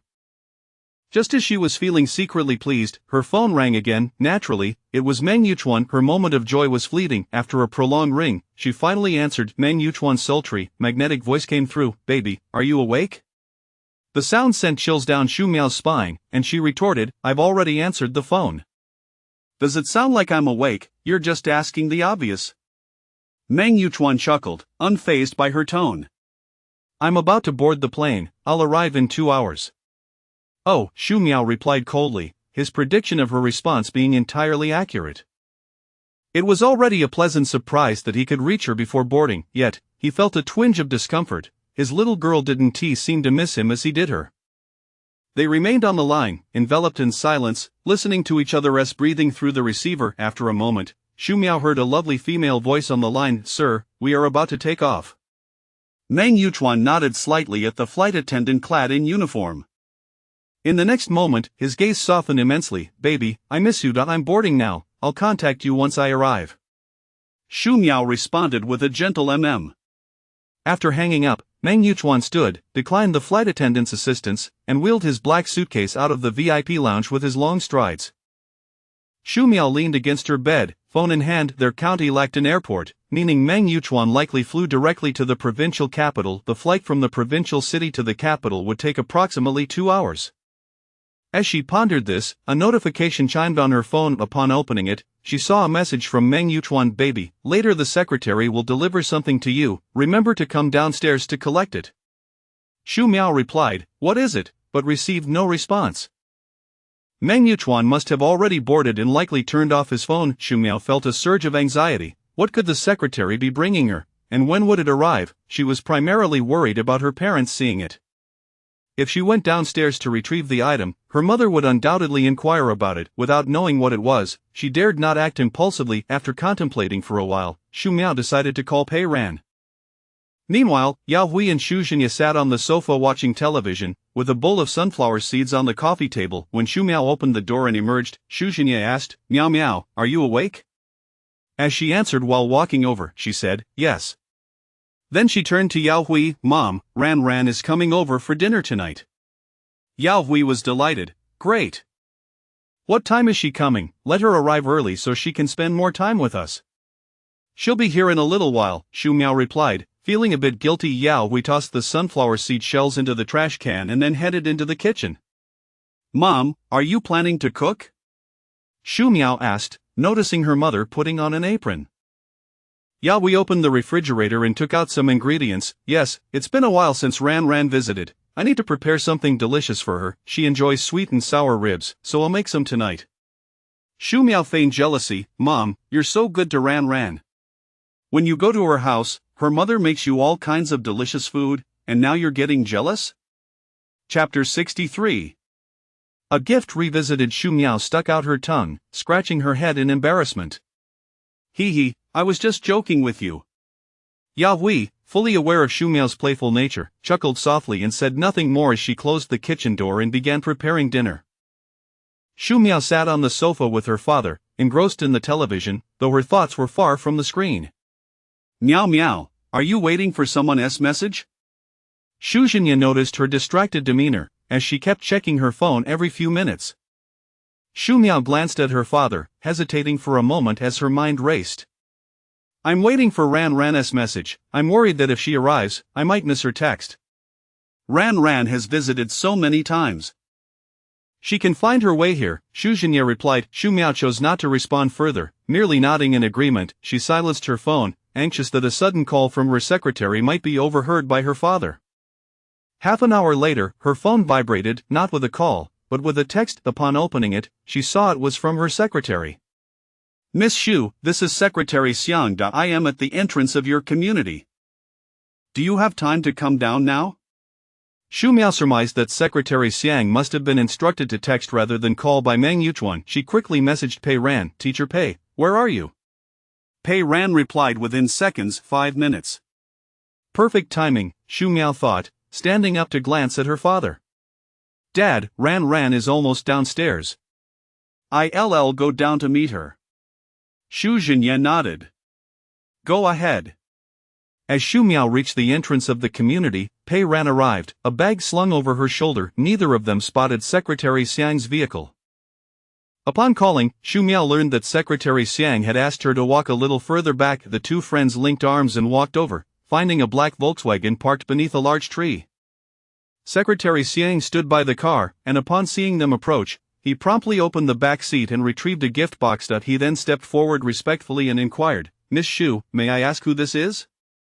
Shu Miao introduced, this is my good friend, Pei Ran, and this is Secretary Xiang. Secretary Xiang greeted Pei Ran with a smile, to which she nodded in acknowledgement. Miss Shu, this is a gift from County Chief Meng. I parked further away to avoid crowds at the entrance. I apologize for the inconvenience. Shu Miao felt that this arrangement was quite suitable. No problem at all. Upon glancing at the gift box handed to her by Secretary Xiang, she asked, what's inside? Secretary Xiang chuckled and shook his head. I wouldn't know. It was entrusted to me by County Chief Meng before his flight, with strict instructions to deliver it to you in person. Shu Miao realized her question was rather superfluous. It was unlikely that anyone would know its contents. She accepted the package and smiled at Secretary Xiang. Thank you for making this trip and delivering it personally. Secretary Xiang humbly responded, Miss Shu, you are too kind, this is my duty. Seeing that the delivery was complete, Secretary Xiang made his departure.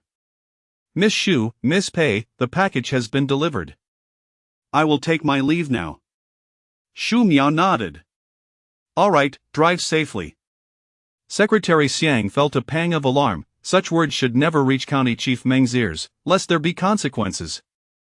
He wiped a bead of sweat from his brow and nodded slightly to Shu Miao before getting into the car and departing. Once the vehicle had driven away, Shu Miao opened the bag and retrieved its contents. Inside were a pink square box and a heart-shaped box adorned with a delicate BOW. At that moment, she was too eager to open them and turned to Pei Ran. Quick, put this in your bag. Pei Ran complied, and they carefully stowed the boxes away, folding the gift bag neatly and placing it into Pei Ran's bag. With everything arranged, they began their journey home. Pei Ran turned to Shu Miao, a playful smile gracing her lips. Shu Miao, confused, narrowed her eyes in suspicion. What's up, are you plotting something? Pei Ran raised an elegant eyebrow, teasingly replying, just think, the county chief has sent a watch earlier, and now another gift. He truly spares no expense to win a smile from a beauty. Shu Miao shot her a disapproving glance. I knew you wouldn't say anything nice. Pei Ran, growing more animated, continued, what I said is merely the truth. So, what do you think, little Shu? Are you feeling a flutter in your heart? Shu Miao playfully pinched her. Stop talking nonsense. Pei Ran gasped dramatically, that pinch was rather fierce. Shu Miao found her exaggerated reaction amusing. I barely touched you. Pei Ran immediately ceased her theatrics, winking at Shu Miao with a cheeky grin. By the time they arrived home, dinner was still being prepared. Pei Ran politely greeted Yao Hui, then Shu Miao pulled her into the bedroom. Once inside, Pei Ran eagerly produced the boxes from her bag, seeming even more excited than Shu Miao. She pushed the 2 boxes toward Shu Miao. Open them quickly, let us see what wonderful gifts the county chief has sent this time. Shu Miao calmly opened the heart-shaped box first. Chocolates. Who would have thought the county chief could be so romantic, knowing to send chocolates to a girl? I wonder if he would have included a bouquet of roses had you not been home, Pei Ran remarked cheerfully. Shu Miao ignored her comment and popped a spherical chocolate into Pei Ran's mouth. Watching her friend chew, she couldn't help but chuckle. Pei Ran swiftly swallowed the chocolate. These are delicious, sweet but not overwhelming, with a hint of bitterness. You should try some. She promptly offered one to Shu Miao. Shu Miao tasted it and agreed that it was indeed delightful. What about the other box? Pei Ran pointed to the square one. Shu Miao opened the box, and both gasped in astonishment. Pei Ran exclaimed, "Wow!" Inside lay a diamond necklace, the pendant shaped like a heart, encrusted with diamonds. Though similar to the previous one, its design was distinct, and both were stunning. Shu Miao delicately lifted the necklace, its brilliance shimmering under the light, captivating her gaze. Pei Ran marveled, "So many diamonds, it's breathtaking." Shu Miao agreed, yet her thoughts lingered on the necklace she already wore. Meng Yuchuan had mentioned wanting to gift her jewelry last night, and she had assumed it was merely talk. As Shu Miao became lost in thought, Pei Ran was already searching for the necklace's price online. "Meow meow, look." Pei Ran's voice rose in excitement. Shu Miao quickly placed the necklace down and covered her mouth. "Shu, keep it down. My parents are outside." Pei Ran blinked a few times, then showed her the phone. Releasing her hand from Pei Ran's mouth, Shu Miao glanced at the screen, comparing the necklace in the image to the one in her hands. The prices displayed made her swallow hard. Meng Yuchuan is truly extravagant. This necklace is even more expensive than the last. Pei Ran couldn't help but exclaim. Shu Miao was equally astonished. The previous necklace had already been costly, and now this one was even pricier. Noticing Shu Miao's stunned silence, Pei Ran gently tapped her shoulder. "Meow meow, what's wrong?" Holding the necklace, Shu Miao looked at Pei Ran, her expression complex. Ran, about this. Pei Ran, sensing her hesitation, contemplated for a moment. "You don't want to accept it, do you?" Shu Miao gazed down at the necklace, her brow furrowed as she softly replied, "It's just too extravagant." Pei Ran fell silent, preparing to speak when Ran, meow meow, dinner is ready. Chapter 64. Li Ruiqian. Shu Miao swiftly placed the necklace into the box, while Pei Ran anxiously gathered the scattered chocolates nearby. Just as the two of them hurriedly concealed their belongings beneath the quilt, the door swung open. Yao Hui stood at the threshold, her face adorned with a warm smile. "A dinner is ready. You two should come out and eat." Shu Miao and Pei Ran endeavored to maintain their composure, nodding at Yao Hui before rising to exit. At the dining table, Yao Hui was exceedingly courteous, continuously urging Pei Ran to partake in the dishes. She expressed a token concern regarding Pei Ran's recent romantic endeavors, but refrained from probing further, instead inquiring about her parents' well-being. The meal unfolded in a harmonious atmosphere. Once dinner concluded, Shu Miao and Pei Ran retreated to their room. Yao Hui entered briefly to deliver some fruit before stepping out again. Shu Miao held the box, gazing at the shimmering necklace inside, her expression clouded with worry. Pei Ran, resting her chin on her hand, stared intently at Shu Miao. "Hey, I say, are you planning to stare at that necklace all night?" Shu Miao lifted her gaze to glance at her, abruptly stating, "Where does Meng Yuchuan find all this spare cash?" Pei Ran burst into laughter at her remark. "Oh, Shu Miao, your thoughts are truly unconventional. You never cease to astonish." Shu Miao pouted, closing the box and tossing it aside, always sending such awkward gifts. Pei Ran giggled, "Oh dear, can I interpret this as you engaging in a bit of Versailles here?" Shu Miao shot her a glare, her countenance weary. "Do I look like it?" Pei Ran sighed, patting her shoulder with a serious tone, "Worrying incessantly does little good. You might as well ask directly." "Ask what?" "Ask the one who gave you the necklace," Pei Ran replied nonchalantly. Upon hearing this, Shu Miao flopped onto the bed, her face etched with resistance. "Ask Meng Yuchuan?" "It would be better not to ask at all." Pei Ran lay down beside her, turning to look at her. "So, what are your thoughts on the matter?" Shu Miao turned to face Pei Ran. "I don't want to accept it, but Meng Yuchuan is not the type to reason with you." Pei Ran couldn't help but chuckle, teasing, "Looks like you know him quite well." Shu Miao frowned, clearly agitated, prompting Pei Ran to quickly reassess. All right, I won't tease you anymore. Since you know Meng Yuchuan is determined to have you accept it, worrying here is pointless. It's better to let things take their course. Even if you return it, he certainly won't accept it. Given the nature of County Chief Meng, such a proud individual would never allow his gift to be returned. Shu Miao stared at the ceiling, lost in thought for a moment. "That's true. If Meng Yuchuan is intent on gifting it, it's futile for me to worry all day. It merely occupies space. After all, it's his money, not mine. Why should I fret? Truly, it's unnecessary worry over trifles."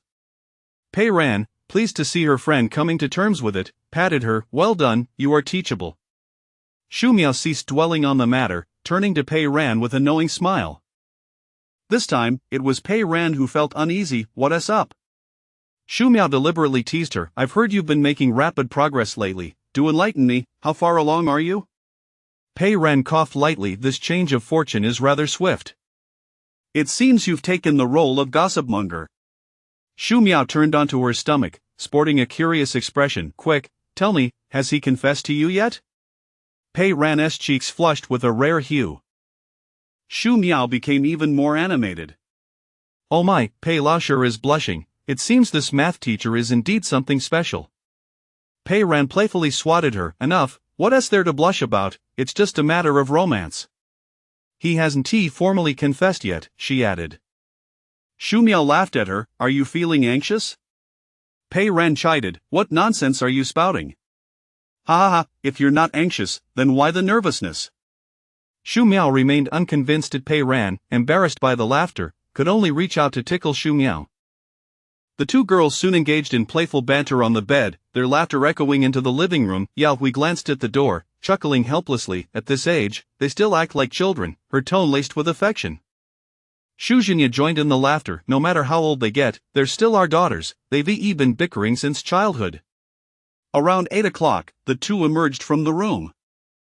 Pei Ran politely bid farewell to Yao Hui and Shu Zhinya, stating her intention to return home. Yao Hui insisted that Shu Zhinya drive Pei Ran back, but she firmly declined, saying she would take a taxi. Shu Miao, fully aware, realized someone was waiting at the entrance of her community for Pei Ran, with a guardian in tow. She certainly didn't need anyone else to escort her. Yao Hui, still somewhat concerned, insisted on accompanying her, stating it was too late. Shu Miao managed to persuade her mother, suggesting she would see Pei Ran to the taxi and return once she was safely on her way. Yao Hui finally relented. The two descended the stairs toward the community entrance, and as they neared, Shu Miao spotted a tall figure standing in the distance, unable to discern his face. Excitedly gripping Pei Ran's arm, she pointed. Look, there's someone standing over there. Is it him? Pei Ran followed her gaze, nodding with a smile creeping onto her lips. Should we go over and greet him? Shu Miao chuckled lightly, her tone buoyant. I'll go if you agree. Of course, I agree, Pei Ran replied without a moment's hesitation. Shu Miao, with a mischievous grin, teased, does this mean you acknowledge his status? Pei Ran ignored her jibe. Just look, there's no need to overthink it. As they approached, Shu Miao ceased her teasing and adopted a serious demeanor. They reached the entrance, passing through the security gate. With the aid of the streetlights, Shu Miao finally discerned the man's features. He was tall, neither too thin nor too stout, wearing glasses, with a fair complexion, donning an oatmeal-colored puffer jacket and jeans, an unassuming yet refined appearance. Noticing their approach, he took a step forward. He turned to Pei Ran and inquired, and who might this be?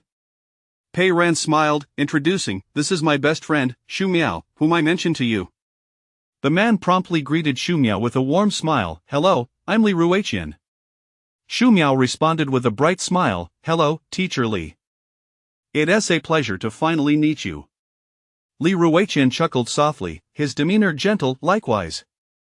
In just a few exchanges, the atmosphere lightened considerably. Observing the two standing together, Shu Miao couldn't help but feel they made a splendid pair. All right, I, the guardian of flowers, shall take my leave now. I'll leave the rest to you, Teacher Li. Li Ruiqian smiled, his expression effortlessly composed. No problem at all. Pei Ran glanced at Li Ruiqian, a subtle smile gracing her lips. Li Ruiqian returned her gaze, his eyes tender. In that moment, Shu Miao felt as if she radiated brighter than the street lamp above her. Preparing to depart, she announced, it's getting late. I'll head back now, please ensure you get home safely. Both Li Ruiqian and Pei Ran nodded in unison before walking away together. Shu Miao turned and made her way back into the community. Heading home. Upon returning, she found Yao Hui and Shu Zhinya still seated in the living room. Noticing her entrance, they inquired, did Pei Ran manage to catch a taxi home? Shu Miao replied with an as she changed her shoes and joined them for a moment. We'll be heading out early tomorrow to shop, Yao Hui informed Shu Miao. She nodded, glancing at her father. Dad, are you coming too? Shu Zhinya shook his head. I won't be going tomorrow. I'll stay home to tidy up. You two enjoy your shopping. Yao Hui and Shu Miao exchanged knowing smiles. This was their annual tradition. As New Year's Eve approached, Xu Miao and her mother would venture out to shop while Xu Xingye remained at home to clean. Chapter 65. Longing. The family of three chatted in the living room until 9:30. Xu Miao returned to her room to put away the items Meng Yuchuan had sent her into the cupboard. Afterward, she took a shower, changed into her pajamas, and comfortably lay down on her bed. She took out her phone to play for a while when a call from Meng Yuchuan came in. Glancing at the caller ID on the screen, Xu Miao got up to lock her room door, then returned to bed and pressed the answer button. Hello, Miao Miao?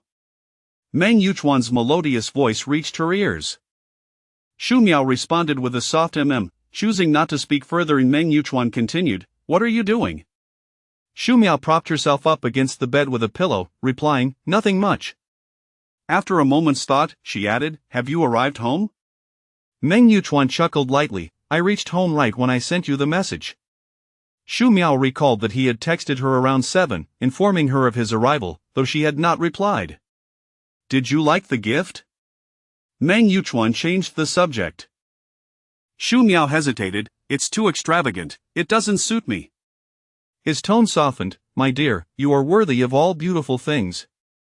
Xu Miao felt a stir in her heart, her eyes flickering, yet she remained silent.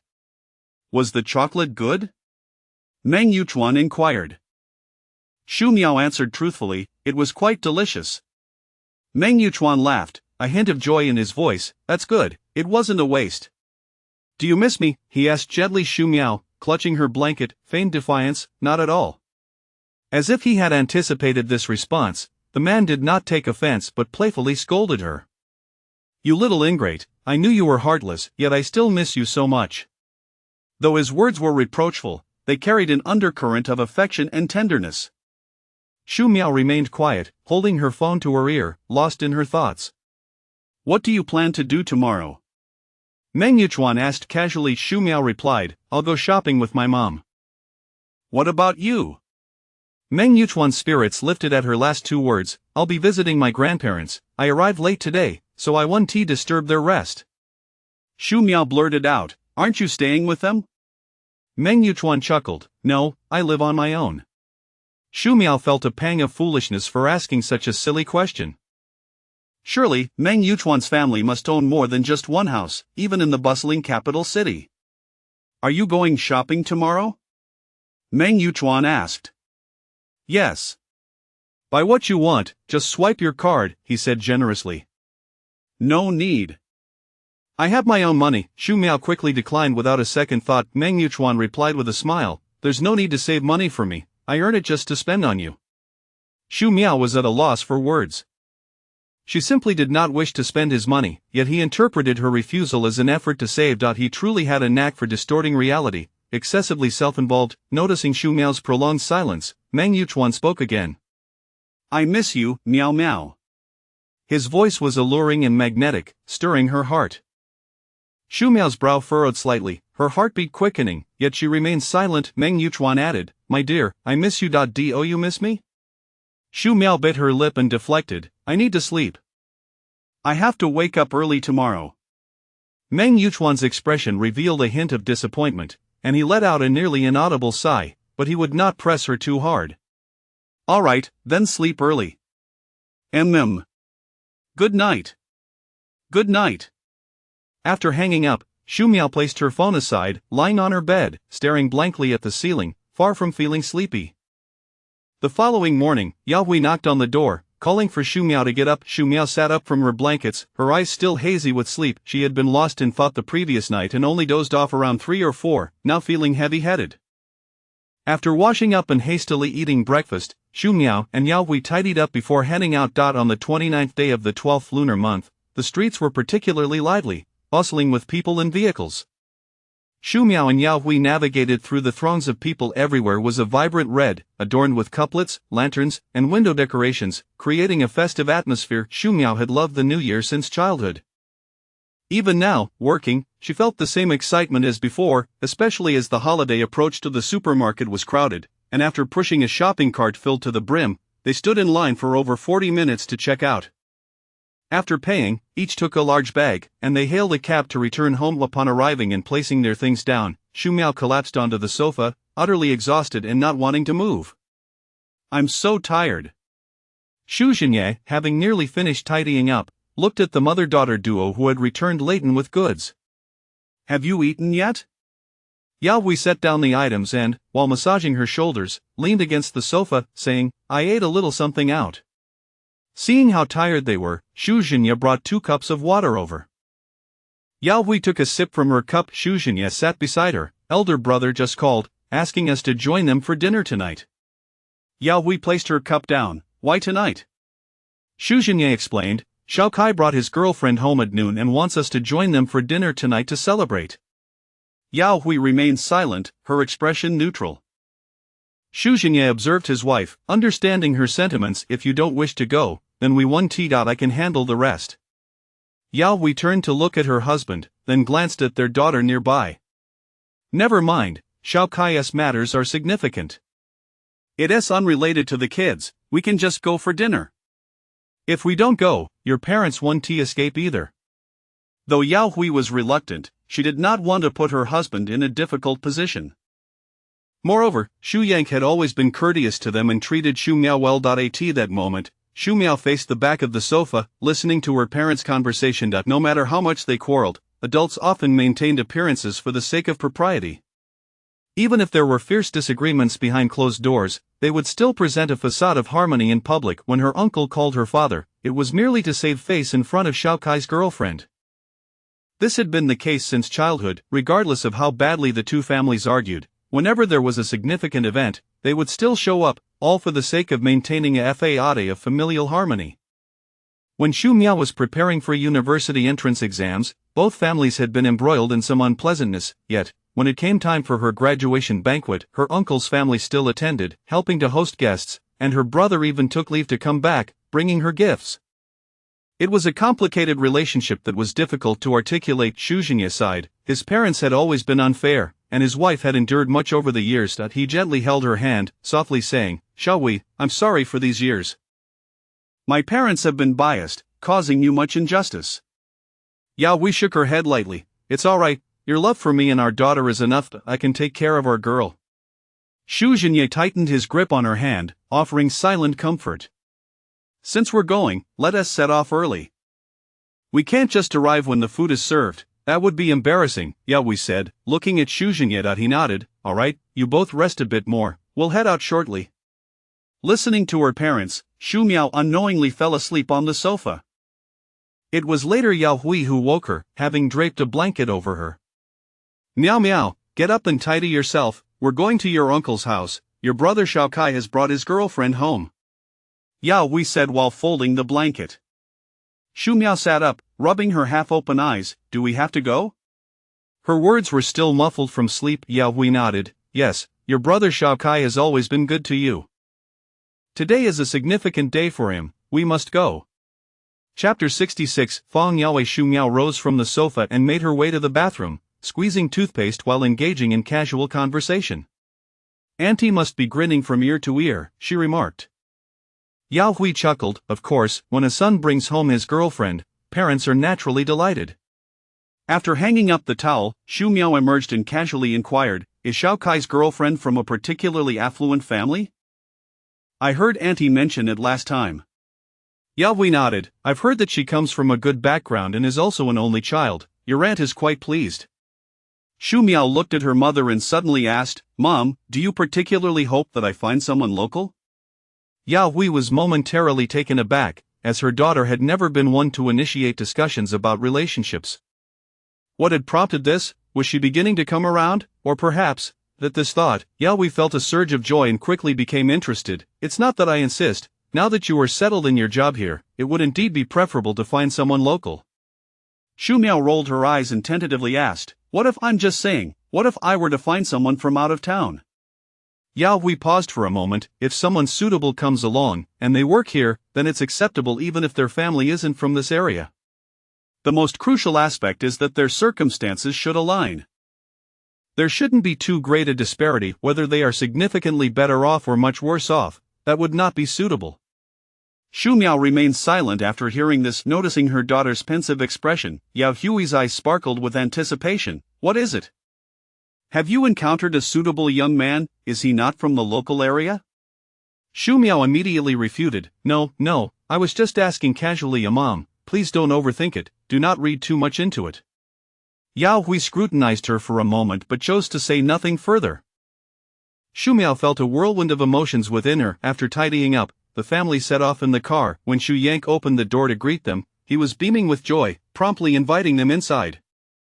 In the living room, seated on the sofa were Grandpa Shu, Grandma Shu, and Xu Zhenjuan, along with a beautiful girl whom Shu Miao did not recognize, engaged in lively conversation. As they approached, the girl stood up immediately and smiled at them, then turned to look at Xu Yank. Xu Yank walked over to her and introduced her with a smile, Uncle and Aunt, this is Miao Miao, and this is Yao Wei. This young lady is my sister, Miao Miao, 1 year younger than you. Fang Yao politely greeted, Uncle, Aunt, Miao Miao, hello, my name is Fang Yao. Yao Hui and her husband responded with smiles, Yao is truly beautiful. Our Shao Kai is fortunate. Fang Yao blushed a little at the compliment, while Xu Yank smiled happily, casting a gentle glance at Fang Yao. Shu Miao called out cheerfully, Sister Yao. Fang Yao returned the greeting with a smile, hello, Miao Miao.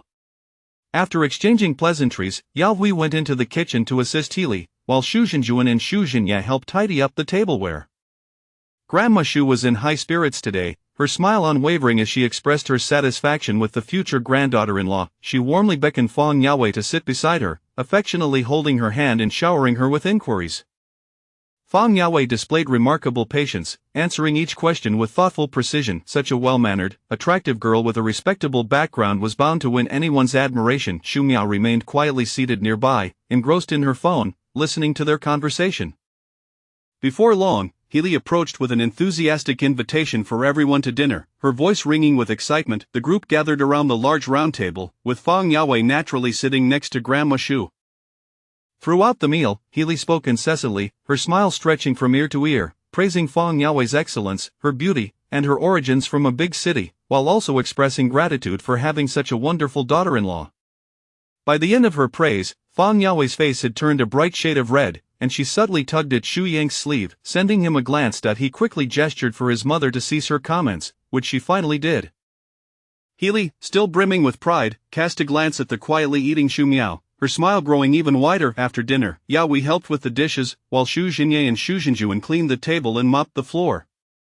Once everything was tidied up, the two families gathered in the living room for a brief chat. Fang Yao hardly spoke up, content to sit quietly beside Xu Yank, her face adorned with a subtle smile.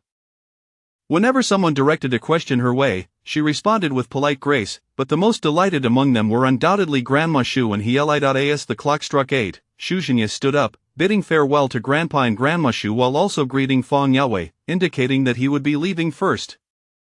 Fang Yao glanced at Xu Yank, who understood and instructed them to wait a moment. The three of them stood in the living room, and shortly after, Xu Yank emerged from the room carrying 2 boxes. He handed them to Yao Hui, Uncle and Aunt, these are gifts from Yao. Xu Zhenya and Yao Hui exchanged surprised glances and then turned to look at Xu Yank. Yao Hui felt a bit embarrassed, oh dear, you are far too kind. Just coming over is more than enough, you didn't need to bring gifts. Xu Zhenya nodded in agreement. At that moment, Fang Yao spoke up, graciously handing the box to Yao Hui, her demeanor both poised and courteous. Uncle and Aunt, this is my first visit, and I didn't know what you might like, so I picked up a few things. I hope you won't find them lacking.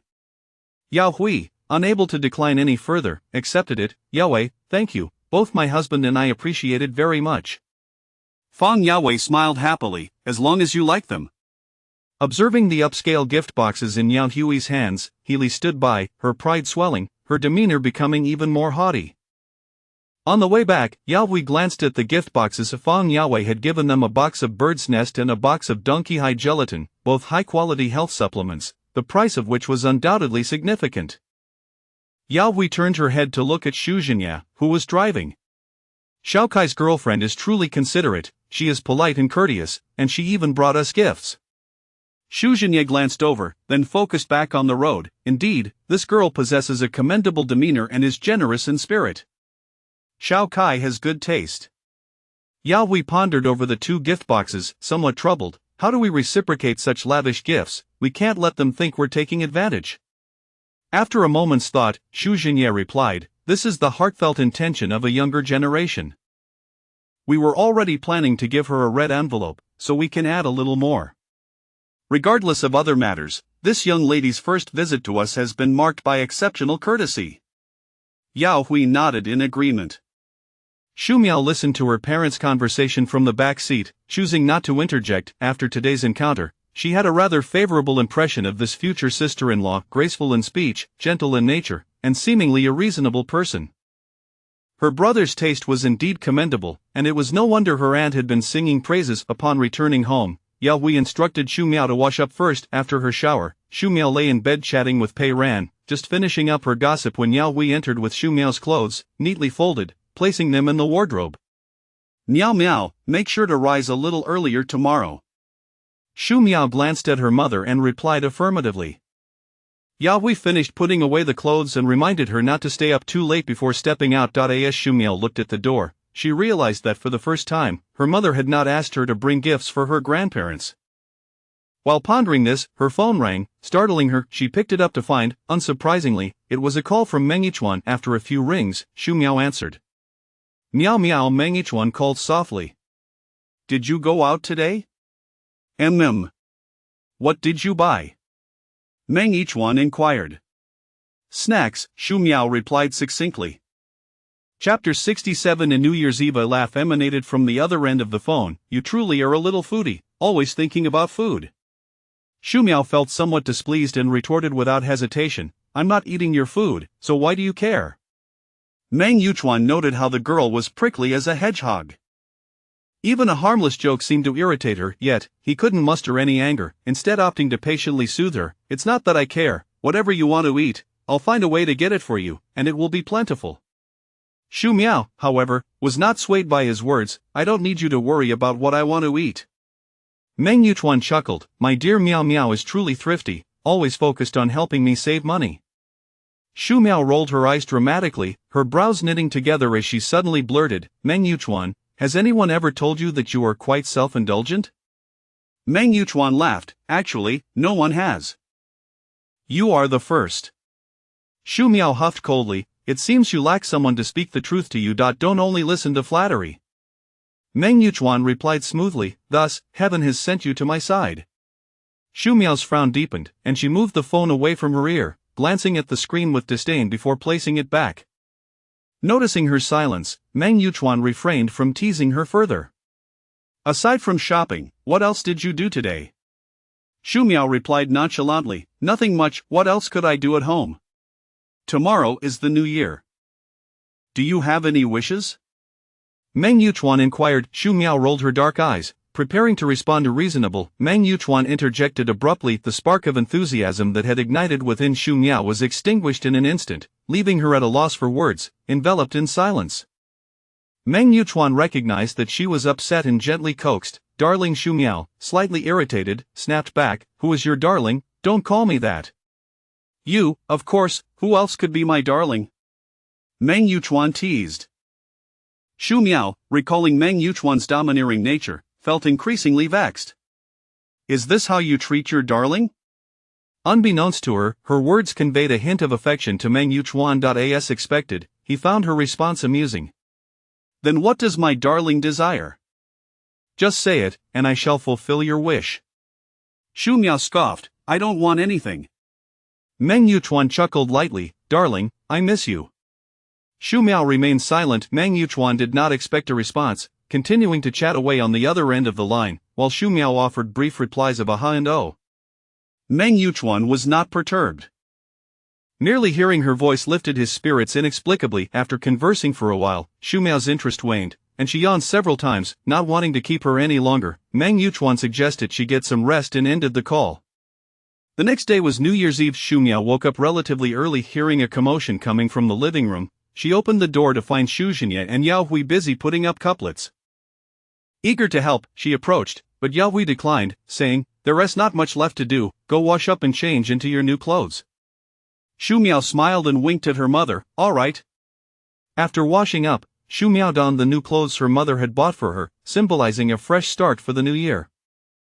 The family of three shared a simple breakfast before tidying up and heading out. On New Year's Eve, a day for family reunions, everyone wore smiles, and regardless of any troubles, they would forget them for these 2 days, maintaining a cheerful disposition. While sitting in the living room chatting, Yao Hui emerged from the kitchen, asking Xu Miao to go downstairs to buy a bottle of vinegar. Xu Miao agreed and stood up to leave, just as Fang Yuan also rose.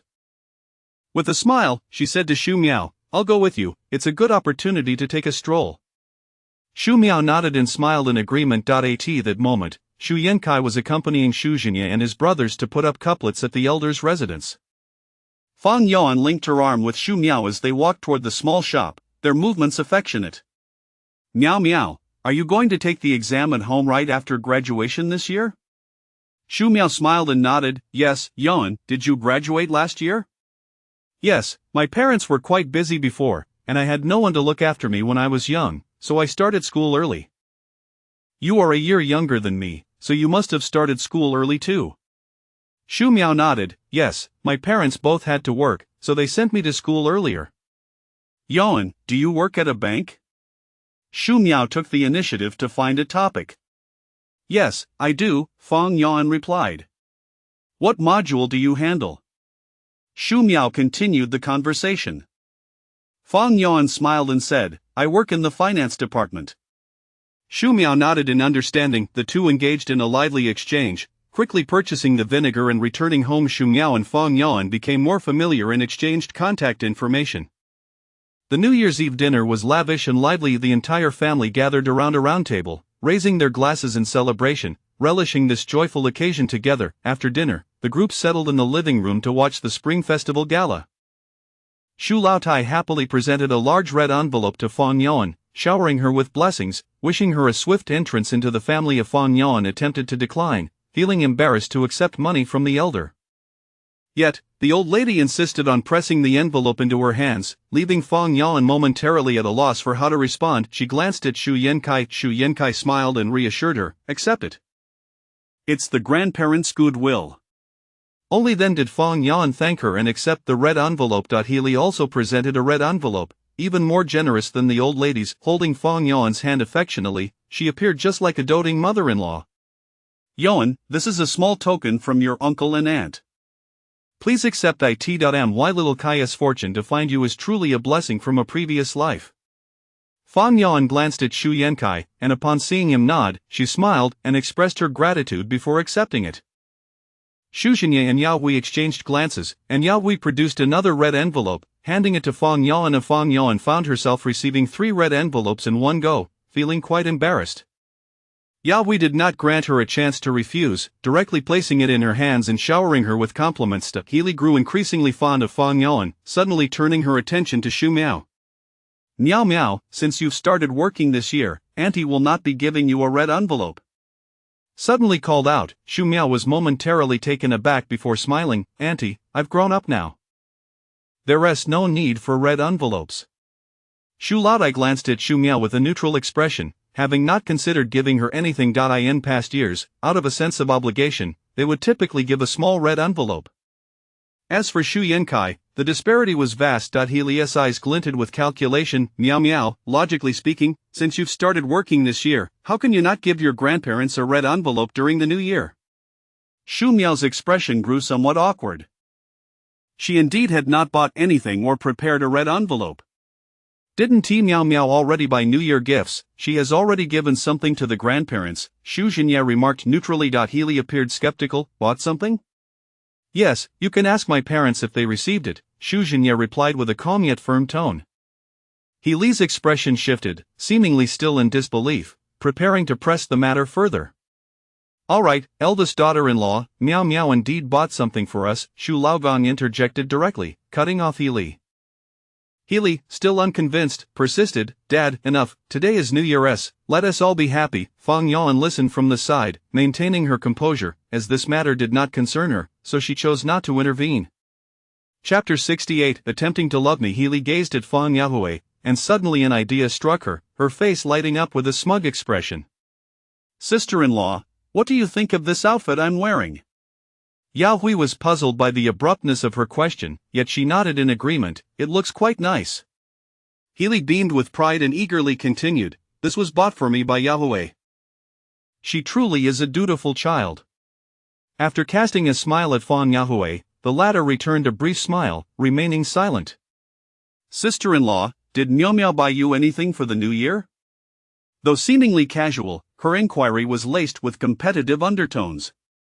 Yao Hui, beaming, pointed to the clothes hanging at the entrance and casually replied, "Those were bought by Miao Miao. She got one set for me and her father."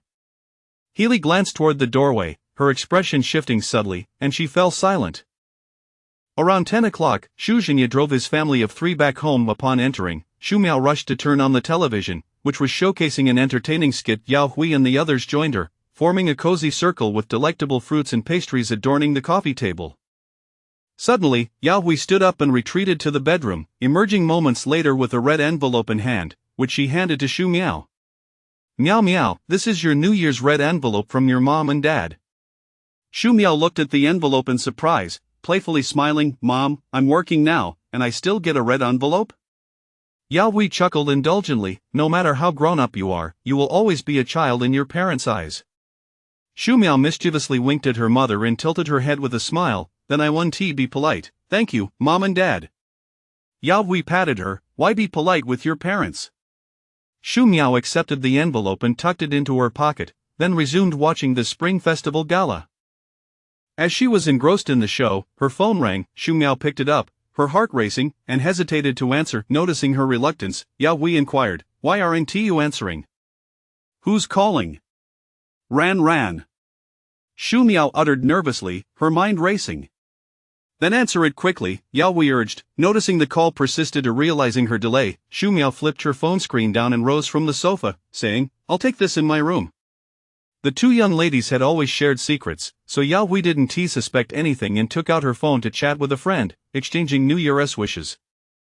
Once in her room, Xu Miao swiftly locked the door, patting her chest in relief. The ringing continued, and she answered, "Hello? Miao Miao, Happy New Year." Meng Yuchuan greeted her softly. Still shaken from earlier, she leaned against the tatami sofa and managed to say, "Happy New Year." However, her tone involuntarily revealed some annoyance. "Could you at least give me a heads up before calling? My parents were just here, and you startled me." Meng Yuchuan felt wronged but maintained a calm tone. "Darling, you're blaming me unfairly. Check your phone and see how many messages I sent you." Xu Miao took out her phone and realized he had indeed sent several messages, which she had overlooked. Seeing her silence, Meng Yuchuan chuckled. "You owe me an apology, don't you think?" Xu Miao, cautious, responded, "Apologize for what?" "For not saying Happy New Year." Xu Miao was taken aback. "Is that all?" "Yes, that is all." "Haven't I already said it?" "Say it again." Xu Miao thought it was quite simple. "Happy New Year." Meng Yuchuan appeared delighted. "Thank you, darling." "The same to you." "Where are you having dinner tonight?" he inquired further. "At my uncle's house, I just got back." Meng Yuchuan didn't pry any further. "Miao Miao, I miss you." A strange sensation flickered within Xu Miao, prompting her to change the subject. "Are you celebrating the new year at your grandparents'?" After asking, she chided herself for such a trivial question. Meng Yuchuan patiently replied, "Yes, I am." He added, "I'll bring you along next time, they will surely adore you." Xu Miao felt a momentary pause, her breath caught in her throat. Understanding the silence on the other end, Meng Yuchuan shifted the conversation to lighter topics. Xu Miao heard someone call Chuanzi on his end, a gentle woman's voice, likely that of his mother. Alarmed, she said, "Someone is calling you. I'll hang up now." Meng Yuchuan softly agreed, "I'll call you later." She casually replied and ended the call. Nestled in the tatami sofa, Xu Miao realized that the voice calling Meng Yuchuan had likely been his mother. However, she dismissed the thought and dialed Pei Ran, and the two friends chatted for a while, gossiping before hanging up.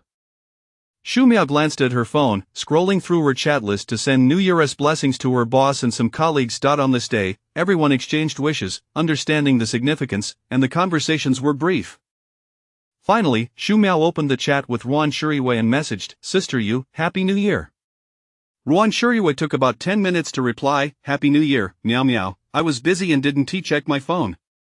Xu Miao quickly responded, "No worries." They exchanged a few casual remarks before concluding their chat.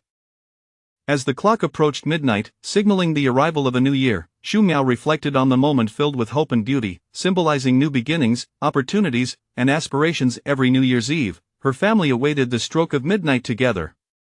Meow meow, are you done with your call? Yao Hui called from outside. Almost, Mom, I'll be right out, Xu Miao replied, rising from the sofa and stepping out with her phone in hand. Yao Hui immediately beckoned her to sit down. With just 10 seconds to go until the new year, the television was broadcasting a countdown. As the clock struck midnight, the television erupted with enthusiastic applause that lingered for quite some time. Xu Miao's phone vibrated in her pocket. She pulled it out to find a message from Meng Yuchuan. Darling, Happy New Year, I love you. Simultaneously, a bank notification popped up, and upon opening it, Xu Miao was left speechless by a substantial deposit. Swallowing hard, she maintained a calm demeanor in front of her parents, spending a little more time in the living room. Yao Hui urged her to rest early, as they needed to rise early for the first day of the new year. Xu Miao nodded and retreated to her room, locking the door behind her before sitting on her bed and calling Meng Yuchuan. The call connected almost immediately. Hello, meow meow. Xu Miao got straight to the point. Did you transfer money to my bank account? Meng Yuchuan readily admitted, yes, it's your New Year's red envelope. Xu Miao gasped. Who gives a 6-figure red envelope? My parents already gave me one. Meng Yuchuan chuckled softly, that's from them as elders, mine can't be the same. Xu Miao fell silent, knowing that once Meng Yuchuan offered something, he would never let her return it. There was no point in arguing, it would merely waste time. Meow meow, Meng Yuchuan suddenly called her softly. Xu Miao responded in kind. With the new year here, why not try loving me? His words were gentle, tinged with a hint of pleading and anticipation. After he spoke, he fell silent, waiting for her response. Xu Miao, too, remained quiet. Through the phone, they could hear each other's breathing. Meng Yuchuan's words echoed in her ears, each syllable gently striking her heart. Inside, she felt a tempest of emotions, a blend of confusion and entanglement. A wave of complex feelings surged within her, leaving her mind filled with contradictions. Various doubts and fears ultimately kept her from responding. Chapter 69. At the end of the holiday, on the first day of the new year, Xu Miao rose early. Every year on this day, her family and her uncle's family would visit her grandparents, a customary New Year greeting, spending the entire day there. After the first day, they would begin visiting friends and relatives. Xu Miao's family did not have many relatives, making the first month relatively less hectic. On the third day of the new year, Xu Miao's family hosted a meal and specially invited Fang Yahui to join them. When Fang Yahui arrived, she came bearing gifts. Holidays always seemed to pass swiftly. Xu Miao and Pei Ran had gone out to enjoy themselves on 2 occasions, and Meng Yuchuan's call came as expected every day. Yet, at times he seemed preoccupied, and after a brief exchange, he would be called away, leading to hurriedly ending their conversation. Time flew by, and soon it was the 6th day of the new year, marking the conclusion of Xu Miao's holiday. Yao Hui helped her gather her numerous bags, most filled with food, and then the couple drove her to the county city. After her parents departed, Xu Miao indulged in a refreshing shower and then nestled into bed for a brief nap. Just as she began to drift off, she was abruptly awakened by the sound of her phone ringing. Without checking the caller ID, she answered, "Hello?" Her voice was slightly hoarse, as if imbued with the morning mist. "Darling, are you still sleeping?" Meng Yuchuan's voice came through, light-hearted and cheerful, laced with a hint of affection. Xu Miao's eyes flew open, glancing at her phone. "What do you think? You've just woken me up." Her tone bore a hint of reproach, yet there was an almost imperceptible lilt in her voice, mingled with a slight yawn. After speaking, she switched to speakerphone, placing the device beside her pillow, and closed her eyes once more. Listening to the kitten-like sound of her voice, Meng Yuchuan felt a warmth blossom within him, a tender smile creeping onto his face. "Darling, have you returned?" Xu Miao lazily replied. "Then sleep a little longer. I will come to pick you up in 2 hours." This time, Xu Miao's drowsiness faded considerably, and she opened her eyes wide. "What did you say?" Sensing her lingering grogginess, Meng Yuchuan chuckled softly. "I said I would come to pick you up in 2 hours to take you out for a meal." Xu Miao blinked several times, thinking she had misheard. "You're back?" "Yes, I returned yesterday." Meng Yuchuan replied languidly. "Why didn't you tell me?" Xu Miao instinctively retorted, her tone tinged with a hint of accusation. Hearing this, Meng Yuchuan couldn't help but chuckle, his voice softening considerably. It was my oversight. I promise to inform you in advance next time. Shu Miao's cheeks heated up, stammering, "That's not what I meant." Meng Yuchuan, interpreting her bashfulness as shyness, felt his spirits lift even more. "I understand, darling. You should sleep a little longer. I'll come to get you later, be good." After their conversation concluded, Shu Miao found her drowsiness had vanished. She tapped her forehead, chiding herself. "I really spoke without thinking." Meng Yuchuan was punctual. 2 hours later, he called to inform her he had arrived downstairs. Shu Miao gathered her belongings and slung her bag over her shoulder as she made her way downstairs. Knowing that Meng Yuchuan would surely insist she stay the night, she had prepared her work items in advance. Upon reaching the parking lot, she spotted Meng Yuchuan's black Hongqi parked in its usual spot. He sat in the driver's seat, clad in a grey wool sweater, his short hair neatly arranged, exuding vitality. Upon seeing Shu Miao emerge, a gentle smile illuminated his face as he exited the vehicle and opened the door for her. Instinctively, Shu Miao glanced around, but before she could turn back, she found herself enveloped in a warm embrace. Meng Yuchuan pulled her close, perhaps due to the depth of his longing, holding her a bit tighter, his chin resting atop her soft hair. Initially, Shu Miao's body stiffened, but soon she relaxed, quietly allowing him to hold her. After a while, Meng Yuchuan gently released her, gazing down at the petite figure before him. In the days of their separation, she seemed even more beautiful dressed in a pink long-down jacket, her hair styled in a fluffy bun, her fair face flushed slightly, her eyes twinkling like bright stars. Meng Yuchuan gazed at her for a moment, his eyes brimming with warmth and affection. Shu Miao felt her cheeks flush under his intense gaze, averting her eyes and softly reminding him, there might be people coming by at any moment. Meng Yuchuan felt a twinge of helplessness. This little girl was always so vigilant, yet, hearing her words now quelled any irritation, as the most important thing to him was the person standing before him. "Get in the car. You must be hungry, let us go eat." With a smile, he wrapped his arm around her shoulders, assisting her into the passenger seat. Meng Yuchuan drove Shu Miao to a lovely restaurant where they ordered a plethora of dishes and savored a hearty meal. On the return journey, Shu Miao turned to the man behind the wheel. "You returned yesterday?" Meng Yuchuan glanced at her briefly, then refocused on the road. "Why did you come back early?" Shu Miao asked, her curiosity purely innocent, devoid of any ulterior motive. Meng Yuchuan, pleased by her concern, replied, "I returned for a meeting, work obligations." Shu Miao nodded, falling silent. It was understandable. After all, he was the county magistrate, and it was normal for him to be busy. "Did you enjoy your time at home during the New Year?" Meng Yuchuan countered. "Absolutely, of course, it was enjoyable." Noticing her upbeat tone, Meng Yuchuan inquired further, "You truly love the New Year that much?" Shu Miao answered honestly, "Yes, I do." Meng Yuchuan observed her blinking eyes, bright and childlike, a wave of affection washing over him. After a while, the car entered the underground parking lot of Dongjunfu. Upon stepping inside, Shu Miao felt the place had been tidied up. "Did Auntie come by?" she asked. Meng Yuchuan hung up her down jacket, replying, "Yes, she came by yesterday." Shu Miao chose not to speak further, slipping into her cotton slippers and making her way inside. Just as she settled onto the sofa, preparing to rest, Meng Yuchuan leaned against her. As she contemplated asking him to move a bit closer, she turned to find his gaze, deepening with intensity, filled with a burning passion.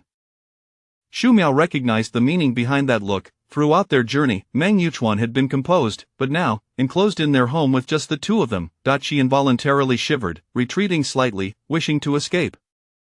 Meng Yuchuan gently grasped her hand, his handsome face inching closer, his voice low and husky, "Miao Miao, I've missed you so much." Just as Shu Miao opened her mouth to respond, Meng Yuchuan captured her lips, silencing her unspoken words.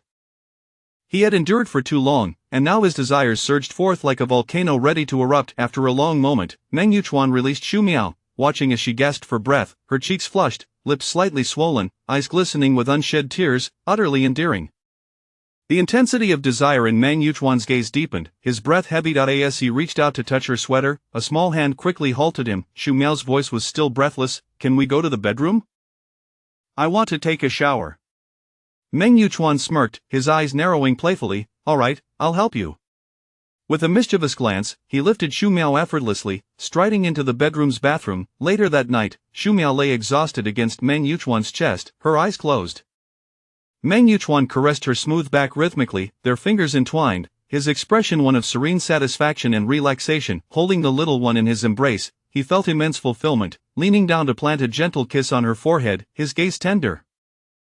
Chapter 70. Overtime and phone calls. Early the next morning, Xu Miao and Meng Yuchuan left for work together. In the elevator, Xu Miao yawned incessantly. Meng Yuchuan, concerned, inquired, "Are you very tired?" Xu Miao shot him a glance, retorting, "What do you think? It's all your fault." Meng Yuchuan then wrapped his arm around her shoulders, a teasing smile playing on his lips, attempting to placate her. "Meow meow, we haven't seen each other for several days. A brief separation can feel like a new marriage. It's only natural for me to be a bit overly excited. You've suffered for it." With that, he gently tousled her hair.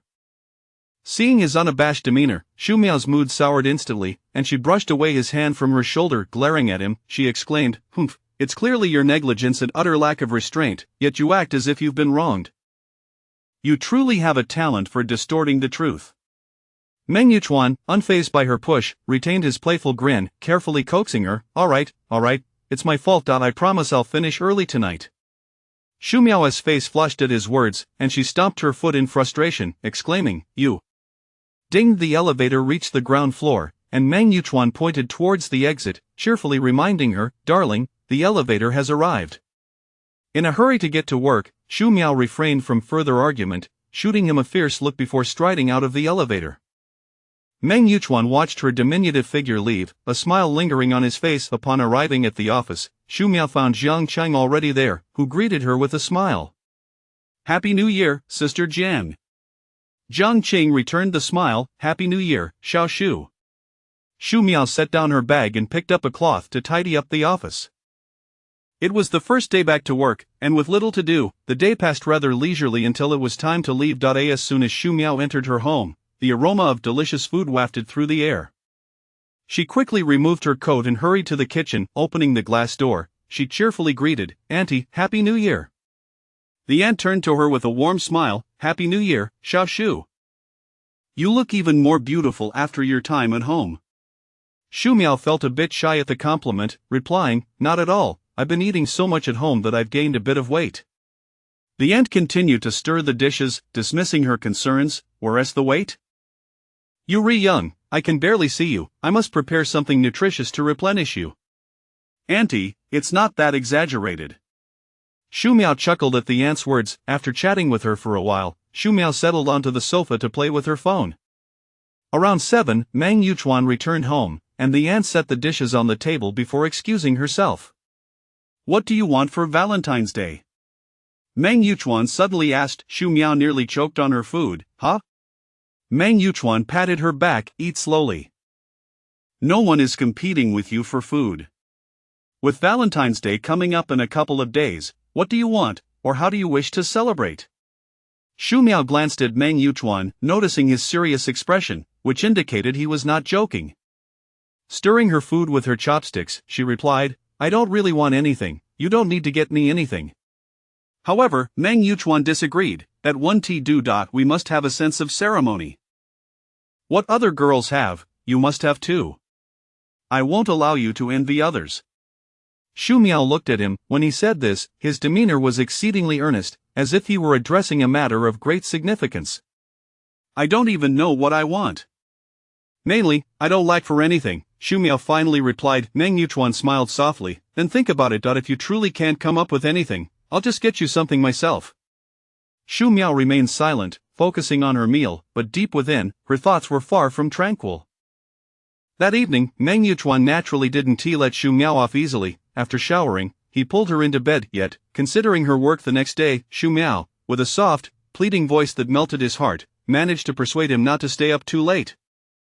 After a few moments of satisfaction, he held her contentedly and fell asleep. The next day at work, Xu Miao noticed Jiang Qing looking particularly cheerful.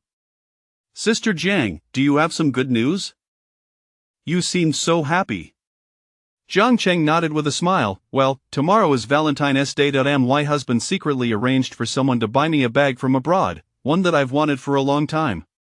He never mentioned it, yet he had someone help him purchase it from overseas long ago.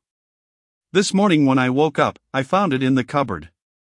My husband looked quite regretful, saying he intended to surprise me by hiding it, but I ended up finding it early. Joy and sweetness were evident in Jiang Qing's voice. Shu Miao covered her mouth, laughing. Sister Jiang, your husband is quite romantic, though he didn't pick a good hiding spot. Jiang Qing laughed too, indeed, but that cupboard isn't one I frequently open, so that's why he hid it there. Today, I lost a silk scarf and went to rummage through it, and that's when I stumbled upon it. You should have seen my husband's expression, it was a mix of helplessness and regret. Jiang Qing couldn't help but laugh. I told him to treat it as if I hadn't seen it, and when he gives it to me tomorrow, I'll pretend it's the first time I'm seeing it. Shu Miao found her amusing, and they both laughed heartily. That evening, after taking a shower, Shu Miao leaned back on her bed and video chatted with Pei Ran. Meng Yuchuan had been very busy these days, with work piling up. He left early and returned only after Shu Miao had fallen asleep. While chatting with Pei Ran, Shu Miao asked if she had any romantic plans for the next day. Pei Ran eagerly admitted that Li Ruichen had asked her out for a fun day. Shu Miao teased with a smile, Teacher Pei, does it seem that Teacher Li is planning to confess to you tomorrow? Pei Ran had a suspicion but wasn't entirely certain. Who knows? Shu Miao, seeing through her thoughts, asked meaningfully, if he confesses, will you accept? Pei Ran responded candidly, why wouldn't I? Shu Miao raised an eyebrow, oh, look at you. Pei Ran, not to be outdone, began to pry into Shu Miao's life. Enough about me. What about your Meng De County chief? How does he plan to celebrate the holiday? Shu Miao's expression shifted, her words becoming hesitant. What can he do? He is so busy with work. When would he have time for such things? Oh, he doesn't have time to prepare, but you seem a bit disappointed. What's this? Do you want to spend Valentine's Day with him? Pei Ran teased. Shu Miao, hearing this, became flustered and hastily denied, of course not. Pei Ran, with a knowing expression, replied, oh really? Because it seems otherwise to me. Shu Miao continued to deny it, her tone urgent. I said no means no. Alright, no means no, I was just joking, no need to be so anxious, Pei Ran laughed. After chatting for a while, they ended the video call and Meng Yuchuan still hadn't returned, and Shu Miao glanced at the time. It was past 10. He must have been quite busy with work. Returning late was only to be expected. Holding her phone, she stared at the darkened screen for a while, and for reasons unknown, she found herself dialing Meng Yuchuan's number. When his pleasant voice came through the line, she finally realized what she had done. Meow meow? Meng Yuchuan called her name again. Ah, Shu Miao responded, smacking her forehead in frustration, wondering what had gotten into her. Is there something you needed to discuss? Meng Yuchuan asked gently. After a moment's thought, Shu Miao, her eyes darting, had a sudden idea. I wanted to ask, when will you be home? Meng Yuchuan chuckled. What's the matter, missing me? Fearing he would misconstrue her intentions, Shu Miao quickly made an excuse. I'm just hungry and wanted to see if you could bring something back with you. Chapter 71. A unique candlelight dinner. Oh? Are you merely hungry and yearning for something to eat? Meng Yuchuan's voice trailed off playfully. Yes, I am indeed famished. If you happen to come across any food on your way back, do bring me some, replied Shu Miao. Meng Yuchuan chuckled softly. What would you like to eat? Shu Miao pondered for a moment before responding. Anything that can satiate my hunger will do. Meng Yuchuan readily agreed. Very well, I should be finishing work in approximately 10 minutes, and it will take me about half an hour to reach home. Please wait for me. Shu Miao acknowledged. All right. After hanging up, she tossed her phone aside and grasped her hair with both hands, feeling utterly insane. Why on earth had she called Meng Yuchuan and uttered such nonsensical words? Ordering the county chief to fetch her a midnight snack was simply absurd. She could already envision him reveling in amusement at her expense. Shaking her head vigorously, she inhaled deeply, urging herself to regain composure. Well, it was done now. Lamenting would serve no purpose. As for Meng Yuchuan, she would face whatever came her way. The ship would navigate the bridge when it reached it. Leaning against her bed, Shu Miao scrolled through videos, nearly drifting off to sleep. Suddenly, she heard the sound of a door opening from outside, followed shortly by footsteps in the living room. Meng Yuchuan must have returned, she surmised. Just as she was thinking this, the door swung open, and Meng Yuchuan entered, a smile gracing his face. I've brought back some food. You're probably starving, so hurry up and eat, he said. At that moment, Xu Miao had no choice but to obediently rise from her bed and follow Meng Yuchuan to the dining room. She took a seat, noticing two identical plates of food laid out on the table. As Meng Yuchuan sat down as well, Xu Miao regarded him. Meng Yuchuan retrieved a pair of chopsticks, stating, "After working for so long, I too am quite hungry." Xu Miao responded with a soft "oh," feeling a twinge of embarrassment. Here she was, lounging at home while he labored late into the night. It was only natural that he would be hungry. After finishing their meal, Meng Yuchuan headed straight to the bathroom for a shower, while Xu Miao rinsed her mouth and returned to bed. Once Meng Yuchuan emerged from the bathroom, he climbed into bed, pulling Xu Miao into his embrace, resting his chin on her shoulder, his eyes gently closing. "Xingxing," he softly called her name. Happy Valentine's Day," he whispered tenderly in her ear. Xu Miao felt a slight itch in her ear and turned her head. "That's tomorrow." "It has already arrived," he replied. Xu Miao paused, checking her phone to find that it was indeed a minute past midnight. Thus, it was officially Valentine's Day. Darling, Meng Yuchuan held her closer, leaning in to whisper in her ear, his voice sultry and magnetic, brimming with allure. "I love you." Though his voice was soft, it carried an extraordinary intensity of conviction. Xu Miao nestled against him, her heart racing as if it might leap from her throat, and a rosy hue spread across her cheeks like the evening glow. After his declaration, silence enveloped them, and Xu Miao remained unresponsive, stealing a glance at him only to discover he had succumbed to slumber, his breathing even and steady. She studied him intently. Meng Yuchuan was remarkably handsome, his features chiseled and symmetrical, radiating an aura of righteousness. How fortunate it would be if he were merely an ordinary man from their county, as their circumstances would be more evenly matched. The following morning, when Xu Miao awoke, Meng Yuchuan had already departed. A message awaited her on her phone. "Darling, wait for me after work tonight." Her cheeks flushed warmly at the text, and after a moment's contemplation, she ultimately chose not to respond. Jiang Qing was in high spirits throughout the day, her face aglow with happiness. Xu Miao, however, found herself somewhat lost in thought as she sat before her computer. As the workday concluded, Meng Yuchuan called, instructing her to head home first, promising to pick her up later.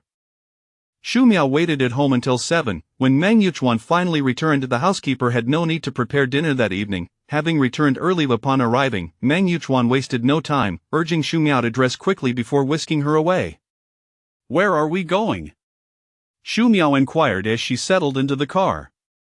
"I'm taking you out to celebrate," Meng Yuchuan replied, casting her a mysterious smile before starting the engine.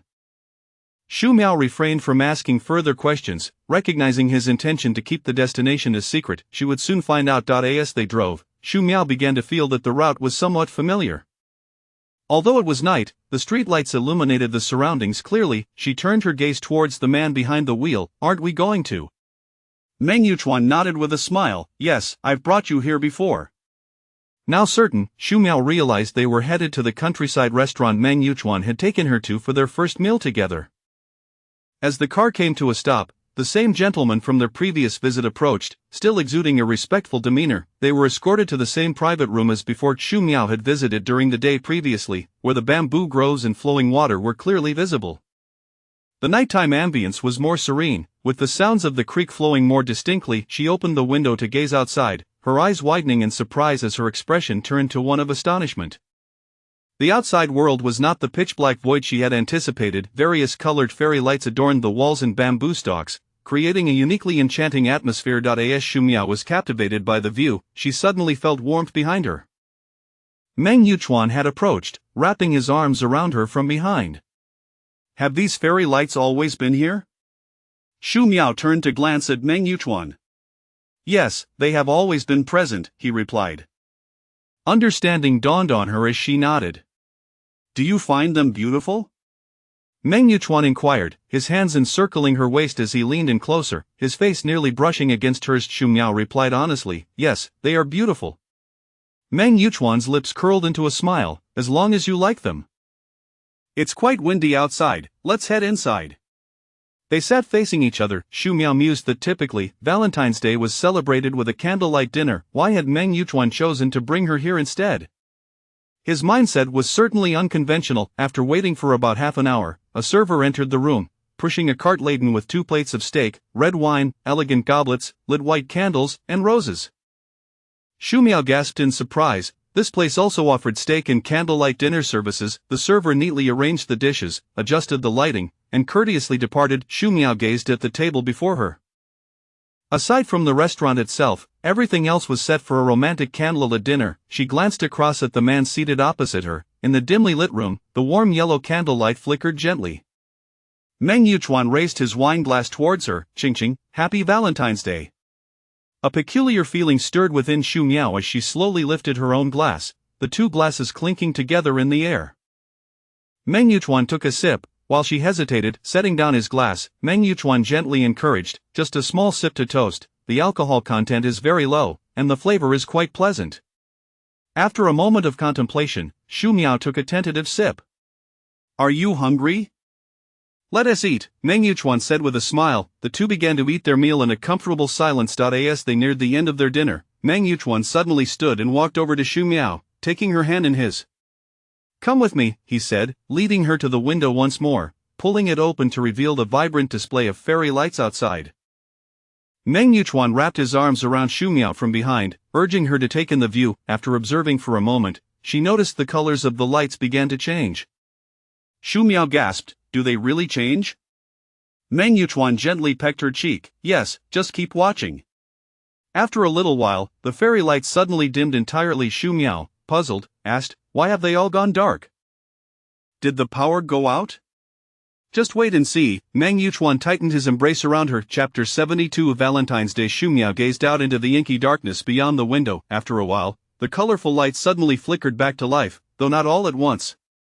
With a serious countenance, she scrutinized the shapes formed by the illuminated decorations, her eyes wide as saucers. The little lights twinkled, shifting through a spectrum of colors, yet their design remained unchanged. Xu Miao could distinctly see that the vibrant lights coalesced to spell out a few words: "I love you." Her gaze brimmed with astonishment and disbelief, as if struck by a bolt of lightning, leaving her thoughts in disarray. She stood frozen in place, her mouth agape in shock. Meng Yuchuan drew closer, leaning in to whisper gently in her ear, "Miao Miao, I love you." Xu Miao felt a rush of warmth flood her ears and face, her heart racing as if it might leap into her throat. Meng Yuchuan tenderly turned her towards him, caressing her cheek and gazing deeply into her eyes, his dark pupils reflecting the depths of his affection. Xu Miao stared at him, captivated, unable to avert her gaze from his searing look. Meng Yuchuan gently lifted her chin, lowering his head to kiss her slowly. A jolt of electricity coursed through her body, a strange sensation lingering in her heart, refusing to fade away. After a brief kiss, he released her and walked to the table, retrieving a small box from his pocket. Approaching Xu Miao once more, he opened the box with a smile. She glanced inside to find a beautiful bracelet adorned with various charms in the shapes of hearts, stars, and moons. Meeting Meng Yuchuan's gaze, she saw warmth and a hint of anticipation in his eyes. "Miao Miao, this is your Valentine's Day gift." He took the bracelet from the box, gently lifting her delicate wrist to fasten it in place. The cool touch sent a shiver through her. Meng Yuchuan studied her wrist with satisfaction, the platinum bracelet accentuating her fair skin, making it appear even more radiant. "It looks stunning," he remarked sincerely. Xu Miao gazed at her wrist, her heart a tempest of emotions. Outside, the colorful lights continued to shimmer, transforming into various hues, still echoing the three words. Meng Yuchuan wrapped his arms around her from behind, holding her soft hand in his large one as they both admired the lights outside, accompanied by the gentle sound of flowing water. By the time they returned home, it was already 11 o'clock, and Xu Miao's heart remained restless throughout the night. Her mind buzzed until Meng Yuchuan climbed into bed beside her, his warmth igniting a spark against her back. As his hands encircled her waist, she finally collected her thoughts. Xu Miao turned to face him, and Meng Yuchuan leaned in to plant a kiss on her cheek. With a beaming smile, he asked, "So, how do you feel about today's arrangements?" Xu Miao was momentarily taken aback. Meng Yuchuan playfully pinched her cheek, his tone affectionate. "Are you so happy that you're lost for words?" Realizing her uncharacteristic silence, she cleared her throat and replied, "You're the one being silly." She then turned away, trying to steady her racing heart. Yet Meng Yuchuan was relentless, turning her back to him, still smiling. "Were you satisfied with today's plans?" Xu Miao rolled her eyes, concocting a plan, and replied nonchalantly, "It was just okay." Meng Yuchuan's expression shifted to one of exasperation.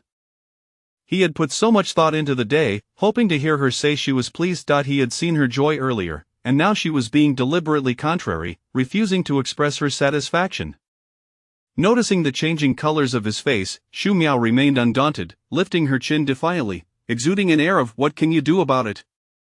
Meng Yuchuan observed her ability to provoke him, her innocent demeanor only adding to his frustration, and he couldn't quite pinpoint where it all went wrong. As Xu Miao reveled in his flustered state, it wasn't long before Meng Yuchuan's expression softened, a teasing smile playing on his lips as he gazed at her face. Xu Miao cautiously shifted backward, sensing a sudden force at her waist as she was pulled forward, pressed tightly against Meng Yuchuan's chest. The abruptness startled her, and she exclaimed, "What are you doing?" With a mischievous grin, he replied, "If you're not satisfied, then let's change that right now." Her heart raced, and in a flurry, she forced a smile, saying, I was just joking. I'm really satisfied, truly, we don't need to do anything now." However, Meng Yuchuan wasn't swayed by her charm. The clever girl always managed to evade any situation that might put her at a disadvantage, adapting her approach as needed. His heart swelled with affection for her. He kissed her hand, his eyes darkening with intent. "Now that my precious is satisfied, shouldn't you return the favor and make me happy?" Xu Miao felt a surge of irritation.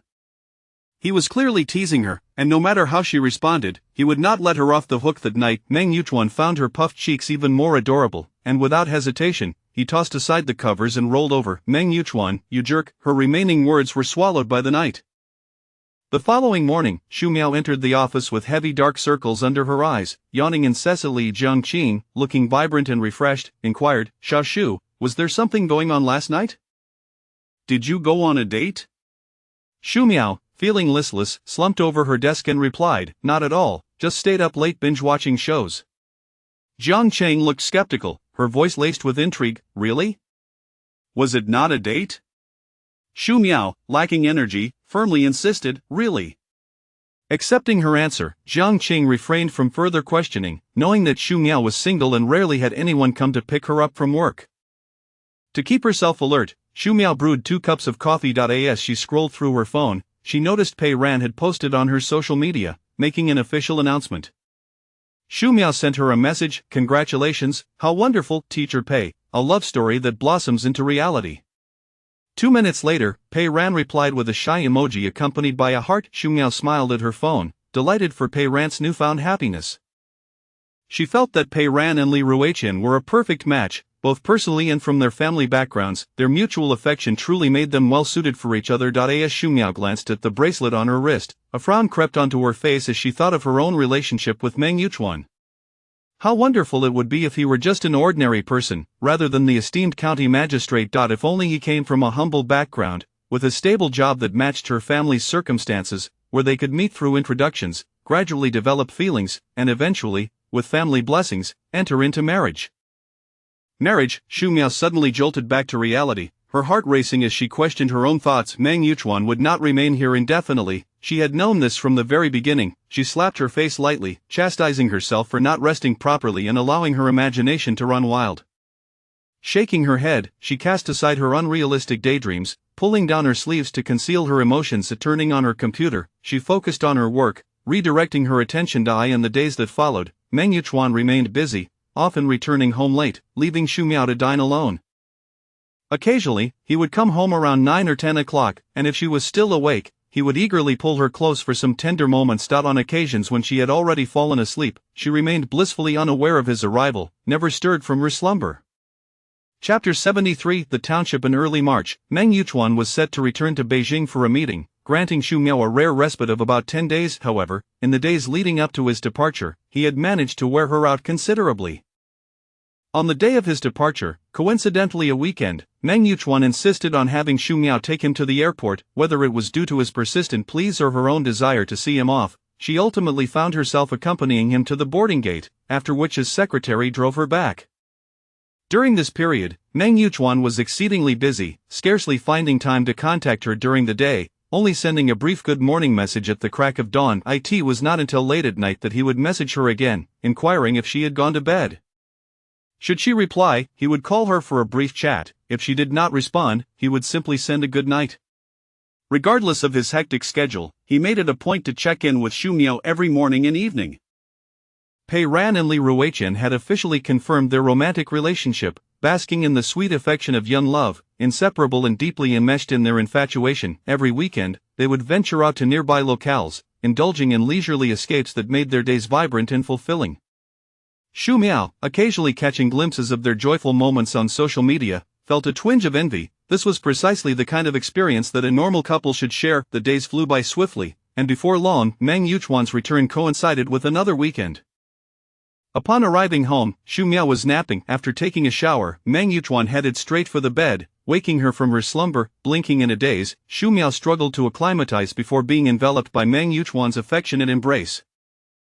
On that day at work, Lu Kongming called Xu Miao to his office. Instinctively, she sensed it was not a good omen, yet she steeled herself to face it. As anticipated, Lu Kongming greeted her with a beaming smile and assigned her a task: to accompany Meng Yuchuan on an inspection tour to the countryside the following day. 2 colleagues from the news department were also included, one a photographer and the other a writer, with clearly delineated roles. Meanwhile, Xu Miao was ostensibly there to provide support. Overwhelmed, she felt as though she was being thrust into an external role, as she was primarily in administrative work. Though she had her grievances, Xu Miao only dared to grumble internally, maintaining a facade of compliance. Later that evening, around 10 o'clock, Meng Yuchuan returned home, showered, and promptly climbed into bed. Xu Miao cast several glances his way. Is something the matter? Meng Yuchuan inquired, noticing her hesitance to speak, as if she had something on her mind but was reluctant to voice it. Xu Miao shot him a sidelong glance and nodded. Meng Yuchuan propped himself up on the pillows, his hands clasped behind his head. What is it? Speak your mind.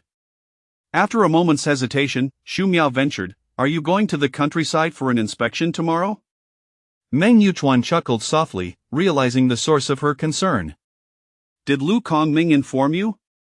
Xu Miao furrowed her brow, instantly recognizing his involvement to you. This time, it wasn't my initiative, Meng Yuchuan was quick to clarify. Xu Miao looked puzzled. He came to the county to submit materials yesterday and casually inquired, he explained. And you couldn't simply refuse? Xu Miao retorted, somewhat exasperated. Meng Yuchuan smirked, with such a favorable opportunity, why would I decline? Lu Kongming had been actively petitioning for the procurement of new office equipment for their department, naturally eager to lend a hand.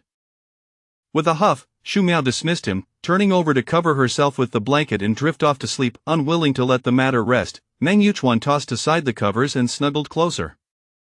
The following morning, Xu Miao set off for work early, intending to take their unit's vehicle. 3 people from her department were going that day. Besides herself, there were Cheng Tao and another new male colleague.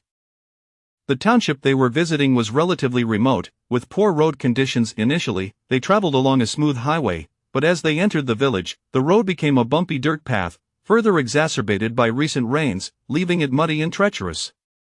The vehicle jolted along, causing Xu Miao to feel queasy. The driver, a seasoned veteran with decades of experience, endeavored to maintain a steady course, yet the road's deplorable state made it a challenge.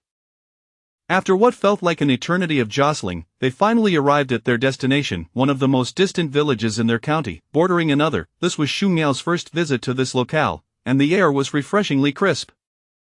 Meng Yuchuan stepped out first, clad in a sleek black jacket, his tall figure poised and upright. Following him were 2 other county officials, alongside township leaders and village representatives, making for a group of over 10 individuals. Cheng Tao and the other male colleague trailed closely behind Meng Yuchuan, eager to capture the latest developments. Xu Miao, accompanied by another female colleague who worked in the township, greeted her warmly as they walked together at the rear.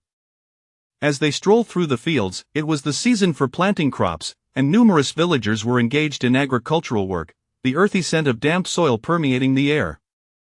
Meng Yuchuan took the initiative to approach the villagers, engaging them in earnest conversation. The villagers, warm and genuine, greeted him cordially, displaying no pretense. With a few well-chosen words, Meng Yuchuan quickly established rapport, and the villagers enthusiastically recounted their annual crop yields.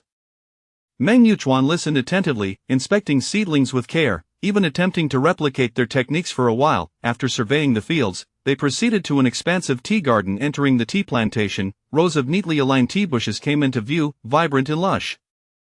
A gentle breeze swept through, causing the leaves to sway like waves in a green sea, releasing a delightful fragrance. This was the prime season for tea production, with the bushes adorned in a dense, verdant coat. Scattered throughout the garden were several villagers, donning sun hats as they plucked tea leaves, some for sale, others for personal consumption. Their cheerful singing and laughter added to the picturesque scenery of the tea garden. Meng Yuchuan approached a couple of tea pickers, engaging them in conversation while occasionally lifting leaves to his nose for a whiff. The essence of an inspection is not merely to acknowledge strengths but also to identify challenges and shortcomings. As he walked, he observed and inquired. The villagers expressed widespread concerns about the roads, lamenting the ongoing repairs and wondering when they would reach their area. For development, transportation is crucial. Though they possessed an abundance of agricultural products, the underdeveloped transport infrastructure made it arduous to sell them. Meng Yuchuan listened intently to the villagers' suggestions and needs, with his secretary dutifully recording their comments. Beyond transportation, various basic infrastructure facilities were also updated. After visiting several locations, it was time for lunch. The group convened at the village committee, where boxed lunches were provided, and they gathered in the conference room to eat. After a half-hour break, they set off again, heading to another village in the afternoon, where a large vineyard awaited their exploration. Though the grapes were not yet ripe, Meng Yuchuan was determined to see it for himself. Xu Miao had heard of this vineyard but had never come due to its remoteness. Upon arrival, they were greeted by rows of well-constructed greenhouses, all filled with grapevines. As Meng Yuchuan listened to the villagers' explanations, he ventured inside to explore. The intertwining vines formed a lush green expanse. While the grapevines were blossoming, they had yet to bear fruit. The villagers explained that the grapes would reach maturity by August, when they would be plump, sweet, and juicy.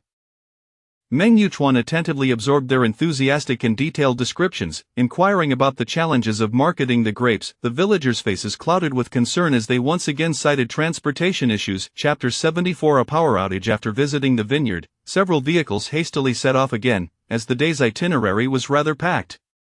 Meng Yuchuan proceeded to visit a few families receiving subsistence allowances. The dwellings of these families were exceedingly rudimentary, reminiscent of the old tiled houses, which leaked during the rain. Just yesterday, it had rained here, and several basins and buckets were placed inside to catch the water dripping from the roof eaves.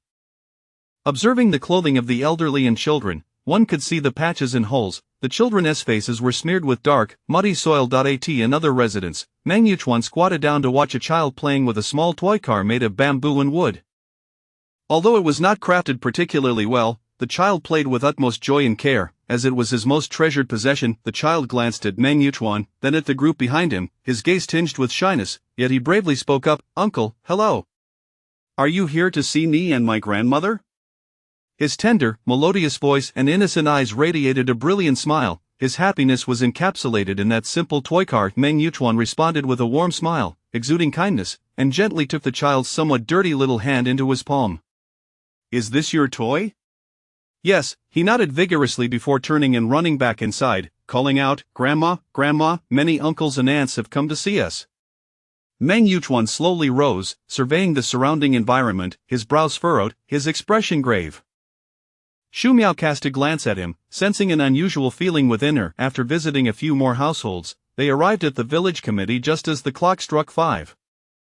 The sky gradually darkened, thick clouds enveloping it like a colossal black curtain. The wind began to rise silently, gently swaying the branches and leaves, seemingly heralding the approach of a storm. Throughout the journey, Meng Yuchuan maintained a serious demeanor, his brow tightly knit. Upon disembarking, he instructed everyone to enter the conference room to prepare for a meeting. Some observed the ominous signs of impending heavy rain.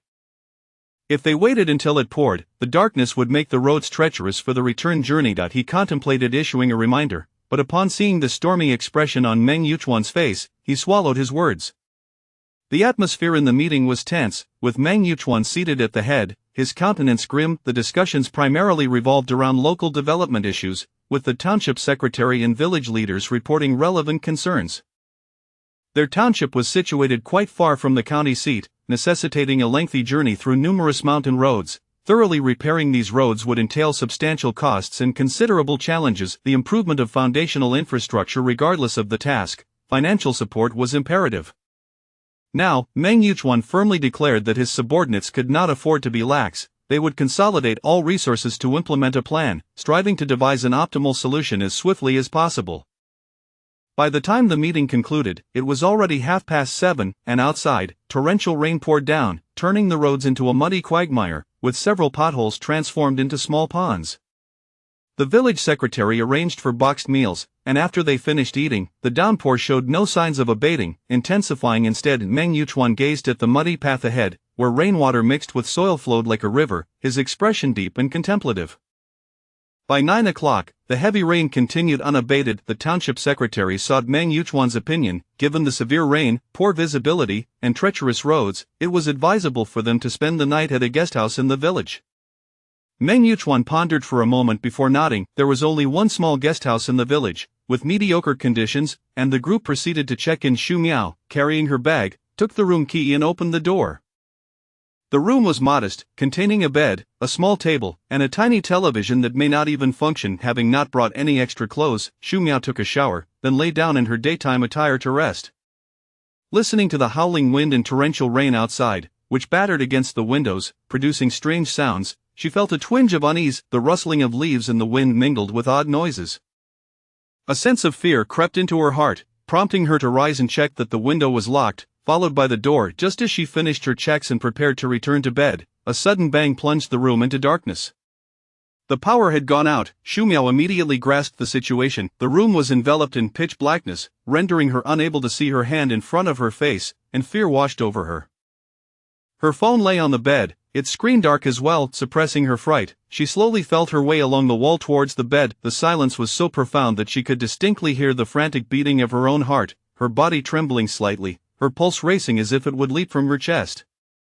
After a while, Xu Miao finally located her phone and swiftly turned on the flashlight to eye in the darkness. A solitary beam of light illuminated her surroundings, but the pervasive darkness felt even more daunting than before.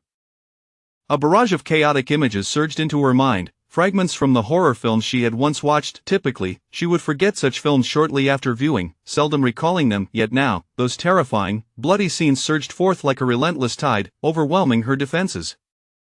Outside, the wind howled and the rain lashed down, accompanied by the occasional rumble of thunder, the wind intensifying to a frightening degree. Xu Miao repeatedly reassured herself, "Do not be afraid. It is all fake, just fiction." She continued to provide herself with psychological affirmations, yet the more she tried to banish the thoughts, the more they consumed her. She stared at her phone and suddenly remembered a scene from a movie where a female ghost crawled out of a television. Glancing towards the television on the wall not far from her, the dim light and eerie ambience felt strangely reminiscent. Xu Miao felt as if, at any moment, someone might emerge from it. Her delicate brows knitted tightly, her features contorted in fear, her small hands trembling slightly, gazing at the dimly lit television screen, her pupils dilated. She suddenly let out a piercing scream and instinctively retreated, clutching her phone. Knock, knock, knock outside. A series of urgent knocks echoed, soft yet incessant. Xu Miao jumped at the sound, letting out a small yelp, cowering in a corner. She then heard a faint, familiar voice. Qin Xian, it's me, are you all right? It was Meng Yuchuan's voice. In that moment, Xu Miao's fear dissipated significantly, replaced by an inexplicable sense of calm. Acting on instinct, she swiftly opened the door. Meng Yuchuan entered, holding his phone, and as soon as the door closed behind him, she felt a rush of warmth and softness against her chest. "Yuchuan," Xu Miao softly called out, immediately throwing herself into his embrace, her voice tinged with a slight sob. She clutched his waist tightly, her small face pressed against his chest. In that moment, he was her refuge. Sensing her slight tremors and rapid breathing, Meng Yuchuan understood that she was frightened. He lifted his hands to hold her, gently caressing her back, continuously soothing her. "Qin Xian, don't be afraid, I'm here. It's all right now." Chapter 75. Adore this place. Xu Miao clung tightly to him, while Meng Yuchuan remained still, gently patting her back and softly soothing her with tender words. After several minutes, Xu Miao finally eased a bit and released her hold on him. Meng Yuchuan wrapped his arms around her, illuminating the space with his phone, guiding her to sit by the bed. As he lay down, Xu Miao nestled against his chest. "Did you get scared just now?" Xu Miao nodded honestly. "It's not that I haven't experienced power outages at home before, but I wasn't this frightened. Moreover, I wasn't afraid while watching horror films before. Today, for some reason, those terrifying thoughts suddenly surfaced in my mind. I inexplicably began to feel afraid." Meng Yuchuan gently patted her back. "It's all right, I'm here, you have nothing to fear." Xu Miao remained silent, merely nodding softly. Meng Yuchuan held her close, She rarely stayed so quietly and obediently in his embrace, let alone took the initiative to hug him, that he felt a mix of happiness and helplessness. Were the circuit breakers tripped? In the dim light, Shu Miao asked. Yes, I asked the secretary to consult the boss. When it rains and thunders, the power here tends to trip. What should we do? We just need to have someone take care of it. It's quite simple, the power will be restored shortly. Shu Miao felt somewhat reassured, still nestled in Meng Yuchuan's arms without moving. A few minutes later, light flooded the room once more. Seeing her position, Shu Miao felt embarrassed. She had wrapped her arms around Meng Yuchuan's waist like a sloth, her legs clinging to his as if she wished to hang onto him completely. Her face flushed, and she immediately released her grip, attempting to sit up, but a firm force held her down, keeping her nestled against him. A magnetic, melodious voice came from above. What's this? Once you've used me, you want to run. Who was it just now that held onto me and couldn't bear to let go? Shu Miao lifted her gaze to meet Meng Yuchuan's smirking expression, his face alight with playful amusement. Her cheeks reddened further, and she lowered her head, stuttering, well, I was just really scared. Meng Yuchuan chuckled softly, are you not afraid now? Shu Miao raised her eyes, now that the power is back, what is there to fear? Meng Yuchuan felt a twinge of annoyance and gently pinched her delicate face in front of him, a little ingrate who burns bridges after crossing them. Though his tone was reproachful, it was laced with an unmistakable fondness. Shu Miao lowered her head again, speaking softly, that's not what I meant. Observing her flustered demeanor, Meng Yuchuan ceased his teasing and continued to hold her close. Stay with me for a while. I'll head back shortly. Shu Miao obediently remained still, the room enveloped in silence until suddenly, a sigh escaped from above. Curious, she glanced up to find Meng Yuchuan's brow furrowed, his expression serious, lips pressed tightly together. Shu Miao's eyelids drooped as she recalled the events of the day and the subsequent meeting. Tentatively, she inquired, are you still thinking about what happened earlier? Meng Yuchuan tightened his embrace slightly, speaking slowly, when it rains, the power goes out. We've only stayed here for one night, yet they've endured this for many years. This is considered a relatively good environment, yet it's still like this. As Shu Miao listened to his words, each one laden with a profound sense of responsibility and emotion, her heart was stirred. Her small hand rested gently on his broad chest as she looked up, her dark, bright eyes meeting his. You are already striving to create change, things will improve as long as you care. The Great Wall was not built in a day. I believe in you. Her declaration of faith was earnest, her gaze resolute. Meng Yuchuan lowered his head to gaze at her, taking her small hand in his and lightly kissing her smooth forehead. I will definitely bring about change. As he looked into her steadfast eyes, Shu Miao slightly lifted the corners of her mouth and nodded earnestly. Meng Yuchuan smiled, his eyes softening as he pulled her into his embrace. He spoke deeply, Miao Miao, I truly adore this place, I hope to make it a better place. I want to genuinely do something for the people and improve their lives. Shu Miao nodded gently, I believe in you. In that moment, Shu Miao felt a profound sense of security as she rested against Meng Yuchuan, listening to the steady rhythm of his heartbeat. She relished this time, her heart filled with joy, devoid of any impatience. As she pondered, her eyes gradually closed, and when she opened them again, Meng Yuchuan was no longer by her side, and a blanket covered her. Sunlight streamed through the gaps, and after a night of wild winds and torrential rain, the day dawned bright and sunny. The weather was truly unpredictable, leaving one bewildered. Shu Miao rose to wash up, and the village head and his team had arrived early, preparing breakfast for everyone. After eating, they completed the checkout procedures and departed. Before getting into the vehicle, Meng Yuchuan engaged in extensive conversations with the township and village leaders before finally boarding. It was Friday, a workday, and since they hadn't changed clothes the night before, they decided to return home first to change before heading to the office. Cheng Tao and the others were nearby, so the driver dropped them off before taking Shu Miao back. By the time Shu Miao returned and changed her clothes, it was nearly 10 o'clock when she arrived at the office. Jiang Qing looked at the tardy Shu Miao. Xiao Shu, why are you so late today?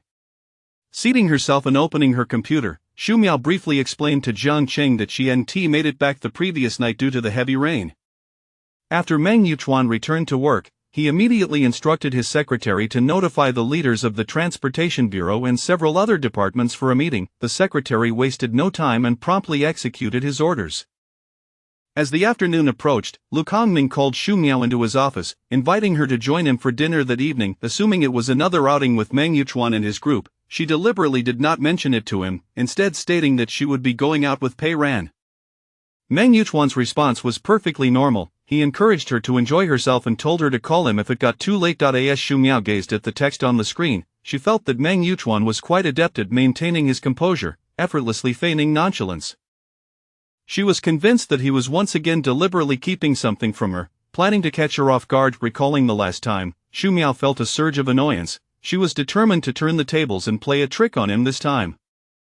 With this thought in mind, she eagerly anticipated Meng Yuchuan's reaction that evening, certain it would be quite the spectacle. Seated in her chair, memories of last night flooded back, how she had clung to Meng Yuchuan and even acted coyly.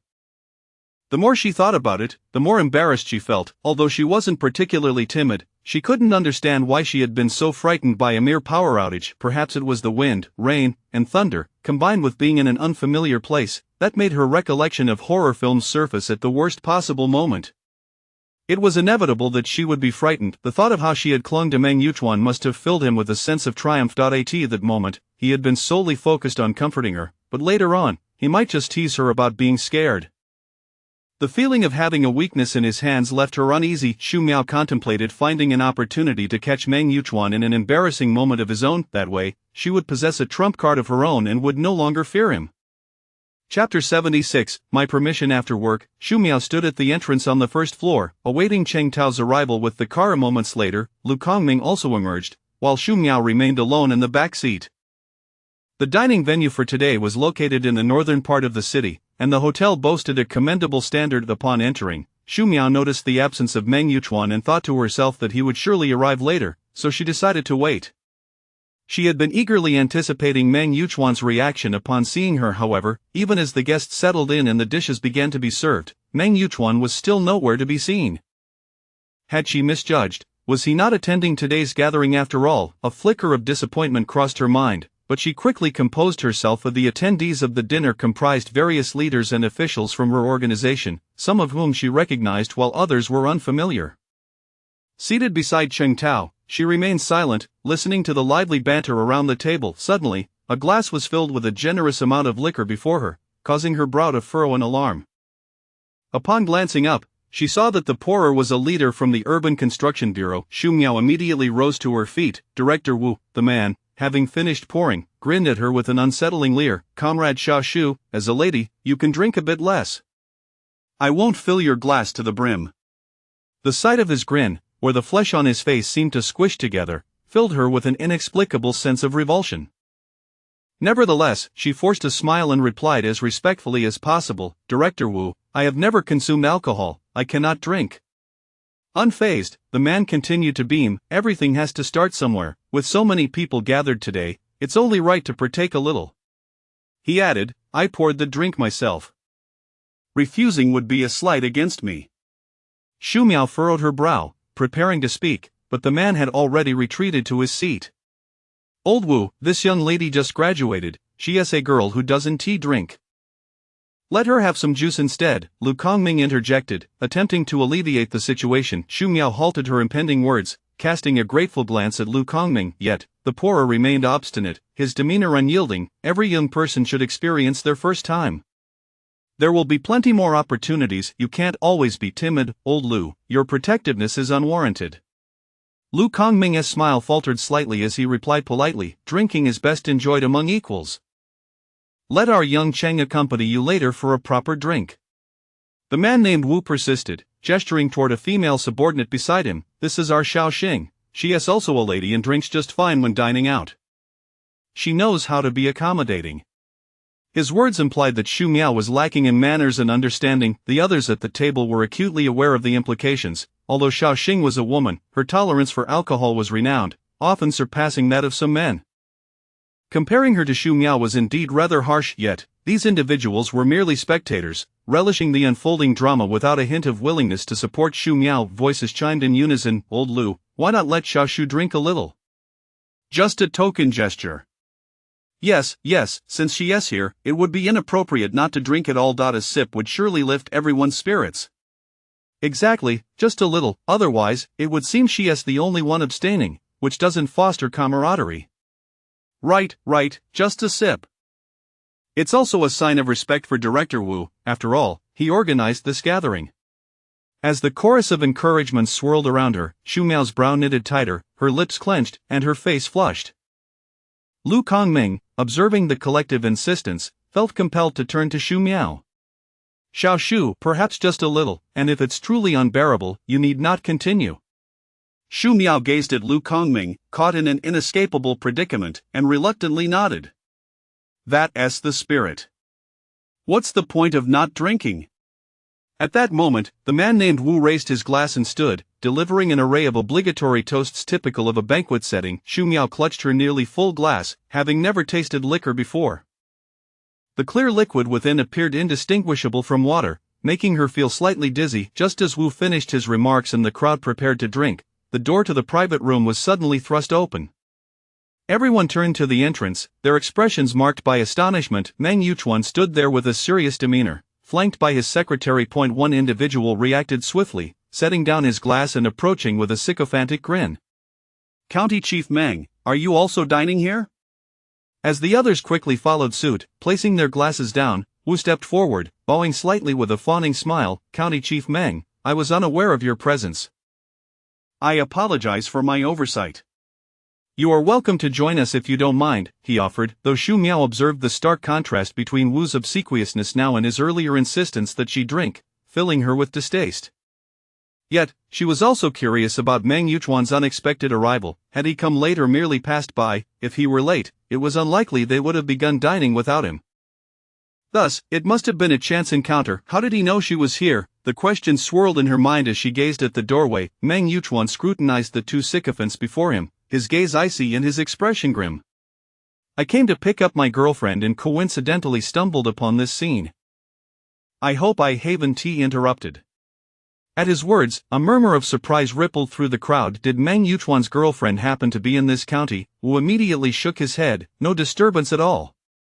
It is our honor to have you here. As Xu Miao heard Meng Yuchuan's declaration, her face flushed crimson, her heart racing uncontrollably, and her small hands nervously clenched her clothing as she gazed at the man by the entrance. Meng Yuchuan cast a cold glance at the occupants of the room, his voice low and authoritative. Had I not arrived, would I have discovered that you all encourage drinking in such a manner during your private gatherings? The room fell silent, everyone exchanging glances, before their gazes shifted curiously toward Xu Miao. She, too, was taken aback. How did Meng Yuchuan know? Wu's face turned awkward, beads of sweat forming on his back as he hastily attempted to clarify. County Chief Meng, you must have misunderstood. We gathered merely to enjoy ourselves, and drinking was not enforced. Everyone drinks at their own leisure. Meng Yuchuan shot him a frosty glare. Is that so? Then I must have misunderstood. The intensity of his gaze sent a chill down Wu's spine, and he faltered, realizing he dared not contradict Meng Yuchuan. He could only offer a forced smile. Surely, it's my oversight that has led to this misunderstanding. The remaining attendees remained mute, their eyes shifting back to Xu Miao. But if anyone had been coerced into drinking, it was solely her. Meng Yuchuan was undoubtedly defending her, but why? What could motivate a county chief to stand up for a mere junior staff member, freshly graduated and devoid of connections? Was it possible that, before they could ponder the implications further, Meng Yuchuan strode past the two at the door, making a beeline for Xu Miao? As she beheld the tall figure approaching, her heart raced like a drum, pounding rapidly against her chest. Her eyes sparkled with an unusual light, a mixture of tension and a barely perceptible hint of anticipation. When Meng Yuchuan reached her side, Chang Tao instinctively stepped aside, creating space for him. Standing beside her, Meng Yuchuan gently wrapped his arm around her shoulder, gazing at her with tenderness. In that moment, not only Xu Miao but the others around them were left utterly speechless, their jaws agape in astonishment. Meng Yuchuan surveyed the room with a stern expression, his voice resonating with authority. My girlfriend does not drink when she is out, and that is by my express permission. If anyone has an issue with that, they may address me directly. Chapter 77 Public Revelation. After Meng Yuchuan finished speaking, he turned to look at Xu Miao, his gaze tender and indulgent. Xu Miao gazed back at him, her small face etched with astonishment, her eyes reflecting a hint of unusual emotion. She had not anticipated that Meng Yuchuan would publicly acknowledge their relationship. Her heart raced as if it would leap from her throat, and she instinctively tightened her grip on the hem of her shirt. The expressions of everyone else in the room varied. Some were shocked, others perplexed, and some incredulous, as if time had momentarily frozen. The entire private room fell into an eerie silence, with the astonished expressions of each person frozen in place. Lu Kongming stared blankly at the two. Although he had harbored suspicions, the confirmation still left him astounded. He felt fortunate for having just defended Xu Miao, yet anxiety crept in, knowing he had brought her out and had encouraged her to drink moments ago. What if Meng Yuchuan sought retribution later? Standing at the doorway, Director Wu was already dumbfounded. He was accustomed to dining out and persuading others to drink, and had always managed to navigate such situations without incident, yet today, he had unwittingly stepped on a landmine, having encouraged drinking in the presence of the county chief. They were vaguely aware of Meng Yuchuan's background. Offending him could spell trouble for them. His heart raced in trepidation as he hurriedly stepped forward, slightly bowing his head and smiling apologetically. I was short-sighted and did not realize that Comrade Xu was your family. It is my mistake, and I hope County Chief Meng and Comrade Xu will not take offense. Xu Miao glanced at him, reflecting on how power could transform a person's demeanor in an instant. Just moments ago, Director Wu had exuded an air of superiority and aggression, yet now he was humbly apologizing before her. Such behavior was irksome, yet she acknowledged that from his perspective, it was essential to placate Meng Yuchuan. Those who had previously joined in the raucous laughter now felt a palpable tension. After all, they had merely been spectators, unaware that such an ordinary junior staff member was actually Meng Yuchuan. The room was filled with exchanged glances, each person too intimidated to speak, even to breathe. Meng Yuchuan cast a casual glance at Director Wu, offering him no further attention, and continued to gaze at Xu Miao, his lips curling into a smile, his hand still resting on her shoulder.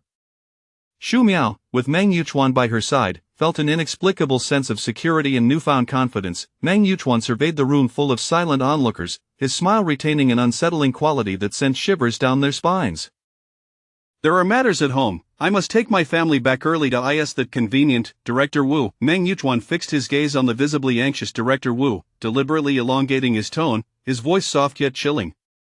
Director Wu nodded vigorously, sweat nearly beading on his forehead. Of course, that is perfectly fine. Meng Yuchuan did not spare them another glance as he wrapped his arm around Xu Miao and exited the private room amidst the astonished gazes of the onlookers. Upon reaching the doorway, he suddenly paused, not turning back. My girlfriend prefers to maintain a low profile and does not like to draw attention. Moreover, we would rather keep such matters private. With that, he casually dropped the statement and led Xu Miao outside. Once the door to the private room closed completely, it took a few minutes for the others to regain their composure, exhaling deeply and wiping the sweat from their brows. Director Wu immediately called out to Lu Kongming, his tone tinged with reproach. Old Lu, you're being rather inconsiderate. You should have informed me of Comrade Xu's identity beforehand. Indeed, Old Lu, it's rather underhanded to keep something of this magnitude from us. Others chimed in, each voicing their thoughts. Lu Kongming, just emerging from his shock, wore a bewildered expression. I had no idea about the relationship between Comrade Xu and County Chief Meng. I only learned of it just now. Just like all of you, the others were clearly skeptical. Old Lu, that sounds rather disingenuous. How could you not know when she works under you? Exactly. How could a romance unfold right under your nose without your knowledge? Lu Kongming found himself at a loss for words. Initially, he had not thought much of it, believing Meng Yuchuan simply appreciated the talents of a promising young individual. Xu Miao, fresh from graduation and possessing an impressive academic background, was naturally appealing to a leader. He had never dared to consider otherwise, given the vast disparity between their statuses. However, as time went on, doubts began to surface, yet, despite his covert observations, he had never noticed anyone picking up or dropping off Xu Miao at work. Meng Yuchuan had only ever interacted with her in a professional context. He had refrained from making assumptions, convinced that he was overthinking the situation now. With Meng Yuchuan having laid bare their relationship before everyone, he found himself misinterpreted as having concealed the truth. It was a bitter pill to swallow. He felt caught between a rock and a hard place. Meanwhile, Cheng Tao, who had been quietly standing by, was equally taken aback. He had never imagined that Xu Miao was in a romantic relationship with County Chief Meng. With such a formidable backing, it was surprising that she had remained so discreet in the workplace. He felt fortunate that he had never crossed her eye in the private room. Minds were racing with various thoughts. Some were filled with apprehension, fearing Meng Yuchuan's displeasure. especially considering his stormy demeanor upon leaving. Meanwhile, Meng Yuchuan held Xu Miao closely as they descended the stairs, and it was only once they were in the car that Xu Miao began to regain her senses. She instructed the secretary to start the car, slowly departing from the hotel. "How did you know I was here, and how did you end up here yourself?" Xu Miao turned to Meng Yuchuan, her face a canvas of questions. Meng Yuchuan glanced down at the perplexed young woman beside him, and upon hearing her concerns rather than accusations, his lips curled upwards, his mood lifting significantly. Yet he patiently explained, "I had an engagement here tonight. But you, on the other hand, told me you were going shopping, yet you secretly came here for dinner. Don't you think you owe me an explanation?" Meng Yuchuan raised an eyebrow, playfully inquiring. Xu Miao averted her gaze, clearing her throat in an attempt to mask her embarrassment. Well, this she struggled to articulate a coherent response. Suddenly, a thought struck her, and she looked up at Meng Yuchuan, countering, "You still haven't answered my question." "How did you know I was there?" Meng Yuchuan, having perceived her subtle maneuver, did not press her further and continued with her line of questioning. "Secretary Xiang spotted you, so I had him check the situation, and that is how I stumbled upon this unexpected scene." Xu Miao glanced at Secretary Xiang, who was focused on driving, before returning her gaze to Meng Yuchuan. "No wonder," she murmured. Meng Yuchuan observed her adorably puzzled expression, a smile gracing his lips as he ruffled her hair. "Did those people pressure you into drinking?" Xu Miao shook her head. "No, they didn't succeed. If you hadn't come in time, I might have been forced to drink." Meng Yuchuan nodded, then suddenly grew serious, his brow furrowed with concern.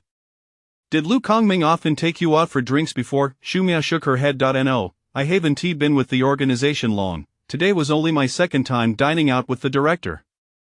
The first time had, of course, involved Meng Yuchuan as well. Chapter 78 No rejection. Meng Yuchuan felt a slight sense of relief upon hearing these words. Such matters were all too common within their circle, and he had witnessed his fair share.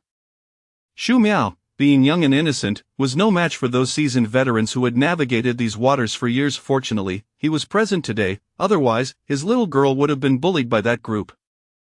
Suddenly, he recalled how Xu Miao had sneaked out for dinner without informing him. His eyes narrowed, fixated on her. Xu Miao, feeling uneasy under his unwavering gaze, could no longer bear it and asked, "What's wrong? Why are you looking at me like that?" Seeing her feigned ignorance, Meng Yuchuan felt a mix of exasperation and amusement. He pinched her nose playfully, a smirk on his lips as he inquired, "What do you think?" Xu Miao touched her nose, feeling a twinge of guilt.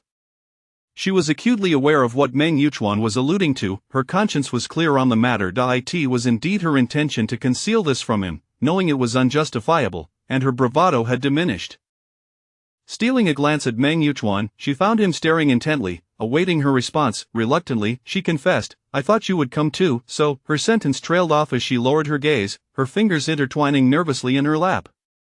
Meng Yuchuan, observing her guilty demeanor, surmised the situation. He completed her unspoken thought, "You thought I would join, so you intentionally kept it from me, hoping to surprise me?" Xu Miao lifted her head slightly, biting her lip in silence, yet her expression suggested acquiescence. Meng Yuchuan noted the way her eyes sparkled like stars, her cheeks flushed with embarrassment at having her thoughts laid bare. The realization that she was willing to invest thought and effort into their relationship inexplicably lifted his spirits. Gently squeezing her cheek, he remarked, "You're quite clever, but you mustn't hide such matters from me in the future. This is beyond your capability to manage." Xu Miao understood his intentions were for her own good and did not argue, obediently nodding in agreement. Watching her, so docile and reminiscent of a little white rabbit, Meng Yuchuan felt a warmth in his heart that was hard to articulate. "Be good," he said, tenderly ruffling her hair. "Are you hungry?" He knew she hadn't eaten since they left the dinner gathering.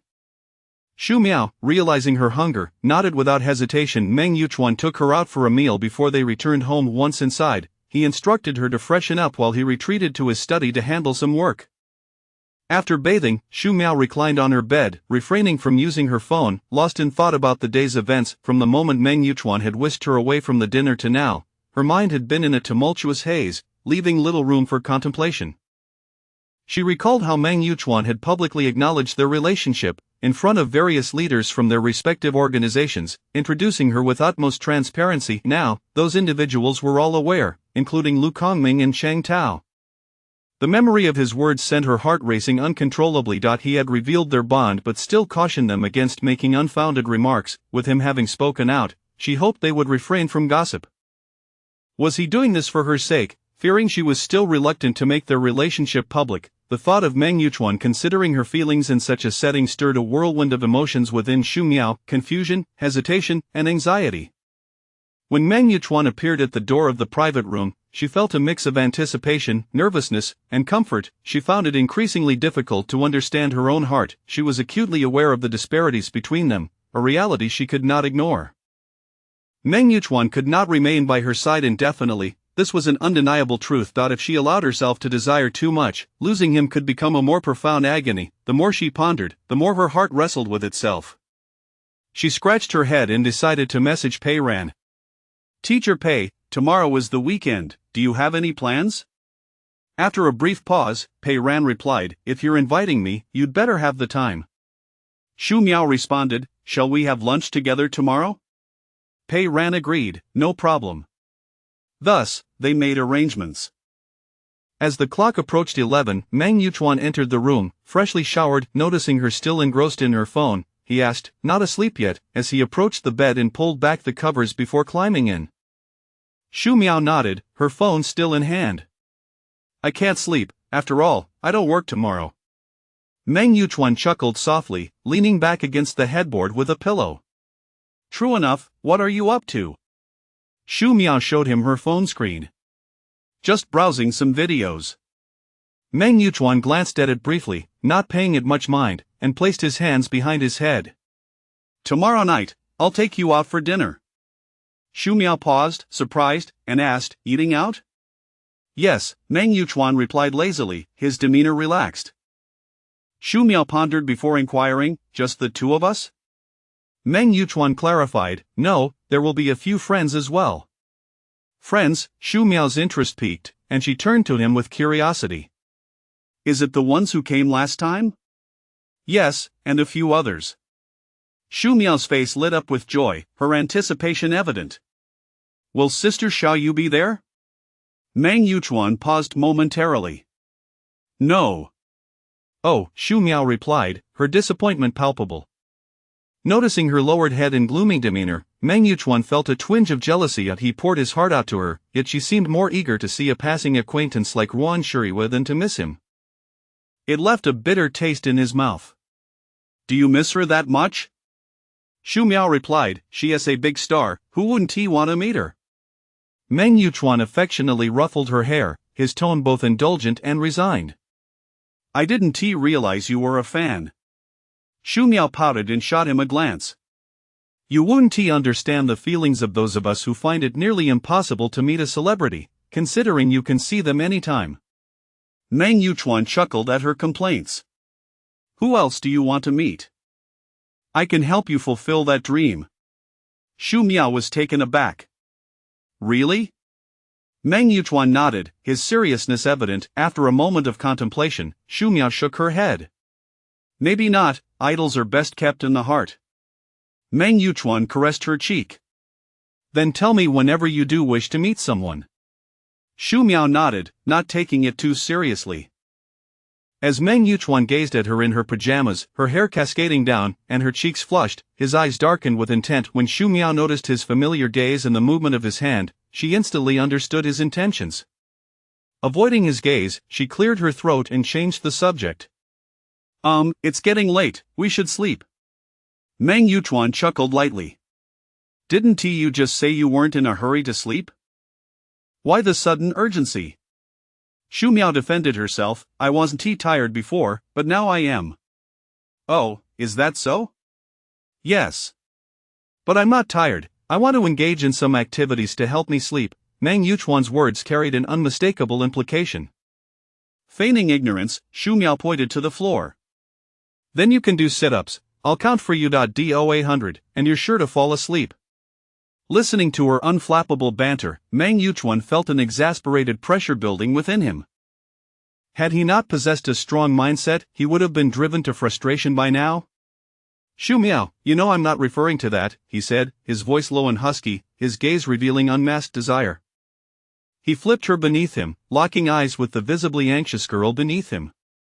"Baby, will you give yourself to me?" Staring into his striking face and listening to his enticing voice, Xu Miao found herself momentarily devoid of thoughts, slowly nodding in acquiescence. Chapter 79 Heartfelt. This was the first instance in which Xu Miao had granted her consent. The exhilaration and joy that surged within Meng Yuchuan were palpable, his eyes shimmering with excitement and delight. He lowered his head and gently pressed his lips to her forehead and eyelids, causing Xu Miao to slowly close her eyes. In that moment, she chose to cast aside her reservations and follow the inclinations of her heart. After a while, Meng Yuchuan suddenly rose to his feet. Xu Miao felt the weight lift from her, opening her eyes to see Meng Yuchuan rummaging through a nearby drawer, retrieving an item. She instinctively understood what he had taken, as he always utilized it whenever they were together. This time, she found herself unwilling to resist Meng Yuchuan, who was particularly spirited. They entwined with each other until dawn, and he finally fell asleep, contentedly cradling the half-awake, half-dreaming Xu Miao. When Xu Miao awoke, it was already past 11. She glanced at her phone in shock and immediately leaped from the bed. After sending a message to Pei Ran, she hurried to the bathroom to freshen up. Upon arriving at the shopping mall by taxi, she found that Pei Ran had already been there for a while. Noticing her breathless state, Xu Miao patted her back, asking, "Why the rush? Is there a tiger chasing you?" Xu Miao caught her breath and replied, "I was just worried you'd be waiting too long."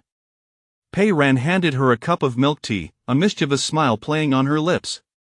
"Did you have a wild night last night?" Xu Miao's face flushed at the remark, her tone urgent. "What nonsense are you talking about?" Pei Ran linked her arm with Xu Miao's as they walked towards the elevator. "Look at you, glowing as if love has rejuvenated you, your little face so tender." "It's obvious." Xu Miao glanced around, pinching Pei Ran's arm. "I'll have you stop saying that." Pei Ran recoiled, for she was most ticklish, immediately begging for mercy. All right, no more teasing. Let us eat, I'm starving." At this point, Xu Miao felt hungry as well and ceased her playful banter. The two found a restaurant and reserved a small private room for their meal. "How have you been with Teacher Li lately?" Xu Miao sipped her water, expressing concern for Pei Ran. Pei Ran placed a piece of fish into her bowl, responding, "It's going well, a normal progression." Xu Miao raised an eyebrow, questioning, "Normal progression, to what stage?" Pei Ran nearly choked, taking a sip of water to ease her throat. "Hey, can't you wait until I finish this bite before asking?" Xu Miao continued to pat her back. How was I to know that question would elicit such a reaction? "I've asked before, and it was all fine. Why are you reacting so strongly today? Could it be that there has been substantial progress?" Pei Ran took another sip of water, her gaze evasive. "I suppose so." Xu Miao's eyes sparkled as she pressed further. "What do you mean suppose? Is it or isn't it?" Pei Ran had no intention of withholding anything from Xu Miao, and thus replied candidly, "It is." Xu Miao's lips curled into a sly smile. "Oh, how does it feel?" Pei Ran, no longer shy, raised an eyebrow at Xu Miao. "Aren't you aware of how it feels yourself?" Xu Miao shot her a glare, and Pei Ran chuckled. "You know, Li Ruiqian seems honest, but in certain aspects, he is quite the man." Xu Miao burst into laughter. "Isn't that a good thing? Just what you wanted. Weren't you worried he wouldn't measure up?" Pei Ran raised an eyebrow, openly admitting, "That's true." She then turned the conversation back to Xu Miao. "How about you and County Chief Meng lately?" Xu Miao hesitated momentarily before recounting the events of the previous night. Pei Ran's face lit up with surprise. "You mean County Chief Meng publicly declared your relationship?" Xu Miao nodded. After a brief silence, Pei Ran exclaimed in admiration, "County Chief Meng is quite the man, boldly rescuing the damsel in distress and openly acknowledging your relationship." Seeing her enthusiasm, Xu Miao playfully nudged her. "Hey." Pei Ran then focused her attention back on Xu Miao. "And then what?" Xu Miao answered honestly, "That I left with Meng Yuchuan. I am not sure what happened afterward." "What do you think?" Pei Ran inquired, studying Xu Miao. "What do you mean?" Noting Xu Miao's confusion, Pei Ran clarified, "I mean, how do you feel about County Chief Meng publicly acknowledging your relationship?" Xu Miao was at a loss for words. Her outing with Pei Ran was precisely related to this matter. She shook her head. "I don't know." Pei Ran contemplated for a moment before rephrasing. "Let me ask differently, are you angry that County Chief Meng made your relationship public?" Shu Miao paused, realizing she had felt nervous but not angry. It seemed she had forgotten. Observing her silence, Pei Ran probed further. Are you perhaps feeling a bit of anticipation and nervousness about him making your relationship public? Shu Miao glanced at Pei Ran, remaining silent. Seeing her expression, Pei Ran understood everything. Letting out a long sigh, she then patted Shu Miao's shoulder, speaking earnestly. All right, analysis complete. Dear Shu Miao, you've fallen. Shu Miao spent the afternoon with Pei Ran, listening to her unravel the intricacies of the situation. Based on Shu Miao's demeanor and various expressions, Pei Ran concluded that Shu Miao had indeed been touched by Meng Yuchuan. At 5 o'clock, Meng Yuchuan called Shu Miao, inquiring if she had finished her tasks and offered to drive over to pick her up. Shu Miao glanced at Pei Ran, who shrugged her shoulders. Yes, here to pick you up. Go on, and give some thought to what I said. If you truly have feelings, don't shy away from them. When Meng Yuchuan arrived, Shu Miao entered the car with a heavy heart, mechanically fastening her seatbelt. As the vehicle started, Meng Yuchuan glanced at her, noticing her low spirits. What's wrong? Shu Miao turned to him. Huh? What's bothering you? You seem lost in thought, Meng Yuchuan asked again. Shu Miao recalled Pei Ran's words and glanced at Meng Yuchuan, her cheeks involuntarily flushing with warmth. Quickly, she turned her head away, fabricating an excuse. It's nothing, I was just engrossed in a conversation with a friend. Meng Yuchuan, focused on driving, failed to notice her blush and did not press further. Shu Miao observed that he was still wearing a white shirt, with a jacket over it. Did you just finish work? Meng Yuchuan noticed her rare concern for his job, which he interpreted as care for him, uplifting his mood inexplicably. He turned to her with a smile. Yes, it's about that village we visited last time. Shu Miao nodded. Are we going straight to dinner? Meng Yuchuan turned the steering wheel, guiding the car to the right at the intersection, heading back towards Dongjun Mansion. First, let us return home to change. Shu Miao silently agreed.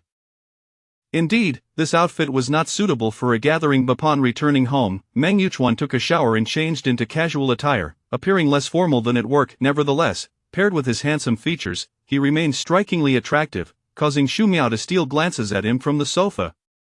Once he was dressed, Meng Yuchuan called out to Shu Miao, ready, we can head out.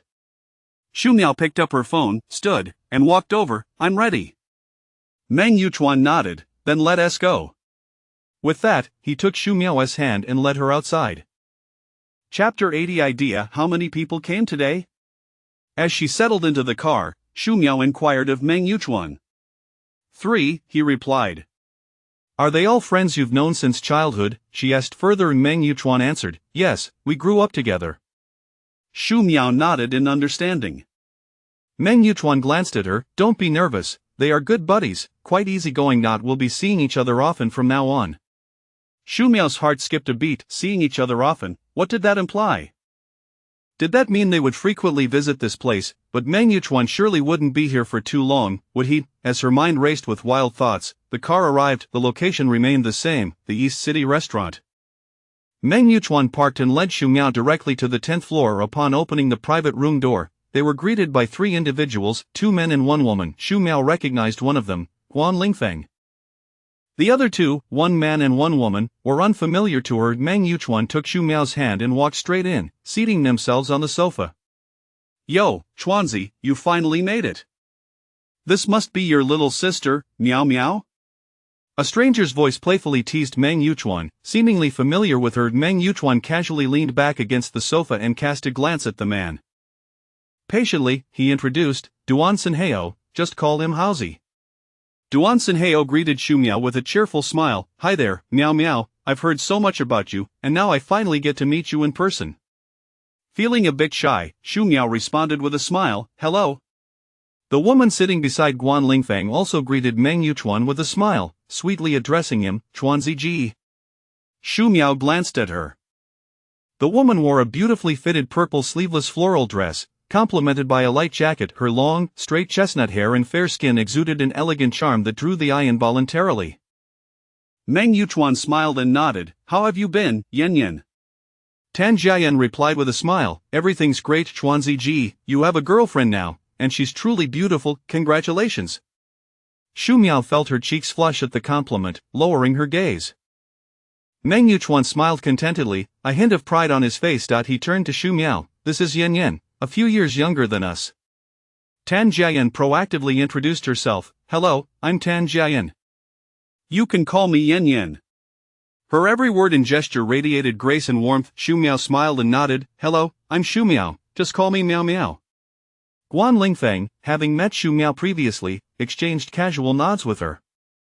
After some brief introductions, they settled down to dine. Xu Miao noticed that Guan Lingfeng seemed rather downcast today, his demeanor significantly subdued compared to his usual humorous self. Tan Jiayan sat close to Guan Lingfeng, diligently serving him food, displaying remarkable thoughtfulness. Observing them, Xu Miao was filled with curiosity. Weren't Guan Lingfeng and Ruan Shuriwei together? Why was he with Tan Jiayan? Her mind brimming with questions, she glanced at Meng Yuchuan, who was eating as usual, seemingly unfazed by the situation. Duan Xinhao was similarly engrossed in his meal. Noticing Xu Miao's lack of appetite, Meng Yuchuan served her some dishes. Eat up, it's late, and you must be hungry. Xu Miao's eyes were filled with questions. Meng Yuchuan leaned closer and whispered, I'll explain later, for now, just eat. Xu Miao nodded in response. What secret are you two sharing? Duan Xinhao teased from across the table, having observed their interaction keenly. Meng Yuchuan shot him a sideways glance. It's a secret, how could I possibly share it with you? Duan Xinhao was momentarily silenced, noting how attentive Meng Yuchuan was toward Xu Miao, but he then resumed his teasing. Chuanzi, after all these years as brothers, I never realized you were so considerate. How come I never noticed before? Xu Miao's cheeks flushed crimson at the remark. Feeling embarrassed, Meng Yuchuan turned his gaze toward Duan Xinhao, and he immediately fell silent. After dinner, Xu Miao and Tan Jiayan headed to the restroom while Meng Yuchuan and the others remained in the private room sipping tea. Duan Xinhao, holding his teacup, looked at Meng Yuchuan. Chuanzi, your girlfriend is truly stunning, she could easily. He glanced at Guan Lingfeng, trailing off but adding, no wonder you're so smitten. Meng Yuchuan cast a look at Guan Lingfeng before glancing back at Duan Xinhao. If you can't speak properly, then don't speak at all. Your incessant chatter is unbearable. Duan Xinhao was taken aback by this remark. How can you say that? If it weren't for my advice back then, you wouldn't be enjoying the fruits of your labor now. His words ignited Meng Yuchuan's irritation. It was precisely because he had heeded Duan Xinhao's misguided advice that he had rushed things, leaving Xu Miao with emotional barriers and unwilling to open her heart to him. The more he thought about it, the more vexed he became, and he kicked Duan Xinhao under the table. Duan Xinhao yelped, Chuanzi, that was too harsh, I've been brainstorming for you, and this is how you repay me? Clearly, you've forgotten your brothers now that you have a beautiful woman by your side. How fickle. Meng Yuchuan scoffed at Duan Xinhao, who pretended to be in pain. Enough with the act. Duan Xinhao finally dropped the fade, adopting a playful grin. Hey, Chuanzi, I can see that your lady is quite fond of you. Meng Yuchuan paused, looking at Duan Xinhao. What do you mean? Duan Xinhao straightened up, analyzing earnestly. I can tell she has feelings for you. Meng Yuchuan shot him a dubious look. You just met her today. How could you possibly know her better than I do? Duan Xinhao felt a twinge of jealousy at the thought of being sidelined, realizing he should tread lightly. You're too close to the situation to see clearly, while I'm an outsider and can observe with clarity. Duan Xinhao called out to Guan Lingfeng, Fengzi, what do you think? Guan Lingfeng, who had been silent, finally spoke. Chuanzi, you should seriously consider what Haozi says. We really can't compete with him on this matter. Duan Xinhao beamed with newfound confidence. See, even Fengzi agrees with me. Meng Yuchuan regarded Duan Xinhao with suspicion. Still unsure, she shows no signs of affection. She talks to me like a porcupine. Noticing Meng Yuchuan's troubled expression, Duan Xinhao couldn't help but tease. Look at you, who would have thought you'd be the one in emotional turmoil? You were always the one pursued by others. Meng Yuchuan shot him a glare, and Duan Xinhao quickly retreated. Alright, I won't say another word. Since we're brothers, I can't bear to see you in distress. How about this? I have an idea that will definitely make her anxious about you. What do you think? Seeing Duan Xinhao's earnest enthusiasm, Meng Yuchuan remained skeptical. You have a plan? Duan Xinhao nodded confidently, yes. Want to hear it? Meng Yuchuan hesitated for a moment before suddenly kicking Duan Sinhao's calf. Duan Sinhao seemed to anticipate the move, swiftly dodging, then grinned. I knew you'd try that. Ha ha. As Meng Yuchuan withdrew his foot, he still felt uneasy. Chuanzi, if it weren't for my quick reflexes, you would have gotten me again. Meng Yuchuan leisurely picked up his teacup, took a sip, and set it down, reclining on the sofa. He glared at Duan Sinhao. If you dare suggest another foolish idea this time, I won't let you off easily. Chapter 81 Anomaly. Duan Sinhao immediately patted his chest in assurance. Rest assured, this time it won't happen. Besides, if it weren't for me, would you have been able to win the heart of that beauty so swiftly? If you had relied solely on your slow and steady approach, the girl would have been snatched away by someone else long ago, and by then, it would be too late for regrets. Meng Yuchuan cast a sharp glance in his direction, prompting Duan Sinhao to halt his words, falling silent. Xu Miao and Tan Jiayan sat in the private room for a while. Although Xu Miao was intensely curious about her relationship with Guan Lingfeng, she maintained a facade of normalcy and refrained from asking too many questions. Miao Miao, when did you and Chuanzi get together? Tan Jiayan inquired with curiosity. Xu Miao hesitated slightly. It hasn't been long.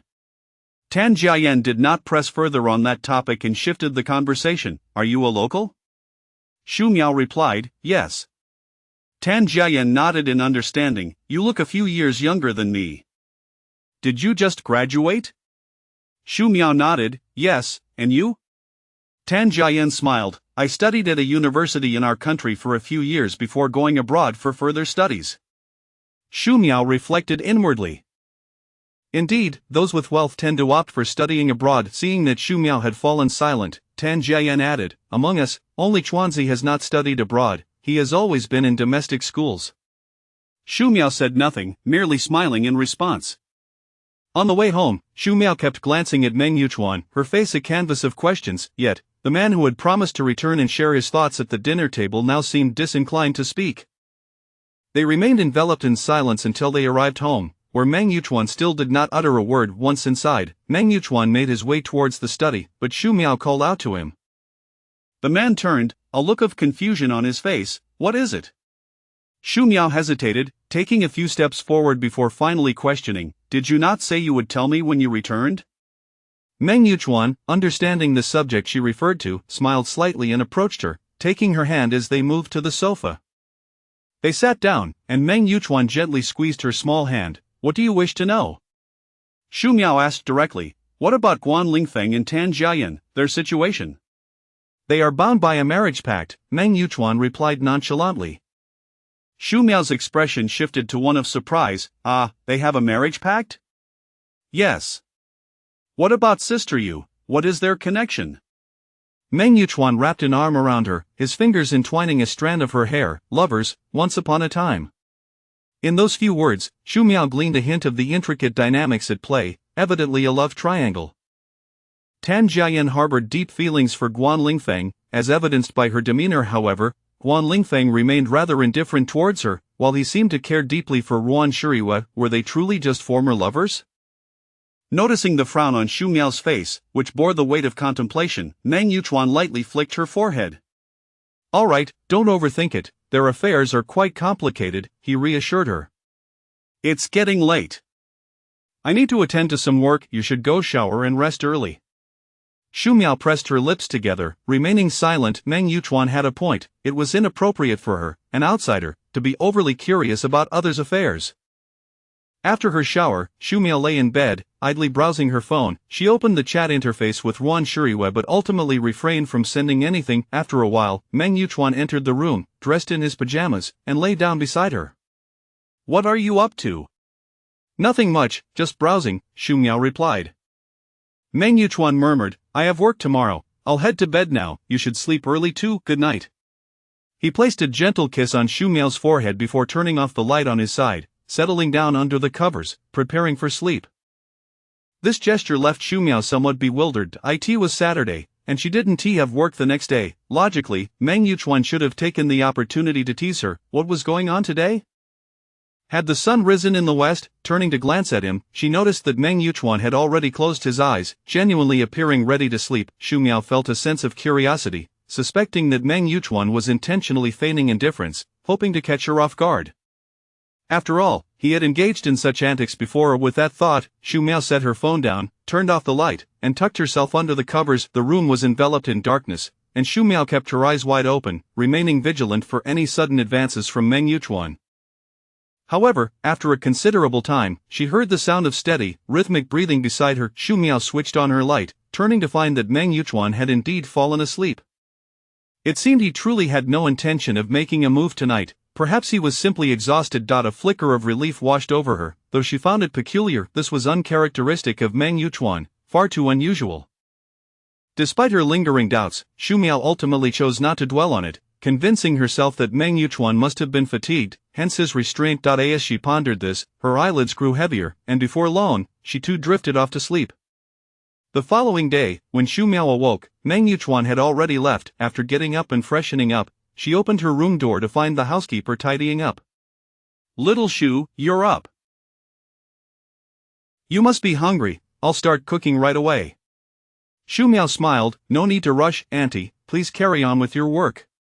With her reassurances, the housekeeper continued with her tasks. Xu Miao settled onto the sofa and opened her phone, noticing that there were no messages from Meng Yuchuan today. After breakfast, Xu Miao called her mother. Yao Hui mentioned that they would be heading to the provincial capital the following day to meet with Fang Yuan's parents. Xu Miao asked a few brief questions but did not delve deeper.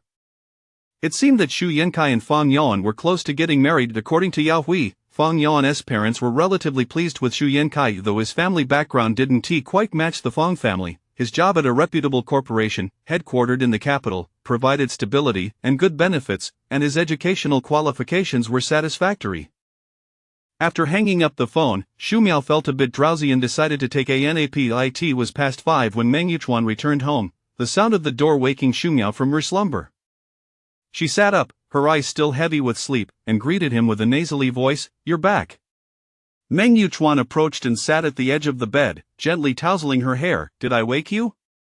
Xu Miao shook her head, rubbing her eyes. "I've slept quite a bit. If I sleep more now, I won't be able to at night." Meng Yuchuan chuckled. "If you slept well, then get up. I'm taking you out for dinner." Xu Miao paused. "Are we going with your friends again?" Meng Yuchuan nodded. "Yes, they're leaving tomorrow, so we're having a meal together tonight." Upon hearing this, Xu Miao got up, freshened up, and followed Meng Yuchuan out the door. It was the same group as the previous night, and Xu Miao exchanged a few words with Tan Jiayan. Having learned of her relationship with Guan Lingfeng last night, Xu Miao was still in shock but maintained her pretense of ignorance in front of Tan Jiayan. Xu Miao observed that Meng Yuchuan was entirely different when he was with Guan Lingfeng and the others compared to when he was at work. His words were laced with a hint of swagger, exuding a carefree demeanor. On their way home after dinner, Xu Miao asked, "Are they flying back tomorrow?" Meng Yuchuan glanced at her. "Yes, I arranged for a car to take them." Xu Miao nodded. "Oh." She then inquired, "Are they all based in the capital?" Meng Yuchuan replied casually, "Yes, they are all over there." Xu Miao fell silent, and Meng Yuchuan focused intently on driving. Chapter 82 of Flirting in the Study. As the car traveled halfway, Meng Yuchuan's phone rang. Xu Miao glanced curiously at his phone when he picked it up, but she could not discern who was calling. After answering, Meng Yuchuan's mood visibly brightened, and he smiled with evident delight. A strange feeling welled up within Xu Miao as she gazed ahead, her peripheral vision continuously flitting towards the man conversing beside her. The call lingered for quite some time, not ending until they had entered the underground parking garage. Meng Yuchuan parked the car, unbuckled his seatbelt, and glanced at Xu Miao, saying, "Let's get out." Xu Miao remained silent, her movements stiff as she unfastened her seatbelt and exited the vehicle.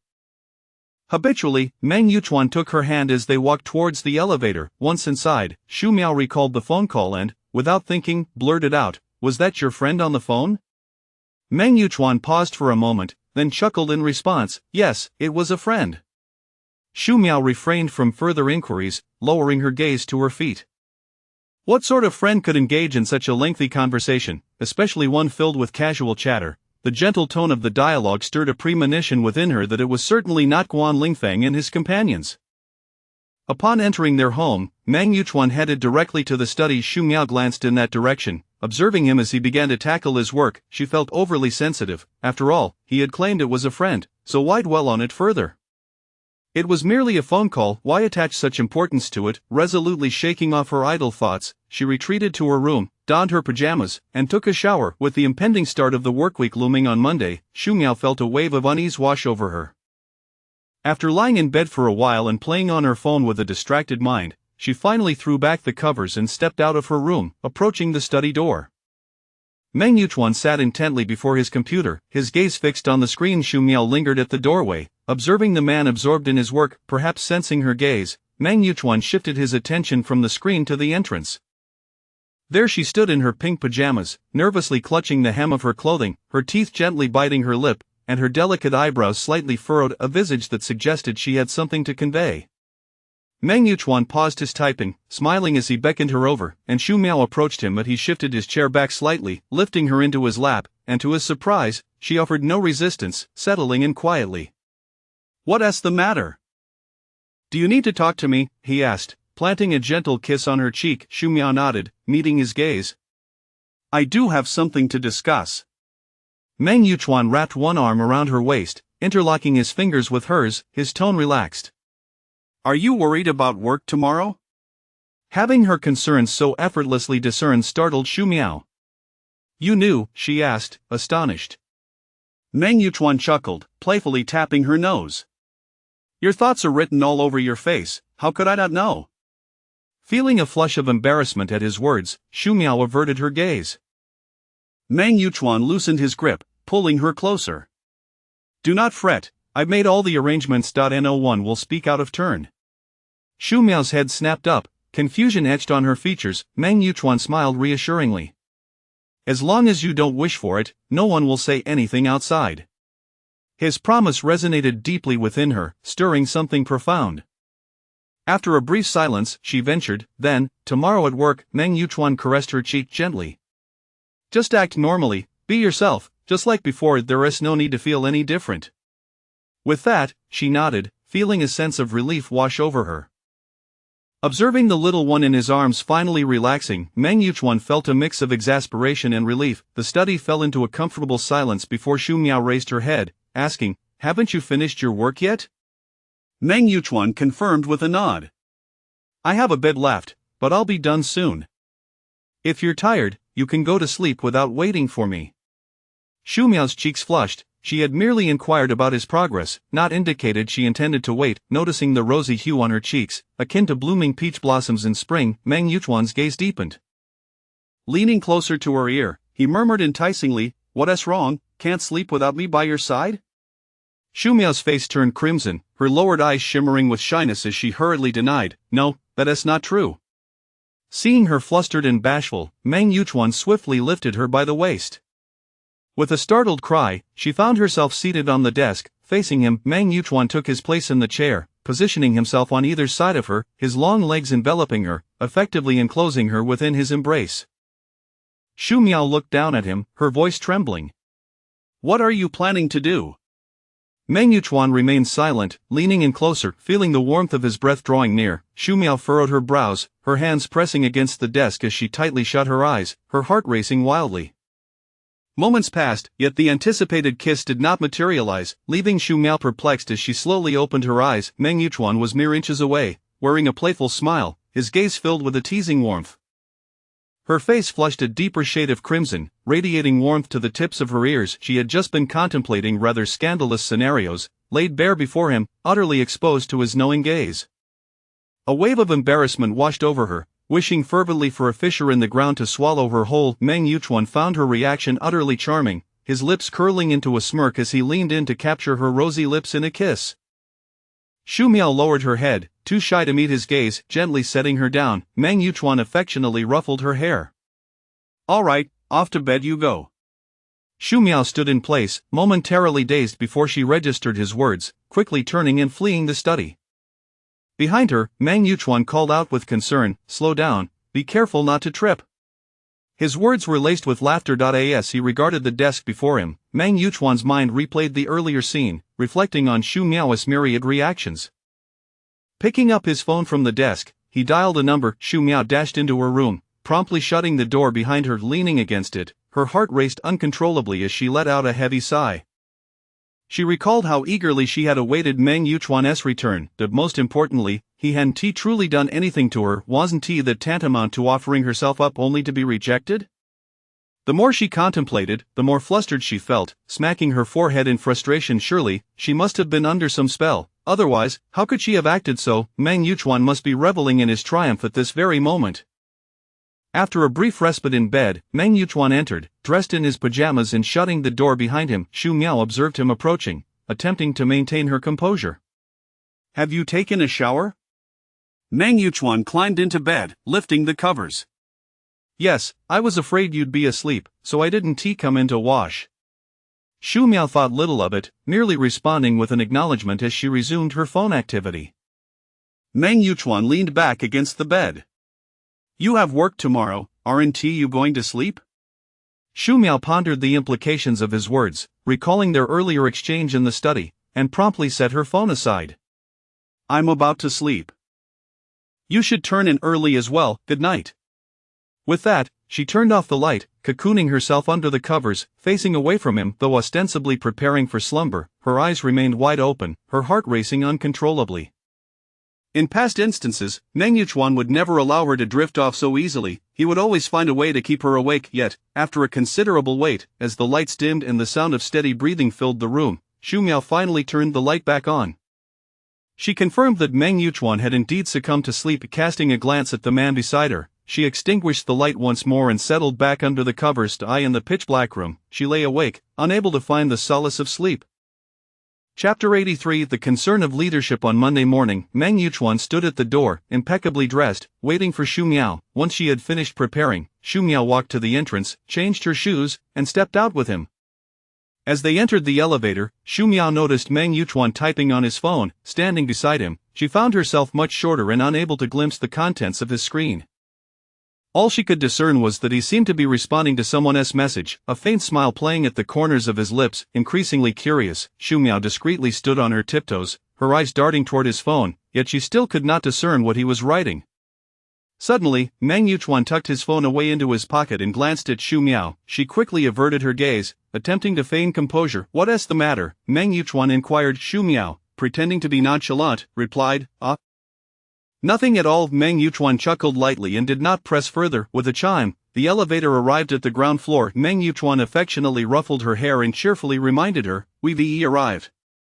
Off to work now, and do take care. Xu Miao nodded and exited the elevator. Watching her diminutive figure retreat, Meng Yuchuan's lips curved into an enigmatic smile. Upon reaching the office, Xu Miao found Jiang Qing already present. Good morning, Xiaoshu, Jiang Qing greeted. Xu Miao approached her desk, set down her bag, and responded with a smile. Good morning, Sister Jiang. Jiang Qing recalled that Xu Miao had gone out for dinner on Friday. Xiaoshu, everything was alright when you went out for dinner on Friday, wasn't it? Xu Miao paused for a second before replying. Everything was perfectly normal. Jiang Qing nodded, satisfied, and refrained from further inquiries. After attending to some work, Xu Miao found herself pondering the identity of the person with whom she had chatted last night and this morning. Just as she was lost in thought staring at her computer, the office phone rang, startling her. Jiang Qing answered, exchanged a few words, and then hung up. She turned to Xu Miao, stating, The director is calling for you in his office. Xu Miao's expression shifted to one of surprise. Is he looking for me? Jiang Qing nodded. Yes, perhaps there's an issue with the materials you submitted earlier. You should go check. Anxiously, Xu Miao entered the elevator, realizing that Lu Kongming was likely seeking her for matters related to Meng Yuchuan. Meng Yuchuan had assured her that such matters would not be disseminated, so why was Lu Kongming seeking her? Burdened with questions, Xu Miao knocked on the director's office door. Come in, came Lu Kongming's voice from within. Xu Miao stepped inside and respectfully inquired, Director, you called for me. Upon seeing her, Lu Kongming immediately stood up from his chair, his face beaming with a warm smile as he approached her. Xiaoshu, you've arrived, please, have a seat, he urged. Xu Miao was taken aback. Lu Kongming had never been this courteous to her before. Usually, it was she who stood while he sat. Now he personally welcomed her. He guided her to a nearby sofa and graciously poured her a cup of tea, which he placed before her. Startled, Xu Miao quickly stood up, trying to decline. Director, this before she could finish, Lu Kongming set the tea down on the table in front of her and politely insisted she sit.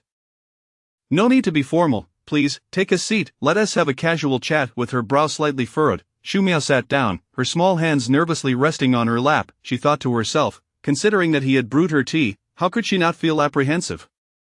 Lu Kongming settled onto the sofa beside her and inquired with genuine concern, "Xia Shu, you've been with the organization for a while now, are you adjusting well in every regard?"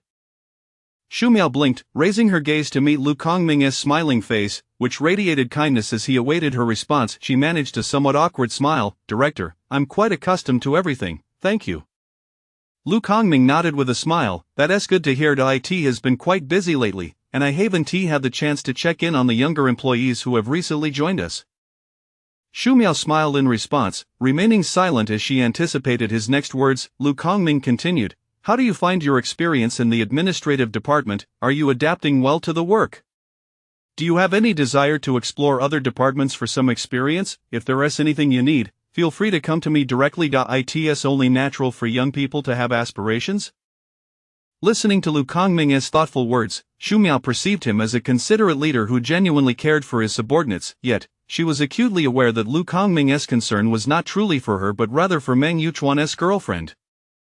Otherwise, why had he never shown such interest in her before? Understanding this, she maintained the facade. "Director, thank you. I think the administrative department is quite good and aligns well with my major." Lu Kongming nodded thoughtfully, then smiled broadly. "Very well, everything will depend on your own preferences. Should you ever require assistance in your work, don't hesitate to approach me. I assure you, it's no trouble at all." Xu Miao offered an embarrassed yet polite smile. "Thank you, Director." As Xu Miao prepared to leave, Lu Kongming personally stood up, smiling as he opened the door for her, displaying an extraordinary level of courtesy. This series of gestures left Xu Miao feeling anxious, beads of sweat forming on her forehead as she swiftly exited and made her way downstairs. While hurrying, Xu Miao couldn't help but admire Lu Kongming. He had expressed concern for her without even mentioning Meng Yuchuan. His words demonstrated genuine consideration while deftly avoiding any semblance of flattery. Yet, even without mentioning Meng Yuchuan, it was evident to anyone that his sudden interest in her was undoubtedly linked to him. After Xu Miao departed, Lu Kongming returned to his desk, sitting in silence for a moment, a satisfied and joyous smile creeping onto his face. He never would have imagined that Meng Yuchuan's girlfriend would be working under his supervision. Xu Miao had always been discreet, never revealing a hint of her relationship with Meng Yuchuan. Moving forward, he would need to take good care of Xu Miao, ensuring she experienced no dissatisfaction or discomfort. Regardless of what the future held, at least for now, they were in a blissful phase of their relationship. Many times, he had exerted tremendous effort to accomplish something, only to find that a casual suggestion whispered in the right ear could yield results. To Lu Kongming, Xu Miao had become a glittering passport and a golden token, deserving of his utmost attention. Contemplating this, his satisfaction deepened, and the smile on his lips widened, his eyes betraying an unmistakable delight and a hint of calculation. That evening, after work, Xu Miao returned home to find that the housekeeper had prepared dinner and was inviting her to eat. After washing her hands, she sat at the dining table, glancing at the empty seat beside her. "Auntie, won't he be home for dinner tonight?" The housekeeper placed a bowl of soup on the table. Mr. Meng mentioned he was busy today and wouldn't be coming home for dinner. Xu Miao simply responded with an "oh" and lowered her head to eat, remaining silent. Noticing her slight disappointment, the housekeeper chuckled, "Missing Mr. Meng, are we?" Xu Miao looked up to find the housekeeper grinning knowingly at her, and she quickly denied, "Auntie, I'm not." Seeing her cheeks flush and her words falter, the housekeeper took her shyness as evidence of her feelings. "Xiao Shu, as someone who has been through this, I've seen plenty of young love like yours. If you like him, then like him, there is no need to feel embarrassed. Besides, times have changed, girls can boldly express their feelings now." Xu Miao felt even more embarrassed at this remark. Auntie, originally, she intended to clarify that it wasn't a matter of liking, but she ultimately kept her thoughts to herself. The housekeeper, observing her bashfulness, recognized her demeanor as reminiscent of a young girl in love, clearly yearning yet hesitant to voice it. Gently patting her shoulder, she remarked, "Mr. Meng called specifically to ask me to prepare dinner early, so you could eat when you got home. He was worried you might go hungry." After saying this, the housekeeper gave her a couple of light pats before returning to the kitchen to continue her work. Left alone, Xu Miao stood still for quite some time, feeling a profound stirring within her.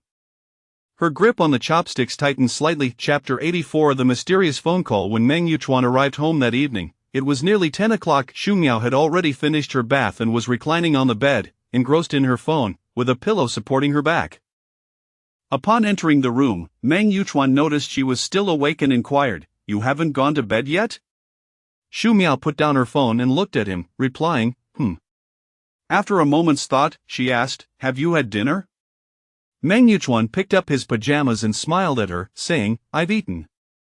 "I'm going to take a shower now." Shu Miao nodded, "All right." As she watched his retreating figure heading toward the bathroom, a sudden thought struck her, prompting her to call out to him. Meng Yuchuan turned back, his expression questioning. After a brief pause, Shu Miao hesitantly asked, I was wondering if you're hungry. Should I get you something to eat?" Meng Yuchuan's lips curled into a smile, his eyes twinkling with mirth. "I'm not hungry."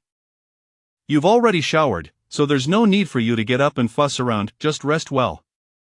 With his words, Shu Miao felt no further need to insist. Listening to the sound of water running from the bathroom, she held her phone, though her mind wandered elsewhere.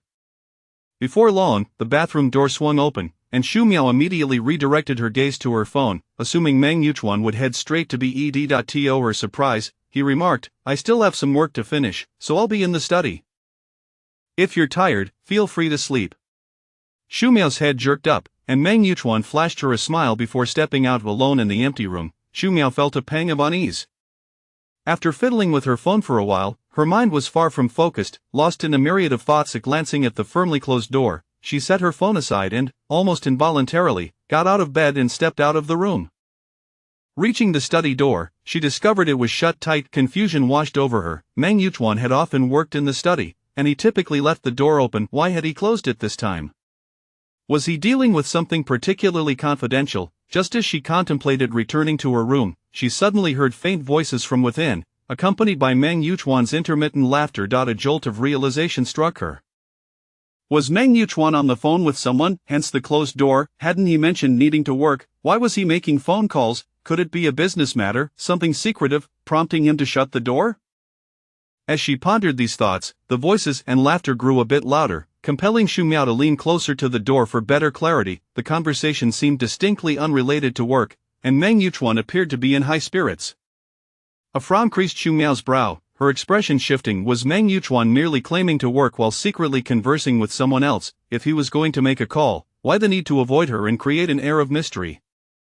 After listening for a while, the voices inside became sporadic, rendering it difficult to discern their content. Pressing her ear against the door, she still couldn't make out the words. Standing still, she mulled over her thoughts until an unsettling idea arose, sending a chill down her spine. If it were an ordinary call, there would be no need for such secrecy, unless, of course, there was only one scenario: Meng Yuchuan was talking to another woman. Women's intuition is often keen, and Shu Miao had always trusted her instincts.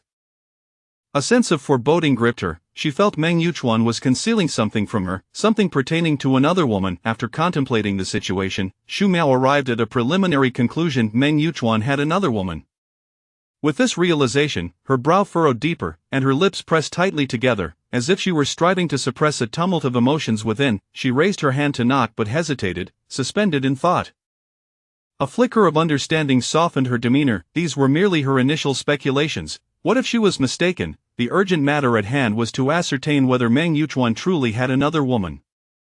Resolute in her decision, Shu Miao cast a glance at the study door, bit her lip, and turned to return to her room. When Meng Yuchuan re-entered the room at 11:30, Shu Miao was propped up on the bed, still occupied with her phone. He approached, lifted the covers, and climbed in, wrapping his arms around her and planting a gentle kiss on her smooth forehead. "Why are you still awake? Aren't you afraid of oversleeping tomorrow?" Shu Miao lifted her gaze, her expression calm. "I can't sleep. I was just thinking of playing on my phone for a bit." Meng Yuchuan chuckled, playfully brushing her nose with his finger. "You're quite the night owl." Shu Miao glanced at the black phone resting on the bedside table. "Have you finished your work?"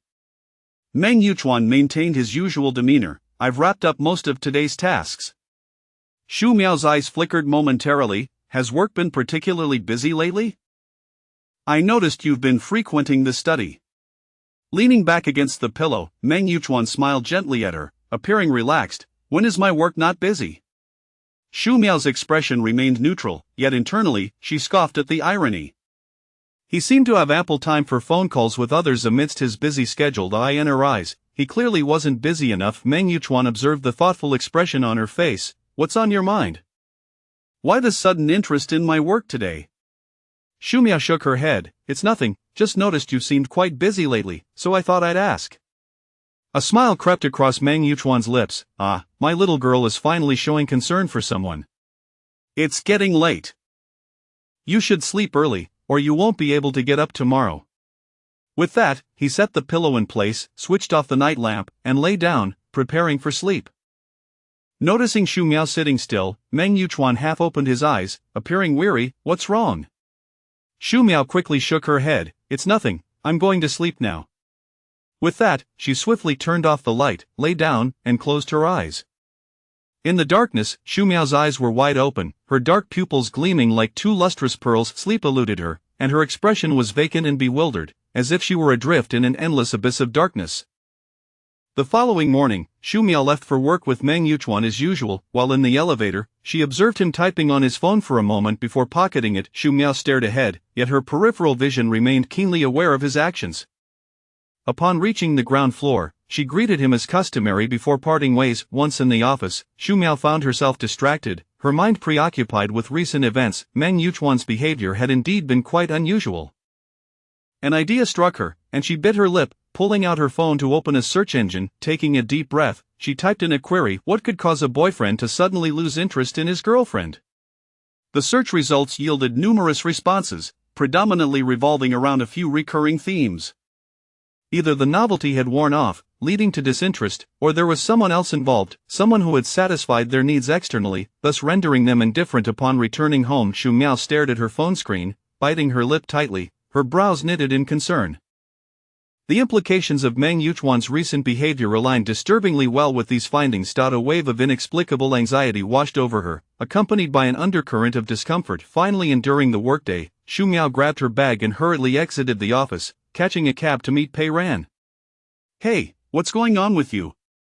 You called me out and then went silent, Pei Ran remarked, noticing Xu Miao's distracted demeanor as soon as she entered the car. Xu Miao lifted her gaze, scrutinizing Pei Ran for a moment, causing her friend to shift uncomfortably.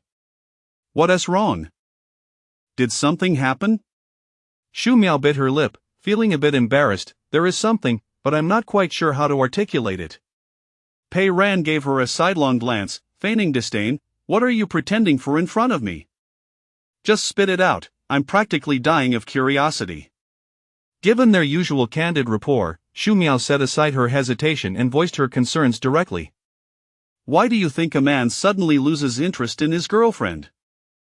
Could it be that there's someone else? Pei Ran's expression shifted, as realization dawned upon her. Are you saying that Meng Yuchuan hasn't been intimate with you lately?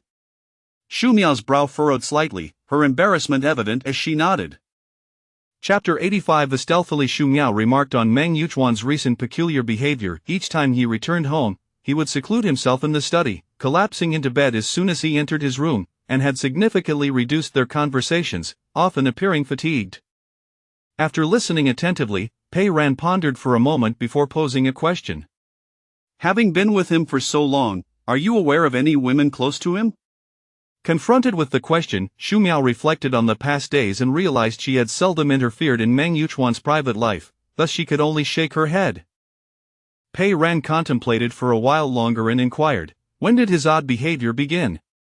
Xu Miao replied candidly, it hasn't been long, merely a few days. She added, however, this is only after I noticed. I was oblivious to it before. Pei Ran pursed her lips, resting her forehead in thought. You mentioned he has been making calls in secret from the study. Did you overhear anything? Xu Miao considered. The study door was closed, but I vaguely heard cheerful conversations, some amusing chatter, and he seemed quite jovial. Pei Ran propped her chin on her hand. Let me think. Xu Miao patiently awaited her response, and after a while, Pei Ran slapped the table. Xu Miao was startled. What have you thought of?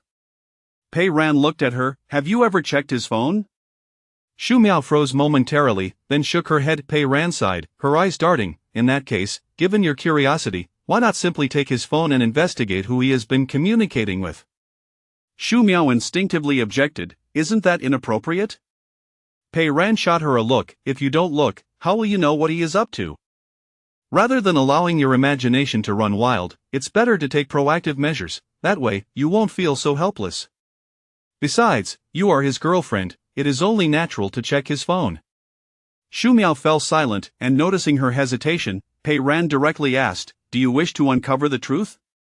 Shu Miao bit her lip and nodded. Pei Ran clapped her hands. Then that's settled. Why are you still hesitating? Indecision leads to defeat. Shu Miao lowered her gaze and after a moment raised her head. I am not hesitating, I am contemplating if what I fear is indeed true. Pei Ran grasped her words, reflecting seriously for a moment. At this juncture, we know nothing. Perhaps you are merely misunderstanding him. Go back and find an opportunity to check his phone, we can address everything else later. Shu Miao nodded in agreement. Suddenly recalling something, she looked at Pei Ran and abruptly inquired, but do you think a cat that strays will leave behind traces? This left Pei Ran momentarily speechless. You have a point. If he truly has something to hide, he likely wouldn't leave any incriminating evidence. Shu Miao fell back into distress, and seeing her dejected expression, Pei Ran spoke plainly, stop speculating and return to check things out first. In my opinion, since Mayor Meng is making calls and sending messages, he wouldn't do so secretly. If there is anything on his phone, he probably wouldn't think to delete it. Don't undermine your own resolve before you even begin. The battle hasn't been fought yet, so don't concede defeat. Shu Miao reflected on this. She had seen nothing yet, was lost in conjecture, her mind was preoccupied, while Meng Yuchuan appeared untroubled, causing her growing discontent. She had to ascertain the truth. Shu Miao and Pei Ran dined out and chatted for quite a while, and by the time they left, it was past 9. Meng Yuchuan called to inquire about her whereabouts, and Shu Miao answered truthfully she expected him to offer to pick her up, yet all he said was to return safely before hanging up. After ending the call, Shu Miao spread her phone out on the table. Did you see that? Pei Ran, who had been listening, found it odd. Given the situation, something does seem amiss. If it were before, he would have rushed to say he'd come to fetch you, even if it meant going out of his way. Why has he shown no indication today? Shu Miao sighed deeply. I told you, he has been acting strangely lately. This is merely one instance. Pei Ran felt the gravity of the situation and urged Shu Miao, in that case, you must check his phone. If there is anything, there should be at least some hint. Shu Miao nodded, resolving to heed Pei Ran's advice. You are right, regardless of the truth, I must clarify it and cannot continue in this muddled state. They lingered until the mall was nearly closing before finally departing. Outside, the streets were nearly deserted, with a lineup of taxis at the entrance. They each boarded a cab. Shu Miao sat in the vehicle. She was lost in thought about Pei Ran's words, oblivious to a black Hongqi sedan closely trailing behind. Upon arriving at her apartment complex, Shu Miao directly waited for the elevator on the first floor. When the elevator ascended from the basement, the door opened, and she was surprised to see Meng Yuchuan standing inside. You just got back, she exclaimed as she stepped in. Meng Yuchuan smiled, wrapping an arm around her shoulder. Yes, I had to work late. Shu Miao replied nonchalantly, oh, I thought you were already home. As the elevator ascended, Shu Miao cast a furtive glance at the tall man beside her, her mind racing. Why hadn't he called today? Upon entering their home, Meng Yuchuan proceeded directly to the study. Shu Miao remained silent, following him before retreating to her room to fetch her pajamas and take a shower. After settling into bed and picking up her phone, she received a message from Pei Ran. How's it going? Shu Miao replied, I haven't gotten it yet. Pei Ran sent back an encouraging sticker. Shu Miao set down her phone, gazing at the door, lost in contemplation. Meng Yuchuan was in the study, with his phone beside him. Now was not the time to take it. She would have to wait until he showered. However, she recalled that recently, Meng Yuchuan had been bathing in the external bathroom before coming inside. Resolving to act, Shu Miao threw off the covers and got out of bed, quietly opening her bedroom door. The moment she stepped outside, she realized her stealth was futile. The study door was tightly shut, and even if she danced outside, he likely wouldn't hear her. Frustrated, she stamped her foot in place.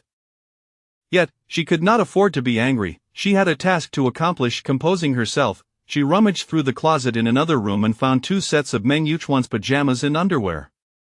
He had several sets of sleepwear, with the frequently worn ones kept in the master bedroom closet. The other room also contained 2 sets. Meng Yuchuan had taken his pajamas from this room for his recent showers. Peering outside, she noted the study door remained closed. Only then did she grab the pajamas and head to the master bedroom. Placing them in the closet, she then climbed into bed, covering herself with the blankets, and aimlessly fiddled with her phone. Approximately half an hour later, Meng Yuchuan entered the room. Shu Miao glanced at him but remained silent as he opened the wardrobe to retrieve his pajamas. casually placing his phone and wallet on the coffee table before heading to the bathroom. Hearing the sound of running water from the bathroom, Xu Miao promptly threw off the covers and hurried to the coffee table. She picked up his phone, ready to unlock it, but her heart sank at the sight of the lock screen.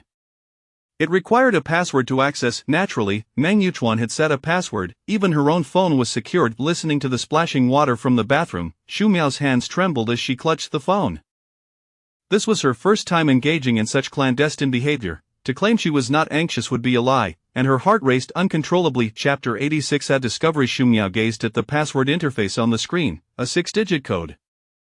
With a 1 in 1,000 chance of success, she hesitantly tried 123456. Almost without suspense, the response was clear: password incorrect. Her mind raced, recalling what Meng Yuchuan had previously shared with her, his birthday. She entered it, yet still received the same message.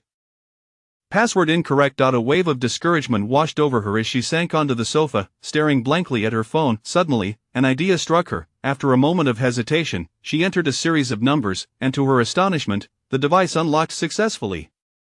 A jolt of surprise coursed through her, her expression frozen as she stared at the unlocked screen, an indescribable emotion unfurling within her heart. The screen displayed the phone's default theme, with a modest array of neatly arranged applications, nothing particularly special.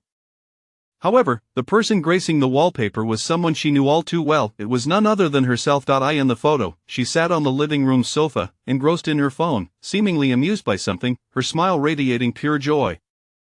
The corners of her mouth turned upward, framing a gentle curve, while her eyes sparkled with delight, her flawless skin adorned with a delicate blush. In that beautiful moment, time seemed to stand still.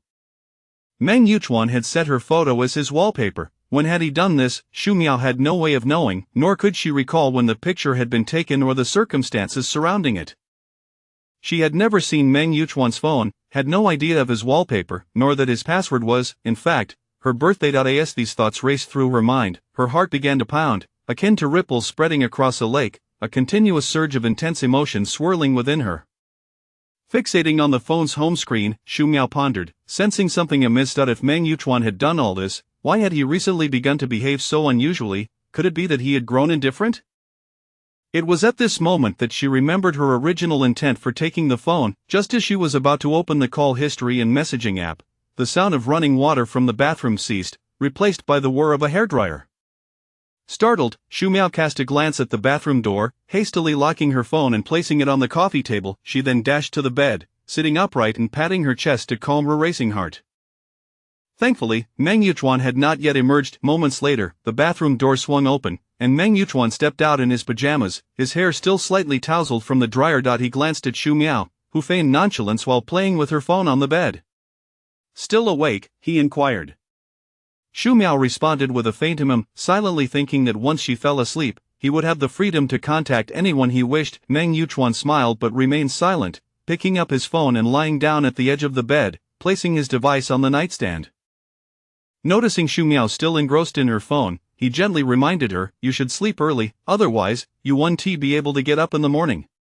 Xu Miao suppressed her emotions, replying, "I'm not tired right now. You should go to sleep first." Had this been any other day, if she expressed her lack of fatigue, Meng Yuchuan would have undoubtedly. Yet today, he continued his peculiar behavior. He merely reached out to touch her hair, smiling as he said, "Just don't stay up too late, I'll sleep first." In that moment, Xu Miao's suspicion overpowered all the fluttering emotions she had felt upon seeing her phone. However, to avoid arousing doubt, she maintained her composure, saying, "Okay, I'll play for a while longer before sleeping, you go ahead."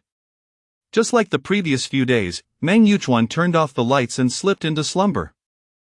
Watching him fall asleep peacefully ignited a tempest of unnamed frustration within Xu Miao. She felt an overwhelming urge to hurl a pillow at his handsome face. After taking several deep breaths, she sent a message to Pei Ran, "Teacher Pei, the target is now asleep."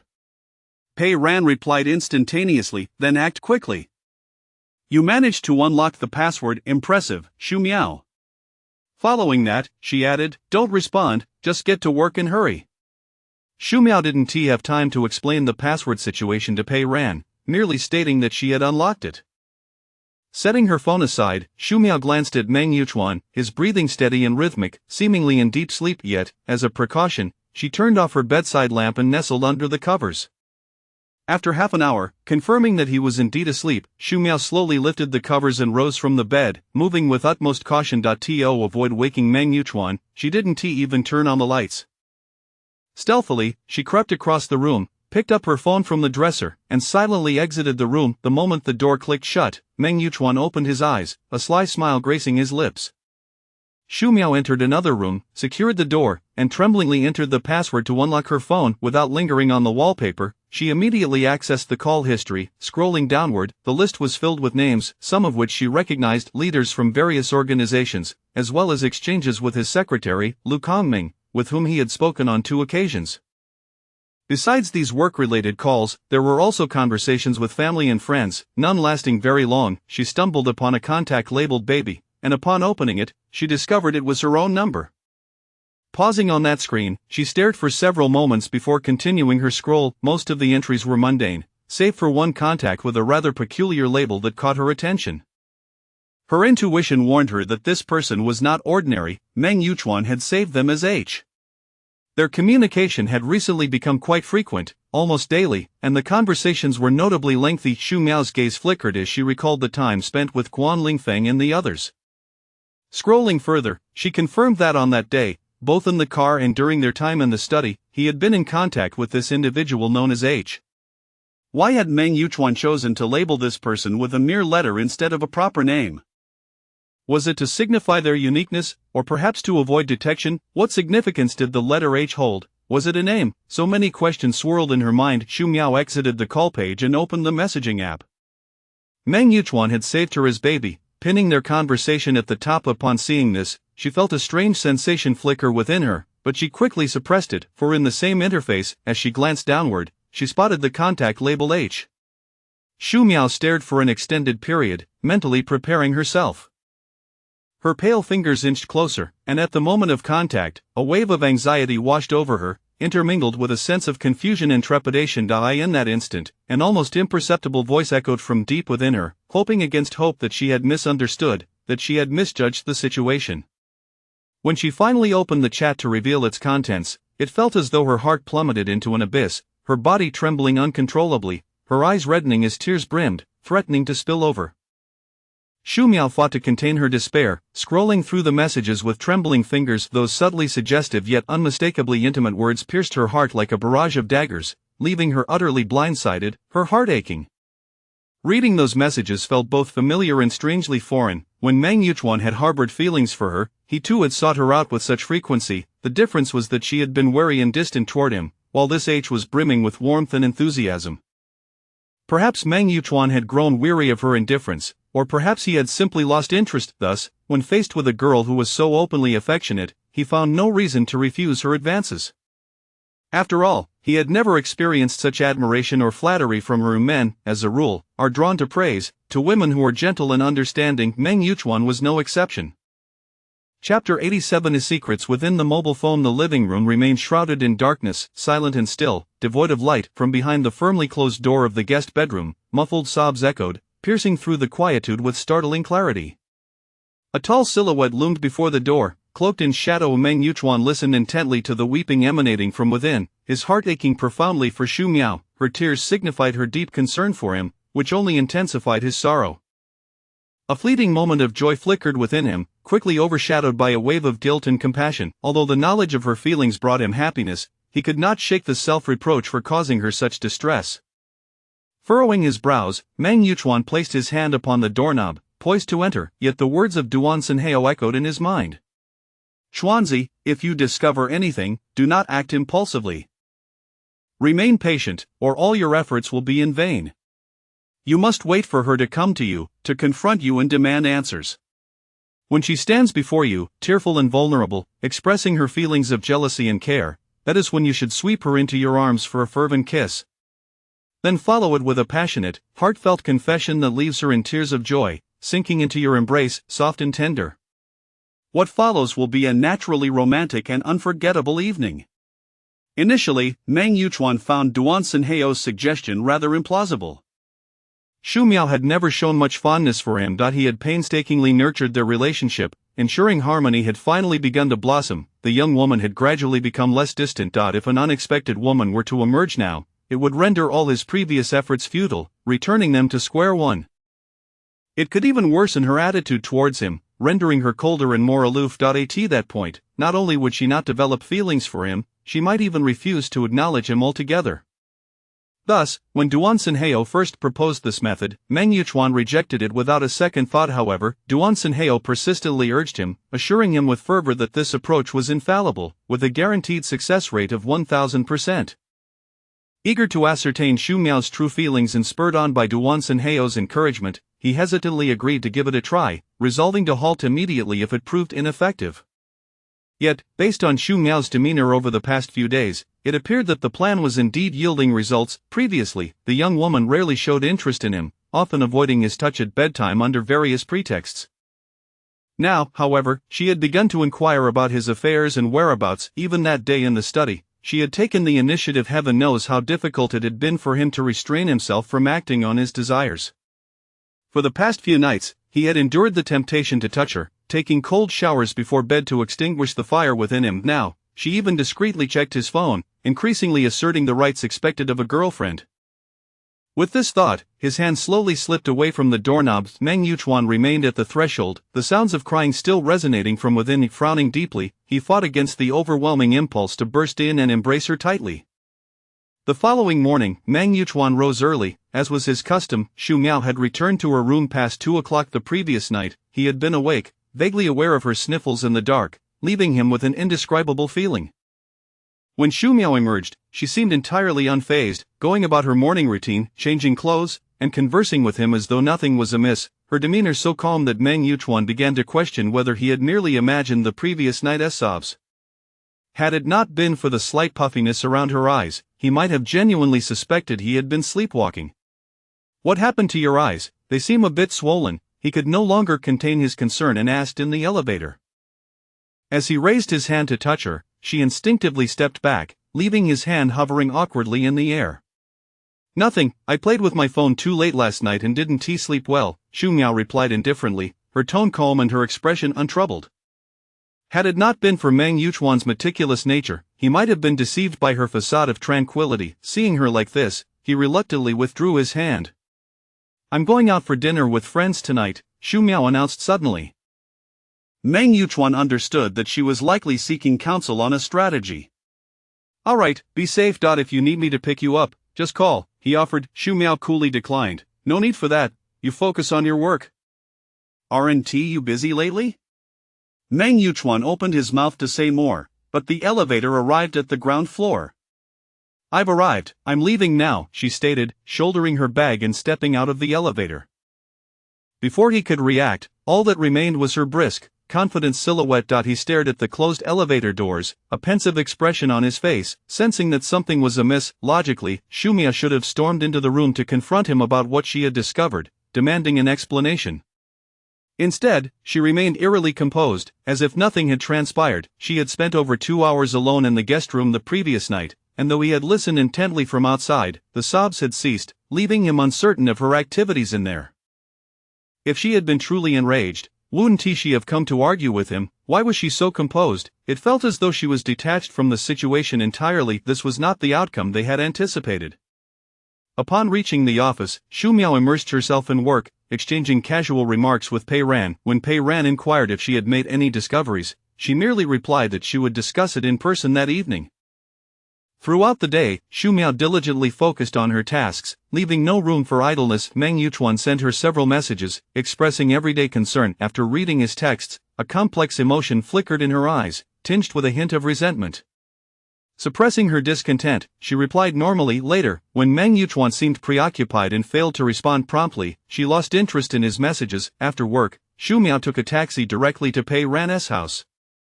They had decided to meet at Pei Ran's residence rather than at an external location. Upon arriving at the community, Xu Miao did not enter immediately but first stepped into a nearby supermarket. 10 minutes later, she emerged with a shopping bag containing several bottles of beer. Pei Ran was taken aback when she opened the door to find Xu Miao holding a bag of beer. Looking up, she saw Xu Miao standing calmly at the entrance, smiling faintly. However, Pei Ran quickly discerned her discontent. "Come in," she urged. Once inside, Xu Miao placed the beer on the coffee table and casually tossed her bag onto the sofa. She sat cross-legged on the carpeted floor in front of the table, methodically arranging the bottles of beer. Tonight, I shall not return until I am thoroughly intoxicated. Pei Ran, will you join me in this reckless endeavor? Xu Miao remarked playfully, her eyes sparkling with mischief. Pei Ran studied her closely, noticing the slight swelling around her eyes, and after a moment of realization, she approached, waving her phone. Let me order some food, drinking without eating is no fun. Xu Miao tilted her head and grinned, good, order plenty. It has been ages since I've indulged in such a revelry. Pei Ran, observing Xu Miao's smile, felt a bittersweet pang in her heart, yet she complied with a tone laced with affection. All right, I'll ensure you eat to your heart's content, drink merrily, and enjoy yourself thoroughly. Deal? Xu Miao raised her hands in a cheer, exclaiming, Pei Ran, you're the best. Tonight, we shall not return until we are utterly intoxicated. Chapter 88 Confrontation and Conclusion. After placing their order, Pei Ran settled beside Xu Miao, her expression grave. What's wrong? Have you discovered something? At that moment, Xu Miao could no longer muster a smile, her demeanor utterly dejected. Pei Ran, observing her despondency, felt her suspicions solidify. Is Meng Yuchuan involved with another woman? Xu Miao lifted her head, her eyes instantly glistening with unshed tears, and nodded slowly. Pei Ran slammed her hand onto the coffee table, her face flushed with indignation. Damn it, how long has it been? He has already found someone new. He used to say such sweet things when he was pursuing you. It has only been a few days, and his true nature is laid bare. This is infuriating, that scoundrel. Finally, tears streamed down Xu Miao's cheeks, her voice tinged with sorrow. Ran, witnessing her friend's heartache, Pei Ran understood that Xu Miao had truly fallen for him. She gently embraced her shoulders, offering comfort. Miao Miao, if you feel like crying, let it out. After tonight, don't dwell on this sorrow any longer. Xu Miao leaned against her shoulder, sobbing softly, her body trembling. Pei Ran handed her a few tissues, wiping away her tears. Miao Miao, have you developed feelings for Meng Yuchuan? Xu Miao continued to cry, offering no response. Pei Ran chose not to press further, simply patting her shoulder in silent support. After a considerable time, Xu Miao ceased her tears, wiped her face, and sat up straighter, her emotions significantly calmer. Suddenly, she spoke, You were right, I have fallen for Meng Yuchuan. Pei Ran, seated beside her, was taken aback by her candidness, especially since she had previously denied her feelings multiple times, each denial growing more hesitant than the last. This was the first time Pei Ran had seen her so openly confront her emotions. Miao Miao, you, Xu Miao smiled faintly, though the joy did not reach her eyes. I only just clarified my own feelings. Before this, I was caught in a web of hesitation and turmoil. It was only last night that I stumbled upon his phone, where he was chatting with another woman. Those flirtatious words pierced my heart like daggers. It was my first experience of heartbreak. Xu Miao let out a self-deprecating laugh. Throughout this relationship, I've remained vigilant, constantly reminding myself of the chasm between us, aware that it would lead nowhere. I was prepared to walk away at any moment. I had even been waiting for the day Meng Yuchuan would grow tired of me, so I could finally be free. Now that day has arrived, yet it has come in such a painful manner. Meng Yuchuan has gradually grown cold and distant, and now he has found someone new. Yet, I feel no joy as I had imagined. Instead, I am engulfed in discomfort. Xu Miao spoke with an unusual calmness, a hint of sarcasm gracing her lips. Upon hearing this, Pei Ran felt a mix of sympathy and anger. She placed a comforting hand on Xu Miao's shoulder. Miao Miao, you are incredible. It is he who is unfortunate to have let you slip away. It is not worth your tears to grieve over someone like him. Xu Miao turned to look at her, and Pei Ran's gaze was resolute, offering silent encouragement. Xu Miao grasped her hand, a smile flickering at the corners of her mouth. Ran, thank you for being here with me. I am sharing these thoughts because I refuse to evade them. You once told me not to shy away, and I believe that was wise.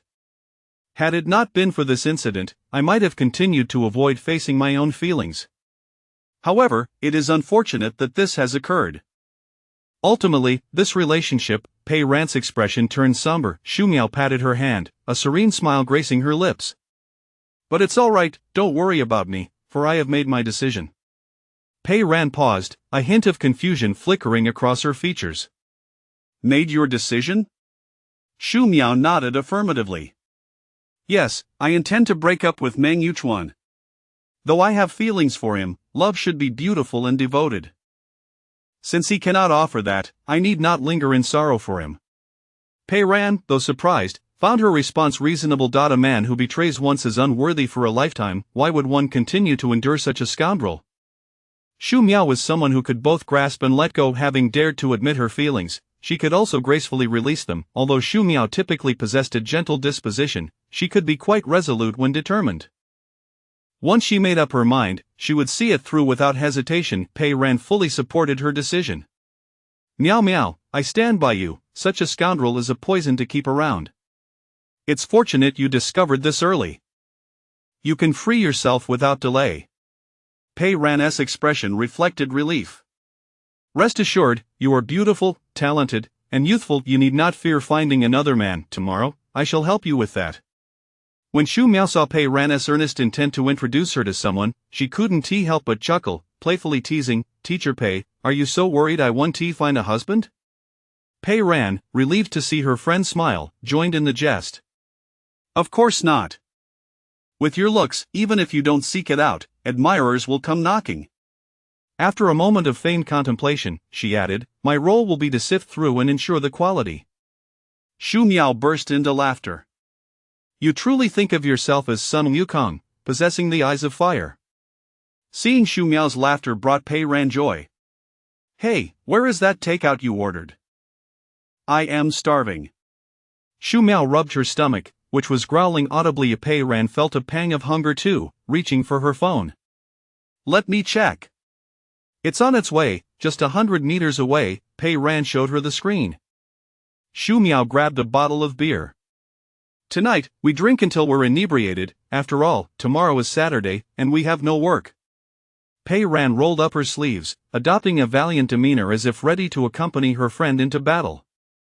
All right, let us indulge in a drunken revelry tonight, and let men be cast aside. Agreed, Xu Miao replied cheerfully.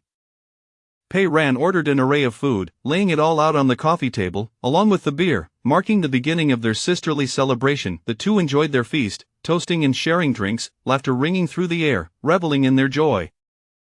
After a while, amidst laughter, Xu Miao's tears flowed once more as she incessantly cursed Meng Yuchuan. Pei Ran naturally chimed in to echo her sentiments. Once they had vented their frustrations, Xu Miao's face was adorned with tears yet again, but this time, she wore a smile.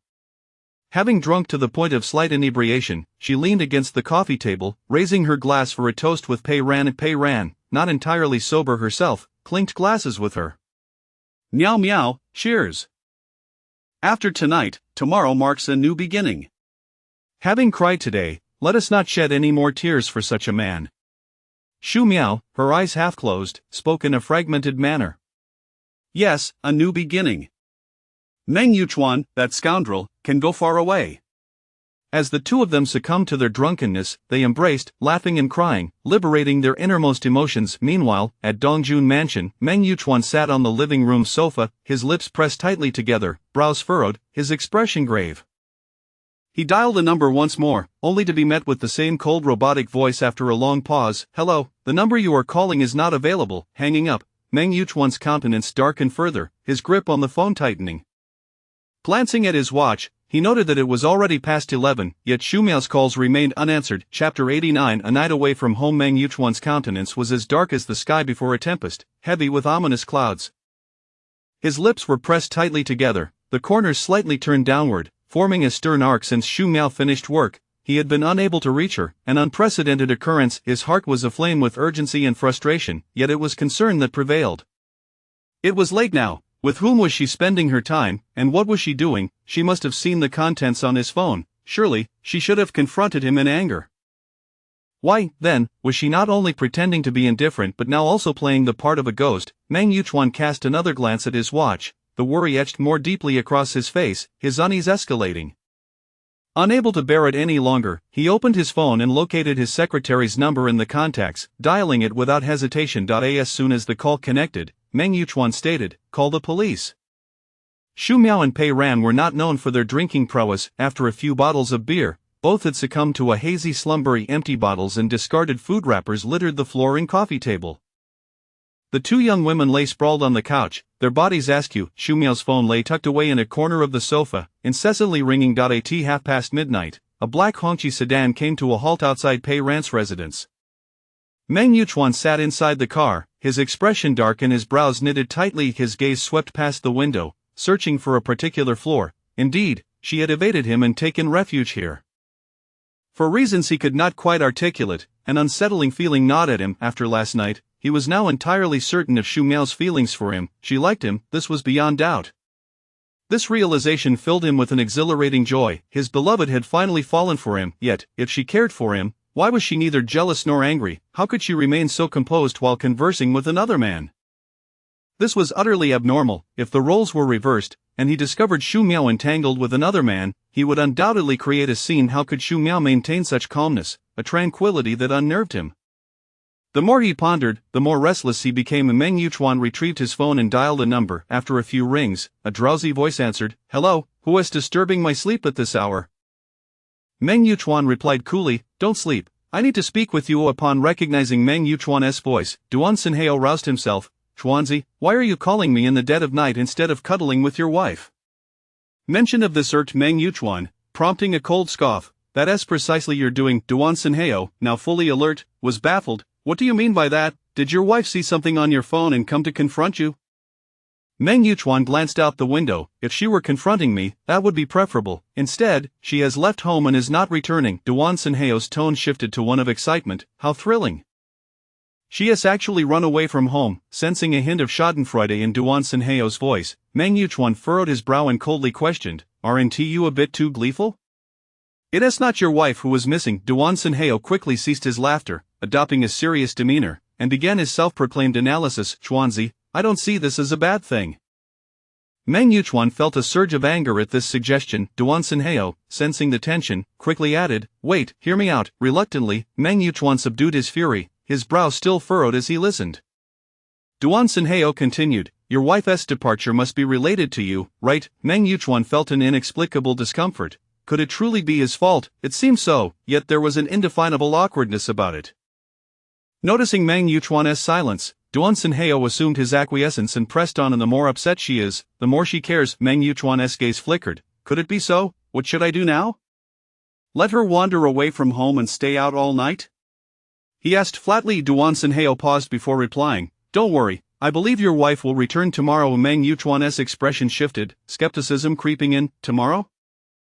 Are you certain?" Duan Xinhao affirmed with unusual confidence. "Yes, tomorrow, just wait and see." "And after she returns?" Meng Yuchuan inquired. Duan Xinhao's interest peaked. "When she comes back, she will likely confront you, and then you can follow the original plan." Meng Yuchuan remained in the car throughout the night, dozing intermittently. At dawn, he drove directly to the office to attend to work matters. When Shu Miao awoke, her head still spun slightly. Propping her forehead with her hand, she sat up. Noticing Pei Ran still asleep. A glance at the sofa revealed her phone, which she picked up to find dozens of missed calls, all from Meng Yuchuan. Her expression shifted, her heart a swirl of emotions. She had spent the night away, and he had been trying to reach her, yet no calls or messages had come after midnight. A cold scoff escaped her. Indeed, it was all just for show. Setting her phone aside, she noted Pei Ran was still sleeping and began to tidy up the empty bottles and trash scattered across the coffee table and floor. Soon after, Pei Ran awoke, spotting Shu Miao sweeping. "Miao Miao, you're awake." Shu Miao glanced at her, continuing her cleanup. "I just woke up. We were too wild last night. It's a mess, so I'm tidying up." Pei Ran pressed her forehead and then joined in the cleaning. After they had finished, nearing lunchtime, Pei Ran ordered food on her phone. The two entered the bathroom one after the other to freshen up, and once ready, they settled on the living room sofa to await their delivery. Though Pei Ran was engrossed in her phone, her gaze occasionally flickered toward Shu Miao. Suddenly, Shu Miao lifted her head, catching Pei Ran in the act of stealing glances. "Teacher Pei, being reticent isn't your style. If you have something to say, just say it." Pei Ran regarded her quizzically for a moment before finally asking, "Are you all right now?" Shu Miao, fully aware of the implication behind the question, chuckled lightly. "Do I look like someone with problems?" Seeing Shu Miao's relaxed demeanor and everything appearing normal, Pei Ran still felt a twinge of concern. Are you really okay? Shu Miao, noticing her anxious expression, laughed softly and placed a hand on her shoulder. Oh, Teacher Pei, I'm really fine. Please don't worry anymore with that. She playfully winked at Pei Ran. Only then did Pei Ran feel somewhat reassured. That's good. When the food arrived, they both sat down to eat. Pei Ran suddenly posed a question. Miao Miao, did Meng Yuchuan call you last night since you didn't go home? Shu Miao paused in her eating, then replied, he called dozens of times, all before midnight, but I didn't answer a single one. Pei Ran was taken aback by the number of calls. Then, a note of sarcasm crept into her voice, thinking, where was he when she needed him? Now he remembers to call. Are you going back today? Pei Ran inquired. Shu Miao took a bite of food. Of course, why wouldn't I? I'm not the one who erred, I'm simply going to confront him. Pei Ran agreed but remained concerned. What if he denies it and tries to wriggle out of it? Shu Miao snorted. I have evidence. He can't deny it. Pei Ran, puzzled, asked, evidence? Shu Miao nodded. Yes, that night, to prevent him from denying it later, I took photos. There is no way for him to argue. Pei Ran couldn't help but marvel. That's a clever move. After all, some men won't admit anything unless presented with proof. Chapter 90. At the breakup. After finishing her lunch, Shu Miao rested for a while at Pei Ran's house before hailing a cab back to Dongjun Mansion. Upon entering, her aunt, who was busy, remarked, Little Shu, you're back, why did you leave so early on a weekend? Shu Miao thought to herself that her aunt was likely unaware of her absence the previous night and refrained from elaborating. After all, she was about to move out. An explanation seemed trivial. She smiled at her aunt and replied, Aunt, I had some matters to attend to. Her aunt did not press further, only inquiring, Have you eaten? Shu Miao nodded, Yes, I have. With that, she took her bag and returned to her room. Once inside, Shu Miao promptly retrieved a suitcase and began packing her clothes and daily necessities. It was only when she started organizing that she realized how many belongings she had accumulated during her stay. Counting the days, she noted that her time here had indeed been substantial, and it had been quite some time since she had returned to her own home. Lost in thought, she resumed her task. Halfway through packing her clothes, the door swung open. Meng Yuchuan entered, looking somewhat disheveled, with some stray hair falling over his forehead and a trace of concern etched on his face. Such a lapse in composure was rare for him. Shu Miao cast a casual glance in his direction before turning her head away to continue sorting through her clothes, ignoring him entirely. Meng Yuchuan, feeling thoroughly disregarded, was somewhat displeased, yet, recalling Duan Senheo's words, he rationalized that her behavior stemmed from jealousy and care for him, leading to her sulking. After a prolonged internal pep talk, he suppressed his emotions, closed the door, and approached her. Noticing the suitcase on the floor, he feigned curiosity, asking, What is the purpose of packing your things, planning a trip? Shu Miao glanced up briefly, her expression indifferent, and chose to ignore his question, returning to her packing. Unable to contain himself any longer, Meng Yuchuan stepped forward and grasped her hand that rested atop her clothes, asserting, You stayed out all night, ignored my calls, and now you're packing and avoiding me. What exactly do you intend to do, Shu Miao? Shu Miao met his gaze with a cold indifference. Unflinching, this look unsettled Meng Yuchuan, yet he maintained a facade of calmness, asking, What are you talking about? Why are you staring at me? With a derisive laugh, Shu Miao forcefully withdrew her hand, standing tall and scoffing. Meng Yuchuan, can't you see, I'm clearing space for your new love. I'm being considerate, not causing a fuss, and not burdening you in the slightest. Shouldn't you be pleased? Meng Yuchuan felt a pang in his heart. It seemed as if, just as Haozi had suggested, she had returned to confront him about his misdeeds. A flicker of anticipation arose within him, eager to witness Shu Miao's jealousy unfold. He feigned ignorance, saying, What are you saying, what new love, I don't understand. Shu Miao coldly chuckled, retorting, Meng Yuchuan, I initially believed you to be unscrupulous yet capable of admitting your actions. However, it appears you are merely a hypocrite who dares to act yet lacks the courage to acknowledge it. Meng Yuchuan's brow furrowed, dare to act yet not admit, a hypocrite, is that truly how you perceive me? Shu Miao maintained a faint smile, her tone dripping with sarcasm, It's not merely how I perceive you. It's the essence of who you are.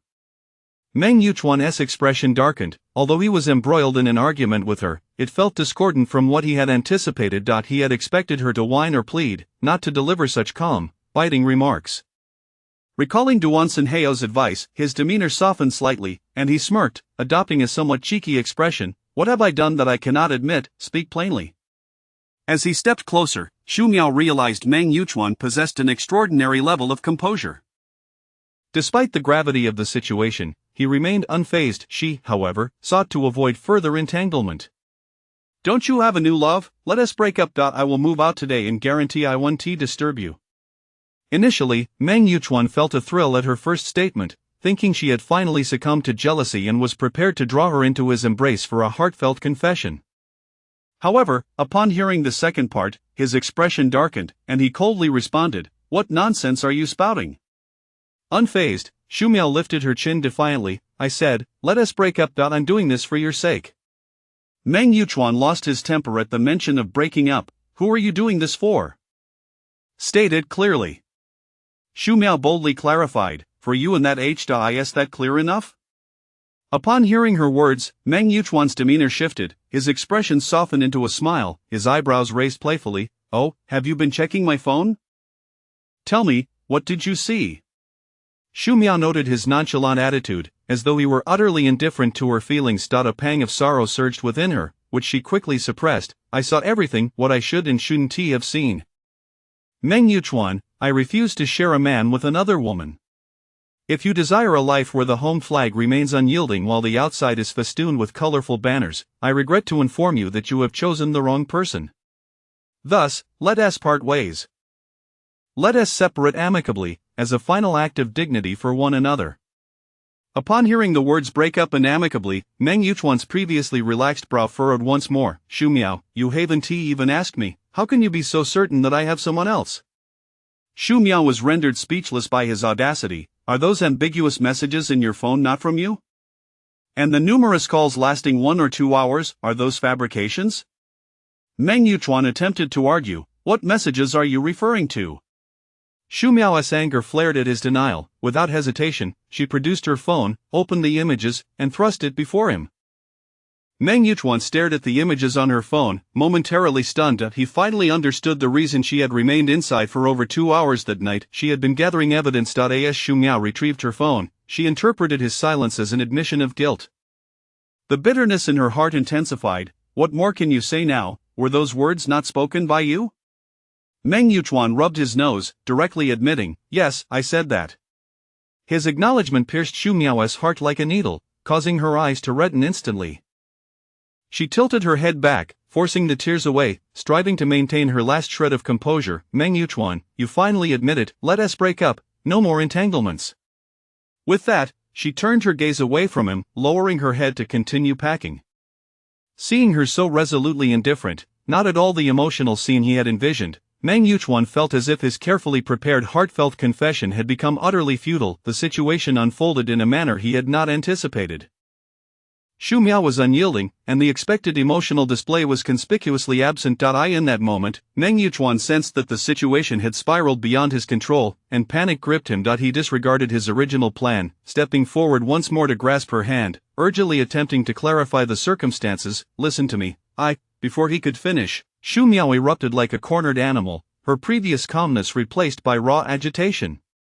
She violently swatted his hand away and shouted, "Let go of me, don't touch me, get away, you scoundrel." As her shouts erupted, tears streamed down her face uncontrollably, and she bowed her head, sobbing quietly. Meng Yuchuan was taken aback by her intense reaction. Witnessing her in tears caused his heart to ache profoundly. In that moment, he deeply regretted choosing such a childish method to test her feelings. Chapter 91 of The Truth. Meng Yuchuan immediately stepped forward, wrapping his arms around her with urgency. His face was etched with anxiety as he repeatedly apologized. "Darling, I am so sorry, it is all my fault. I have no other women, never have. I have always only had you." In his distress, the typically composed Meng Yuchuan became flustered, his words lacking coherence. He offered a haphazard explanation, failing to address the crux of the matter. To Xu Miao, his words sounded like mere rationalizations. Xu Miao continued to weep, her tears staining her cheeks and soaking Meng Yuchuan's white shirt, leaving behind a significant mark of sorrow. He persistently patted her back, softly coaxing, "Darling, I am sorry, it is all my fault. I truly do not have any other women." His final statement detonated like a bomb, prompting Xu Miao to forcefully push him away. Meng Yuchuan, taken aback by her sudden action, stumbled back a few steps, his expression frozen in shock for several seconds. Xu Miao hastily wiped her tears, her sobs subsiding as she regained some composure.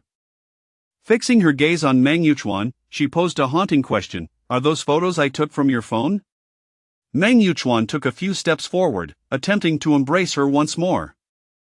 However, Xu Miao resolutely blocked his advance, retreating 2 steps. "Do not come closer, answer my question." Her firm, albeit quiet, demand left Meng Yuchuan momentarily stunned. "Miao Miao, please, listen to me, just answer my question directly. Were those taken on your phone?" Xu Miao interrupted coldly. At that moment, Meng Yuchuan had no choice but to respond truthfully, "Yes, but those, does that not frequently call you?" Xu Miao's voice grew even colder. Meng Yuchuan attempted to explain, but upon seeing the look in her eyes, he stopped and admitted, "Yes, but he is not. Is it true that you chat every night?" Xu Miao interjected once more. Meng Yuchuan nodded in compliance. Upon hearing his admission, Xu Miao let out a cold laugh, her eyes dimming, exuding an aura of unyielding chill. "Meng Yuchuan, if you truly like her and wish to be with her, just tell me. I am not someone who clings to unresolved matters. If you speak, I assure you I will leave without uttering a word." "Why must you be so secretive? You have betrayed me and wronged her." Xu Miao's voice was almost a whisper, yet it bore no trace of emotion. She sighed heavily, her tone resolute, "Meng Yuchuan, I will say this once more, it is over between us." Meng Yuchuan, witnessing her indifferent gaze and hearing her heartless words, felt as though his heart was being painfully crushed, leaving him breathless. Regret overwhelmed him. After Xu Miao finished speaking, she averted her gaze, unwilling to tidy up any further, and simply closed her suitcase, heading for the door. Meng Yuchuan, regaining his senses, rushed forward, tightly embracing her from behind, causing her suitcase to drop with a thud. "Meng Yuchuan, let go of me," Xu Miao struggled fiercely. Meng Yuchuan held on tightly, pleading, "Miao Miao, please let me explain, it is not as you think, grant me a chance to clarify." Yet Xu Miao had no desire to hear more. She did not wish to learn anything about him and that woman. Not even a hint. Straining against his grip proved futile, as his arms clamped around her waist like iron shackles. "Miao Miao, listen to me, is not a woman. I have not been chatting with any other females. I did this simply to test whether you care for me," Meng Yuchuan explained in a scattered manner. Xu Miao seemed to have heard him, gradually calming down and ceasing her struggle. Noticing her lack of resistance, Meng Yuchuan released his hold, turning her to face him. His expression was earnest, his words sincere. "Miao Miao, I truly do not have any other women, was merely a ruse. I wanted you to acknowledge your feelings for me." Xu Miao's mind reeled in disbelief as she stared at Meng Yuchuan. "What did you say?" Meng Yuchuan, thinking she understood, eagerly continued, "The Hyasa is, in fact, not a woman." Xu Miao's brow furrowed in confusion. "Not a woman?" Meng Yuchuan nodded, his face betraying a hint of embarrassment. This revelation was somewhat humiliating, yet it was crucial to clarify things with Xu Miao. He could not afford to offend her further, thus, disregarding his pride, he laid bare the truth. "I have always wanted to know if you truly care for me. When Haozi and the others visited last time, they mentioned that you had feelings for me. So, I devised this plan to see if you would become jealous and confront me." Upon finishing, Meng Yuchuan cautiously observed Xu Miao's expression. She remained silent, leaving him uncertain of her belief. Xu Miao lifted her gaze, scrutinizing Meng Yuchuan before cutting to the heart of the matter. "Then who is who is the person you have been chatting and calling?" "It cannot be just anyone, can it?" Meng Yuchuan cleared his throat, feeling rather embarrassed as he confessed, "Yes, it is." Seeing Xu Miao's expression shift, he dared not conceal the truth any longer. With resolve, he admitted, "It is Haozi and Fingzi. They used a rarely used number. Those messages were sometimes scheduled to send, and most were simply random searches online. As for the calls, every time I dialed, it would just ring without any conversation." Xu Miao was utterly bewildered. The woman who had been exchanging flirtatious messages with Meng Yuchuan was actually Duan Senhao and Guan Lingfeng. This revelation was overwhelming, leaving her mind in a whirl. A few big men sending such absurd messages in the dead of night. Noticing the myriad of expressions on Xu Miao's face, Meng Yuchuan cautiously called out, "Miao Miao." Suddenly, Xu Miao looked up, startling Meng Yuchuan, who instinctively reached for her hand. Yet, she recoiled, coldly scoffing, "Meng Yuchuan, if you wish to wriggle out of this, at least come up with a more plausible excuse." Such a ridiculous and absurd excuse. Do you take me for a 3-year-old? So easily deceived? Xu Miao's sudden change in demeanor left Meng Yuchuan flustered. He hastily tried to explain. Miao Miao, I swear I am not lying. Not if you don't believe me, I will call Haozi right now. He pulled out his phone from his pocket. Xu Miao regarded his actions with a cold stare. Do you think I am foolish? They are your good friends, of course. They will back you up. Even if they are not, they will say they are. Meng Yuchuan halted, realizing the validity of her argument. They were indeed his buddies, and their testimonies could not be trusted, yet, he was not lying to Xu Miao. Holding his phone, he felt at a loss, experiencing a sense of helplessness akin to being trapped in a self-inflicted dilemma. It was as if he had picked up a brick only to smash his own foot, and his childish scheme had backfired completely. Regret washed over Meng Yuchuan. He lamented his immature approach, which had ultimately ensnared him. Then, a thought struck him. Holding his phone, he proposed to Xu Miao, Miao Miao, I will call this directly. You can listen and see if it is Haozi or the others who answer, and you will know whether I am deceiving you. Upon hearing this, Xu Miao fell silent, neither agreeing nor opposing. Seizing the opportunity, Meng Yuchuan dialed the number and put the call on speakerphone. Chapter 92 Departure. As soon as the call connected, a joyful laughter from Duan Senhao resonated from the other end. So, how's it going, Xuanzi? Has your wife returned to stir up trouble with you? Has she already expressed her heartfelt sentiments in a tender and lingering manner? You really ought to thank me for this. Xu Miao stood a few paces away from him, the voice from the phone clear as day, each word piercing her ears. Meng Yuchuan remained silent, abruptly ending the call. He turned to Xu Miao and continued, Miao Miao, see, I truly did not deceive you. I directly dialed this number, and it was Haozi who answered. I assure you, I did not lie. However, this situation is entirely my fault. I have wronged you, causing you grief and sorrow. Xu Miao's gaze flickered momentarily as she scrutinized him, taking in every nuance of his expression. They both lingered in silence for a while. Meng Yuchuan believed that Xu Miao would now trust his words and prepared to step forward to comfort her with an embrace, yet, Xu Miao was a step ahead, resolutely lifting her suitcase. Meng Yuchuan was taken aback, his voice tinged with a hint of panic. Miao Miao, where are you going? Xu Miao grasped the suitcase's handle, her demeanor calm as she replied, I am returning to my own home. Meng Yuchuan immediately grew anxious. This is also your home. I've clarified everything. This matter has been a misunderstanding from the beginning. Why do you still wish to leave? Miao Miao, please don't go. It is all my fault. His tone shifted to one of pleading by the end. Xu Miao sneered coldly, this is not my home. I am going back to my own home. Meng Yuchuan, do as you will, we are finished. With that, she grasped her suitcase and strode towards the door without looking back. Naturally, Meng Yuchuan could not bear to watch her leave and swiftly stepped in front of the doorway. Xu Miao, dragging her suitcase, adopted an air of determination. Step aside. Meng Yuchuan did not dare to be too forceful. He could only implore softly, Miao Miao, please don't go. The truth is, as I have stated, I truly have not deceived you. I have no other woman. From the beginning to the end, I have loved only you. Xu Miao remained unmoved, her face betraying no emotion. She raised her gaze to Meng Yuchuan, her voice devoid of feeling. Meng Yuchuan, if you feel the slightest remorse, allow me to leave. The firmness in Xu Miao's gaze pierced Meng Yuchuan's heart like a needle.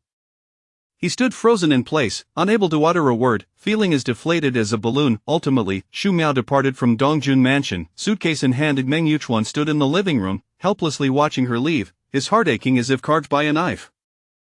Xu Miao was genuinely furious this time. She had concluded that he had another woman outside, betraying her. She would not forgive him. At this moment, Meng Yuchuan finally realized how egregious his actions had been. Indeed, he could not tolerate even a grain of sand in his own eyes. How could he expect others to remain composed? Xu Miao did have feelings for him, but when faced with betrayal, she would not descend into hysterics. She would simply turn away with indifference, showing not the slightest inclination to linger. Meng Yuchuan was now filled with profound regret over his actions. Xu Miao's accusations were not unfounded. He was indeed a scoundrel. Suddenly, a thought struck Meng Yuchuan, his expression darkening as he retrieved his phone and dialed a number. Xu Miao arrived at the community gate, hailing a cab that took her back to her own home. Upon arrival, she called Pran. It was the weekend, and since Xu Miao did not have to work, she would remain at home until Monday when she would resume her normal schedule. Meng Yuchuan attempted to call her numerous times, but Xu Miao did not answer a single one, hanging up the moment the phone rang. However, Meng Yuchuan was resolute in his determination to reach her, calling one after another without pause. Eventually, in a fit of anger, Xu Miao blocked him, finally achieving some peace. In addition to calling, Meng Yuchuan sent numerous messages, most of which were apologies, clarifying that this was all a misunderstanding. Yet, Xu Miao did not respond to a single word, ultimately blocking all forms of contact with him. Meng Yuchuan was at his wit's end, his anxiety mounting. Xu Miao had severed all means of communication, refusing to heed any of his explanations. He observed his secretary reporting work matters before him and devised a plan. After the secretary methodically completed his report, he awaited the leader's response. When a moment passed in silence, curiosity piqued, and he glanced up, noticing the leader deep in thought as he regarded him. Assuming there was something amiss in his report, he anxiously inquired, "County head?" Meng Yuchuan maintained a composed demeanor as he arranged subsequent tasks. Once the secretary finished, he prepared to leave, but Meng Yuchuan called out to him. The secretary stood respectfully, awaiting instructions. "Let me borrow your phone for a moment," Meng Yuchuan said nonchalantly. The secretary, taken aback, glanced at Meng Yuchuan's black phone on the desk. Although puzzled, he complied and handed over his device. Meng Yuchuan navigated to the call interface, deftly dialing a series of numbers, only to find a contact labeled Miss Xu. His expression darkened suddenly as he inquired in a low voice, "Do you have Xu Miao's number?" The secretary was startled and quickly clarified, "County head, this is the number you asked me to save when I delivered something to Miss Xu." Suddenly recalling something, he added, "It was only for that one occasion." Meng Yuchuan fell silent, his expression softening slightly. The secretary stood there, trembling with apprehension. Normally adept at reading the room, he sensed the extreme displeasure emanating from Meng Yuchuan these past few days. While he remained meticulous in his work, handling matters with precision, the chill radiating from him caused the secretary to shiver involuntarily.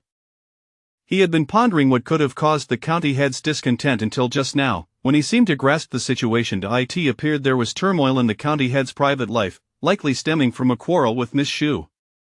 If he guessed correctly, it was highly probable that she was deliberately avoiding his calls, prompting him to borrow a phone to reach her. In a matter of seconds, the secretary pieced together the scenario. He couldn't help but marvel at the fact that even the county head could be at the mercy of another. He found himself subconsciously admiring Xu Miao. However, such thoughts he dared not voice, maintaining a facade of neutrality. When the call connected after a few rings, a sweet, melodious voice answered, "Hello, Secretary Xiang?" Meng Yuchuan's expression shifted slightly, but he quickly regained his composure and softly replied, "Miao Miao, it's me." The line abruptly went dead with a series of beeps. Meng Yuchuan stared at his phone in disbelief, his brow furrowed tightly, his expression taut. She had saved the secretary's number, willing to answer his call, yet upon recognizing his voice, she had hung up without hesitation. At that moment, Meng Yuchuan's frustration surged uncontrollably. The secretary, sensing the change in atmosphere, stood before the desk with his head slightly bowed, holding his breath, afraid to make a sound as a chill crept down his spine, fearing the ire would be directed at him. The office's air pressure dropped sharply, seconds ticking by like hours. The secretary felt time stretch unbearably. Meng Yuchuan, gripping his phone, rubbed his thumb across the screen, lost in thought. After a while, he calmly handed the phone back to the secretary, his expression unruffled. "Thank you." This single phrase sent the secretary into a cold sweat, stumbling over his words. "And no, you're welcome." Stealing a glance at Meng Yuchuan, he noted that his expression was far from pleasant. "County head, may I take my leave?" the secretary ventured cautiously. Meng Yuchuan shot him a glance. "Yes, you may go." The secretary, feeling as though he had narrowly escaped disaster, promptly exited the contentious space. Chapter 93 Confrontation in the office. After hanging up the phone, Xu Miao's expression was far from pleasant. For the past few days, Meng Yuchuan had been blocking the elevator entrance of her apartment both morning and night. Xu Miao completely ignored him, pretending not to see him whenever he was present. At this moment, Meng Yuchuan, too, refrained from knocking on her door and threatening her to let him in as he had before. He merely lingered at her door, waiting for her to emerge, and upon doing so, would cling to her, shamelessly offering apologies and begging for her forgiveness. Every time Xu Miao left her home, she felt a surge of trepidation, fearing an encounter with her neighbor. Fortunately, she always took the elevator directly downstairs, avoiding any significant interactions.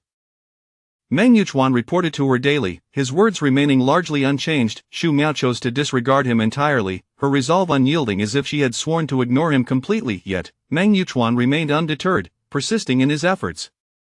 Regardless of how coldly Xu Miao treated him, he continued to visit, often bearing flowers and gifts. As Xu Miao simmered with anger, Jiang Cheng unexpectedly called out to her, "Xia Shu, the director is looking for you." Her heart sank. Having just finished a call with Meng Yuchuan, the sudden summons from Lu Kongming was hard to ignore. Reluctantly, Xu Miao made her way upstairs. 10 minutes later, Xu Miao emerged from the director's office, a file folder in hand, her face betraying her displeasure. As she had anticipated, Lu Kongming had instructed her to deliver materials to the county government, requiring Meng Yuchuan's signature before returning. Lu Kongming's demeanor was strictly businesslike, leaving her with no grounds for refusal. Half an hour later, Xu Miao stepped out of the taxi, clutching the file folder, her expression grim as she gazed at the imposing government building before her. Gritting her teeth, she strode inside. Having visited previously, she quickly found her way to the secretary's office. The secretary, surprised by Xu Miao's arrival, quickly deduced the reason upon seeing the file folder in her hands. "Miss Xu, are you here for the county chief's signature?" he inquired respectfully. Xu Miao responded politely, "Yes, may I ask if the county chief is in his office?" Her tone was entirely formal, devoid of any hint of personal rapport. The secretary understood, maintaining a calm facade, hoping that this meeting might resolve their misunderstandings, freeing him from the tension that loomed over his daily work. "The county chief is in his office." "I'll take you there right away," the secretary said, his face brightening as he swiftly led the way. Xu Miao, however, was too preoccupied to pay him any mind, following closely behind. As soon as they entered the office, the secretary hurriedly excused himself, closing the door behind him to grant them privacy. Xu Miao stood before the expansive desk, observing the man seated before her, a smug smile gracing his face, which reeked of cunning. With an air of displeasure, she extracted the materials from the folder and handed them to him.